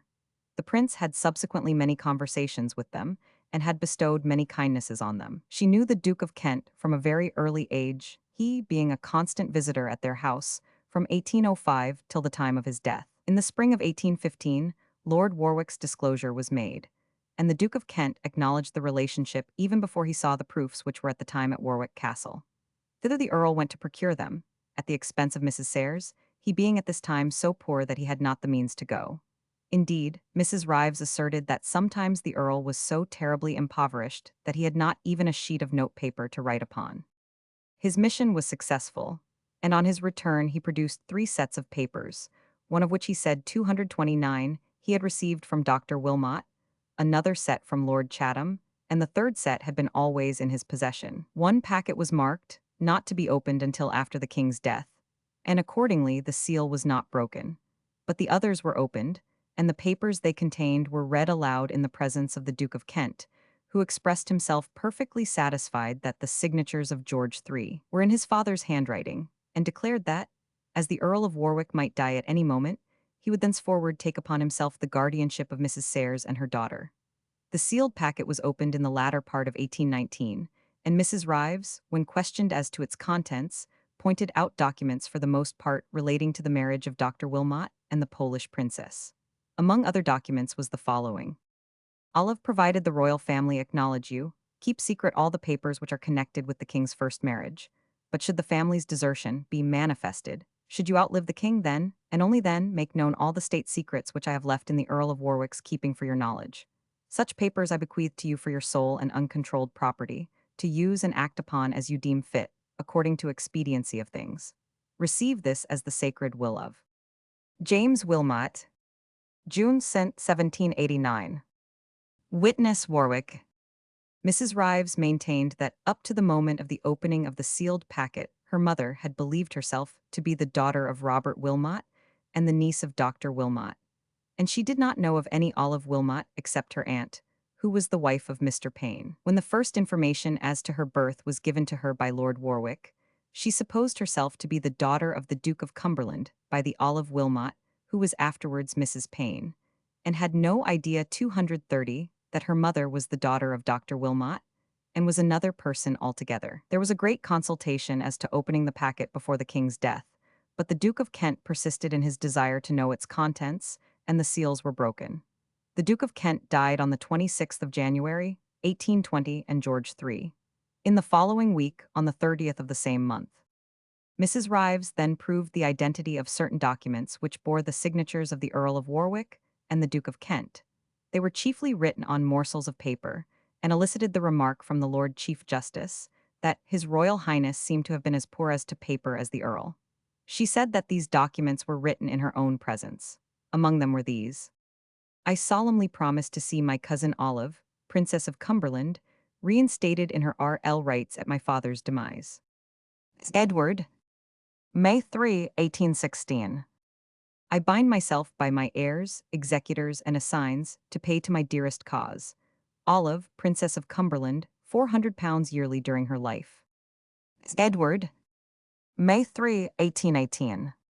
I bequeath to Princess Olive of Cumberland £10,000. should I depart this life before my estate of Castle Hill is disposed of. Edward, June 9, 1819. I hereby promise to return from Devonshire, early in the spring to lay before the Regent the certificates of my dearest cousin Olive's birth. Edward, November 16, 1819. Janie, illegible.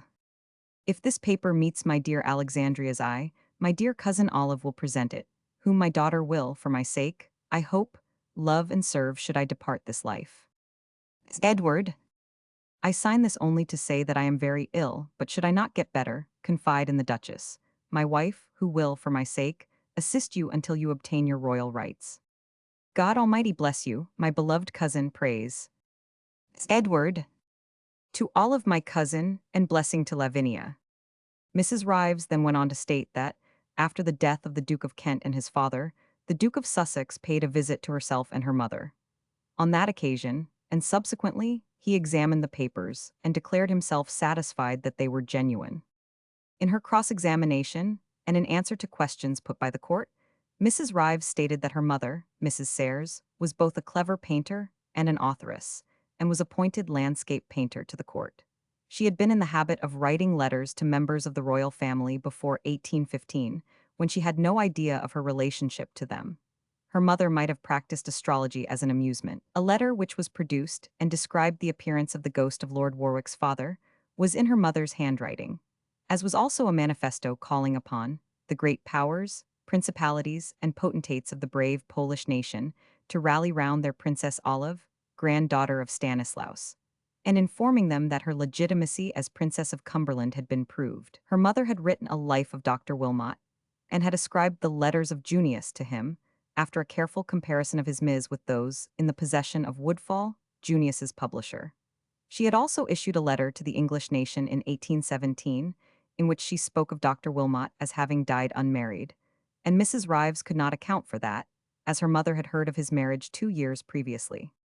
A document was then produced in which the Duke of Kent acknowledged the marriage of his father with Hannah Lightfoot, and the legitimacy of Olive, praying the latter to maintain secrecy during the life of the king, 232, and constituting her the guardian of his daughter Alexandrina, and directress of her education on account of her relationship, and also because the Duchess of Kent was not familiar with English modes of education.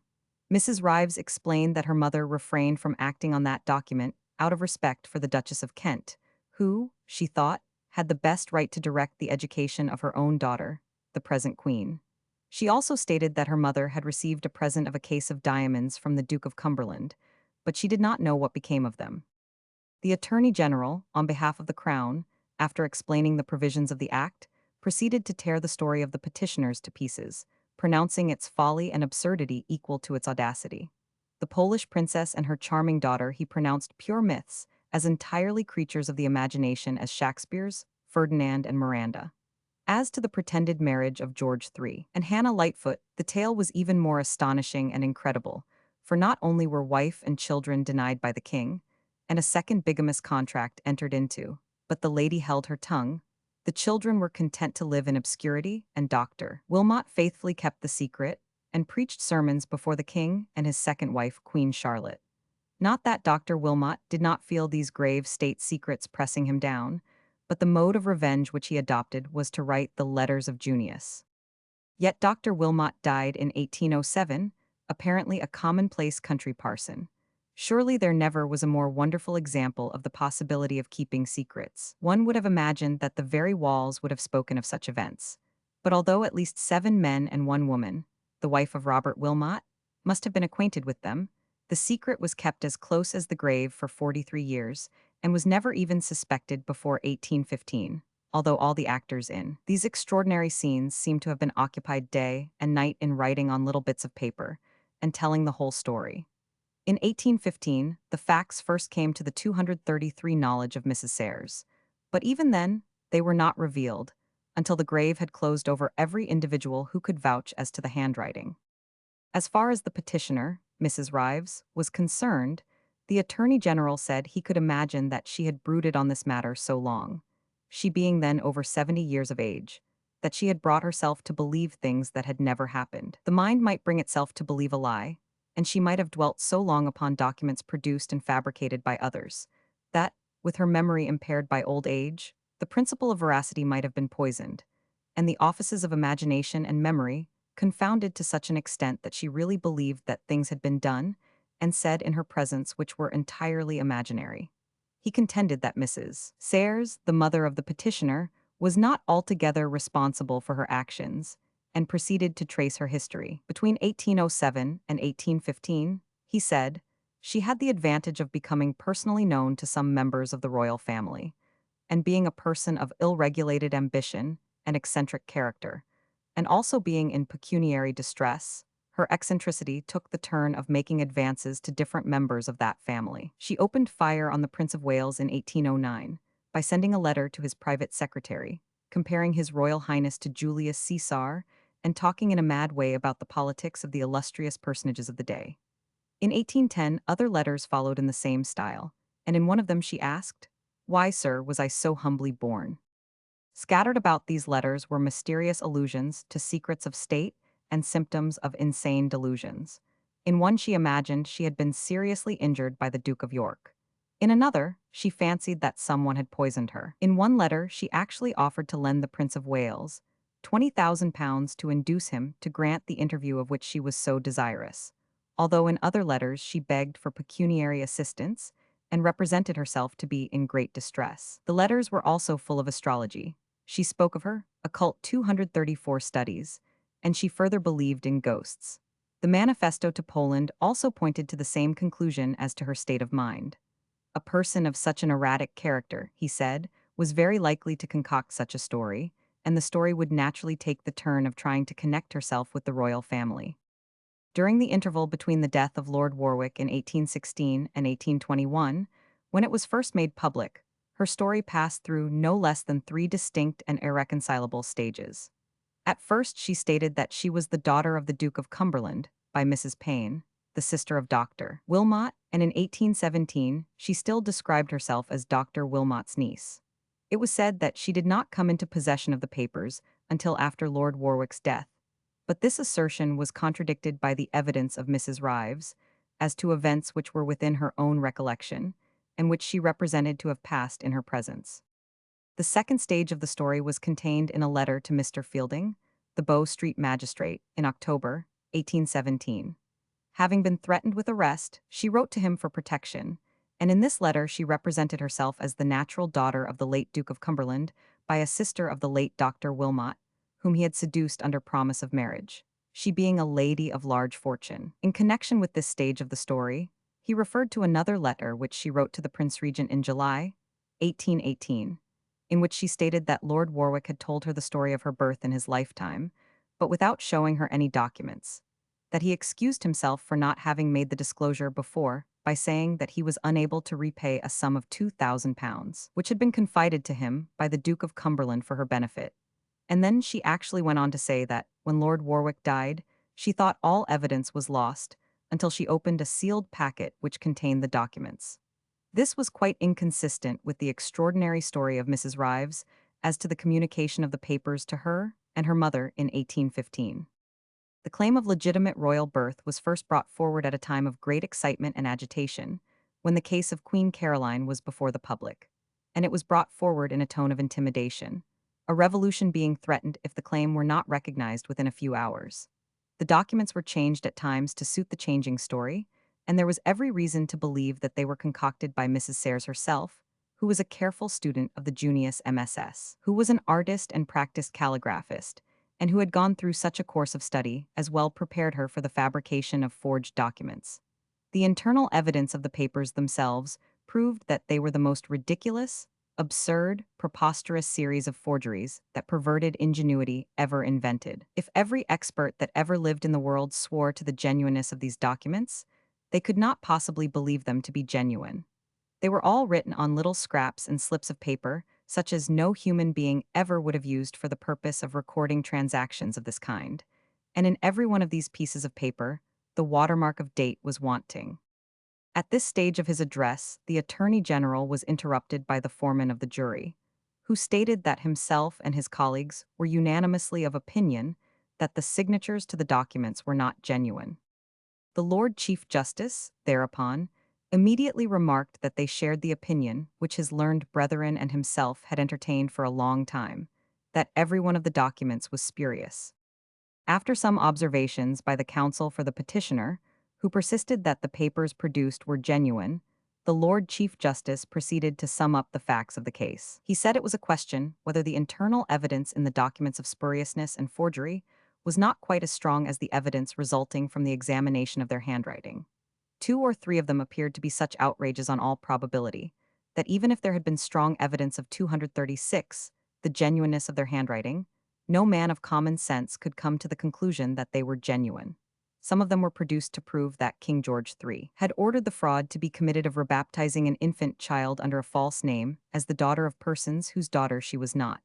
Another showed that the king had divested the crown of one of its noblest appendages, the Duchy of Lancaster, by a document he was not competent by law to execute, written upon a loose piece of paper, and countersigned by W. Pitt and Dunning. By another document, also written upon a loose piece of paper, he expressed his royal will to the Lords and Commons, that when he should be dead, they should recognize this lady as Duchess of Cumberland. These papers bore the strongest internal evidence of their spuriousness. The evidence as to the marriage of the Duke of Cumberland with Olive Wilmot could not be separated from that part of the evidence which struck at the legitimacy of the royal family by purporting to establish the marriage of George III to a person named Hannah Lightfoot. Could anyone believe that the documents on which that marriage was attested by W. Pitt and Dunning were genuine? But the petitioner could not help putting forward the certificates of that marriage, because two of them were written on the back of the certificate of the marriage of the Duke of Cumberland with Olive Wilmot. Men of intelligence could not fail to see the motive for writing the certificates of those two marriages on the same piece of paper. The first claim to the consideration of the royal family, put forward by Mrs. Sayers, was that she was the illegitimate daughter of the Duke of Cumberland by Mrs. Payne, a married woman. Her next claim was that she was his daughter by an unmarried sister of Dr. Wilmot. She lastly put forward her present claim, that she was the offspring of a lawful marriage between the Duke and Olive, the daughter of Dr. Wilmot.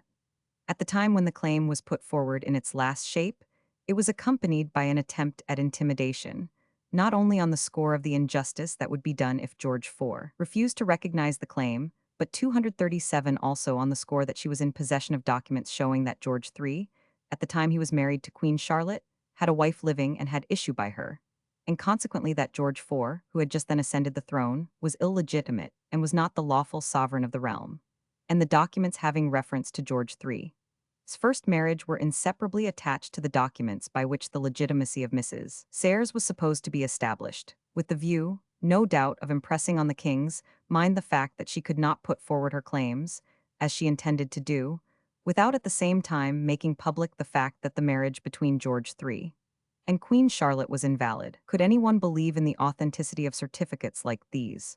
Or was it possible to imagine that, even if Hannah Lightfoot had existed and asserted her claim, great officers of state like Chatham and Dunning should have recognized her as Hannah Regina, as they were said to have done?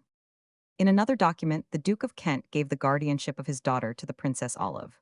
Remembering the way in which that lady had been brought up, and the society in which she had moved, could the Duke of Kent ever have dreamed of superseding his own wife, the mother of the infant princess, and passing by all the other distinguished members of his family, and conferring on Mrs. Sayers, the landscape painter, the sole guardianship of the future Queen of England?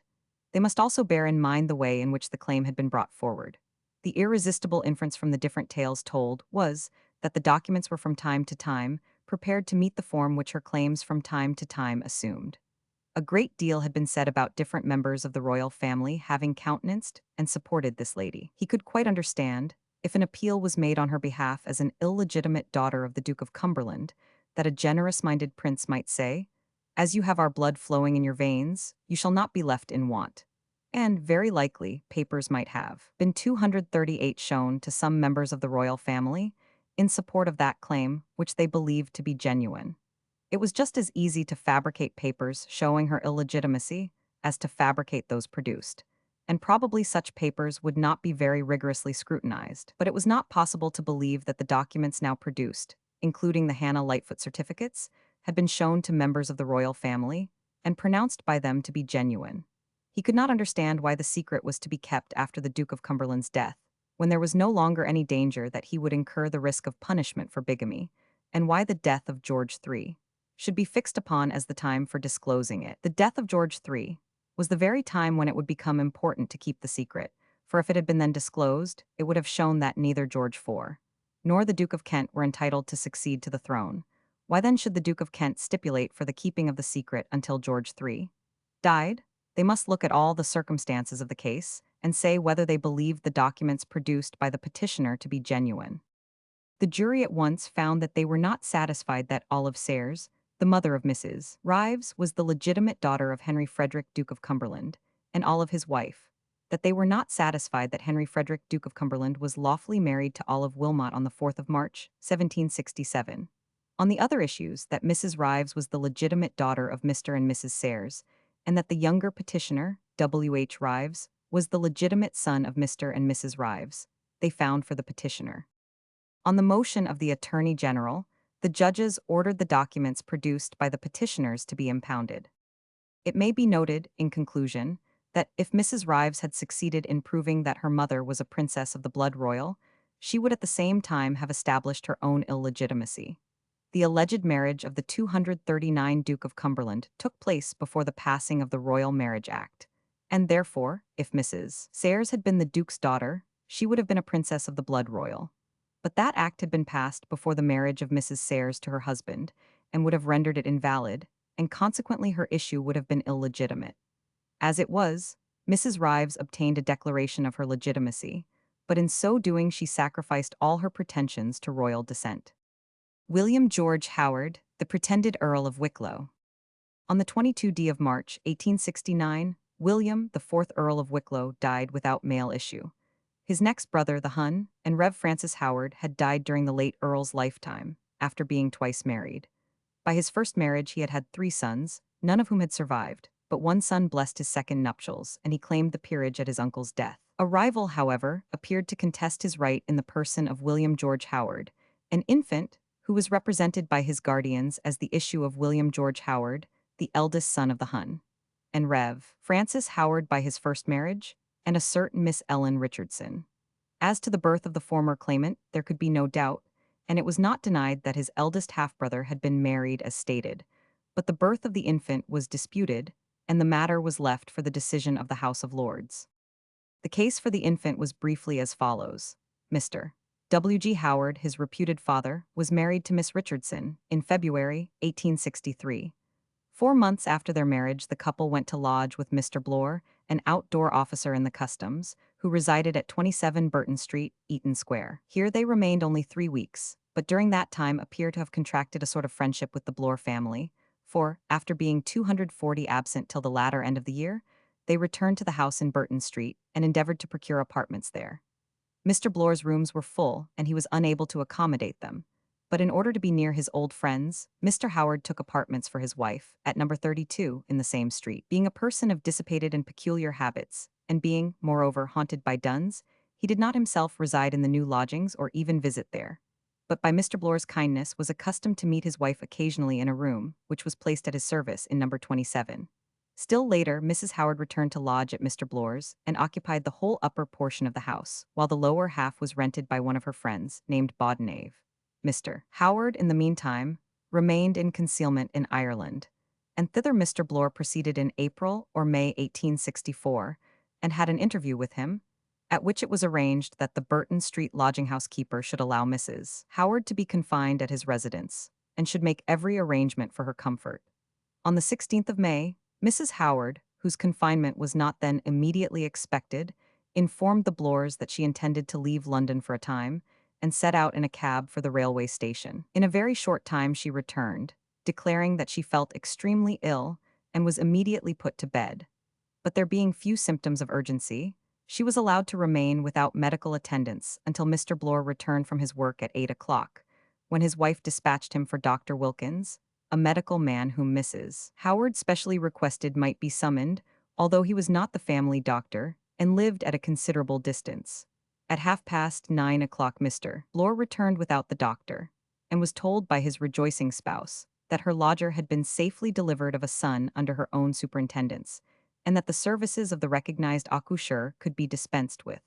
Proud of the womanly skill of his wife, and glad to be spared the necessity of another wearisome trudge through the streets, he gladly remained at home, and Dr. Wilkins was not 241 sent for several weeks, when he saw and prescribed for the infant, who was suffering from some trifling disorder. Unfortunately, this fact could not be proved, nor could the doctor's evidence be obtained as to Mr. Bloor's visit, as he had died before the case came on.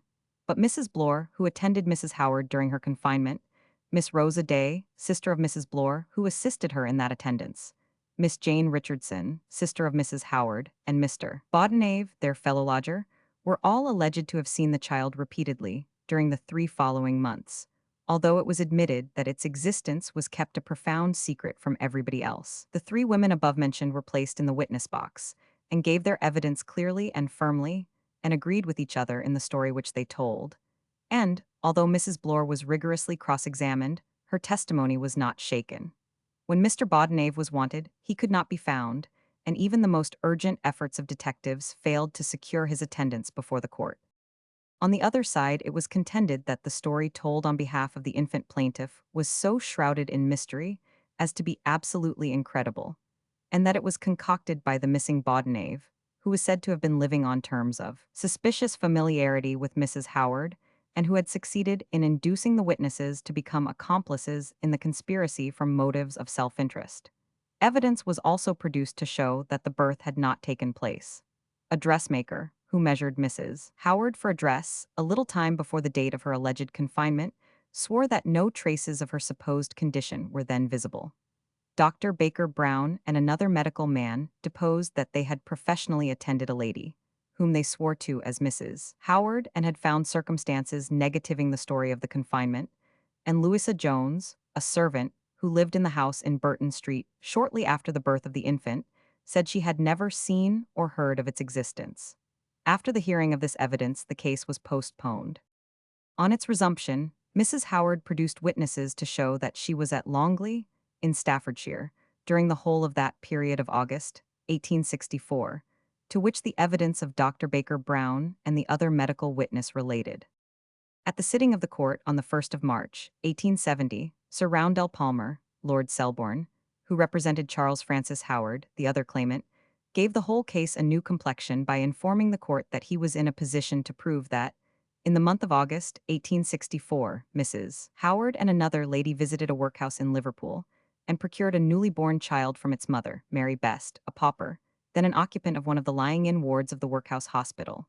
In support of his assertion, he was able to produce 3 witnesses, Mrs. Higginson, the head nurse, and Mrs. Stewart and Mrs. O'Hara, 2 of the assistant nurses, of whom 2 could swear positively to Mrs. Howard's identity with the lady who came and took away the child. The 3rd nurse was in doubt. The Solicitor General, who represented the infant claimant, thereupon requested an adjournment, in order to meet the new case thus presented.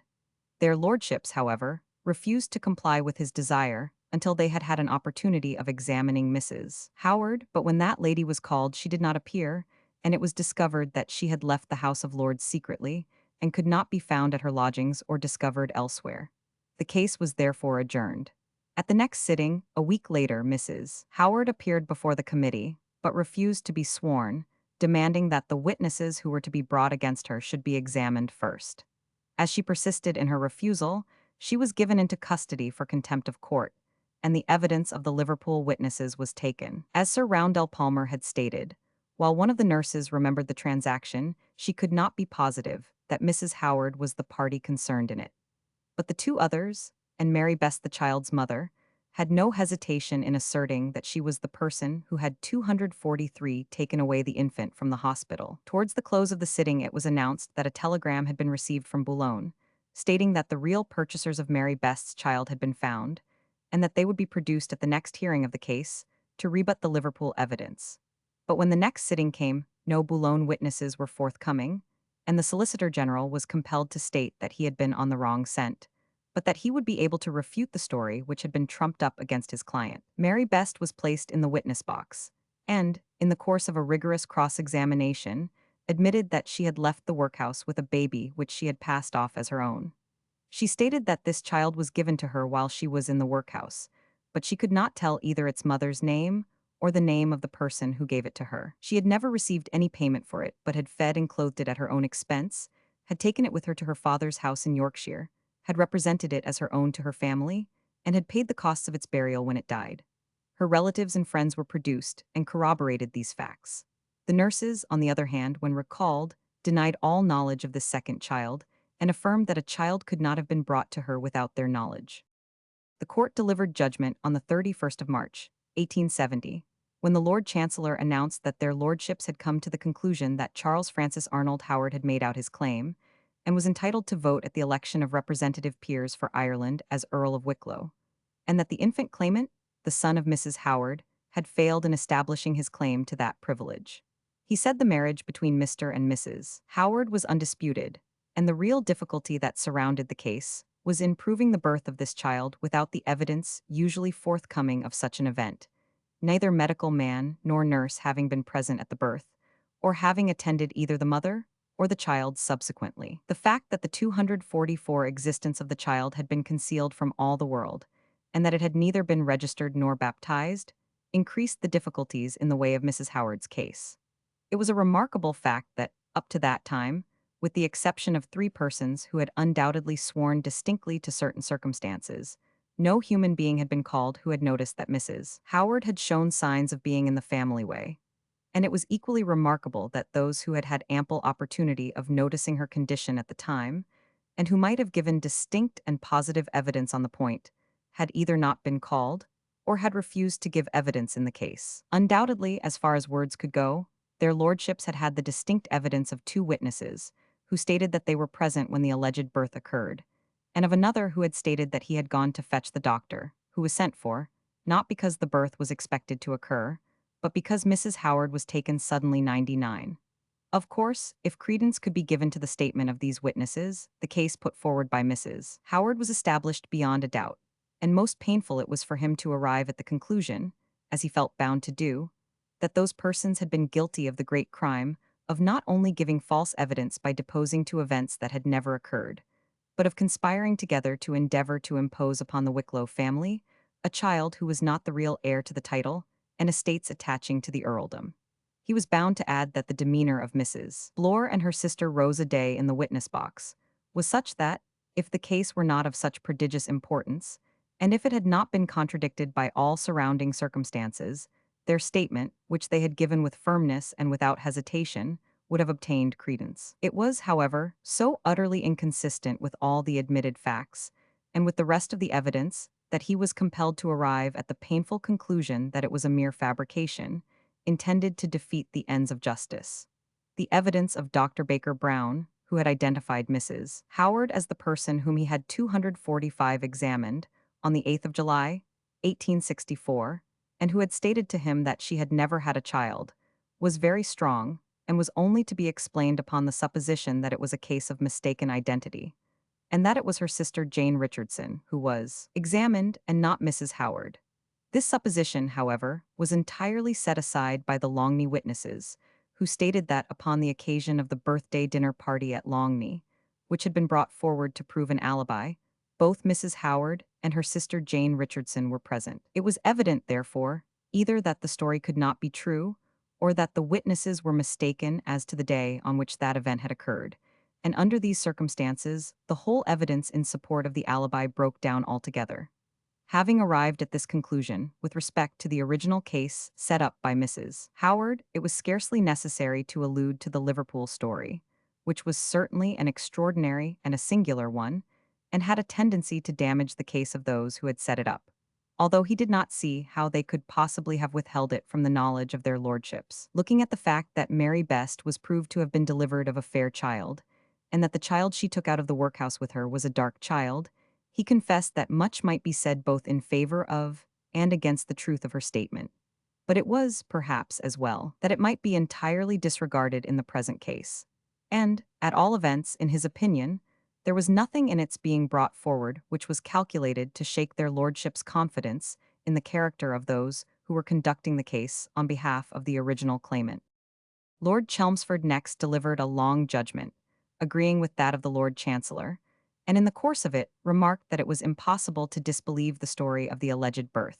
As he did, without coming to the conclusion that certain of the witnesses had been guilty of the grave crimes of conspiracy and perjury. With reference to the Liverpool story, he said he was satisfied that the child brought into the workhouse by 246 Mary Best and taken by her to Yorkshire was not that of which she had been confined, although he did not believe her statement of the way in which she had become possessed of the child, which she had subsequently passed off as her own. Lords Colonsay and Redesdale concurred, and the Earl of Winchelsea, as a lay lord and one of the public, gave it as his opinion that the story told by Mrs. Howard was utterly incredible, being only worthy to form the plot of a sensational novel. He regretted that Mr. Bodenage, the principal mover in this conspiracy, would escape unscathed. Their lordships, therefore, resolved that Mrs. Howard's child had no claim to the earldom, but that Charles Francis Arnold Howard, the son of the Hun, Rev. Francis Howard, by his second marriage, had made out his right to vote at the election of representative peers for Ireland as Earl of Wicklow. Amelia Radcliffe, the so-called Countess of Derwentwater. The unhappy fate of James, the last Earl of Derwentwater, has been so often recounted, both in prose and verse, that it is almost unnecessary to repeat the story. But lest any difficulty should be found in understanding the grounds on which the so-called Countess now bases her pretensions, the following short summary may be found useful. James Radcliffe, the third and last Earl of Derwentwater, suffered death on Tower Hill, in the prime of his youth, for his devotion to the cause of the Pretender. He is described as having been brave, chivalrous, and generous. His name has been handed down from generation to generation as that of a martyr, and his memory even yet remains green among the descendants of those amongst whom he used to dwell, and to whom he was at once patron and friend.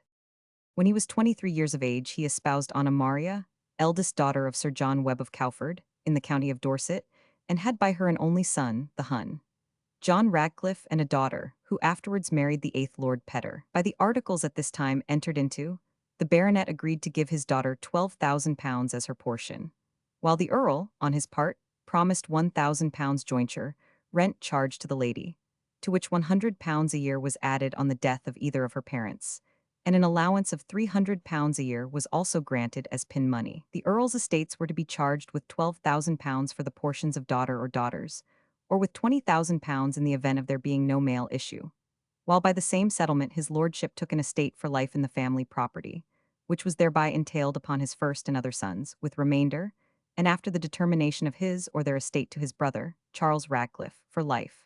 On his first or other sons the estates were in like manner entailed. If the Earl of Derwentwater had been poor, his Jacobite proclivities might have been overlooked, but he was very rich, and his head fell. Moreover, after his decapitation on Tower Hill, the whole of his immense property was confiscated and given by the Crown to the commissioners of Greenwich Hospital. The commissioners of today assert that the property became the property of the representatives of the hospital absolutely. On the other hand, it is contended that, by the act of attainder, the property of forfeiting persons was vested in the Crown only, according to their estate, rights, and interest, and that the Earl, having only an estate for life in his property, could forfeit no greater interest.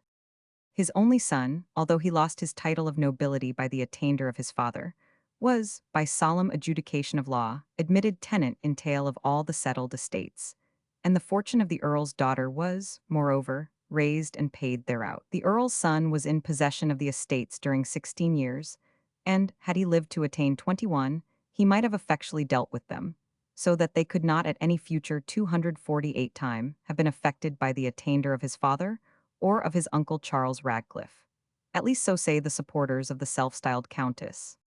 Upon the death of the martyr Earl's son, in 1791, and presumably without issue, the life estate of Charles Radcliffe commenced, but it vested in the Crown by reason of the attainder. Not so, however, the estate entail of the eldest son, James Bartholomew. This boy was born at Vincennes on the 23rd of August, 1725. But by a statute passed in the reign of Queen Anne, he had all the rights of a subject born in the United Kingdom, and, among others, of course, had the right to succeed to any property to which he might be legally entitled. But the government perceived the fix in which they were placed, and immediately, on the death of the son of the Earl, and when James Bartholomew was an infant of the age of 5 years, they hurried an act through Parliament which declared that nothing contained in the dictatory law of Queen Anne gave the privilege of a natural born, subject to any child, born or to be born abroad, whose father at the time of his or her birth either stood attainted of high treason or was in the actual service of a foreign state in enmity to the crown of Great Britain. This excluded the boy, and the government began to grant leases of the estates which would otherwise have fallen to him. And now we begin to plunge into mystery. It is asserted that the reported death of John Radcliffe, son of the last Earl, was merely a scheme on the part of his friends to protect him against his Hanoverian enemies who sought his life.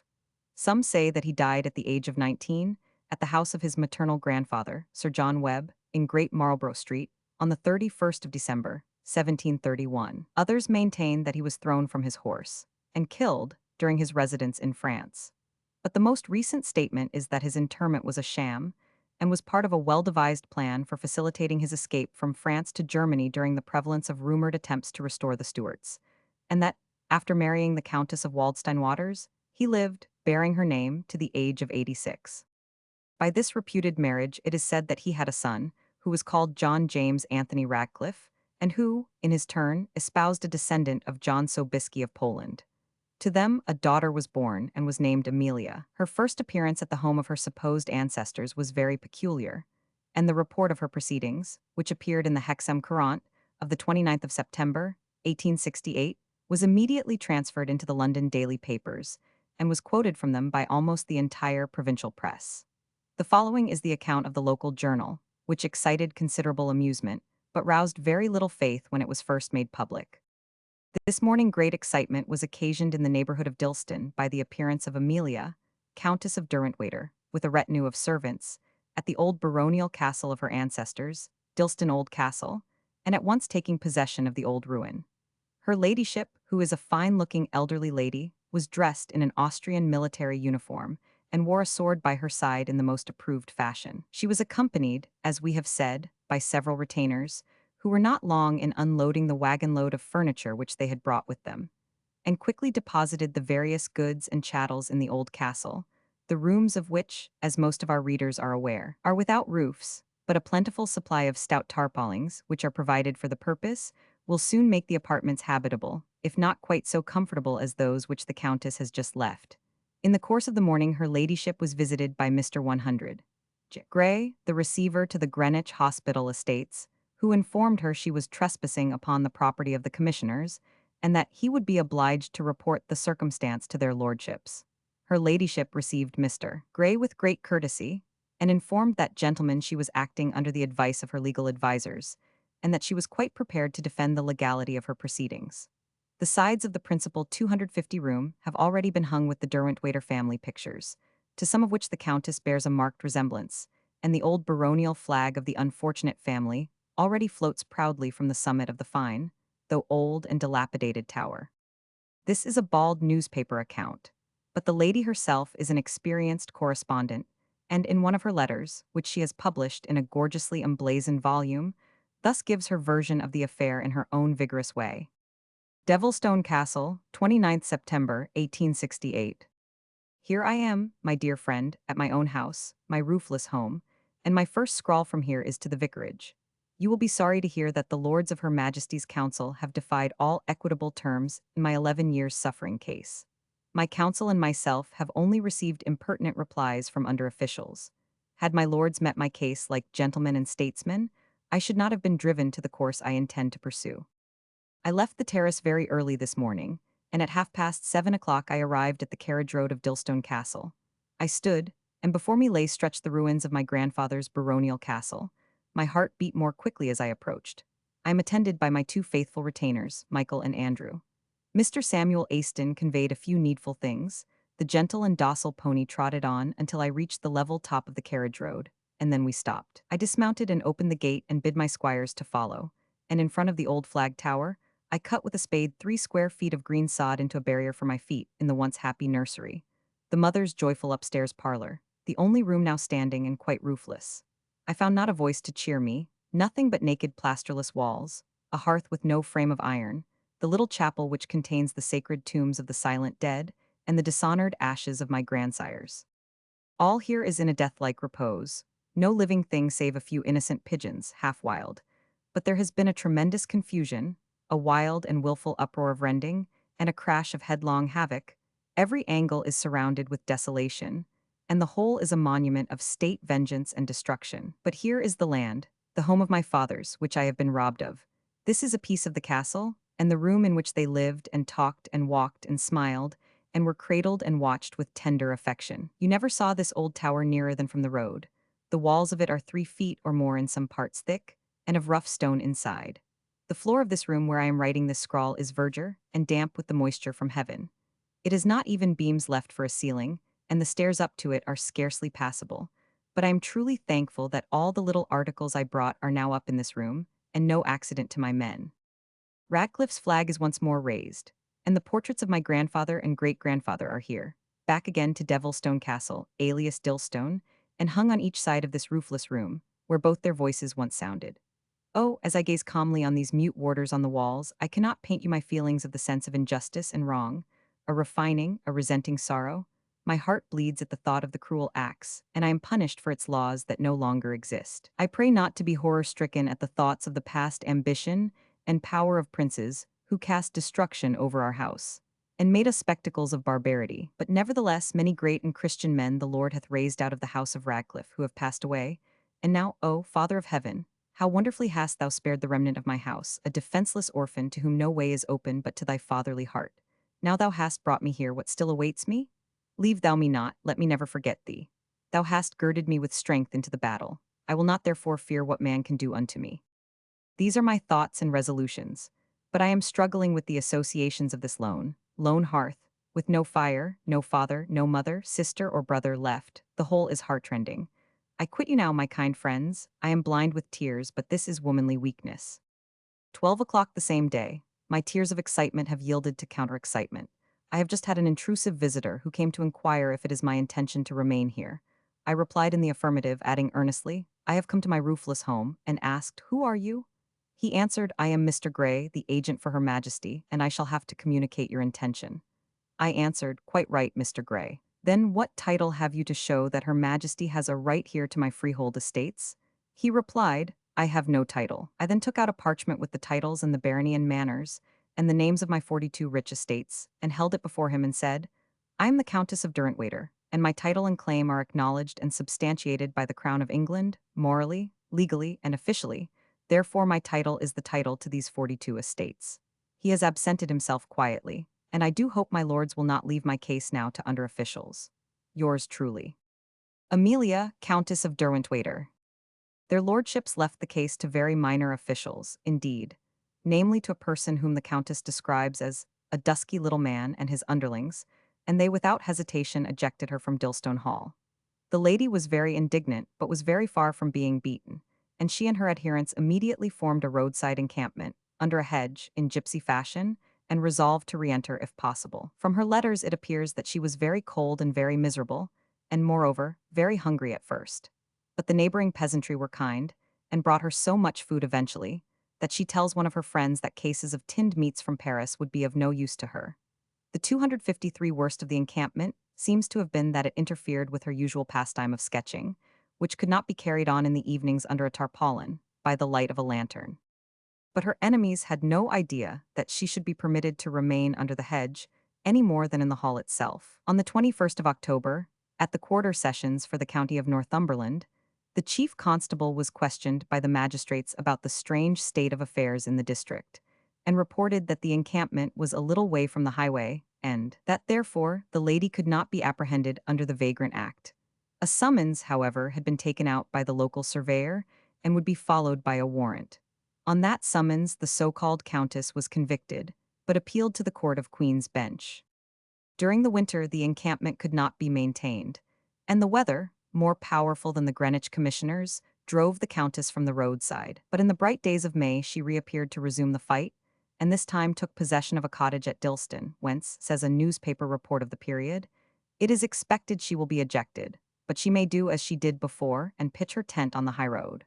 On the 30th of the same month, the conviction by the Northumberland magistrates for erecting a hut on the roadside was affirmed by the Court of Queen's Bench. On the 17th November, 1869, while Mr. Grey was collecting the Derwentwater rents, the Countess marched into the apartment, at the head of her attendants, to forbid the proceedings.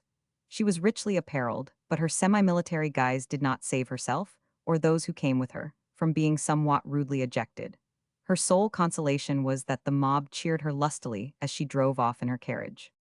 On the 5th of January, in the following year, a great demonstration in her favor took place at Consett, in the county of Durham. A few days previously, a large 254 quantity of livestock had been seized at the instance of the countess, for rent alleged to be due to her, and an interdict had been obtained against her, prohibiting her from disposing of it. However, she defied the law, and in the midst of something very like a riot, the cattle were sold, flags were waved, speeches were made, and the moment was perhaps the proudest which the heiress of the Derwentwaiters is likely to see in this country. Such conduct could not be tolerated. The Lords of the Admiralty were roused, and formally announced that the claims of the so-called Countess were frivolous. They also warned their tenants against paying their rents to her, and took out summonses against those who had assisted at the sale. On the 16th of January, the ringleaders in the disgraceful affair were committed for trial. Notwithstanding this untoward contretemps, the Countess made a further attempt, in February, to collect the rents of the 42 freehold estates, which she said belonged to her. But the bailiffs were in force and resisted her successfully, being aided in their work by a severe snowstorm, which completely cowed her followers, although it did not cool her own courage. On the 11th of February, 1870, the Lords of the Admiralty applied for an injunction to prevent the so-called Countess from entering on the Greenwich estates, and their application was immediately granted. Shortly afterwards, the bailiff acting on behalf of the Countess and the ringleaders in the Consett affair were sentenced to short terms of imprisonment. Thus, those in possession of the property could boast a decided victory. But the law courts are free to all, and the Countess determined to take the initiative. She had jewels and pictures and documents which would at once prove her identity and the justice of her claim. Unfortunately, they were all in Germany, and the lady was penniless. By the generosity of certain confiding gentlemen, about £2,000 was advanced on loan to bring them to this country. They came, but their appearance was not satisfactory even to the creditors, who became clamorous 255 for their money. There was only one way left to satisfy them, and Amelia, of Derwentwater, took it. The jewels and pictures were brought to the Hammer in an auction room in Hexham. The Countess disappeared from public ken, and the newspapers ceased to chronicle her extraordinary movements. Arthur Orton, who claimed to be Sir Roger Charles Doughty Tichborne, Bart. The case of Arthur Orton is too recent to need many words of introduction. We have hardly yet cooled down to a sober realization of the facts which, as they stand, mark the latest and most bulky of the claimants. As not only the greatest impostor of modern or perhaps of any days, the base calumniator, who endeavored to rob a woman of her fair fame to gratify his own selfish ends, but as a living proof of the height to which the blind credulity of the public will now and again elevate itself. Arthur Orton is in prison undergoing what all thinking men must admit to be a very lenient sentence, a sentence which in no way meets the justice of the case.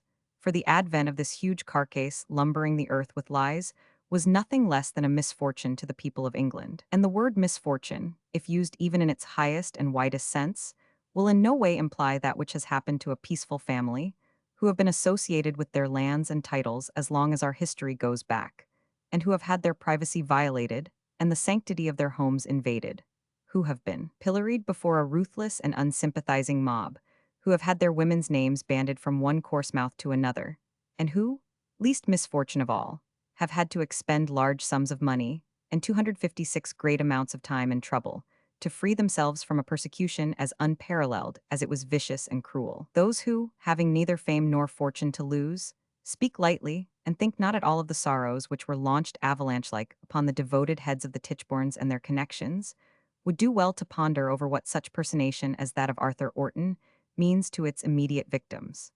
It means a sudden derangement of all the ties and sympathies by which life is made dear.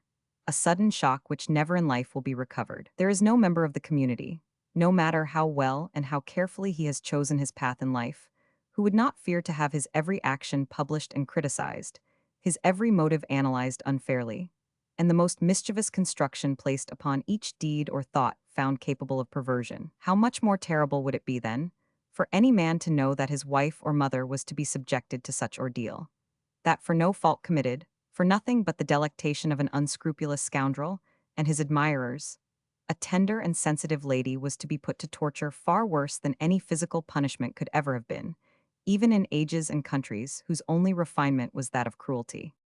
Arthur Orton is in prison, But there are still many who loudly assert their belief in his identity with the lost Sir Roger. There are others who are quite as strong in their avowals of doubt as to the name found for the huge mystery being the correct one, and there are again others who, caring little who, or what the man may be, affect to credit many of his most villainous utterances. But do these people in their blind impetuosity ever give the merits of the case one thought? Do they remember that Orton was detected in his every lie and found as heinously guilty as man can be detected and found guilty, when the evidence against him admits of but circumstantial proof? They do not, and like the man who constantly avers that the earth is flat, and his congeners who deny the existence of a being who is apparent in every one of his marvelous works, the believers in Orton must 257 be placed in the catalogue of those who, either of malice prepense or from mental affliction, take the wrong view of a subject as naturally as sparks fly upwards. If the man now in prison is Sir Roger Tichborne, then trial by jury, the selection of our judges, and the whole basis of our legal system, indeed of almost every system by which common peaceful government is maintained, and the right of the subject duly regarded, must be radically wrong, and right is wrong also. If he is not Arthur Orton, then there never was an Arthur Orton, and Wapping is a place which has no existence out of the annals of the Tichborne trial. The baronetcy of Tichborne, now Doughty Tichborne, is not only old of itself, and connected with vast estates, but is held by a family well known in the history of this country, even as far as that history goes. No parvenu, whose rank is the result of success in cheesemongering or kindred pursuit, is the holder of the title. For, as Debrett tells us, the family of Tichborne was of great importance in Hampshire before the conquest, and derives its name from the river Itchen, at the head of which it had estates. Hence it was called de Itchenborne, since corrupted into Tichborne. Sir John de Tichborne, knight, sheriff of Southampton, on hearing of the death of Queen Elizabeth, immediately repaired to Winchester, and there proclaimed King James VI of Scotland as King of England. In 1621, he was created a baronet, the honor of knighthood having been previously conferred upon three of his sons, while his fourth son Henry was subsequently knighted. Sir Henry, the third baronet, hazarded his life in defense of Charles I, in several enterprises, and his estates were sequestrated by the parliamentarians. After the Restoration, he was successively Lieutenant of the New Forest and Lieutenant of Ordnance. Other Tichbornes have been sufficiently prominent in their times to leave marks on the history of the country, and altogether riches and honors seemed, until comparatively recently, to be the unshadowed lot of the head of the family. That, however, large estates and long descent do not always secure perfect happiness, has been very 258 well shown in the great trial just passed, in many ways perfectly independent of the actual result, or of any question as to whether or not the claimant was he whom he professed to be. Family differences and unpleasantnesses seem to have been the actual, even if remote, cause of the great imposition of Arthur Orton. Had matters been conducted as one might have anticipated they would among people blessed with the means of gratifying every whim and caprice, Roger Tichborne would have lived and died like other men, and his name would never have been known except as a quiet country gentleman of English origin and French tastes, which led him into more or less eccentricities and caused him to be more or less popular among his neighbors and dependents. But this was not to be. All great families have their secret unpleasantnesses, and in these the Tichbornes were by no means behindhand. The Tichbornes generally had a knack of disagreeing, and this feeling was shown in excelsis by James, the father of Roger, and his wife, who lived abroad for many years, she being French in every sentiment, while the husband was but naturalized, and now and again exhibited a desire to return to his native land. When Roger was born, there was but little chance of his ever becoming the owner of either titles or estates, and so his education was entirely foreign, his tutors being 1,000 chatelain and a priest named Lefevre. As time wore on, it became evident that Mr. James Tichborne would in due course become Sir James, and he felt it his duty to secure to his son an English education. This the mother opposed most strenuously, and it was only by artifice that the boy was brought to England. Sir Henry Joseph Tichborne, who had succeeded to the baronetcy in 1821, had no son, and though time after time a child was born to him, Providence blessed him with no male heir. Again and again a child would be born at Tichborne, but it was always a girl. Sir Henry had 7 children, of whom 6 lived, all celebrated for their good looks and their tall and handsome proportions, but all were daughters. 259 still there was Sir Henry's brother, Edward Tichborne, who had taken large estates under the will of a Miss Doughty, which led to the present junction of the Doughty and Tichborne properties, and to the double surname, and with them had assumed the name of that lady, and he was after Sir Henry the next heir. Edward had a son and daughter, but one day there came the news to James and his wife in France that Sir Edward's little boy had died, and then it was that the father perceived more clearly the error that he had made in permitting Roger to grow up ignorant of English habits and the English tongue. Edward Doughty was an old man. His brother James Tichborne himself was growing in years. The prospect of Roger one day becoming the head of the old house of Tichborne, which had once been so remote, had now become almost a certainty. It would not do for the Lord of Tichborne to be a Frenchman. Sooner or later he must learn English, and receive an education fitting him to take the position which now appeared in store for him.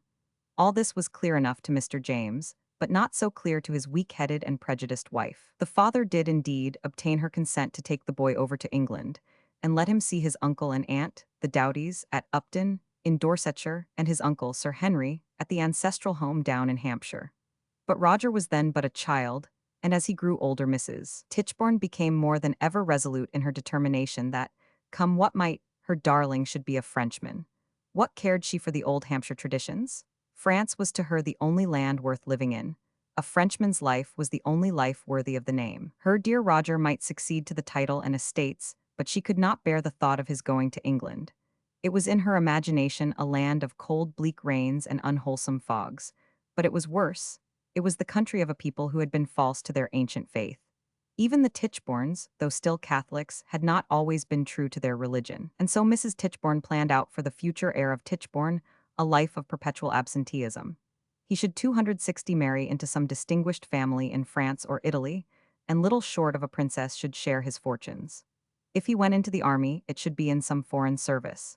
But in no case should he go to Tichborne, or set foot in England again, if she could help it. James Tichborne was like many other weak men who have self-willed wives. He put off the inevitable day as long as he could, but finally achieved his purpose by strategy.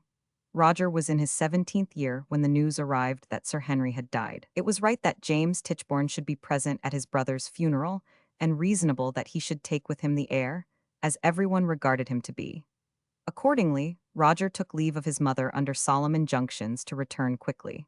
But there was no intention of allowing him to return. The boy attended the funeral of his uncle at the old chapel at Tichborne, went to his grandfather's place at Noyle, and thence, by the advice of relations and friends, and with the consent of the boy himself, he was taken down to the Jesuit college at Stonyhurst, and there placed in the seminary with the class of students known as philosophers. When Mrs. Tichborne learnt that this step had been completed, her fury knew no bounds. Roger wrote her kind and filial letters in French, ill-spelt it is true, but admirably worded, and testifying an amount of good sense which promised well for his manhood. But Mrs. Tichborne gave no reply, and for 12 months the son, though longing ardently for a letter, got no token of affection. Yet Mrs. Tichborne was not the person to see her son removed from her control without an effort. She upbraided her husband violently, and there was a renewal of the old scenes in the Tichborne household. But Roger was now far away, and the danger of Mr. Tichborne's yielding in a momentary fit of weakness was at an end. Meanwhile, the mother wrote violent letters to the heads of the college, exposing family troubles in a way which called forth a remonstrance from even the lad himself. What was the precise nature of his studies at Stonyhurst, and what progress he made in them, are questions that have been much debated. But 261, it is certain that he applied himself resolutely to the study of English, and made such progress that, although he could never speak it with so much purity and command of words as when conversing in his mother tongue, he learnt to write it with only occasional errors in spelling and construction. In Latin he made some little progress, and in mathematics more. He attended voluntary classes on chemistry, and his letters evidence an inclination for the study both of science and polite literature. At Stonyhurst Roger may be said to have passed the 3 happiest years of his life. During the period just mentioned, the then last of the Tichbornes made many friends, and if he did not become what we understand as accomplished, he was refined and sensitive.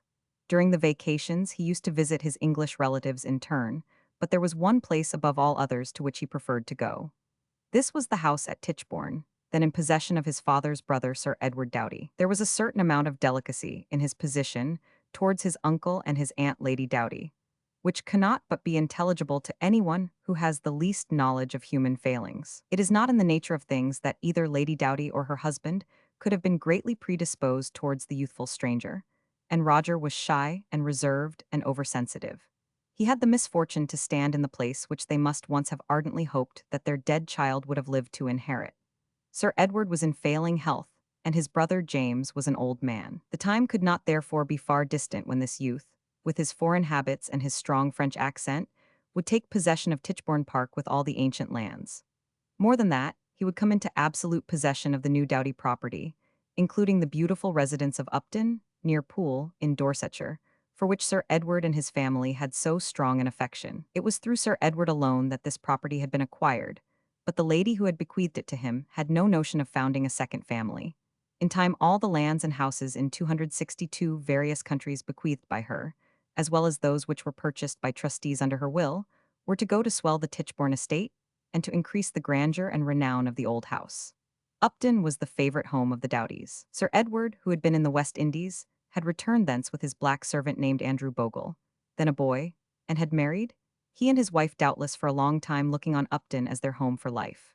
It cost them a pang to remove even to the house at Tichborne.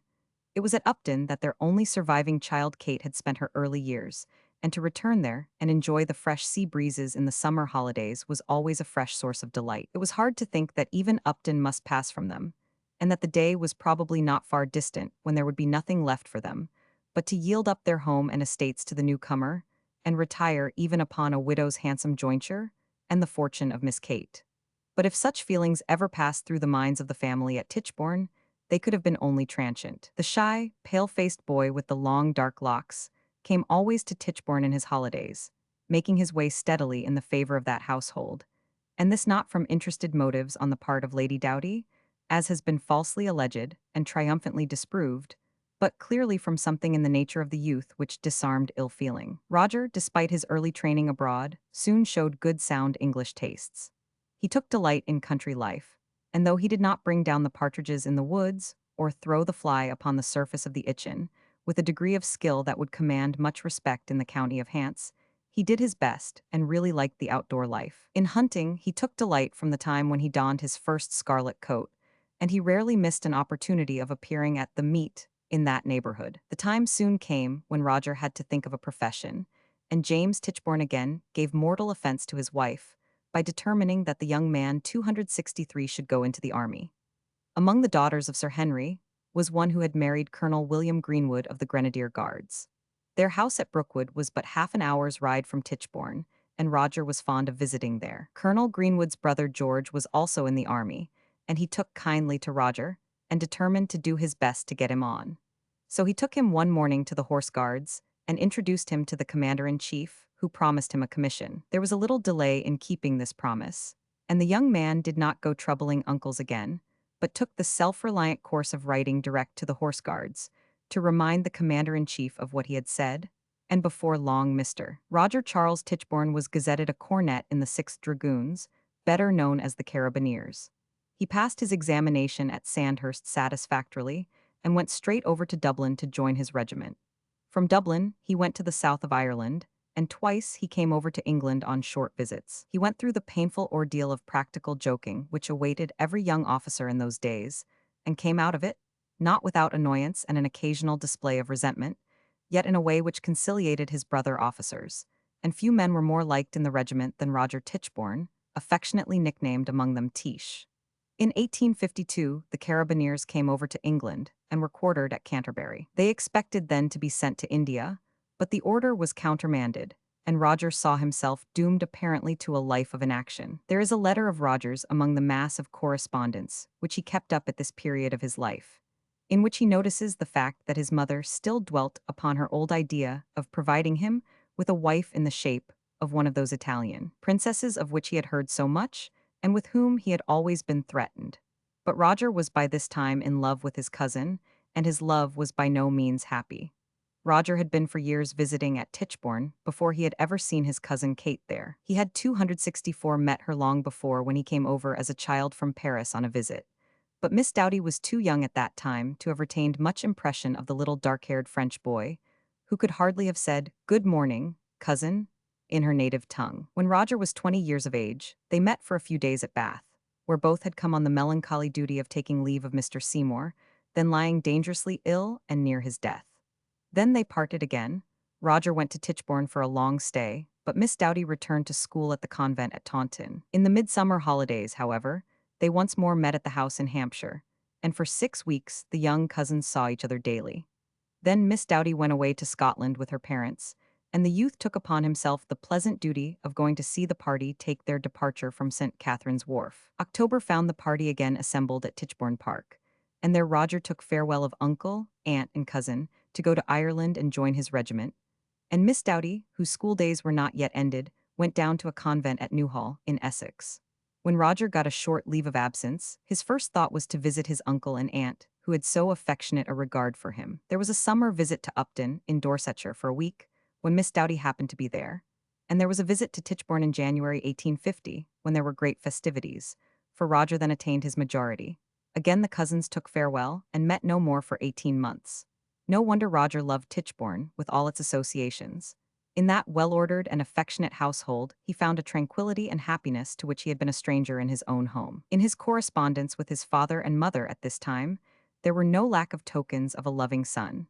But no one was more sensible than Roger of the miseries of that life, which he had led up to the day when he came away to pursue his studies at the Jesuit college, and to learn to be an Englishman. But there was another association, 265 long unsuspected, yet growing steadily, until it absorbed all his thoughts, and gave to that neighborhood a glory and a light invisible to other eyes. Roger had spent many happy hours with his cousin. She had grown in those few years from a girl almost into a woman, and he had come to love her deeply. To her, he said not a word. To Sir Edward he dared not speak, but one day Roger took an opportunity of confiding to Lady Doughty the new secret of his life. His aunt did not discourage the idea, but Miss Doughty was still but a girl of 15, and there was the grave objection that the twain were first cousins. And besides, though Roger was of a kind and considerate disposition, truthful, honorable, and scrupulous in points of duty, he had certain habits which assumed serious proportions in the mind of a lady so strict in notions of propriety. He had in Paris acquired a habit of smoking immoderately. In the regiment he had been compelled, by evil customs then prevailing, to go through a novitiate in the matter of imbibing military port. And his habits had followed him to Tichborne, and the young officer had been seen at least on one occasion in a state of semi-intoxication. No less a word will describe his condition. He was also accustomed to bring in his portmanteau French novels, which were decidedly objectionable, though few young men would probably regard it as much sin to read them. So little did the young man appreciate her objections to this exciting kind of literature, that he had actually recommended to his aunt some stories which no amount of humor and cleverness could prevent that pious lady regarding as debasing and absolutely immoral. How Lady Doughty felt under all the circumstances of Roger's love, as compared with his general conduct, will be best shown by the following letter. 1850, Tichborne Park, begun 29 Jan, finished 31st. My dearest Roger, after 3 weeks being between life and death, it has pleased God to restore me so far that I have this day for the first time been in the wheelchair to the drawing room, and I hasten to begin my 266 thanks to you for your letters, especially that private one, though it may yet be some days before I finish all I wish to say to you, for I am yet very weak, and my eyes scarcely allow of reading or writing. Remember, dear Roger, that by that conversation in town, you gave me every right to be deeply interested in your fate, and therefore doubly do I feel grieved when I see you abusing that noblest of God's gifts to man, reason, by diminishing its power. I cannot recall to my mind the subject you say I was beginning in the drawing room when interrupted. Probably it might have had reference to the confidence which you say you do not repent having placed in me. No, dear Roger, never repent it. Be fully assured that I never shall betray that confidence. You are young, and intercourse with life and the society you must mix with might very possibly change your feelings towards one now dear to you, or rather settle them into the affection of a brother towards a sister. But whatever may be the case hereafter, my line of duty is marked out, and ought steadily to be followed. That is, not to encourage anything that could fetter the future choice of either party before they had fully seen others and mixed with the world, and with all the fond care of a mother endeavor, while she is yet so young, to prevent her heart and mind from being occupied by ideas not suited to what should be her present occupations. And hereafter, with the blessing of God, guard her against the dangers she may be liable to be ensnared into by the position in which she is placed. You have been, I rejoice to hear, raised in the opinion of all with whom you have lately had to transact business by your firmness and decision. You are in an honorable profession, which gives you occupation. resist drink or a rash throwing away life, or wasting in any way the energies of a naturally strong, sensible mind and really attached heart. Now write to me soon. Tell me truly if I have tried your patience by this long letter which I venture to send, for it is when returning to life as I now feel that renewed love for all dear to one seems to take possession of our hearts, so you must forgive it if you find it long. Your 267 uncle and cousin send their kindest love. Adieu, dearest Roger, ever be assured of the sincere affection and real attachment of your aunt, Catherine Doughty. Roger protested that his failings had been exaggerated, and by his letters it is noticeable there is a trace of vexation that Lady Doughty should have lent an ear to colored reports of his manner of life. But there is no abatement in the affectionate terms on which he stood with his aunt at Tichborne. Matters, however, could not long go on in this fashion. As yet Roger Tichborne had never spoken of his love to Miss Doughty, though it cannot be doubted that some tokens had revealed that secret. But love must find expression in something more than hints and tokens, and at last came the inevitable time. It was on Christmas Eve, 1851, that Roger joyfully set foot in Tichborne Park once more. That was a happy meeting in all but the fact that Sir Edward Doughty was in weak health. Now comes the denouement. Miss Doughty had given Roger a keepsake volume of Father Faber's hymns, and there was an exchange of gifts. Suddenly the truth flashed across the mind of the father, and he was vexed and angry. On a Sunday morning, when the two cousins had been walking in the garden enjoying the bright winter day, and they were sitting together at breakfast, a message came that Sir Edward desired to see his nephew in the library. The girl waited, but Roger did not come back to the breakfast table. The eyes of the cousins met sorrowfully in the chapel, and in the afternoon, with Lady Doughty's permission, they saw each other in the drawing-room to take farewell. For Sir Edward's fiat had gone forth. Marriage between first cousins was forbidden by the church, and there were other reasons why he was resolute that this engagement should be broken off before it grew more serious. So it was arranged that, on the very next morning, the young man should leave the house forever. Thus the great hope of Roger's life was suddenly extinguished, and there was nothing left for him but to sail 268 with his regiment for India, and endeavor, if he could, to forget the past. Some days after that, at his cousin's request, he wrote out for her a narrative of his sorrows at this time, in which he said, "What I felt when I left my uncle it is difficult for me to explain. I was like thunderstruck. I came back to my room and tried to pack up my things, but was obliged to give up the attempt, as my mind was quite absent. I sank on a chair and remained there, my head buried between my two knees for more than half an hour. What was the nature of my thoughts, my dearest Kay, you may easily imagine. To think that I was obliged to leave you the next day, not to see you again, not perhaps for years if ever I came back from India. The idea was breaking my heart. It passed on, giving me no relief until about 2 o'clock when my aunt told me that you wished to see me. That news gave me more pleasure than I could express, so much so that I never could have expected it. The evening that I saw you, my dear Kay, about 5 o'clock, you cannot conceive what pleasure it gave me. I saw you felt my going away, so I determined to tell you everything I felt towards you. What I told you it is not necessary to repeat, as I suppose you remember it. When I came away from the drawing-room, my mind was so much oppressed that it was impossible to think of going to bed. I stopped up until 2 o'clock in the morning. I do not think it necessary, my dearest Kay, to tire you with all the details of what I have felt for you during these 2 days. Suffice it to say that I never felt more acute pain, especially during the night when I could not sleep. I promise to my own dearest Kate, on my word and honor, that I will be back in England, if she is not married or engaged, towards the end of the autumn of 1854, or the month of January 1855. If she is so engaged, I shall remain in India for 10 or 15 years, and shall wish for her happiness, which I shall be too happy to promote." Neither Roger nor Kate had, however, given up hope of some change. Lady Doughty, despite a secret dread of her nephew's habits, had a strong regard for him, and 269 would be certain to plead his cause. And in a very few days circumstances unexpectedly favored his suit. Sir Edward's malady grew worse, the physicians despaired, and he believed himself near his end. Roger was sent for hurriedly to take farewell of his uncle. As he approached the sick bed his uncle said, "I know, my dear Roger, the mutual attachment which exists between you and your cousin. If you were not so near related I should not object at all to a marriage between you two. But however, wait 3 years. Then, if the attachment still exists between you and you can get your father's consent and also leave from the church, it will be the will of God, and I will not object to it any longer." To which Roger replied, "Ever since I have had the pleasure of knowing you and my cousin, I have always tried to act towards you two in the most honorable way I possibly could. The church, as you know, grants dispensations on these occasions. Of course, if you approve of it, I will get my father's consent, and also leave from the church, and do it in an honorable way in the eyes of God and of the world. These two speeches seem rather stilted and unnatural, yet this is how they have been given in evidence. Days passed, and Roger sat up night after night with his uncle.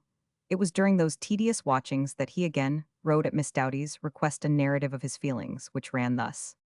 Tichborne Park, Feb. 4, 1852 1, A 1000. I shall go on, he said, with my confessions, only asking for some indulgence if you find them too long and too tedious.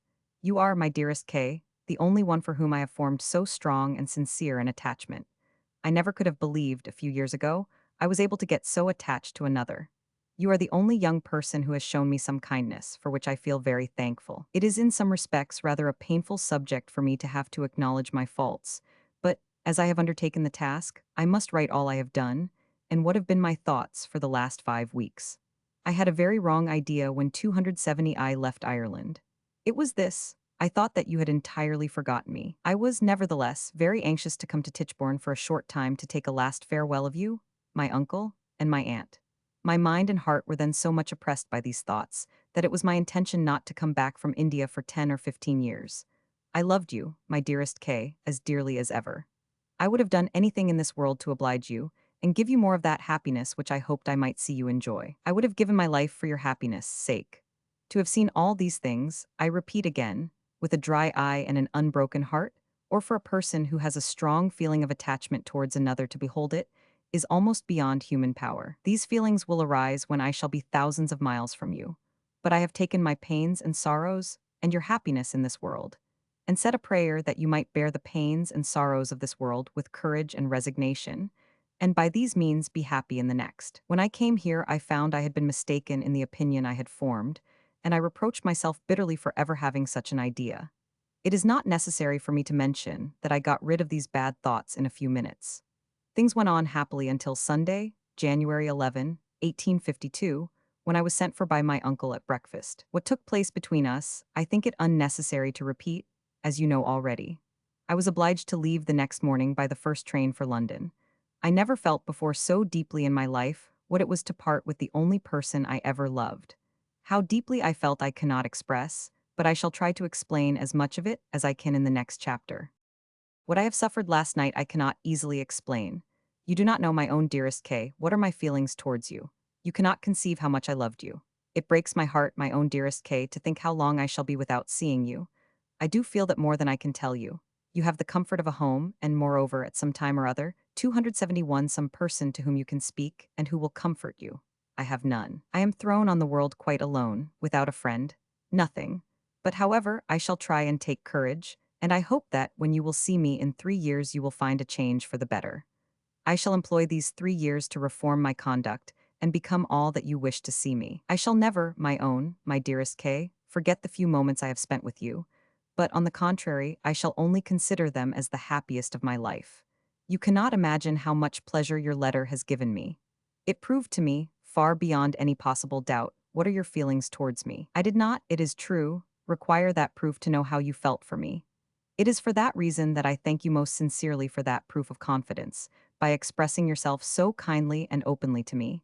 You may rest assured, my own dearest Kay, that nothing in this world will prevent me, except death in actual service, from coming back from India at the time I have named to you, the latter part of the autumn of 1854, or the beginning of 1855.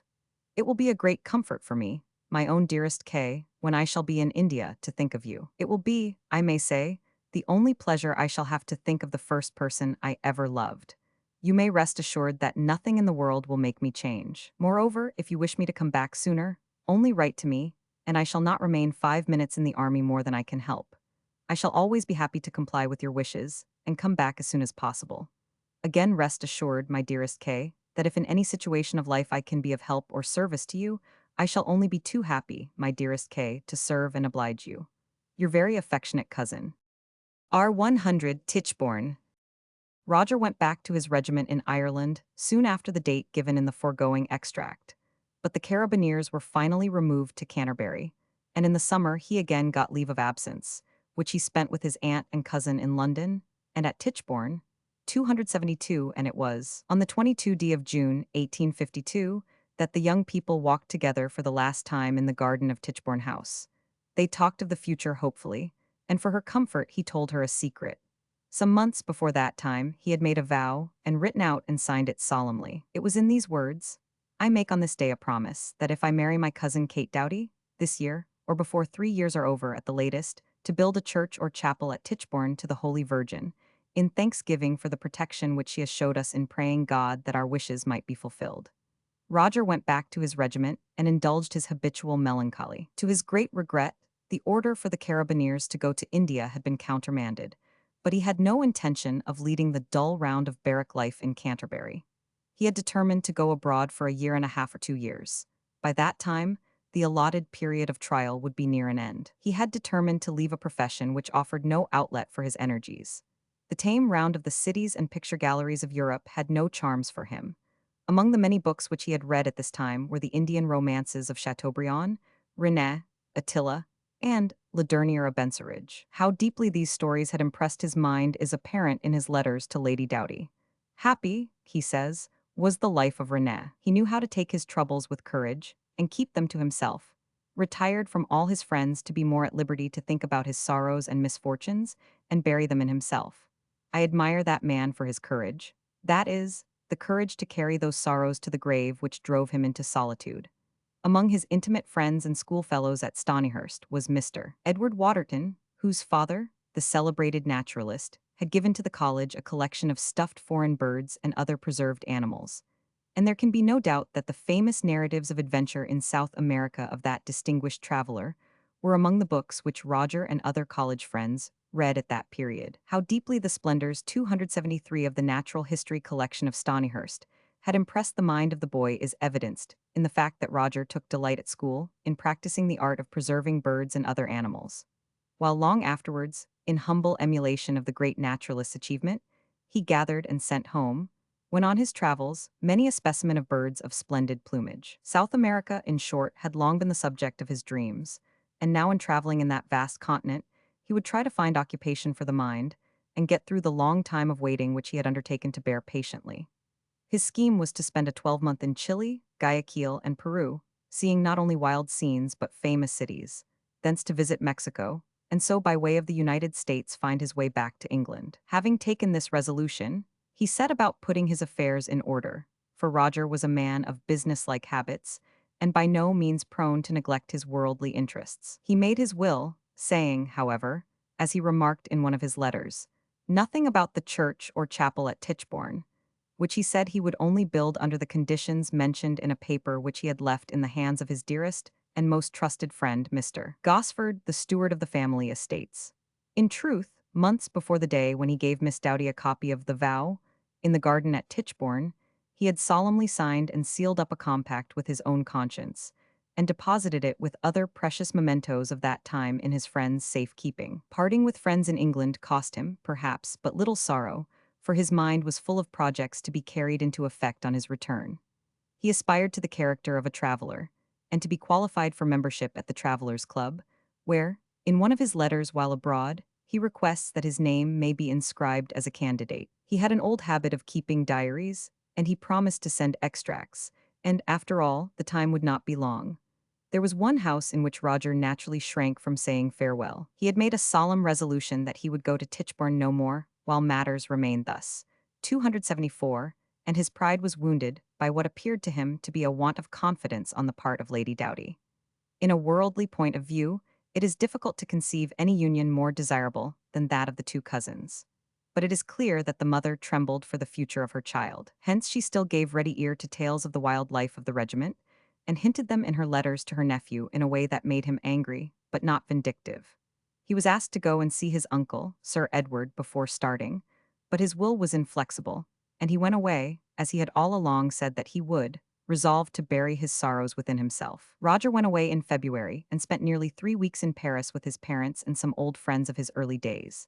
His mother was much averse to his plan of traveling, and she opposed it both by her own upbraidings and by the persuasion of spiritual advisers who had influence over her son. But it was of no avail. Roger had chosen to sail in a French vessel from Havre, La Pauline, and sail he would. His voyage to Valparaiso was to last 4 months, and thence he was going on in the same vessel to Peru. It was doubtless because of the strong hold which the French language and many French manners still had on him, that though he took an English servant with him, he preferred a French ship with a French captain and French seamen. On the 1st of March, 1853, he sailed away from Europe, and, as we are bound to believe, never returned. The Pauline started with bad weather, which detained her in the Channel, and compelled her to put in at Falmouth, but after that she made a good voyage round Cape Horn to Valparaiso, where she arrived on the 19th of June. As the vessel was to remain there a month, Roger, after spending a week in Valparaiso, started with his servant John Moore to see Santiago, the capital of Chile, about 90 miles inland. Thence he returned and sailed for Peru, where he embarked for places in the north. At Santiago, his servant had been taken ill, and, though recovering, was unfitted to travel. His master thereupon furnished him with funds to set up a store, and took another servant, 275, with whom he underwent many adventures. At Lima, he visited the celebrated churches and purchased souvenirs for his friends and relatives. Having stored a little yacht with provisions, he started with his servant on a voyage of about 300 miles up the river Guayaquil, and was for some days under the line. He made similar journeys in a canoe with his servant and 2 Indians, still bent on collecting and preserving rare birds of gorgeous plumage. He also visited and explored silver and copper mines. During all this traveling, he continued his home correspondence with great regularity. But the first news he received was bad. Scarcely had the Pauline left sight of our shores, when Sir Edward Doughty died, and Roger's father and mother were now Sir James and Lady Tichborne. By and by the wanderer began to retrace his steps, came back to Valparaiso, and with his last new servant, Jules Barrout, rode thence in one night 90 miles to Santiago again. Again he started with muleteers and servants on the difficult and perilous journey over the Cordilleras, and thence across the Pampas to Buenos Aires, Montevideo, and Rio de Janeiro. In April 1854, there was in the harbor of Rio a vessel which hailed from Liverpool, and was called the Bella.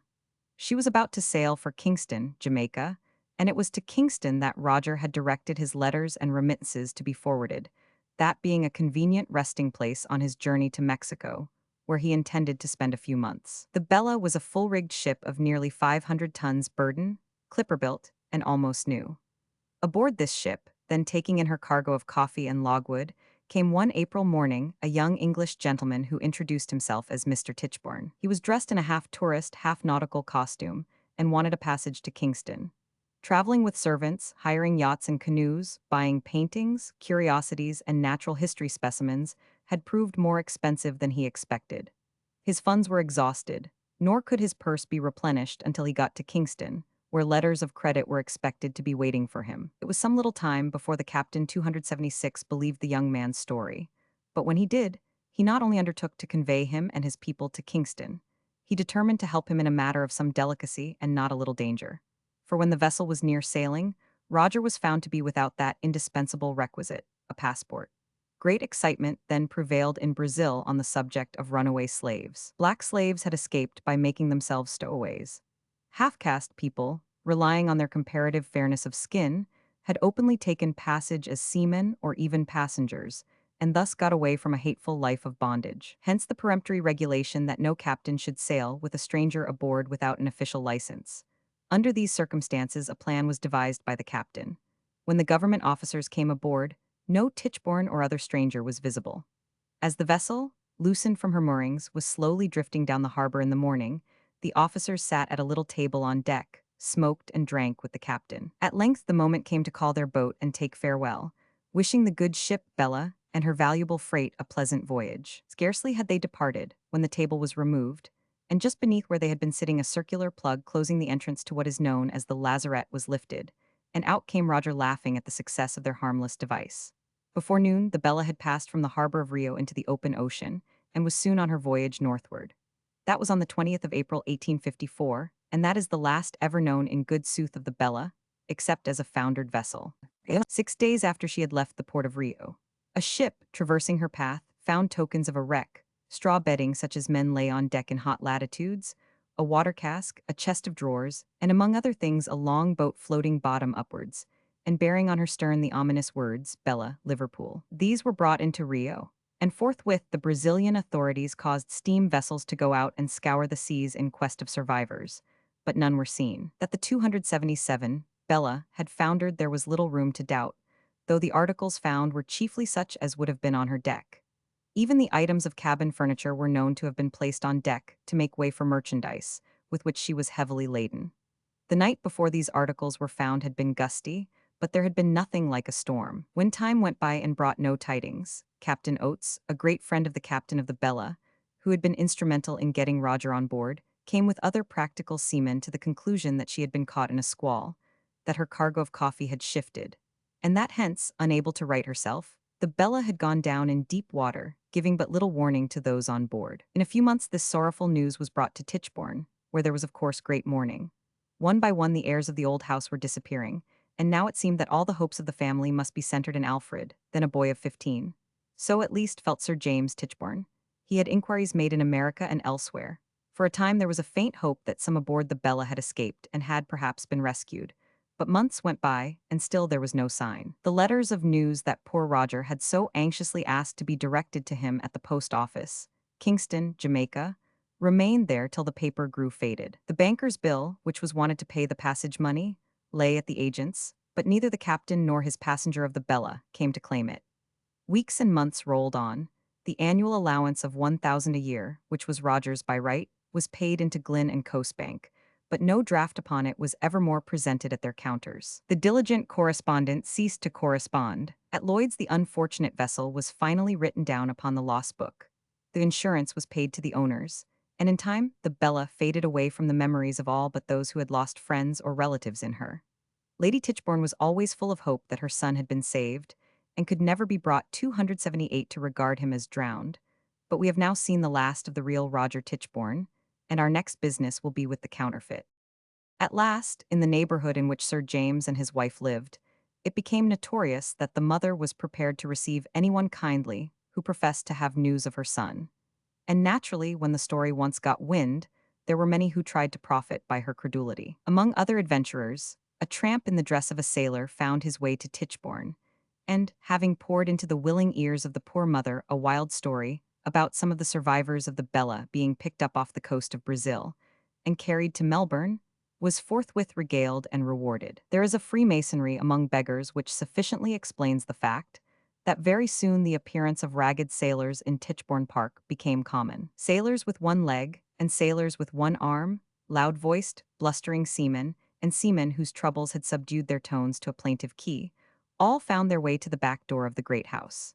Every one of them had heard something about the Bella's crew being picked up, and could tell more on that subject than all the owners or underwriters or shipping registers in the world. And poor Lady Tichborne believed, as is evidenced by a letter of hers written in 1857, only 3 years after the shipwreck, to a gentleman in Melbourne, imploring him to make inquiries for her son in that part of the world. Sir James, however, though no less sorrowful, had no faith, and he made short work of tramping sailors who came to impose on the poor lady with their unsubstantial legends.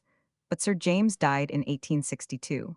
Shortly before this event, his only surviving son Alfred had married Teresa, a daughter of the 11th Lord Arundel of Wardour. This, however, did not prevent the mother, in one of her crazy moods, taking a step calculated to induce some impostor to come forward and claim to be the rightful heir, which was the insertion of an advertisement in the Times, offering a reward for the discovery of her eldest son, and giving a number of 279 particulars with regard to his birth, parentage, age, date, and place of shipwreck, name of vessel, and other matters. She also incorporated in her advertisement the stories of the tramping sailors about his having been picked up and carried to Melbourne, and this mischievous advertisement was published in various languages and doubtless copied in the South American and Australian newspapers. This is the first step we find towards the formation of the imposture. Time rolled on, and no Roger, true or false, made his appearance. One day the dowager happened to see in a newspaper a mention of the fact that there was in Sydney a man named Cubitt, who kept what he called a missing friend's office. To Cubitt, accordingly, she wrote a long, rambling letter, in which, among other tokens of her state of mind, she gave a grossly incorrect account of her son's appearance, and even of his age. But Cubitt was to insert her long advertisement in the Australian papers, and he was promised a handsome reward. Cubitt, in reply, amused the poor lady with vague reports of her son being found in the capacity of a private soldier in New Zealand, and as there was war there at that time, the poor lady wrote back in an agony of terror to entreat that he might be bought out of the regiment. Mr. Cubitt soon perceived the singular person he had to deal with, and his letters from that time were largely occupied with requests for money for services which had no existence out of the letters. At last came more definite information. A Mr. Gibbs, an attorney at the little town of Wagga Wagga, 200 miles inland from Sydney, had, he said, found the real Roger living in a humble station of life and under an assumed name. Again, money was wanted. Then Gibbs, apparently determined to steal a march on Cubit, wrote directly to the credulous lady, and there was much correspondence between them. At first, there were some little difficulties. The man who, after a certain amount of coyness, had pleaded guilty to being the long-lost heir, still held aloof in a strange way, concealed his present name and occupation, and instead of going home at once, preferred to 280 bargain for his return through the medium of an attorney and the keeper of a missing friend's office. All this, however, did not shake the faith of Lady Tichborne. Then he gave accounts of himself which did not in the least tally with the facts of Roger's life. He said he was born in Dorsetshire, whereas Roger was born in Paris. He accounted for being an illiterate man by saying that he had suffered greatly in childhood from St. Vitus's dance, which had interfered with his studies. My son, says Lady Tichborne in reply, never had St. Vitus's dance. When asked if he had not been in the army, he replied, yes, but that he did not know much about it, because he had merely enlisted as a private soldier in the 66th Blues, and had been bought off by his father after only 13 days' service. What ship did you leave Europe in?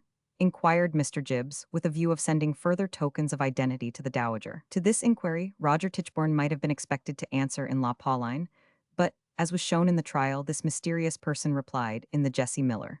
And when did she sail? On the 28th of November 1852 was the reply, whereas Roger sailed on the 1st of March 1853. Asked as to where he was educated, the long-lost heir replied, at a school in Southampton, where Roger never was at school. But it happened that Lady Tichborne in a letter to Mr. Gibbs had said that her son was for 3 years at the Jesuit College of Stonyhurst, in Lancashire. Mr. Gibbs accordingly suggested to the client, in a humble station of life, that his memory was at fault on that point, but the client maintained his ground. Did she say he had been at Stonyhurst College? If so, it was false. And, he added with an oath, I have a good mind never to go near her again for telling such a story. Yet this strange person was able to confirm the entire story of the tramping sailors. He had embarked in the Bella. He had been picked up at sea with other survivors in a boat off the coast of Brazil, and it was quite true that he was landed with them in Melbourne. In short, he corroborated the dowager's long advertisement in every 281 particular. But beyond that he had nothing of the slightest importance to tell which was not absurdly incorrect. His replies, however, were forwarded to the Lady Tichborne, with pressing requests to send £200, then £250, and finally £400, to enable the lost heir to pay his debts, an indispensable condition of his leaving the colony. It is evident that the statements thus reported puzzled the poor lady a little, and she seems to have been unable to account for the lost heir sending his kind remembrance to his grandpa. Because Roger's paternal grandfather died before he was born, and his grandfather by the mother's side had also died several years before Roger left England, as the young man knew well enough. She was clearly a little surprised to hear that the resuscitated Roger did not understand a word of French. For my son, she says, was born in Paris and spoke French better than English. But yet, with the strange pertinacity which causes people to cling to that which they know to be wrong, and try to force themselves into belief of its truth, she believed in the bona fides of the claimant for maternal solicitude and the paternal acres. I fancied, she said in one letter to Gibbs, that the photographies you sent me are like him, but of course after 13 years' absence there must have been some difference in the shape, as Roger was very slim. But, she added, I suppose all those large clothes would make him appear bigger than he is. Again, alluding to the photographies, she remarks that at least the hand in the portrait is small, and adds, that peculiar thing has done a good deal with me to make me recognize him. A year and a half was consumed in these tedious hagglings with brokers and agents for the restoration of a lost heir, and during great part of that time, the lost heir himself made no sign, but contented himself with begging trifling loans of Gibbs on the strength of his pretensions. Sometimes £1 was the modest request, sometimes more. He had married, and a child was born, and on that occasion he implored for £3, plaintively declaring that he was more like a Manic than a B of BK, supposed to mean a baronet of British kingdom, 282 to have a child born in such a hovel. Still the new man wrapped himself in impenetrable secrecy. The Dowager Lady Tichborne complained that while pressed to send everybody money, she was not even allowed to know the whereabouts nor present name of her lost Roger, and she entreated piteously to be allowed to communicate more directly. It was nothing to her that the accounts the pretender had given of Roger's life were wrong in every particular, except where her own advertisement had furnished information. I think she said on this point, My poor dear Roger confuses everything in his head just as in a dream, and I believe him to be my son, though his statements differ from mine. In the midst of this curious correspondence trouble, once more entered the old home at Tichborne. Sir Alfred, the younger brother of Roger, was dead, and the poor half-crazed mother in a solitary lodging in her loved Paris was left more than ever desolate. Widowed and childless, she had nothing now but to brood over her sorrows and cling to the old dream of the miraculous saving of her eldest born, who, since the terrible hour of shipwreck, now 12 years past, had given no real token of existence. The position of affairs at Tichborne was remarkable, for though there were hopes of an heir to Tichborne, Sir Alfred had left no child. Should the child, unborn but already fatherless, prove to be a girl, or other mischance befall, there was an end of the old race of Tichborne. The property would then go to collaterals, and the baronetcy must become extinct. It was under the weight of these new sorrows that the Dowager Lady Tichborne wrote pitiable letters to Gibbs, promising money and asking for more particulars, while enclosing at the same time to the man, who thus so unaccountably kept himself aloof, a letter beginning, "My dear and beloved Roger, I hope you will not refuse to come back to your poor afflicted mother. I have had the great misfortune to lose your poor dear father, and lately I have lost my beloved son Alfred. I am now alone in this world of sorrow, and I hope you will take that into consideration and come back." It is hardly surprising that during this time Mr. 283 Gibbs was constantly urging his mysterious client to relinquish his disguise. Why not write to the mother and mention some facts known only to those two which would at once convince her? True, he had already mentioned facts, which turned out to be fictions, and yet the dowager's faith was unabated. Mr. Gibbs's client was therefore justified in his answer that he did not think it needful. But Gibbs was pressing, for it happened that the dowager had in one of her letters said, "I shall expect an answer from him. As I know his handwriting, I shall know at once whether it is him." Accordingly, we find the claimant, under the direction of Mr. Gibbs, penning this. Wagga Wagga, Jan. 1766. My dear mother, the delay which has taken place since my last letter dated 22d April 54 makes it very difficult to commence this letter. I deeply regret the trouble and anxiety I must have caused you by not writing before. But they are known to my attorney, and the more private details I will keep for your own ear. Of one thing rest assured that, although I have been in a humble condition of life, I have never let any act disgrace you or my family. I have been a poor man, and nothing worse Mr. Gibbs suggests to me as essential. That I should recall to your memory things which can only be known to you and me, to convince you of my identity, I don't think it needful, my dear mother, although I sin them mainly. The brown mark on my side, and the card case at Brighton, I can assure you, my dear mother, I have kept your promise ever since. In writing to me, please enclose your letter to Mr. Gibbs to prevent unnecessary inquiry, as I do not wish any person to know me in this country, when I take my proper position and title. Having therefore made up my mind to return and face the sea once more, I must request to send me the means of doing so, and paying a few outstanding debts. I would return by the overland mail. The passage money and other expenses would be over £200, for I propose sailing from Victoria not this colonly, and to sail 284 from Melbourne in my own name. Now to enable me to do this, my dear mother, you must send me.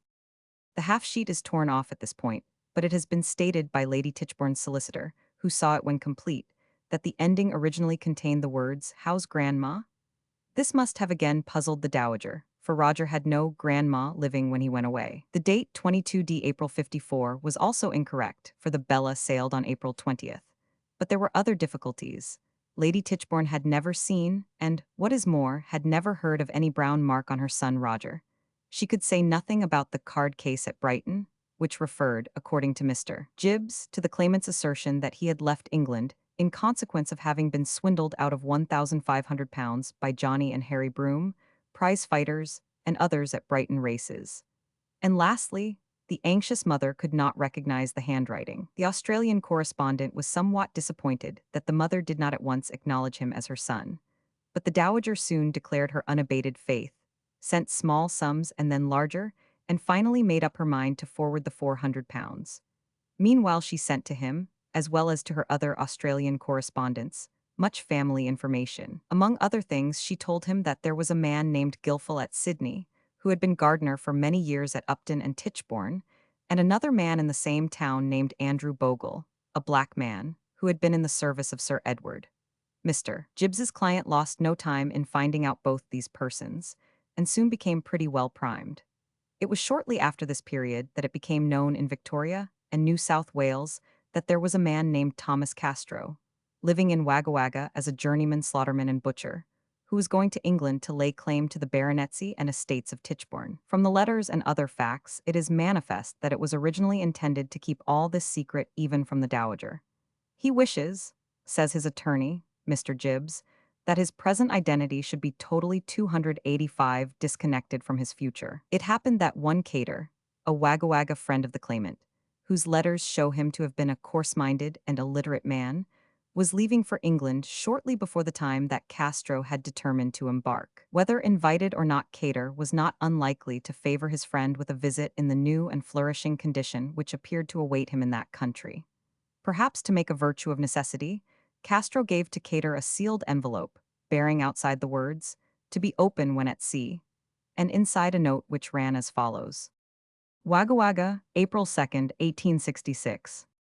Mr. Cater, at any time when you are in England you should feel inclined for a month pleasure go to Tichborne, in Hampshire, inquire for Sir Roger Charles Tichborne, Tichborne Hall, Tichborne, and you will find one that will make you a welcome guest. But on no account mention the name of Castro or allude to me being a married man, or that I have being as a butcher. You will understand me, I have no doubt. Yours truly, Thomas Castro. I sail by the June mail.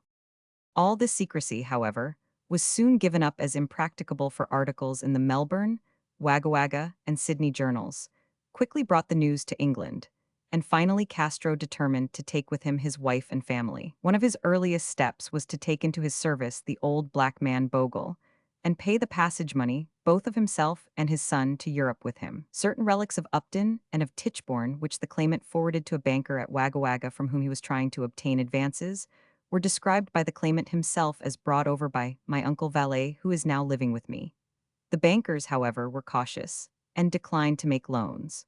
Nevertheless, the claimant had the good fortune to convince a Mr. Long, who was in Sydney and had seen Roger, when a boy of 10 years old, riding in Tichborne Park, and accordingly this gentleman advanced him a considerable sum. Finally, the claimant embarked 286 aboard the Rakia, on his way to France via Panama, and accompanied by his family, and attended by old Bogle, his son, and a youthful secretary, left Sydney on September 2d, 1866, and was expected by the Dowager in Paris within 2 months from that date. But nearly 4 months elapsed, and there were no tidings. Between Christmas Day and New Year's Eve of 1866, there arrived in Alresford a mysterious stranger, who put up at the Swan Hotel in that little town, and said that his name was Taylor. He was a man of bulk and eccentric attire. He wrapped himself in large greatcoats, muffled his neck and chin in thick shawls, and wore a cap with a peak of unusual dimensions, which, when it was pulled down, covered a considerable portion of his features. The stranger, at first very reserved, soon showed signs of coming out of his shell. He sent for Ruse, the landlord, and had a chat with him, in the course of which he asked Ruse to take him the next day for a drive round the neighborhood of Tichborne. Ruse complied, and the innkeeper, chatting all the way on local matters, showed his guest Tichborne village, Tichborne Park and house, the church, the mill, the village of Charlatans, and all else that was worth seeing in that neighborhood. In fact, Mr. Taylor became very friendly with Ruse, invited him to drink in his room, and then confided to him an important secret, which, however, was by this time no secret at all, for Mr. Ruse had just observed upon his guest's portmanteau the initials R100. Indeed, it was already suspected in the smoking room of the Swan that the enormous stranger was the long-expected heir. Suspicion became certainty when the stranger telegraphed for Bogle, and that faithful black, once familiar in the streets of Alresford, suddenly made his appearance there, began reconnoitring the house at Tichborne, contrived to get inside the old home, to learn that it had been let by the trustees of the infant baronet to a gentleman named Lushington, and to examine carefully the position of the old and new pictures hanging on the walls. This done, the stranger and his black attendant disappeared as suddenly as they had come. But the news spread 287 abroad, and reached many persons who were interested. Roger's numerous aunts, uncles, and cousins heard of the sudden appearance of the long-expected Australian claimant. The dowager in Paris, the mother of the infant, then at Ryde, all heard the news, and finally Mr. Gosford, Roger's dearest and most intimate friend and confidant then in North Wales, got intelligence, and hastened to London to ascertain if the joyful news could be true. But the enormous individual had vanished again. The circumstance was strange. Bogle had written letters from Australia declaring that this was the identical gentleman he had known years before as Mr. Roger Tichborne when a visitor at Sir Edward's, and the Dowager had declared herself satisfied. But why did the long-lost Roger hold aloof? No one could tell. There was no reason for such conduct, and so suspicion was engendered. With infinite pains, Mr. Gosford and a gentleman connected with the Tichborne family ascertained that the person who had figured as Mr. Taylor at the Swan had taken apartments for himself and his family at a hotel near Manchester Square, and that he had even been there since Christmas Day. But once more the clue was lost. Sir Roger Tichborne had gone away with his wife and children and left no one there but Bogle and his secretary. Then, by chance, Mr. Gosford discovered that Sir Roger was staying at the Clarendon Hotel, Gravesend. Forthwith, Mr. Gosford, with the gentleman referred to, and Mr. Cullington, the solicitor, went to the Clarendon Hotel at Gravesend, where, after long waiting in the hall, they saw a stout person muffled and wearing a peaked cap over the eyes, who, having glanced at the party suspiciously, rushed past them, hurried upstairs, and locked himself in a room. In vain the party sent up cards. In vain they followed and tapped at the door. The stout person would not open, and the party descended to the coffee-room, where soon afterwards they received a mysterious note, concluding, "Pardon me, gentlemen, but I did not wish anyone to know where I was staying with my family, and was much annoyed to see you all here." Lady Tichborne herself had failed to recognize in the 288 letters from Wagga Wagga the handwriting of her son, and Mr. Gosford was equally unsuccessful. The party therefore left the house, after warning the landlord that he had for a guest an impostor and a rogue. Still, the idea that his old friend, who had made him his executor and the depositary of his most secret wishes, could have come back again alive, however changed, was too pleasing to be abandoned by Mr. Gosford, even on such evidence. Accordingly, by arrangement with an attorney named Holmes, he went down again, and, more successful this time, had conversation with the stranger who called himself Roger. But nothing about the features of the man brought back to him any recollection, and subsequent interviews but confirmed the first impression. Meanwhile, Lady Tichborne had learned that he whom she called Roger had arrived in England, and she wrote letters imploring him to come to her, to which the claimant, who had not been in London more than a fortnight, answered that he was prevented by circumstances, and added, "Oh, do come over and see me at once." On the very day after the date of this letter, however, he arrived in Paris, accompanied by a man whose acquaintance he had made in a billiard room, and by Mr. Holmes, the attorney to whom his casual acquaintance had introduced him. The party put up at an hotel in the Rue Saint-Honor. They knew Lady Tichborne's address in the Place de la Madeleine, scarcely 5 minutes' walk from their hotel, but they had arrived somewhat late, and Sir Roger paid no visit to his mother that day. Lady Tichborne had in the meantime consulted her brother and others on the subject, but though the opinions given by them were adverse to the claims of the impostor, she only became more fixed in her ideas. Early the morning after the claimant's arrival, she sent her Irish servant, John Coyne, to the hotel in the Rue Saint-Honor with a pressing message, but was told that Sir Roger was not well. His mistress, dissatisfied with that message, sent him again, whereupon Sir Roger came out of his bedroom and walked past him slowly and with his head down, bidding him at the same time 289 go, and tell his mamma that he was not able to come to her. And his mistress, still more dissatisfied, then directed her servant to take a cab immediately and fetch her son. Coyne then went a third time and found Sir Roger with his attorney and his casual acquaintance sitting at breakfast, but was again unsuccessful. Lady Tichborne that afternoon went herself to the hotel, and was then permitted to see her son in a darkened chamber, and in the presence of his attorney and friend. Sir Roger, said Coyne, who tells the story, was lying on the bed with his back turned to us and his face to the wall. And he added that while he was in that position, his mistress leaned over and kissed Sir Roger on the mouth, observing at the same time that he looked like his father, though his ears were like his uncle's. Then, Sir Roger, having remarked that he was nearly stifled, Lady Tichborne directed Coyne to take off her son's coat and undo his braces, which duties the faithful domestic accomplished with some difficulty, while at the same time he managed to pull him over as well as he could. Upon this Mr. Holmes, solemnly standing up, addressed John Coyne in the words, "You are a witness that Lady Tichborne recognizes her son," and John Coyne having replied, "And so are you?" the ceremony of recognition was complete. Soon after this, it was rumored in the neighborhood of Alresford that the Dowager Lady Tichborne had acknowledged the stranger as her lost son Roger, that she had determined to allow the repentant wanderer £1,000 a year, and that he was going to take a house at Croydon, pending his entering into the possession of the Tichborne estates. There happened then to be living in Alresford a gentleman named Hopkins. He had been solicitor to the Tichborne family, but they had long ceased to employ him. He had also been a trustee of the Doughty estates, but had been compelled to resign that position, at which he had expressed much chagrin. Hopkins had an acquaintance named Banet at Winchester, an eccentric person of an inquisitive turn. Both these began at this time to busy themselves greatly 290 in the matter of the Tichborne claimant, who, on his next visit to Alresford, was accordingly invited to stay at Mr. Hopkins's house. From that time, Mr. Hopkins and Mr. Banet became active partisans of the claimant's cause. Hopkins had not been the solicitor of Roger Tichborne, but he had seen him occasionally from 15 to 20 years previously, and he made an affidavit that, though he could not recall the expression of Roger Tichborne's features, he had no doubt, from the knowledge which the claimant had shown of the neighborhood of Tichborne and of family matters, that he was the same person. All Alresford may, in fact, be said to have been converted. The bells were rung on the claimant's arrival there, and Colonel Lushington, the tenant of Tichborne House, invited the Australian stranger and his wife to stay with him there. Colonel Lushington had never seen Roger Tichborne, but he has explained that he was impressed by his visitor's knowledge of the old pictures on the walls, which, it will be remembered, Bogle had been sent by Mr. Taylor to reconnoiter.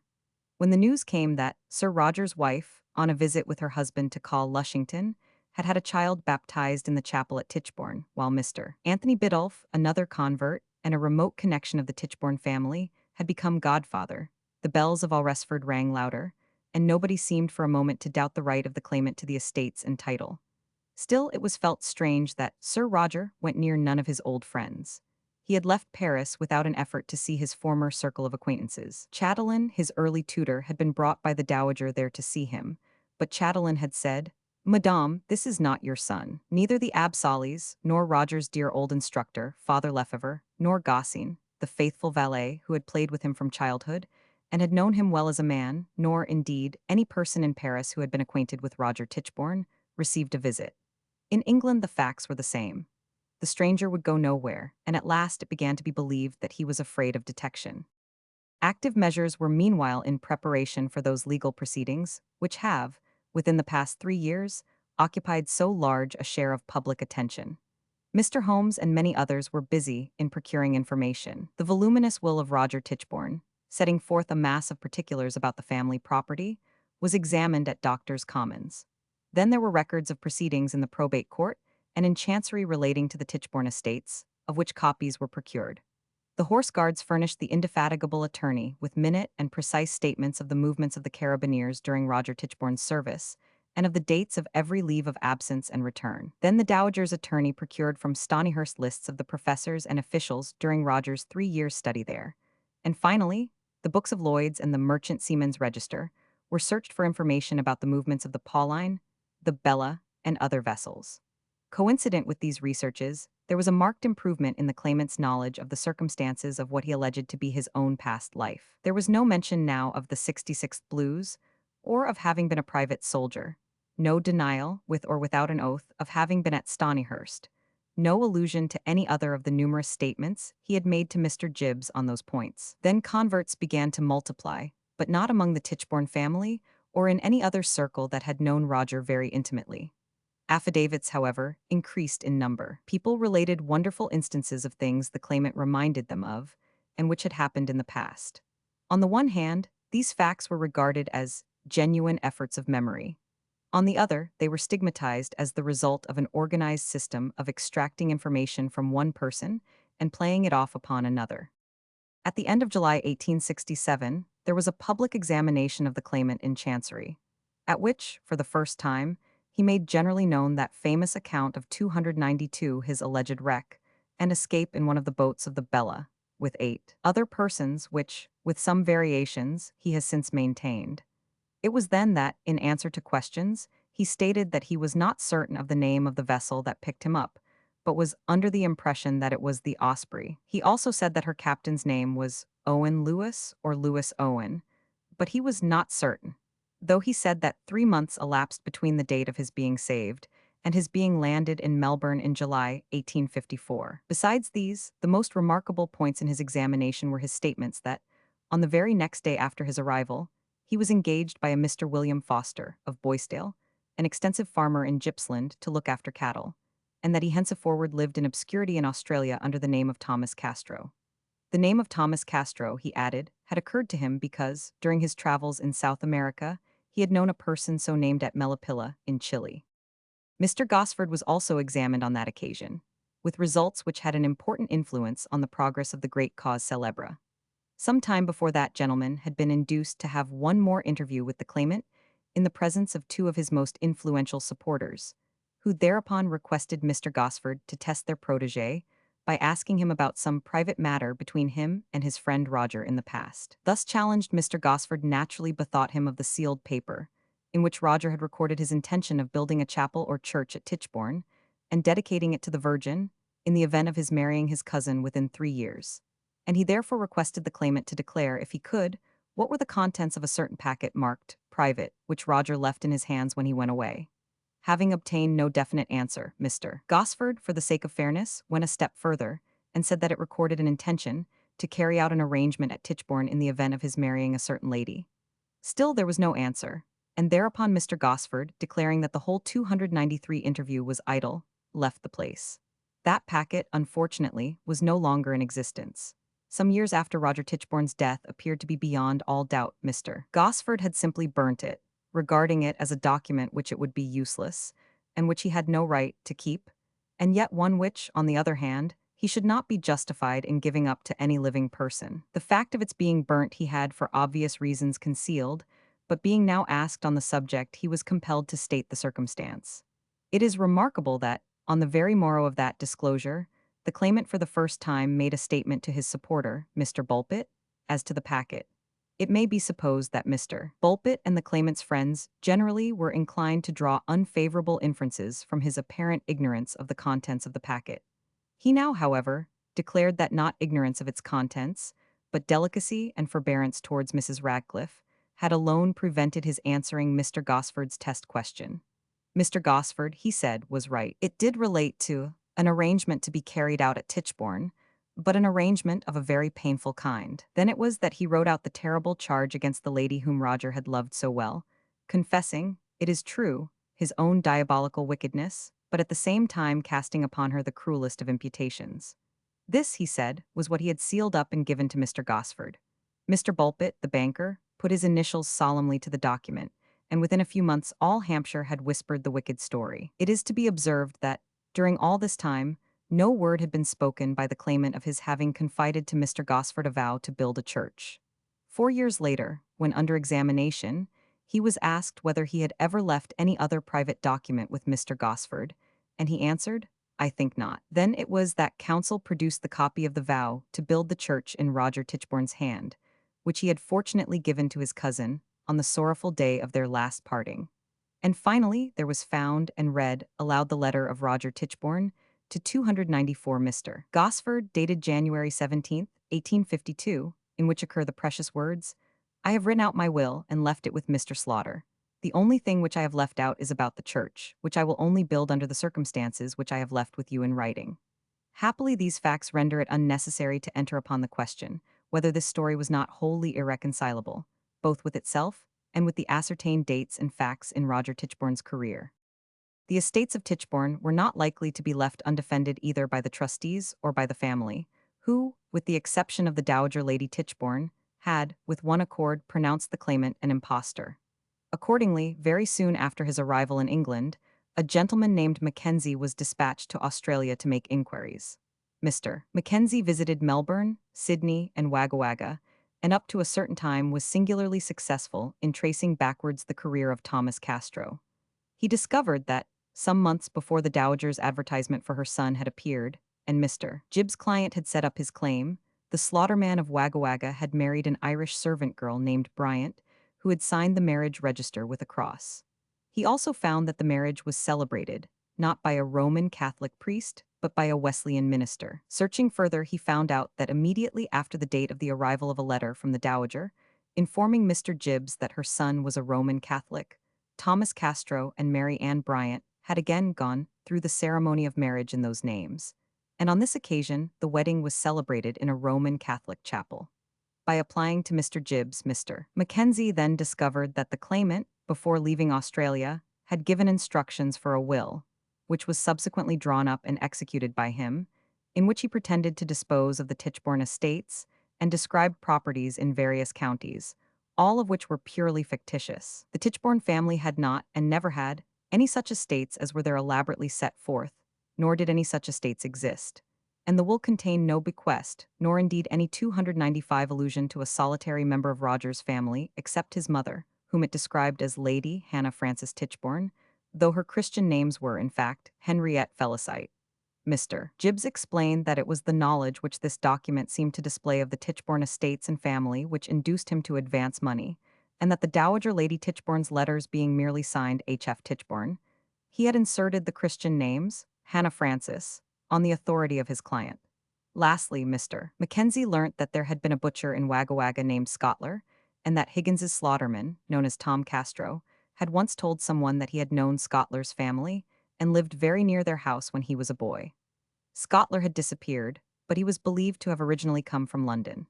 This information was slight, but it appeared to the shrewd Mr. Mackenzie to be valuable. If the Scottlers were known to Tom Castro as neighbors when he was a boy in London, it would seem to be only necessary to find the Scottler family in order to discover who the claimant to the Tichborne estates really was. After much trouble, though Scottler was not discovered, a clue was found. The solicitor to the defendants in the chancery suits obtained old directories of London and discovered that there was one Scottler who had kept a public house called the Ship and Punch Bowl in High Street, Wapping.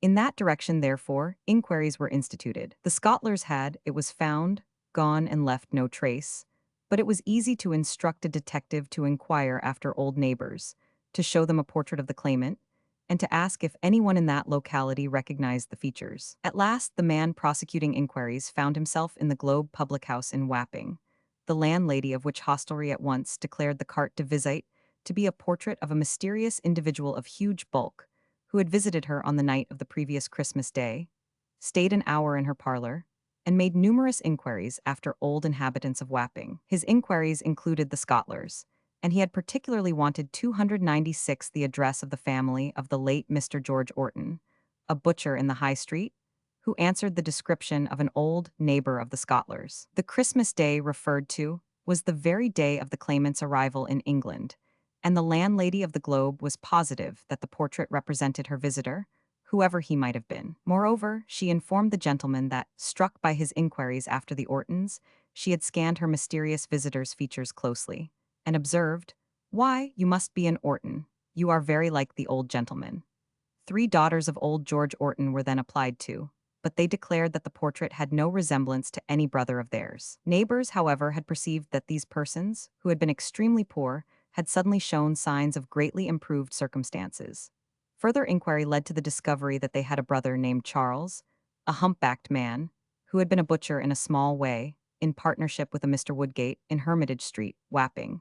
He had recently dissolved partnership rather suddenly, but he had previously confided to Mr. Woodgate the curious information that he had a brother just come home from Australia, who was entitled to great property, and who had promised him an allowance of £5 a month and £2,000 when he got his estates. When, after some trouble, Charles Orton was discovered, he showed signs of being disposed to explain the mystery, if the solicitors would promptly make it worth his while. But in the very midst of the inquiry, he suddenly vanished from the neighborhood, and for a long while all trace of him was lost. Meanwhile, the claimant had, by some mysterious means, become aware that these inquiries were in progress, for he wrote at this period to his confidential friend Ruse, the landlord of the Swan, as follows: "We find the other side very busy with another pair of sisters for me.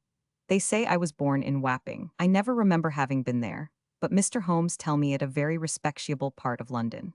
Shortly afterwards, 2 out of the 3 daughters of old Mr. Orton made affidavit 297 that the claimant was not their brother, nor any relation of theirs. The other sister and Charles Orton, however, made no affidavit. 4 years later, the claimant confessed that he was, after all, the mysterious visitor at the Globe public house on that Christmas Eve, that he shortly afterwards entered into secret correspondence and transactions with the Orton family, that he gave the sisters money whenever they wrote to say they were in want of any, and that after the period when Charles Orton was solicited to give information to the other side, He allowed him £5 a month. Charles Orton, who was then in concealment, being addressed in their correspondence by the assumed name of Brand. The claimant's explanation of these relations with the Orton family, which he at first denied, was that their brother, Arthur Orton, had been a great friend of his for many years, and in various parts of Australia, and that hence he was desirous of assisting his family.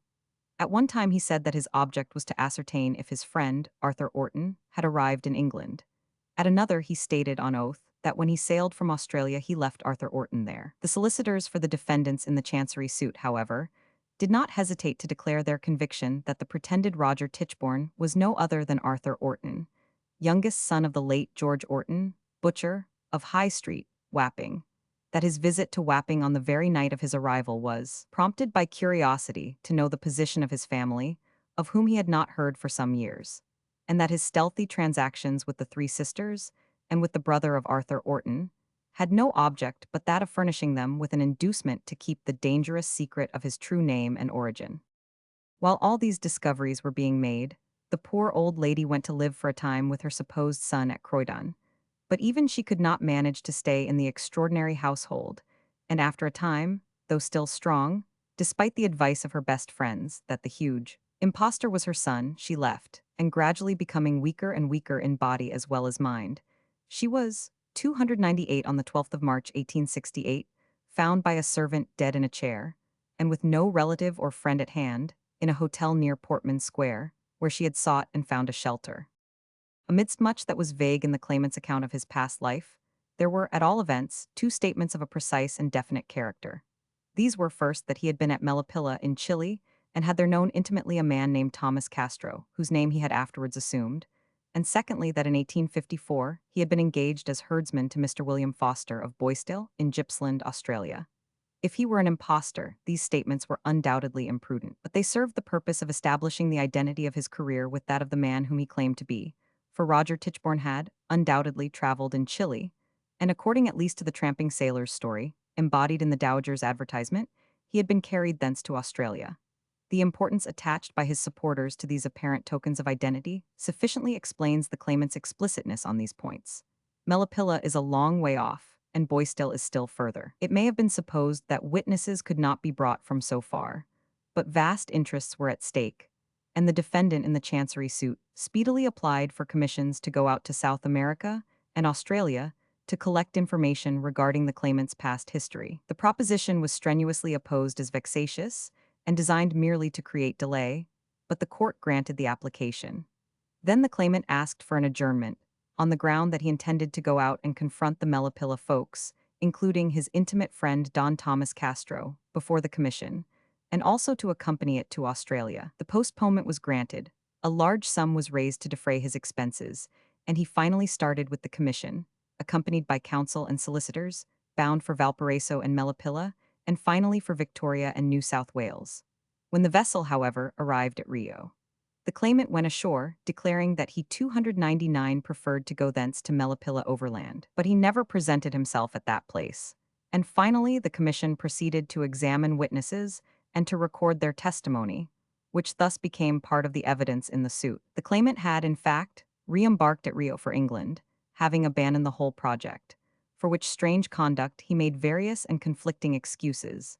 Even before he had started, circumstances had occurred which had induced some of his supporters to express doubts whether he would ever go to Melipilla. When the commission had become inevitable, the claimant had written a letter to his esteemed friend, Don Tomas Castro, reminding him of past acquaintance in 1853, sending kind remembrances to a number of friends, and altogether mentioning at least 16 persons with Spanish names whom he had known there. The purpose of the letter was to inform Don Tomas that he had returned to England, was claiming magnificent lands, and in brief to prepare his old acquaintances to befriend him there. This letter was answered by Castro through his son Pedro, with numerous good wishes and much gossip about Melipilla and what had become of the old circle. But to the astonishment and dismay of the claimant's attorney, Mr. Holmes, Pedro Castro reminded his old correspondent that when among them he had gone by the name of Arthur Orton. A Melipilla lady named Ahumada then sent a portion of a lock of hair which the claimant acknowledged as his own hair, and thanked her for. But this lady declared that she had cut the lock from the head of an English lad named Arthur Orton, and the claimant thereupon said that he must have been mistaken in thanking her, and acknowledging it as his. In the town of Melipilla, 60 or 70 miles inland from Valparaiso, every one of the 16 or 17 persons mentioned by the claimant as old acquaintances, except those who were dead or gone away, came before the commission and were examined. They proved to have substantially but one tale to tell. They said they never knew anyone of the name of Tichborne. Melipilla is a remote little town far off the Great High Road, and the only 300 English person, except an English doctor, there established, who had ever sojourned there, was a sailor lad who, not in 1853, but in 1849, came to them destitute, was kindly treated, picked up Spanish enough to converse in an illiterate way, said his name was Arthur, and was always called Arthur by them, declared his father was a butcher named Orton, who served the Queen, and said he had been sent to sea to cure St. Vitus's dance but had been ill-used by the captain and ran away from his ship at Valparaiso. This lad, they stated, sojourned in Melipilla 18 months and finally went back to Valparaiso and re-embarked for England. Don Tomas Castro, the doctor's wife, and others declared they recognized the features of this lad in the portrait of the claimant, and being shown two daguerreotype portraits of Roger Tichborne, taken in Chile when he was there, said that the features were not like those of any person they had ever known. Searches were then made in the records of the consul's office at Valparaiso, from which it resulted that a sailor named Arthur Orton did desert from the English ship Ocean in that port at the very date mentioned, and did re-embark, though under the name of Joseph 1000. Orton, about 18 months later. To Boisdale in Australia, the commission then repaired, and though this is many thousands of miles from South America, but here similar discoveries were made. Mr. William Foster, the extensive cattle farmer, was dead, but the widow still managed his large property. In reference to the claimant's statement that in July 1854, the very day after he was landed by the vessel which he believed was named the Osprey, at Melbourne, he was engaged by Mr. William Foster and went with him at once to Gippsland, under the assumed name of Thomas Castro, the lady declared that her husband did not settle at Boisdale or have anything to do with that property till 2 years later than that date, and that they never had any herdsman named Thomas Castro. The ledgers and other account books of Mr. Foster were then examined, but no mention of any Castro, either in 1854-301 or at any other time, could be found. On the other hand, there were numerous entries, extending over the 2 years 1857 and 1858, of wages paid and rations served out to a herdsman named Arthur Orton, whom the lady perfectly well remembered, and who had come to them from Hobart Town. All these discoveries were confirmed by the registers of shipping, which showed that Arthur Orton embarked for Valparaiso in 1848, re-embarked for London in 1851, and sailed again for Hobart Town in the following year. But there were other significant circumstances. The ship in which Arthur Orton had returned from Valparaiso was called the Jessie Miller, which was the very name which the claimant, in his solemn declaration, prepared by Mr. Gibbs, gave as the name of the vessel in which he came out to Australia. In the same document, he had stated the date of his sailing from England as the 28th of November, 1852, and this was now discovered to be the very day, month, and year on which Arthur Orton embarked in the vessel bound for Hobart Town.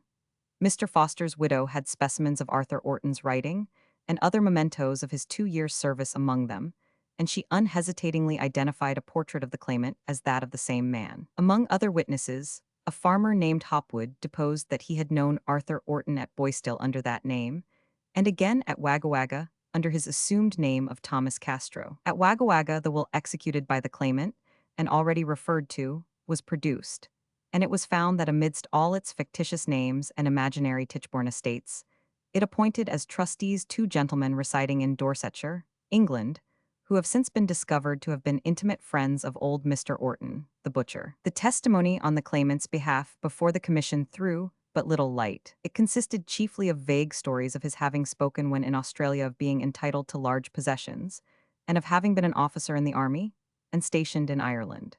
Such testimony could, of course, have little weight against the statements of the claimant in writing, 302 made just before embarking at Sydney, with a view of satisfying capitalists of his identity and betraying total ignorance of Roger Tichborne's military life. While these exposures were being made abroad, matters at home began to look very bad for the claimant. Charles Orton, the brother of Arthur, called upon the solicitors for the other side and volunteered to give information. In the presence of Lord Arundel and other witnesses, this man then stated that the claimant of the Tichborne estates was his brother Arthur, that he had been induced by him to change his name to Brand, and to remain in concealment, that in return the claimant had allowed him £5 per month. But that, since his departure for Chile, the allowance had ceased. Letters of Charles Orton to the claimant's wife, asking whether Sir Roger Tichborne, before he went away, left anything for a party of the name of Brand, have been found and published. And this same Charles has, since the conviction of the claimant, put forth a statement of the whole matter, so far as he was concerned. Under these circumstances, Mr. Holmes withdrew from the case, and the county gentleman who, relying in great measure on Lady Tichborne's recognition and the numerous affidavits that had been made, had supported the claimant, held a meeting at the Swan at Alresford, at which, among other documents, certain mysterious letters to the Orton sisters were produced. These letters were signed W.H. Stevens, and they contained inquiries after the Orton family, and also after Miss Mary Ann Loder, who was an old sweetheart of Arthur Orton's, long resident in Wapping. They enclosed as portraits of Arthur Orton's wife and child, certain photographic likenesses which were clearly portraits of the claimant's wife and child, and though they purported to be written by W.H. Stevens, a friend of Arthur Orton's just arrived from Australia, it was suspected that the letters, which were evidently in a feigned hand, were really written by the claimant. They manifested that desire for information about Wapping folks, and particularly the Ortons, which the claimant was known to have exhibited on more 303 occasions than one, and they indicated a wish to get this information by a ruse and without permitting the writer to be seen. But the correspondence showed that the sisters of Orton had discovered, or at least believed that they had discovered, that the writer was in truth their brother Arthur. The claimant, however, being called in and questioned, solemnly affirmed that the letters were forgeries, designed by his enemies to ruin his cause.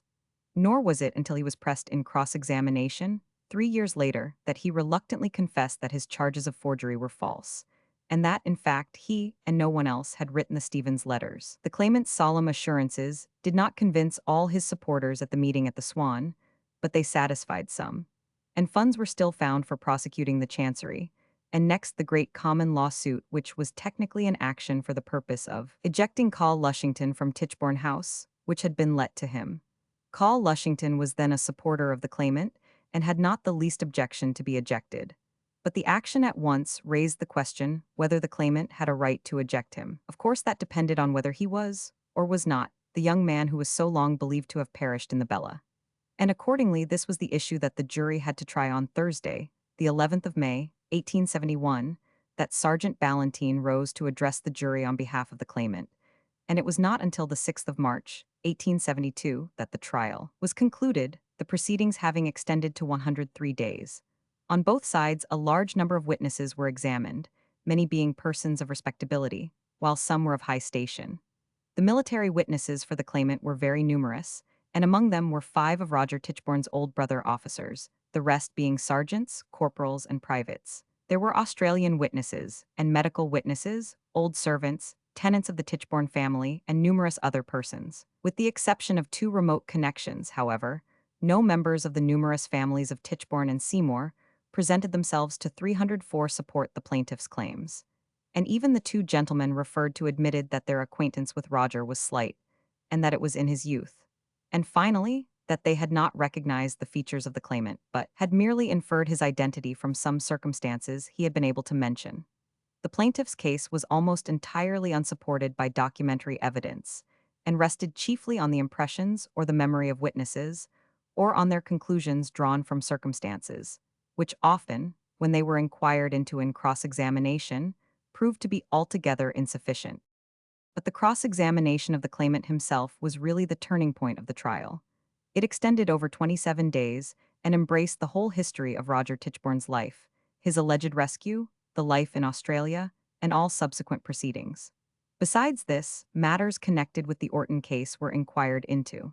Much that was calculated to alarm supporters of the claimant was elicited. He was compelled to admit that he had no confirmation to offer of his strange story of the rescue, and that he could produce no survivor of the Osprey, nor any one of the crew of the Bella, alleged to have been rescued with him. The mere existence of such a vessel was not evidenced by any shipping register or gazette or custom house record.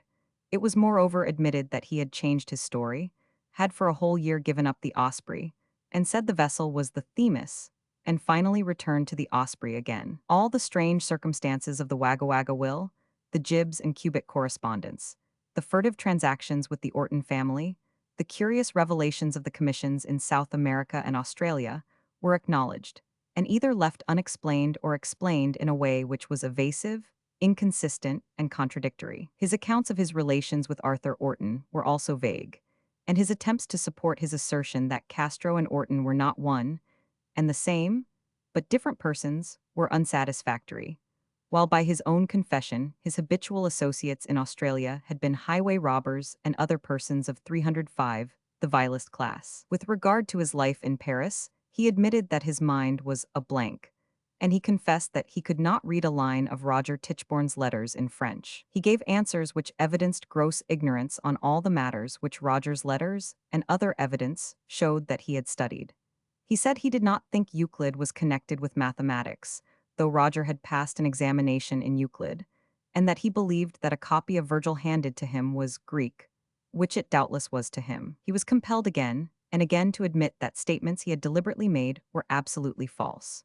When questioned with regard to that most impressive of all episodes in Roger's life, his love for his cousin, now Lady Radcliffe, he showed himself unacquainted not merely with precise dates, but with the broad outline of the story and the order of events. His answers on these matters were again confused and wholly irreconcilable. Yet the Solicitor General persisting for good reasons in interrogating him on the slanderous story of the sealed packet, he was compelled to repeat in court, though with considerable variations, what he had long ago caused to be bruited abroad. She was not then Lady Radcliffe by her own wish, sat in court beside her husband, confronting the false witness, and they had the satisfaction of hearing him convicted, out of his own mouth, and by the damnatory evidence of documents of undisputed authenticity, of a deliberate series of abominable inventions. It was during the course of this trial that the pocketbook left behind by the claimant at Wagga Wagga was brought to England. It was found to contain what appeared to be early attempts at Tichborne's signatures, in the form Roger Charles Tichborne, besides such entries as R100. T. Bart, Tichborne Hall, Surrey, England, GB, and among other curious memoranda in the claimant's handwriting was the name and address, in full, of Arthur Orton's old sweetheart, at Wapping, the respectable place of which he had assured his supporters in England that he had not the slightest knowledge. The exposure of Mr. Bagent's unscrupulous 306 partisanship by Mr. Hawkins and the address to the jury by Sir John Coleridge followed in due course, and then a few family witnesses, including Lady Radcliffe, were heard, who deposed, among many other matters, to the famous tattoo marks on Roger's arm, and finally the jury declared that they were satisfied. Then the claimant's advisers, to avoid the inevitable verdict for their opponents, elected to be non-suit. But notwithstanding these tactics, Lord Chief Justice Boville, under his warrant, immediately committed the claimant to Newgate on a charge of willful and corrupt perjury. Those who fondly hoped that the great Tichborne imposture had now forever broken down, and that the last in public had been seen of the perjured villain, were mistaken, as, after a few weeks in Newgate, the claimant was released on bail in the sum of £10,000, his sureties being Earl Rivers, Mr. Guildford Onslow, 1,000, P. Mr. Whalley, 1,000, P. and Mr. Alban Atwood, a medical man residing at Bayswater. Now began that systematic agitation on the claimant's behalf, and those public appeals for subscriptions, which were so remarkable a feature of the 13 months' interval between the civil and the criminal trial. The Tichborne romance, as it was called, had made the name of the claimant famous, and sightseers throughout the kingdom were anxious to get a glimpse of Sir Roger. It was true his case had entirely broken down, but the multitude were struck by the fact that he could still appear on platforms with excitable members of Parliament to speak for him, and could even find a lord to be his surety. It was not everyone who, in reading the long cross-examination of the claimant, had been able to see the significance of the admissions which he was compelled to make.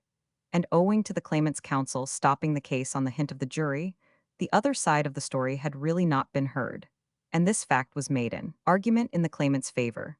Meanwhile, the propagandism continued until there was hardly a town in the kingdom in which Sir Roger Charles Tichborne, Bart, had not appeared on platforms and addressed crowded meetings, while Mr. Guildford Onslow 307 and Mr. Whalley were generally present to deliver foolish and inflammatory harangues. At theaters and music halls, at pigeon matches and open-air fetes, the claimant was perseveringly exhibited, and while the other side preserved a decorous silence, the public never ceased to hear the tale of his imaginary wrongs.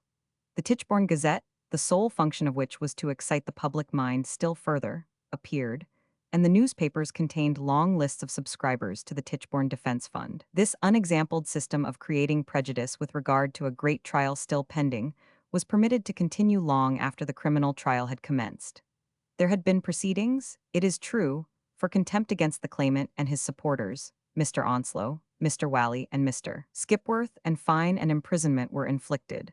But the agitation continued, violent attacks were made upon witnesses, and even upon the judges then engaged in trying the case, and at length the court was compelled peremptorily to forbid all appearances of the claimant at public meetings.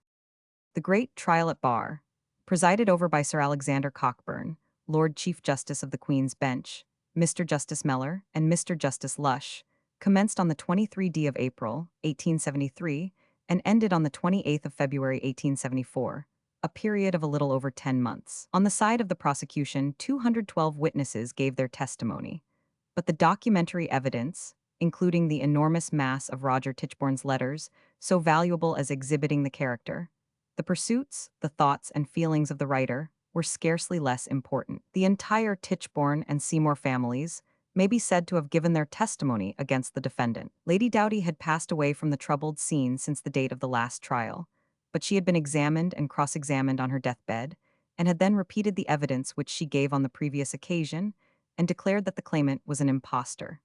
Lady Radcliffe again appeared in the witness box, and told her simple story, confirmed as it was in all important particulars by the correspondence and other records. Old Paris' 308 friends and acquaintances were unanimous.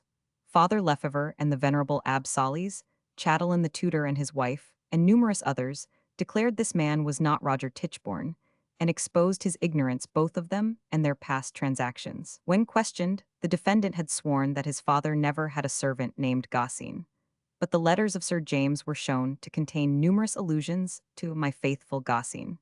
And Gossin himself came into the witness box and told how he had known Roger Tichborne from the cradle to his boyhood, and from his boyhood to the very hour of his going on his travels. On the Orton question, nearly 50 witnesses declared their conviction that the defendant sitting then before them was the butcher's son whom they had known in Wapping. The witnesses from Australia and from South America unhesitatingly identified the defendant with Orton.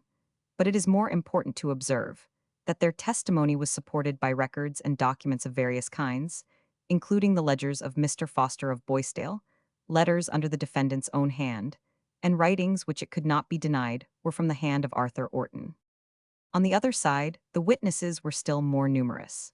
They included a great number of persons from Wapping, who swore they did not recognize in the defendant the lad whom they had known as Arthur Orton. Many others swore they had known both Orton and the defendant in Australia, and that they were different persons, but their stories were irreconcilable with each other, and were moreover in direct conflict with the statements of the claimant on oath, while several of these witnesses were persons of proved bad character and unworthy of belief. Great numbers of carabineers declared that the defendant was exactly like their old officer. But while 10 officers of that regiment appeared for the prosecution and positively affirmed that the defendant was not Roger Tichborne, only 2 officers gave testimony on the other side, and even these admitted that they had doubts. 8 years had elapsed since Mr. Gibbs fancied he had discovered Sir Roger at 309 Wagga Wagga, but still, no Arthur Orton was forthcoming, nor did the sisters of Orton venture to come forward on behalf of the man who had been compelled to admit having taken them into his pay. Not only was the claimant's story of his wreck and rescue shown to be absurd and impossible, but it was unsupported by any evidence, except vague recollections of witnesses having seen an Osprey and some shipwrecked sailors at Melbourne in July 1854. And it was admitted that if their tale were true, the phantom vessel and the fact of its picking up 9 precious lives must have escaped the notice of Lloyd's agents, of Custom House officers, and of the Australian newspapers.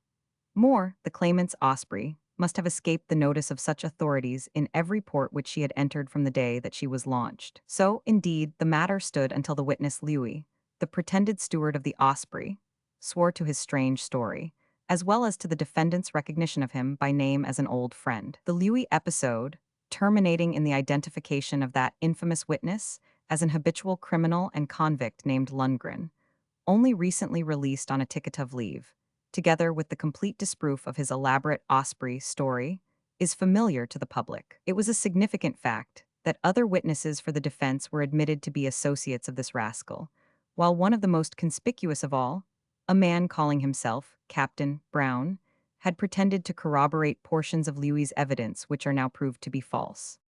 Some allowance may perhaps be made in the defendant's favor for the singularly unskillful and damaging character of his counsel Dr.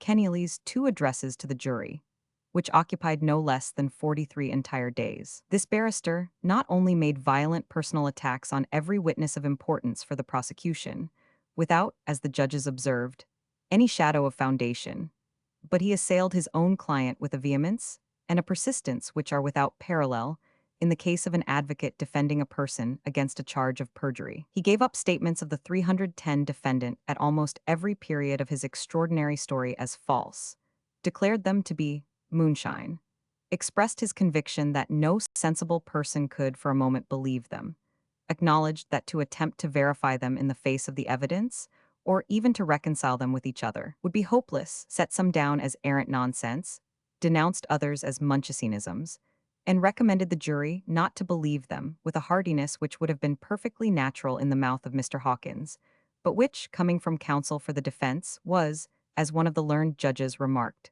strange indeed. But the doctrine of the learned gentleman was that the very extent of the perjury should be his client's protection, because it showed that he was not a man to be tried by ordinary standards. When, in addition to this, he labored day after day to persuade the jury that Roger Tichborne was a drunkard, a liar, a fool, an undutiful son, an ungrateful friend, and an abandoned libertine, declared in loud and impassioned tones that he would strip this jay of his borrowed plumes, and indignantly repudiated the notion that the man his client claimed to be had one single good quality about him, the humor of the situation may be said to have reached its climax.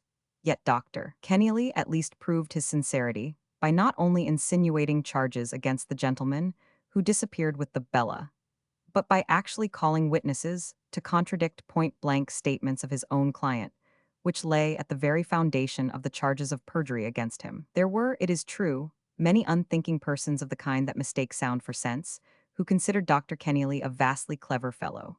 If he be so, then the world in general, and the constitution of the English bar in particular, are wrong. But anyhow, one thing is certain, that the counsel damaged the case materially, and showed himself eminently unfitted for the position of leader. Mr. Hawkins' powerful address quickly disposed of Dr. Keneally and his crotchets. The inquiry was raised into a calmer height when the Lord Chief Justice commenced his memorable summing up, going minutely through the vast 311 mass of testimony, depicting the true character of Roger Tichborne from the rich mine of materials before him, contrasting it with that of the defendant as shown by the evidence, and, while giving due weight to the testimony in his favor, exposing hundreds of examples of the falsity of his statements made upon oath. The verdict of guilty had been anticipated by all who paid attention to the evidence. The foreman publicly declared that there was no doubt in the mind of any juryman that the man who has for 8 years assumed the name and title of the gentleman, whose unhappy story is recorded in these pages, is an impostor who has added slander of the wickedest kind to his many other crimes. But not only were they satisfied of this, they were equally agreed as to his being Arthur Orton. The sentence of 14 years penal servitude followed, and was assuredly not too heavy a punishment for offenses so enormous.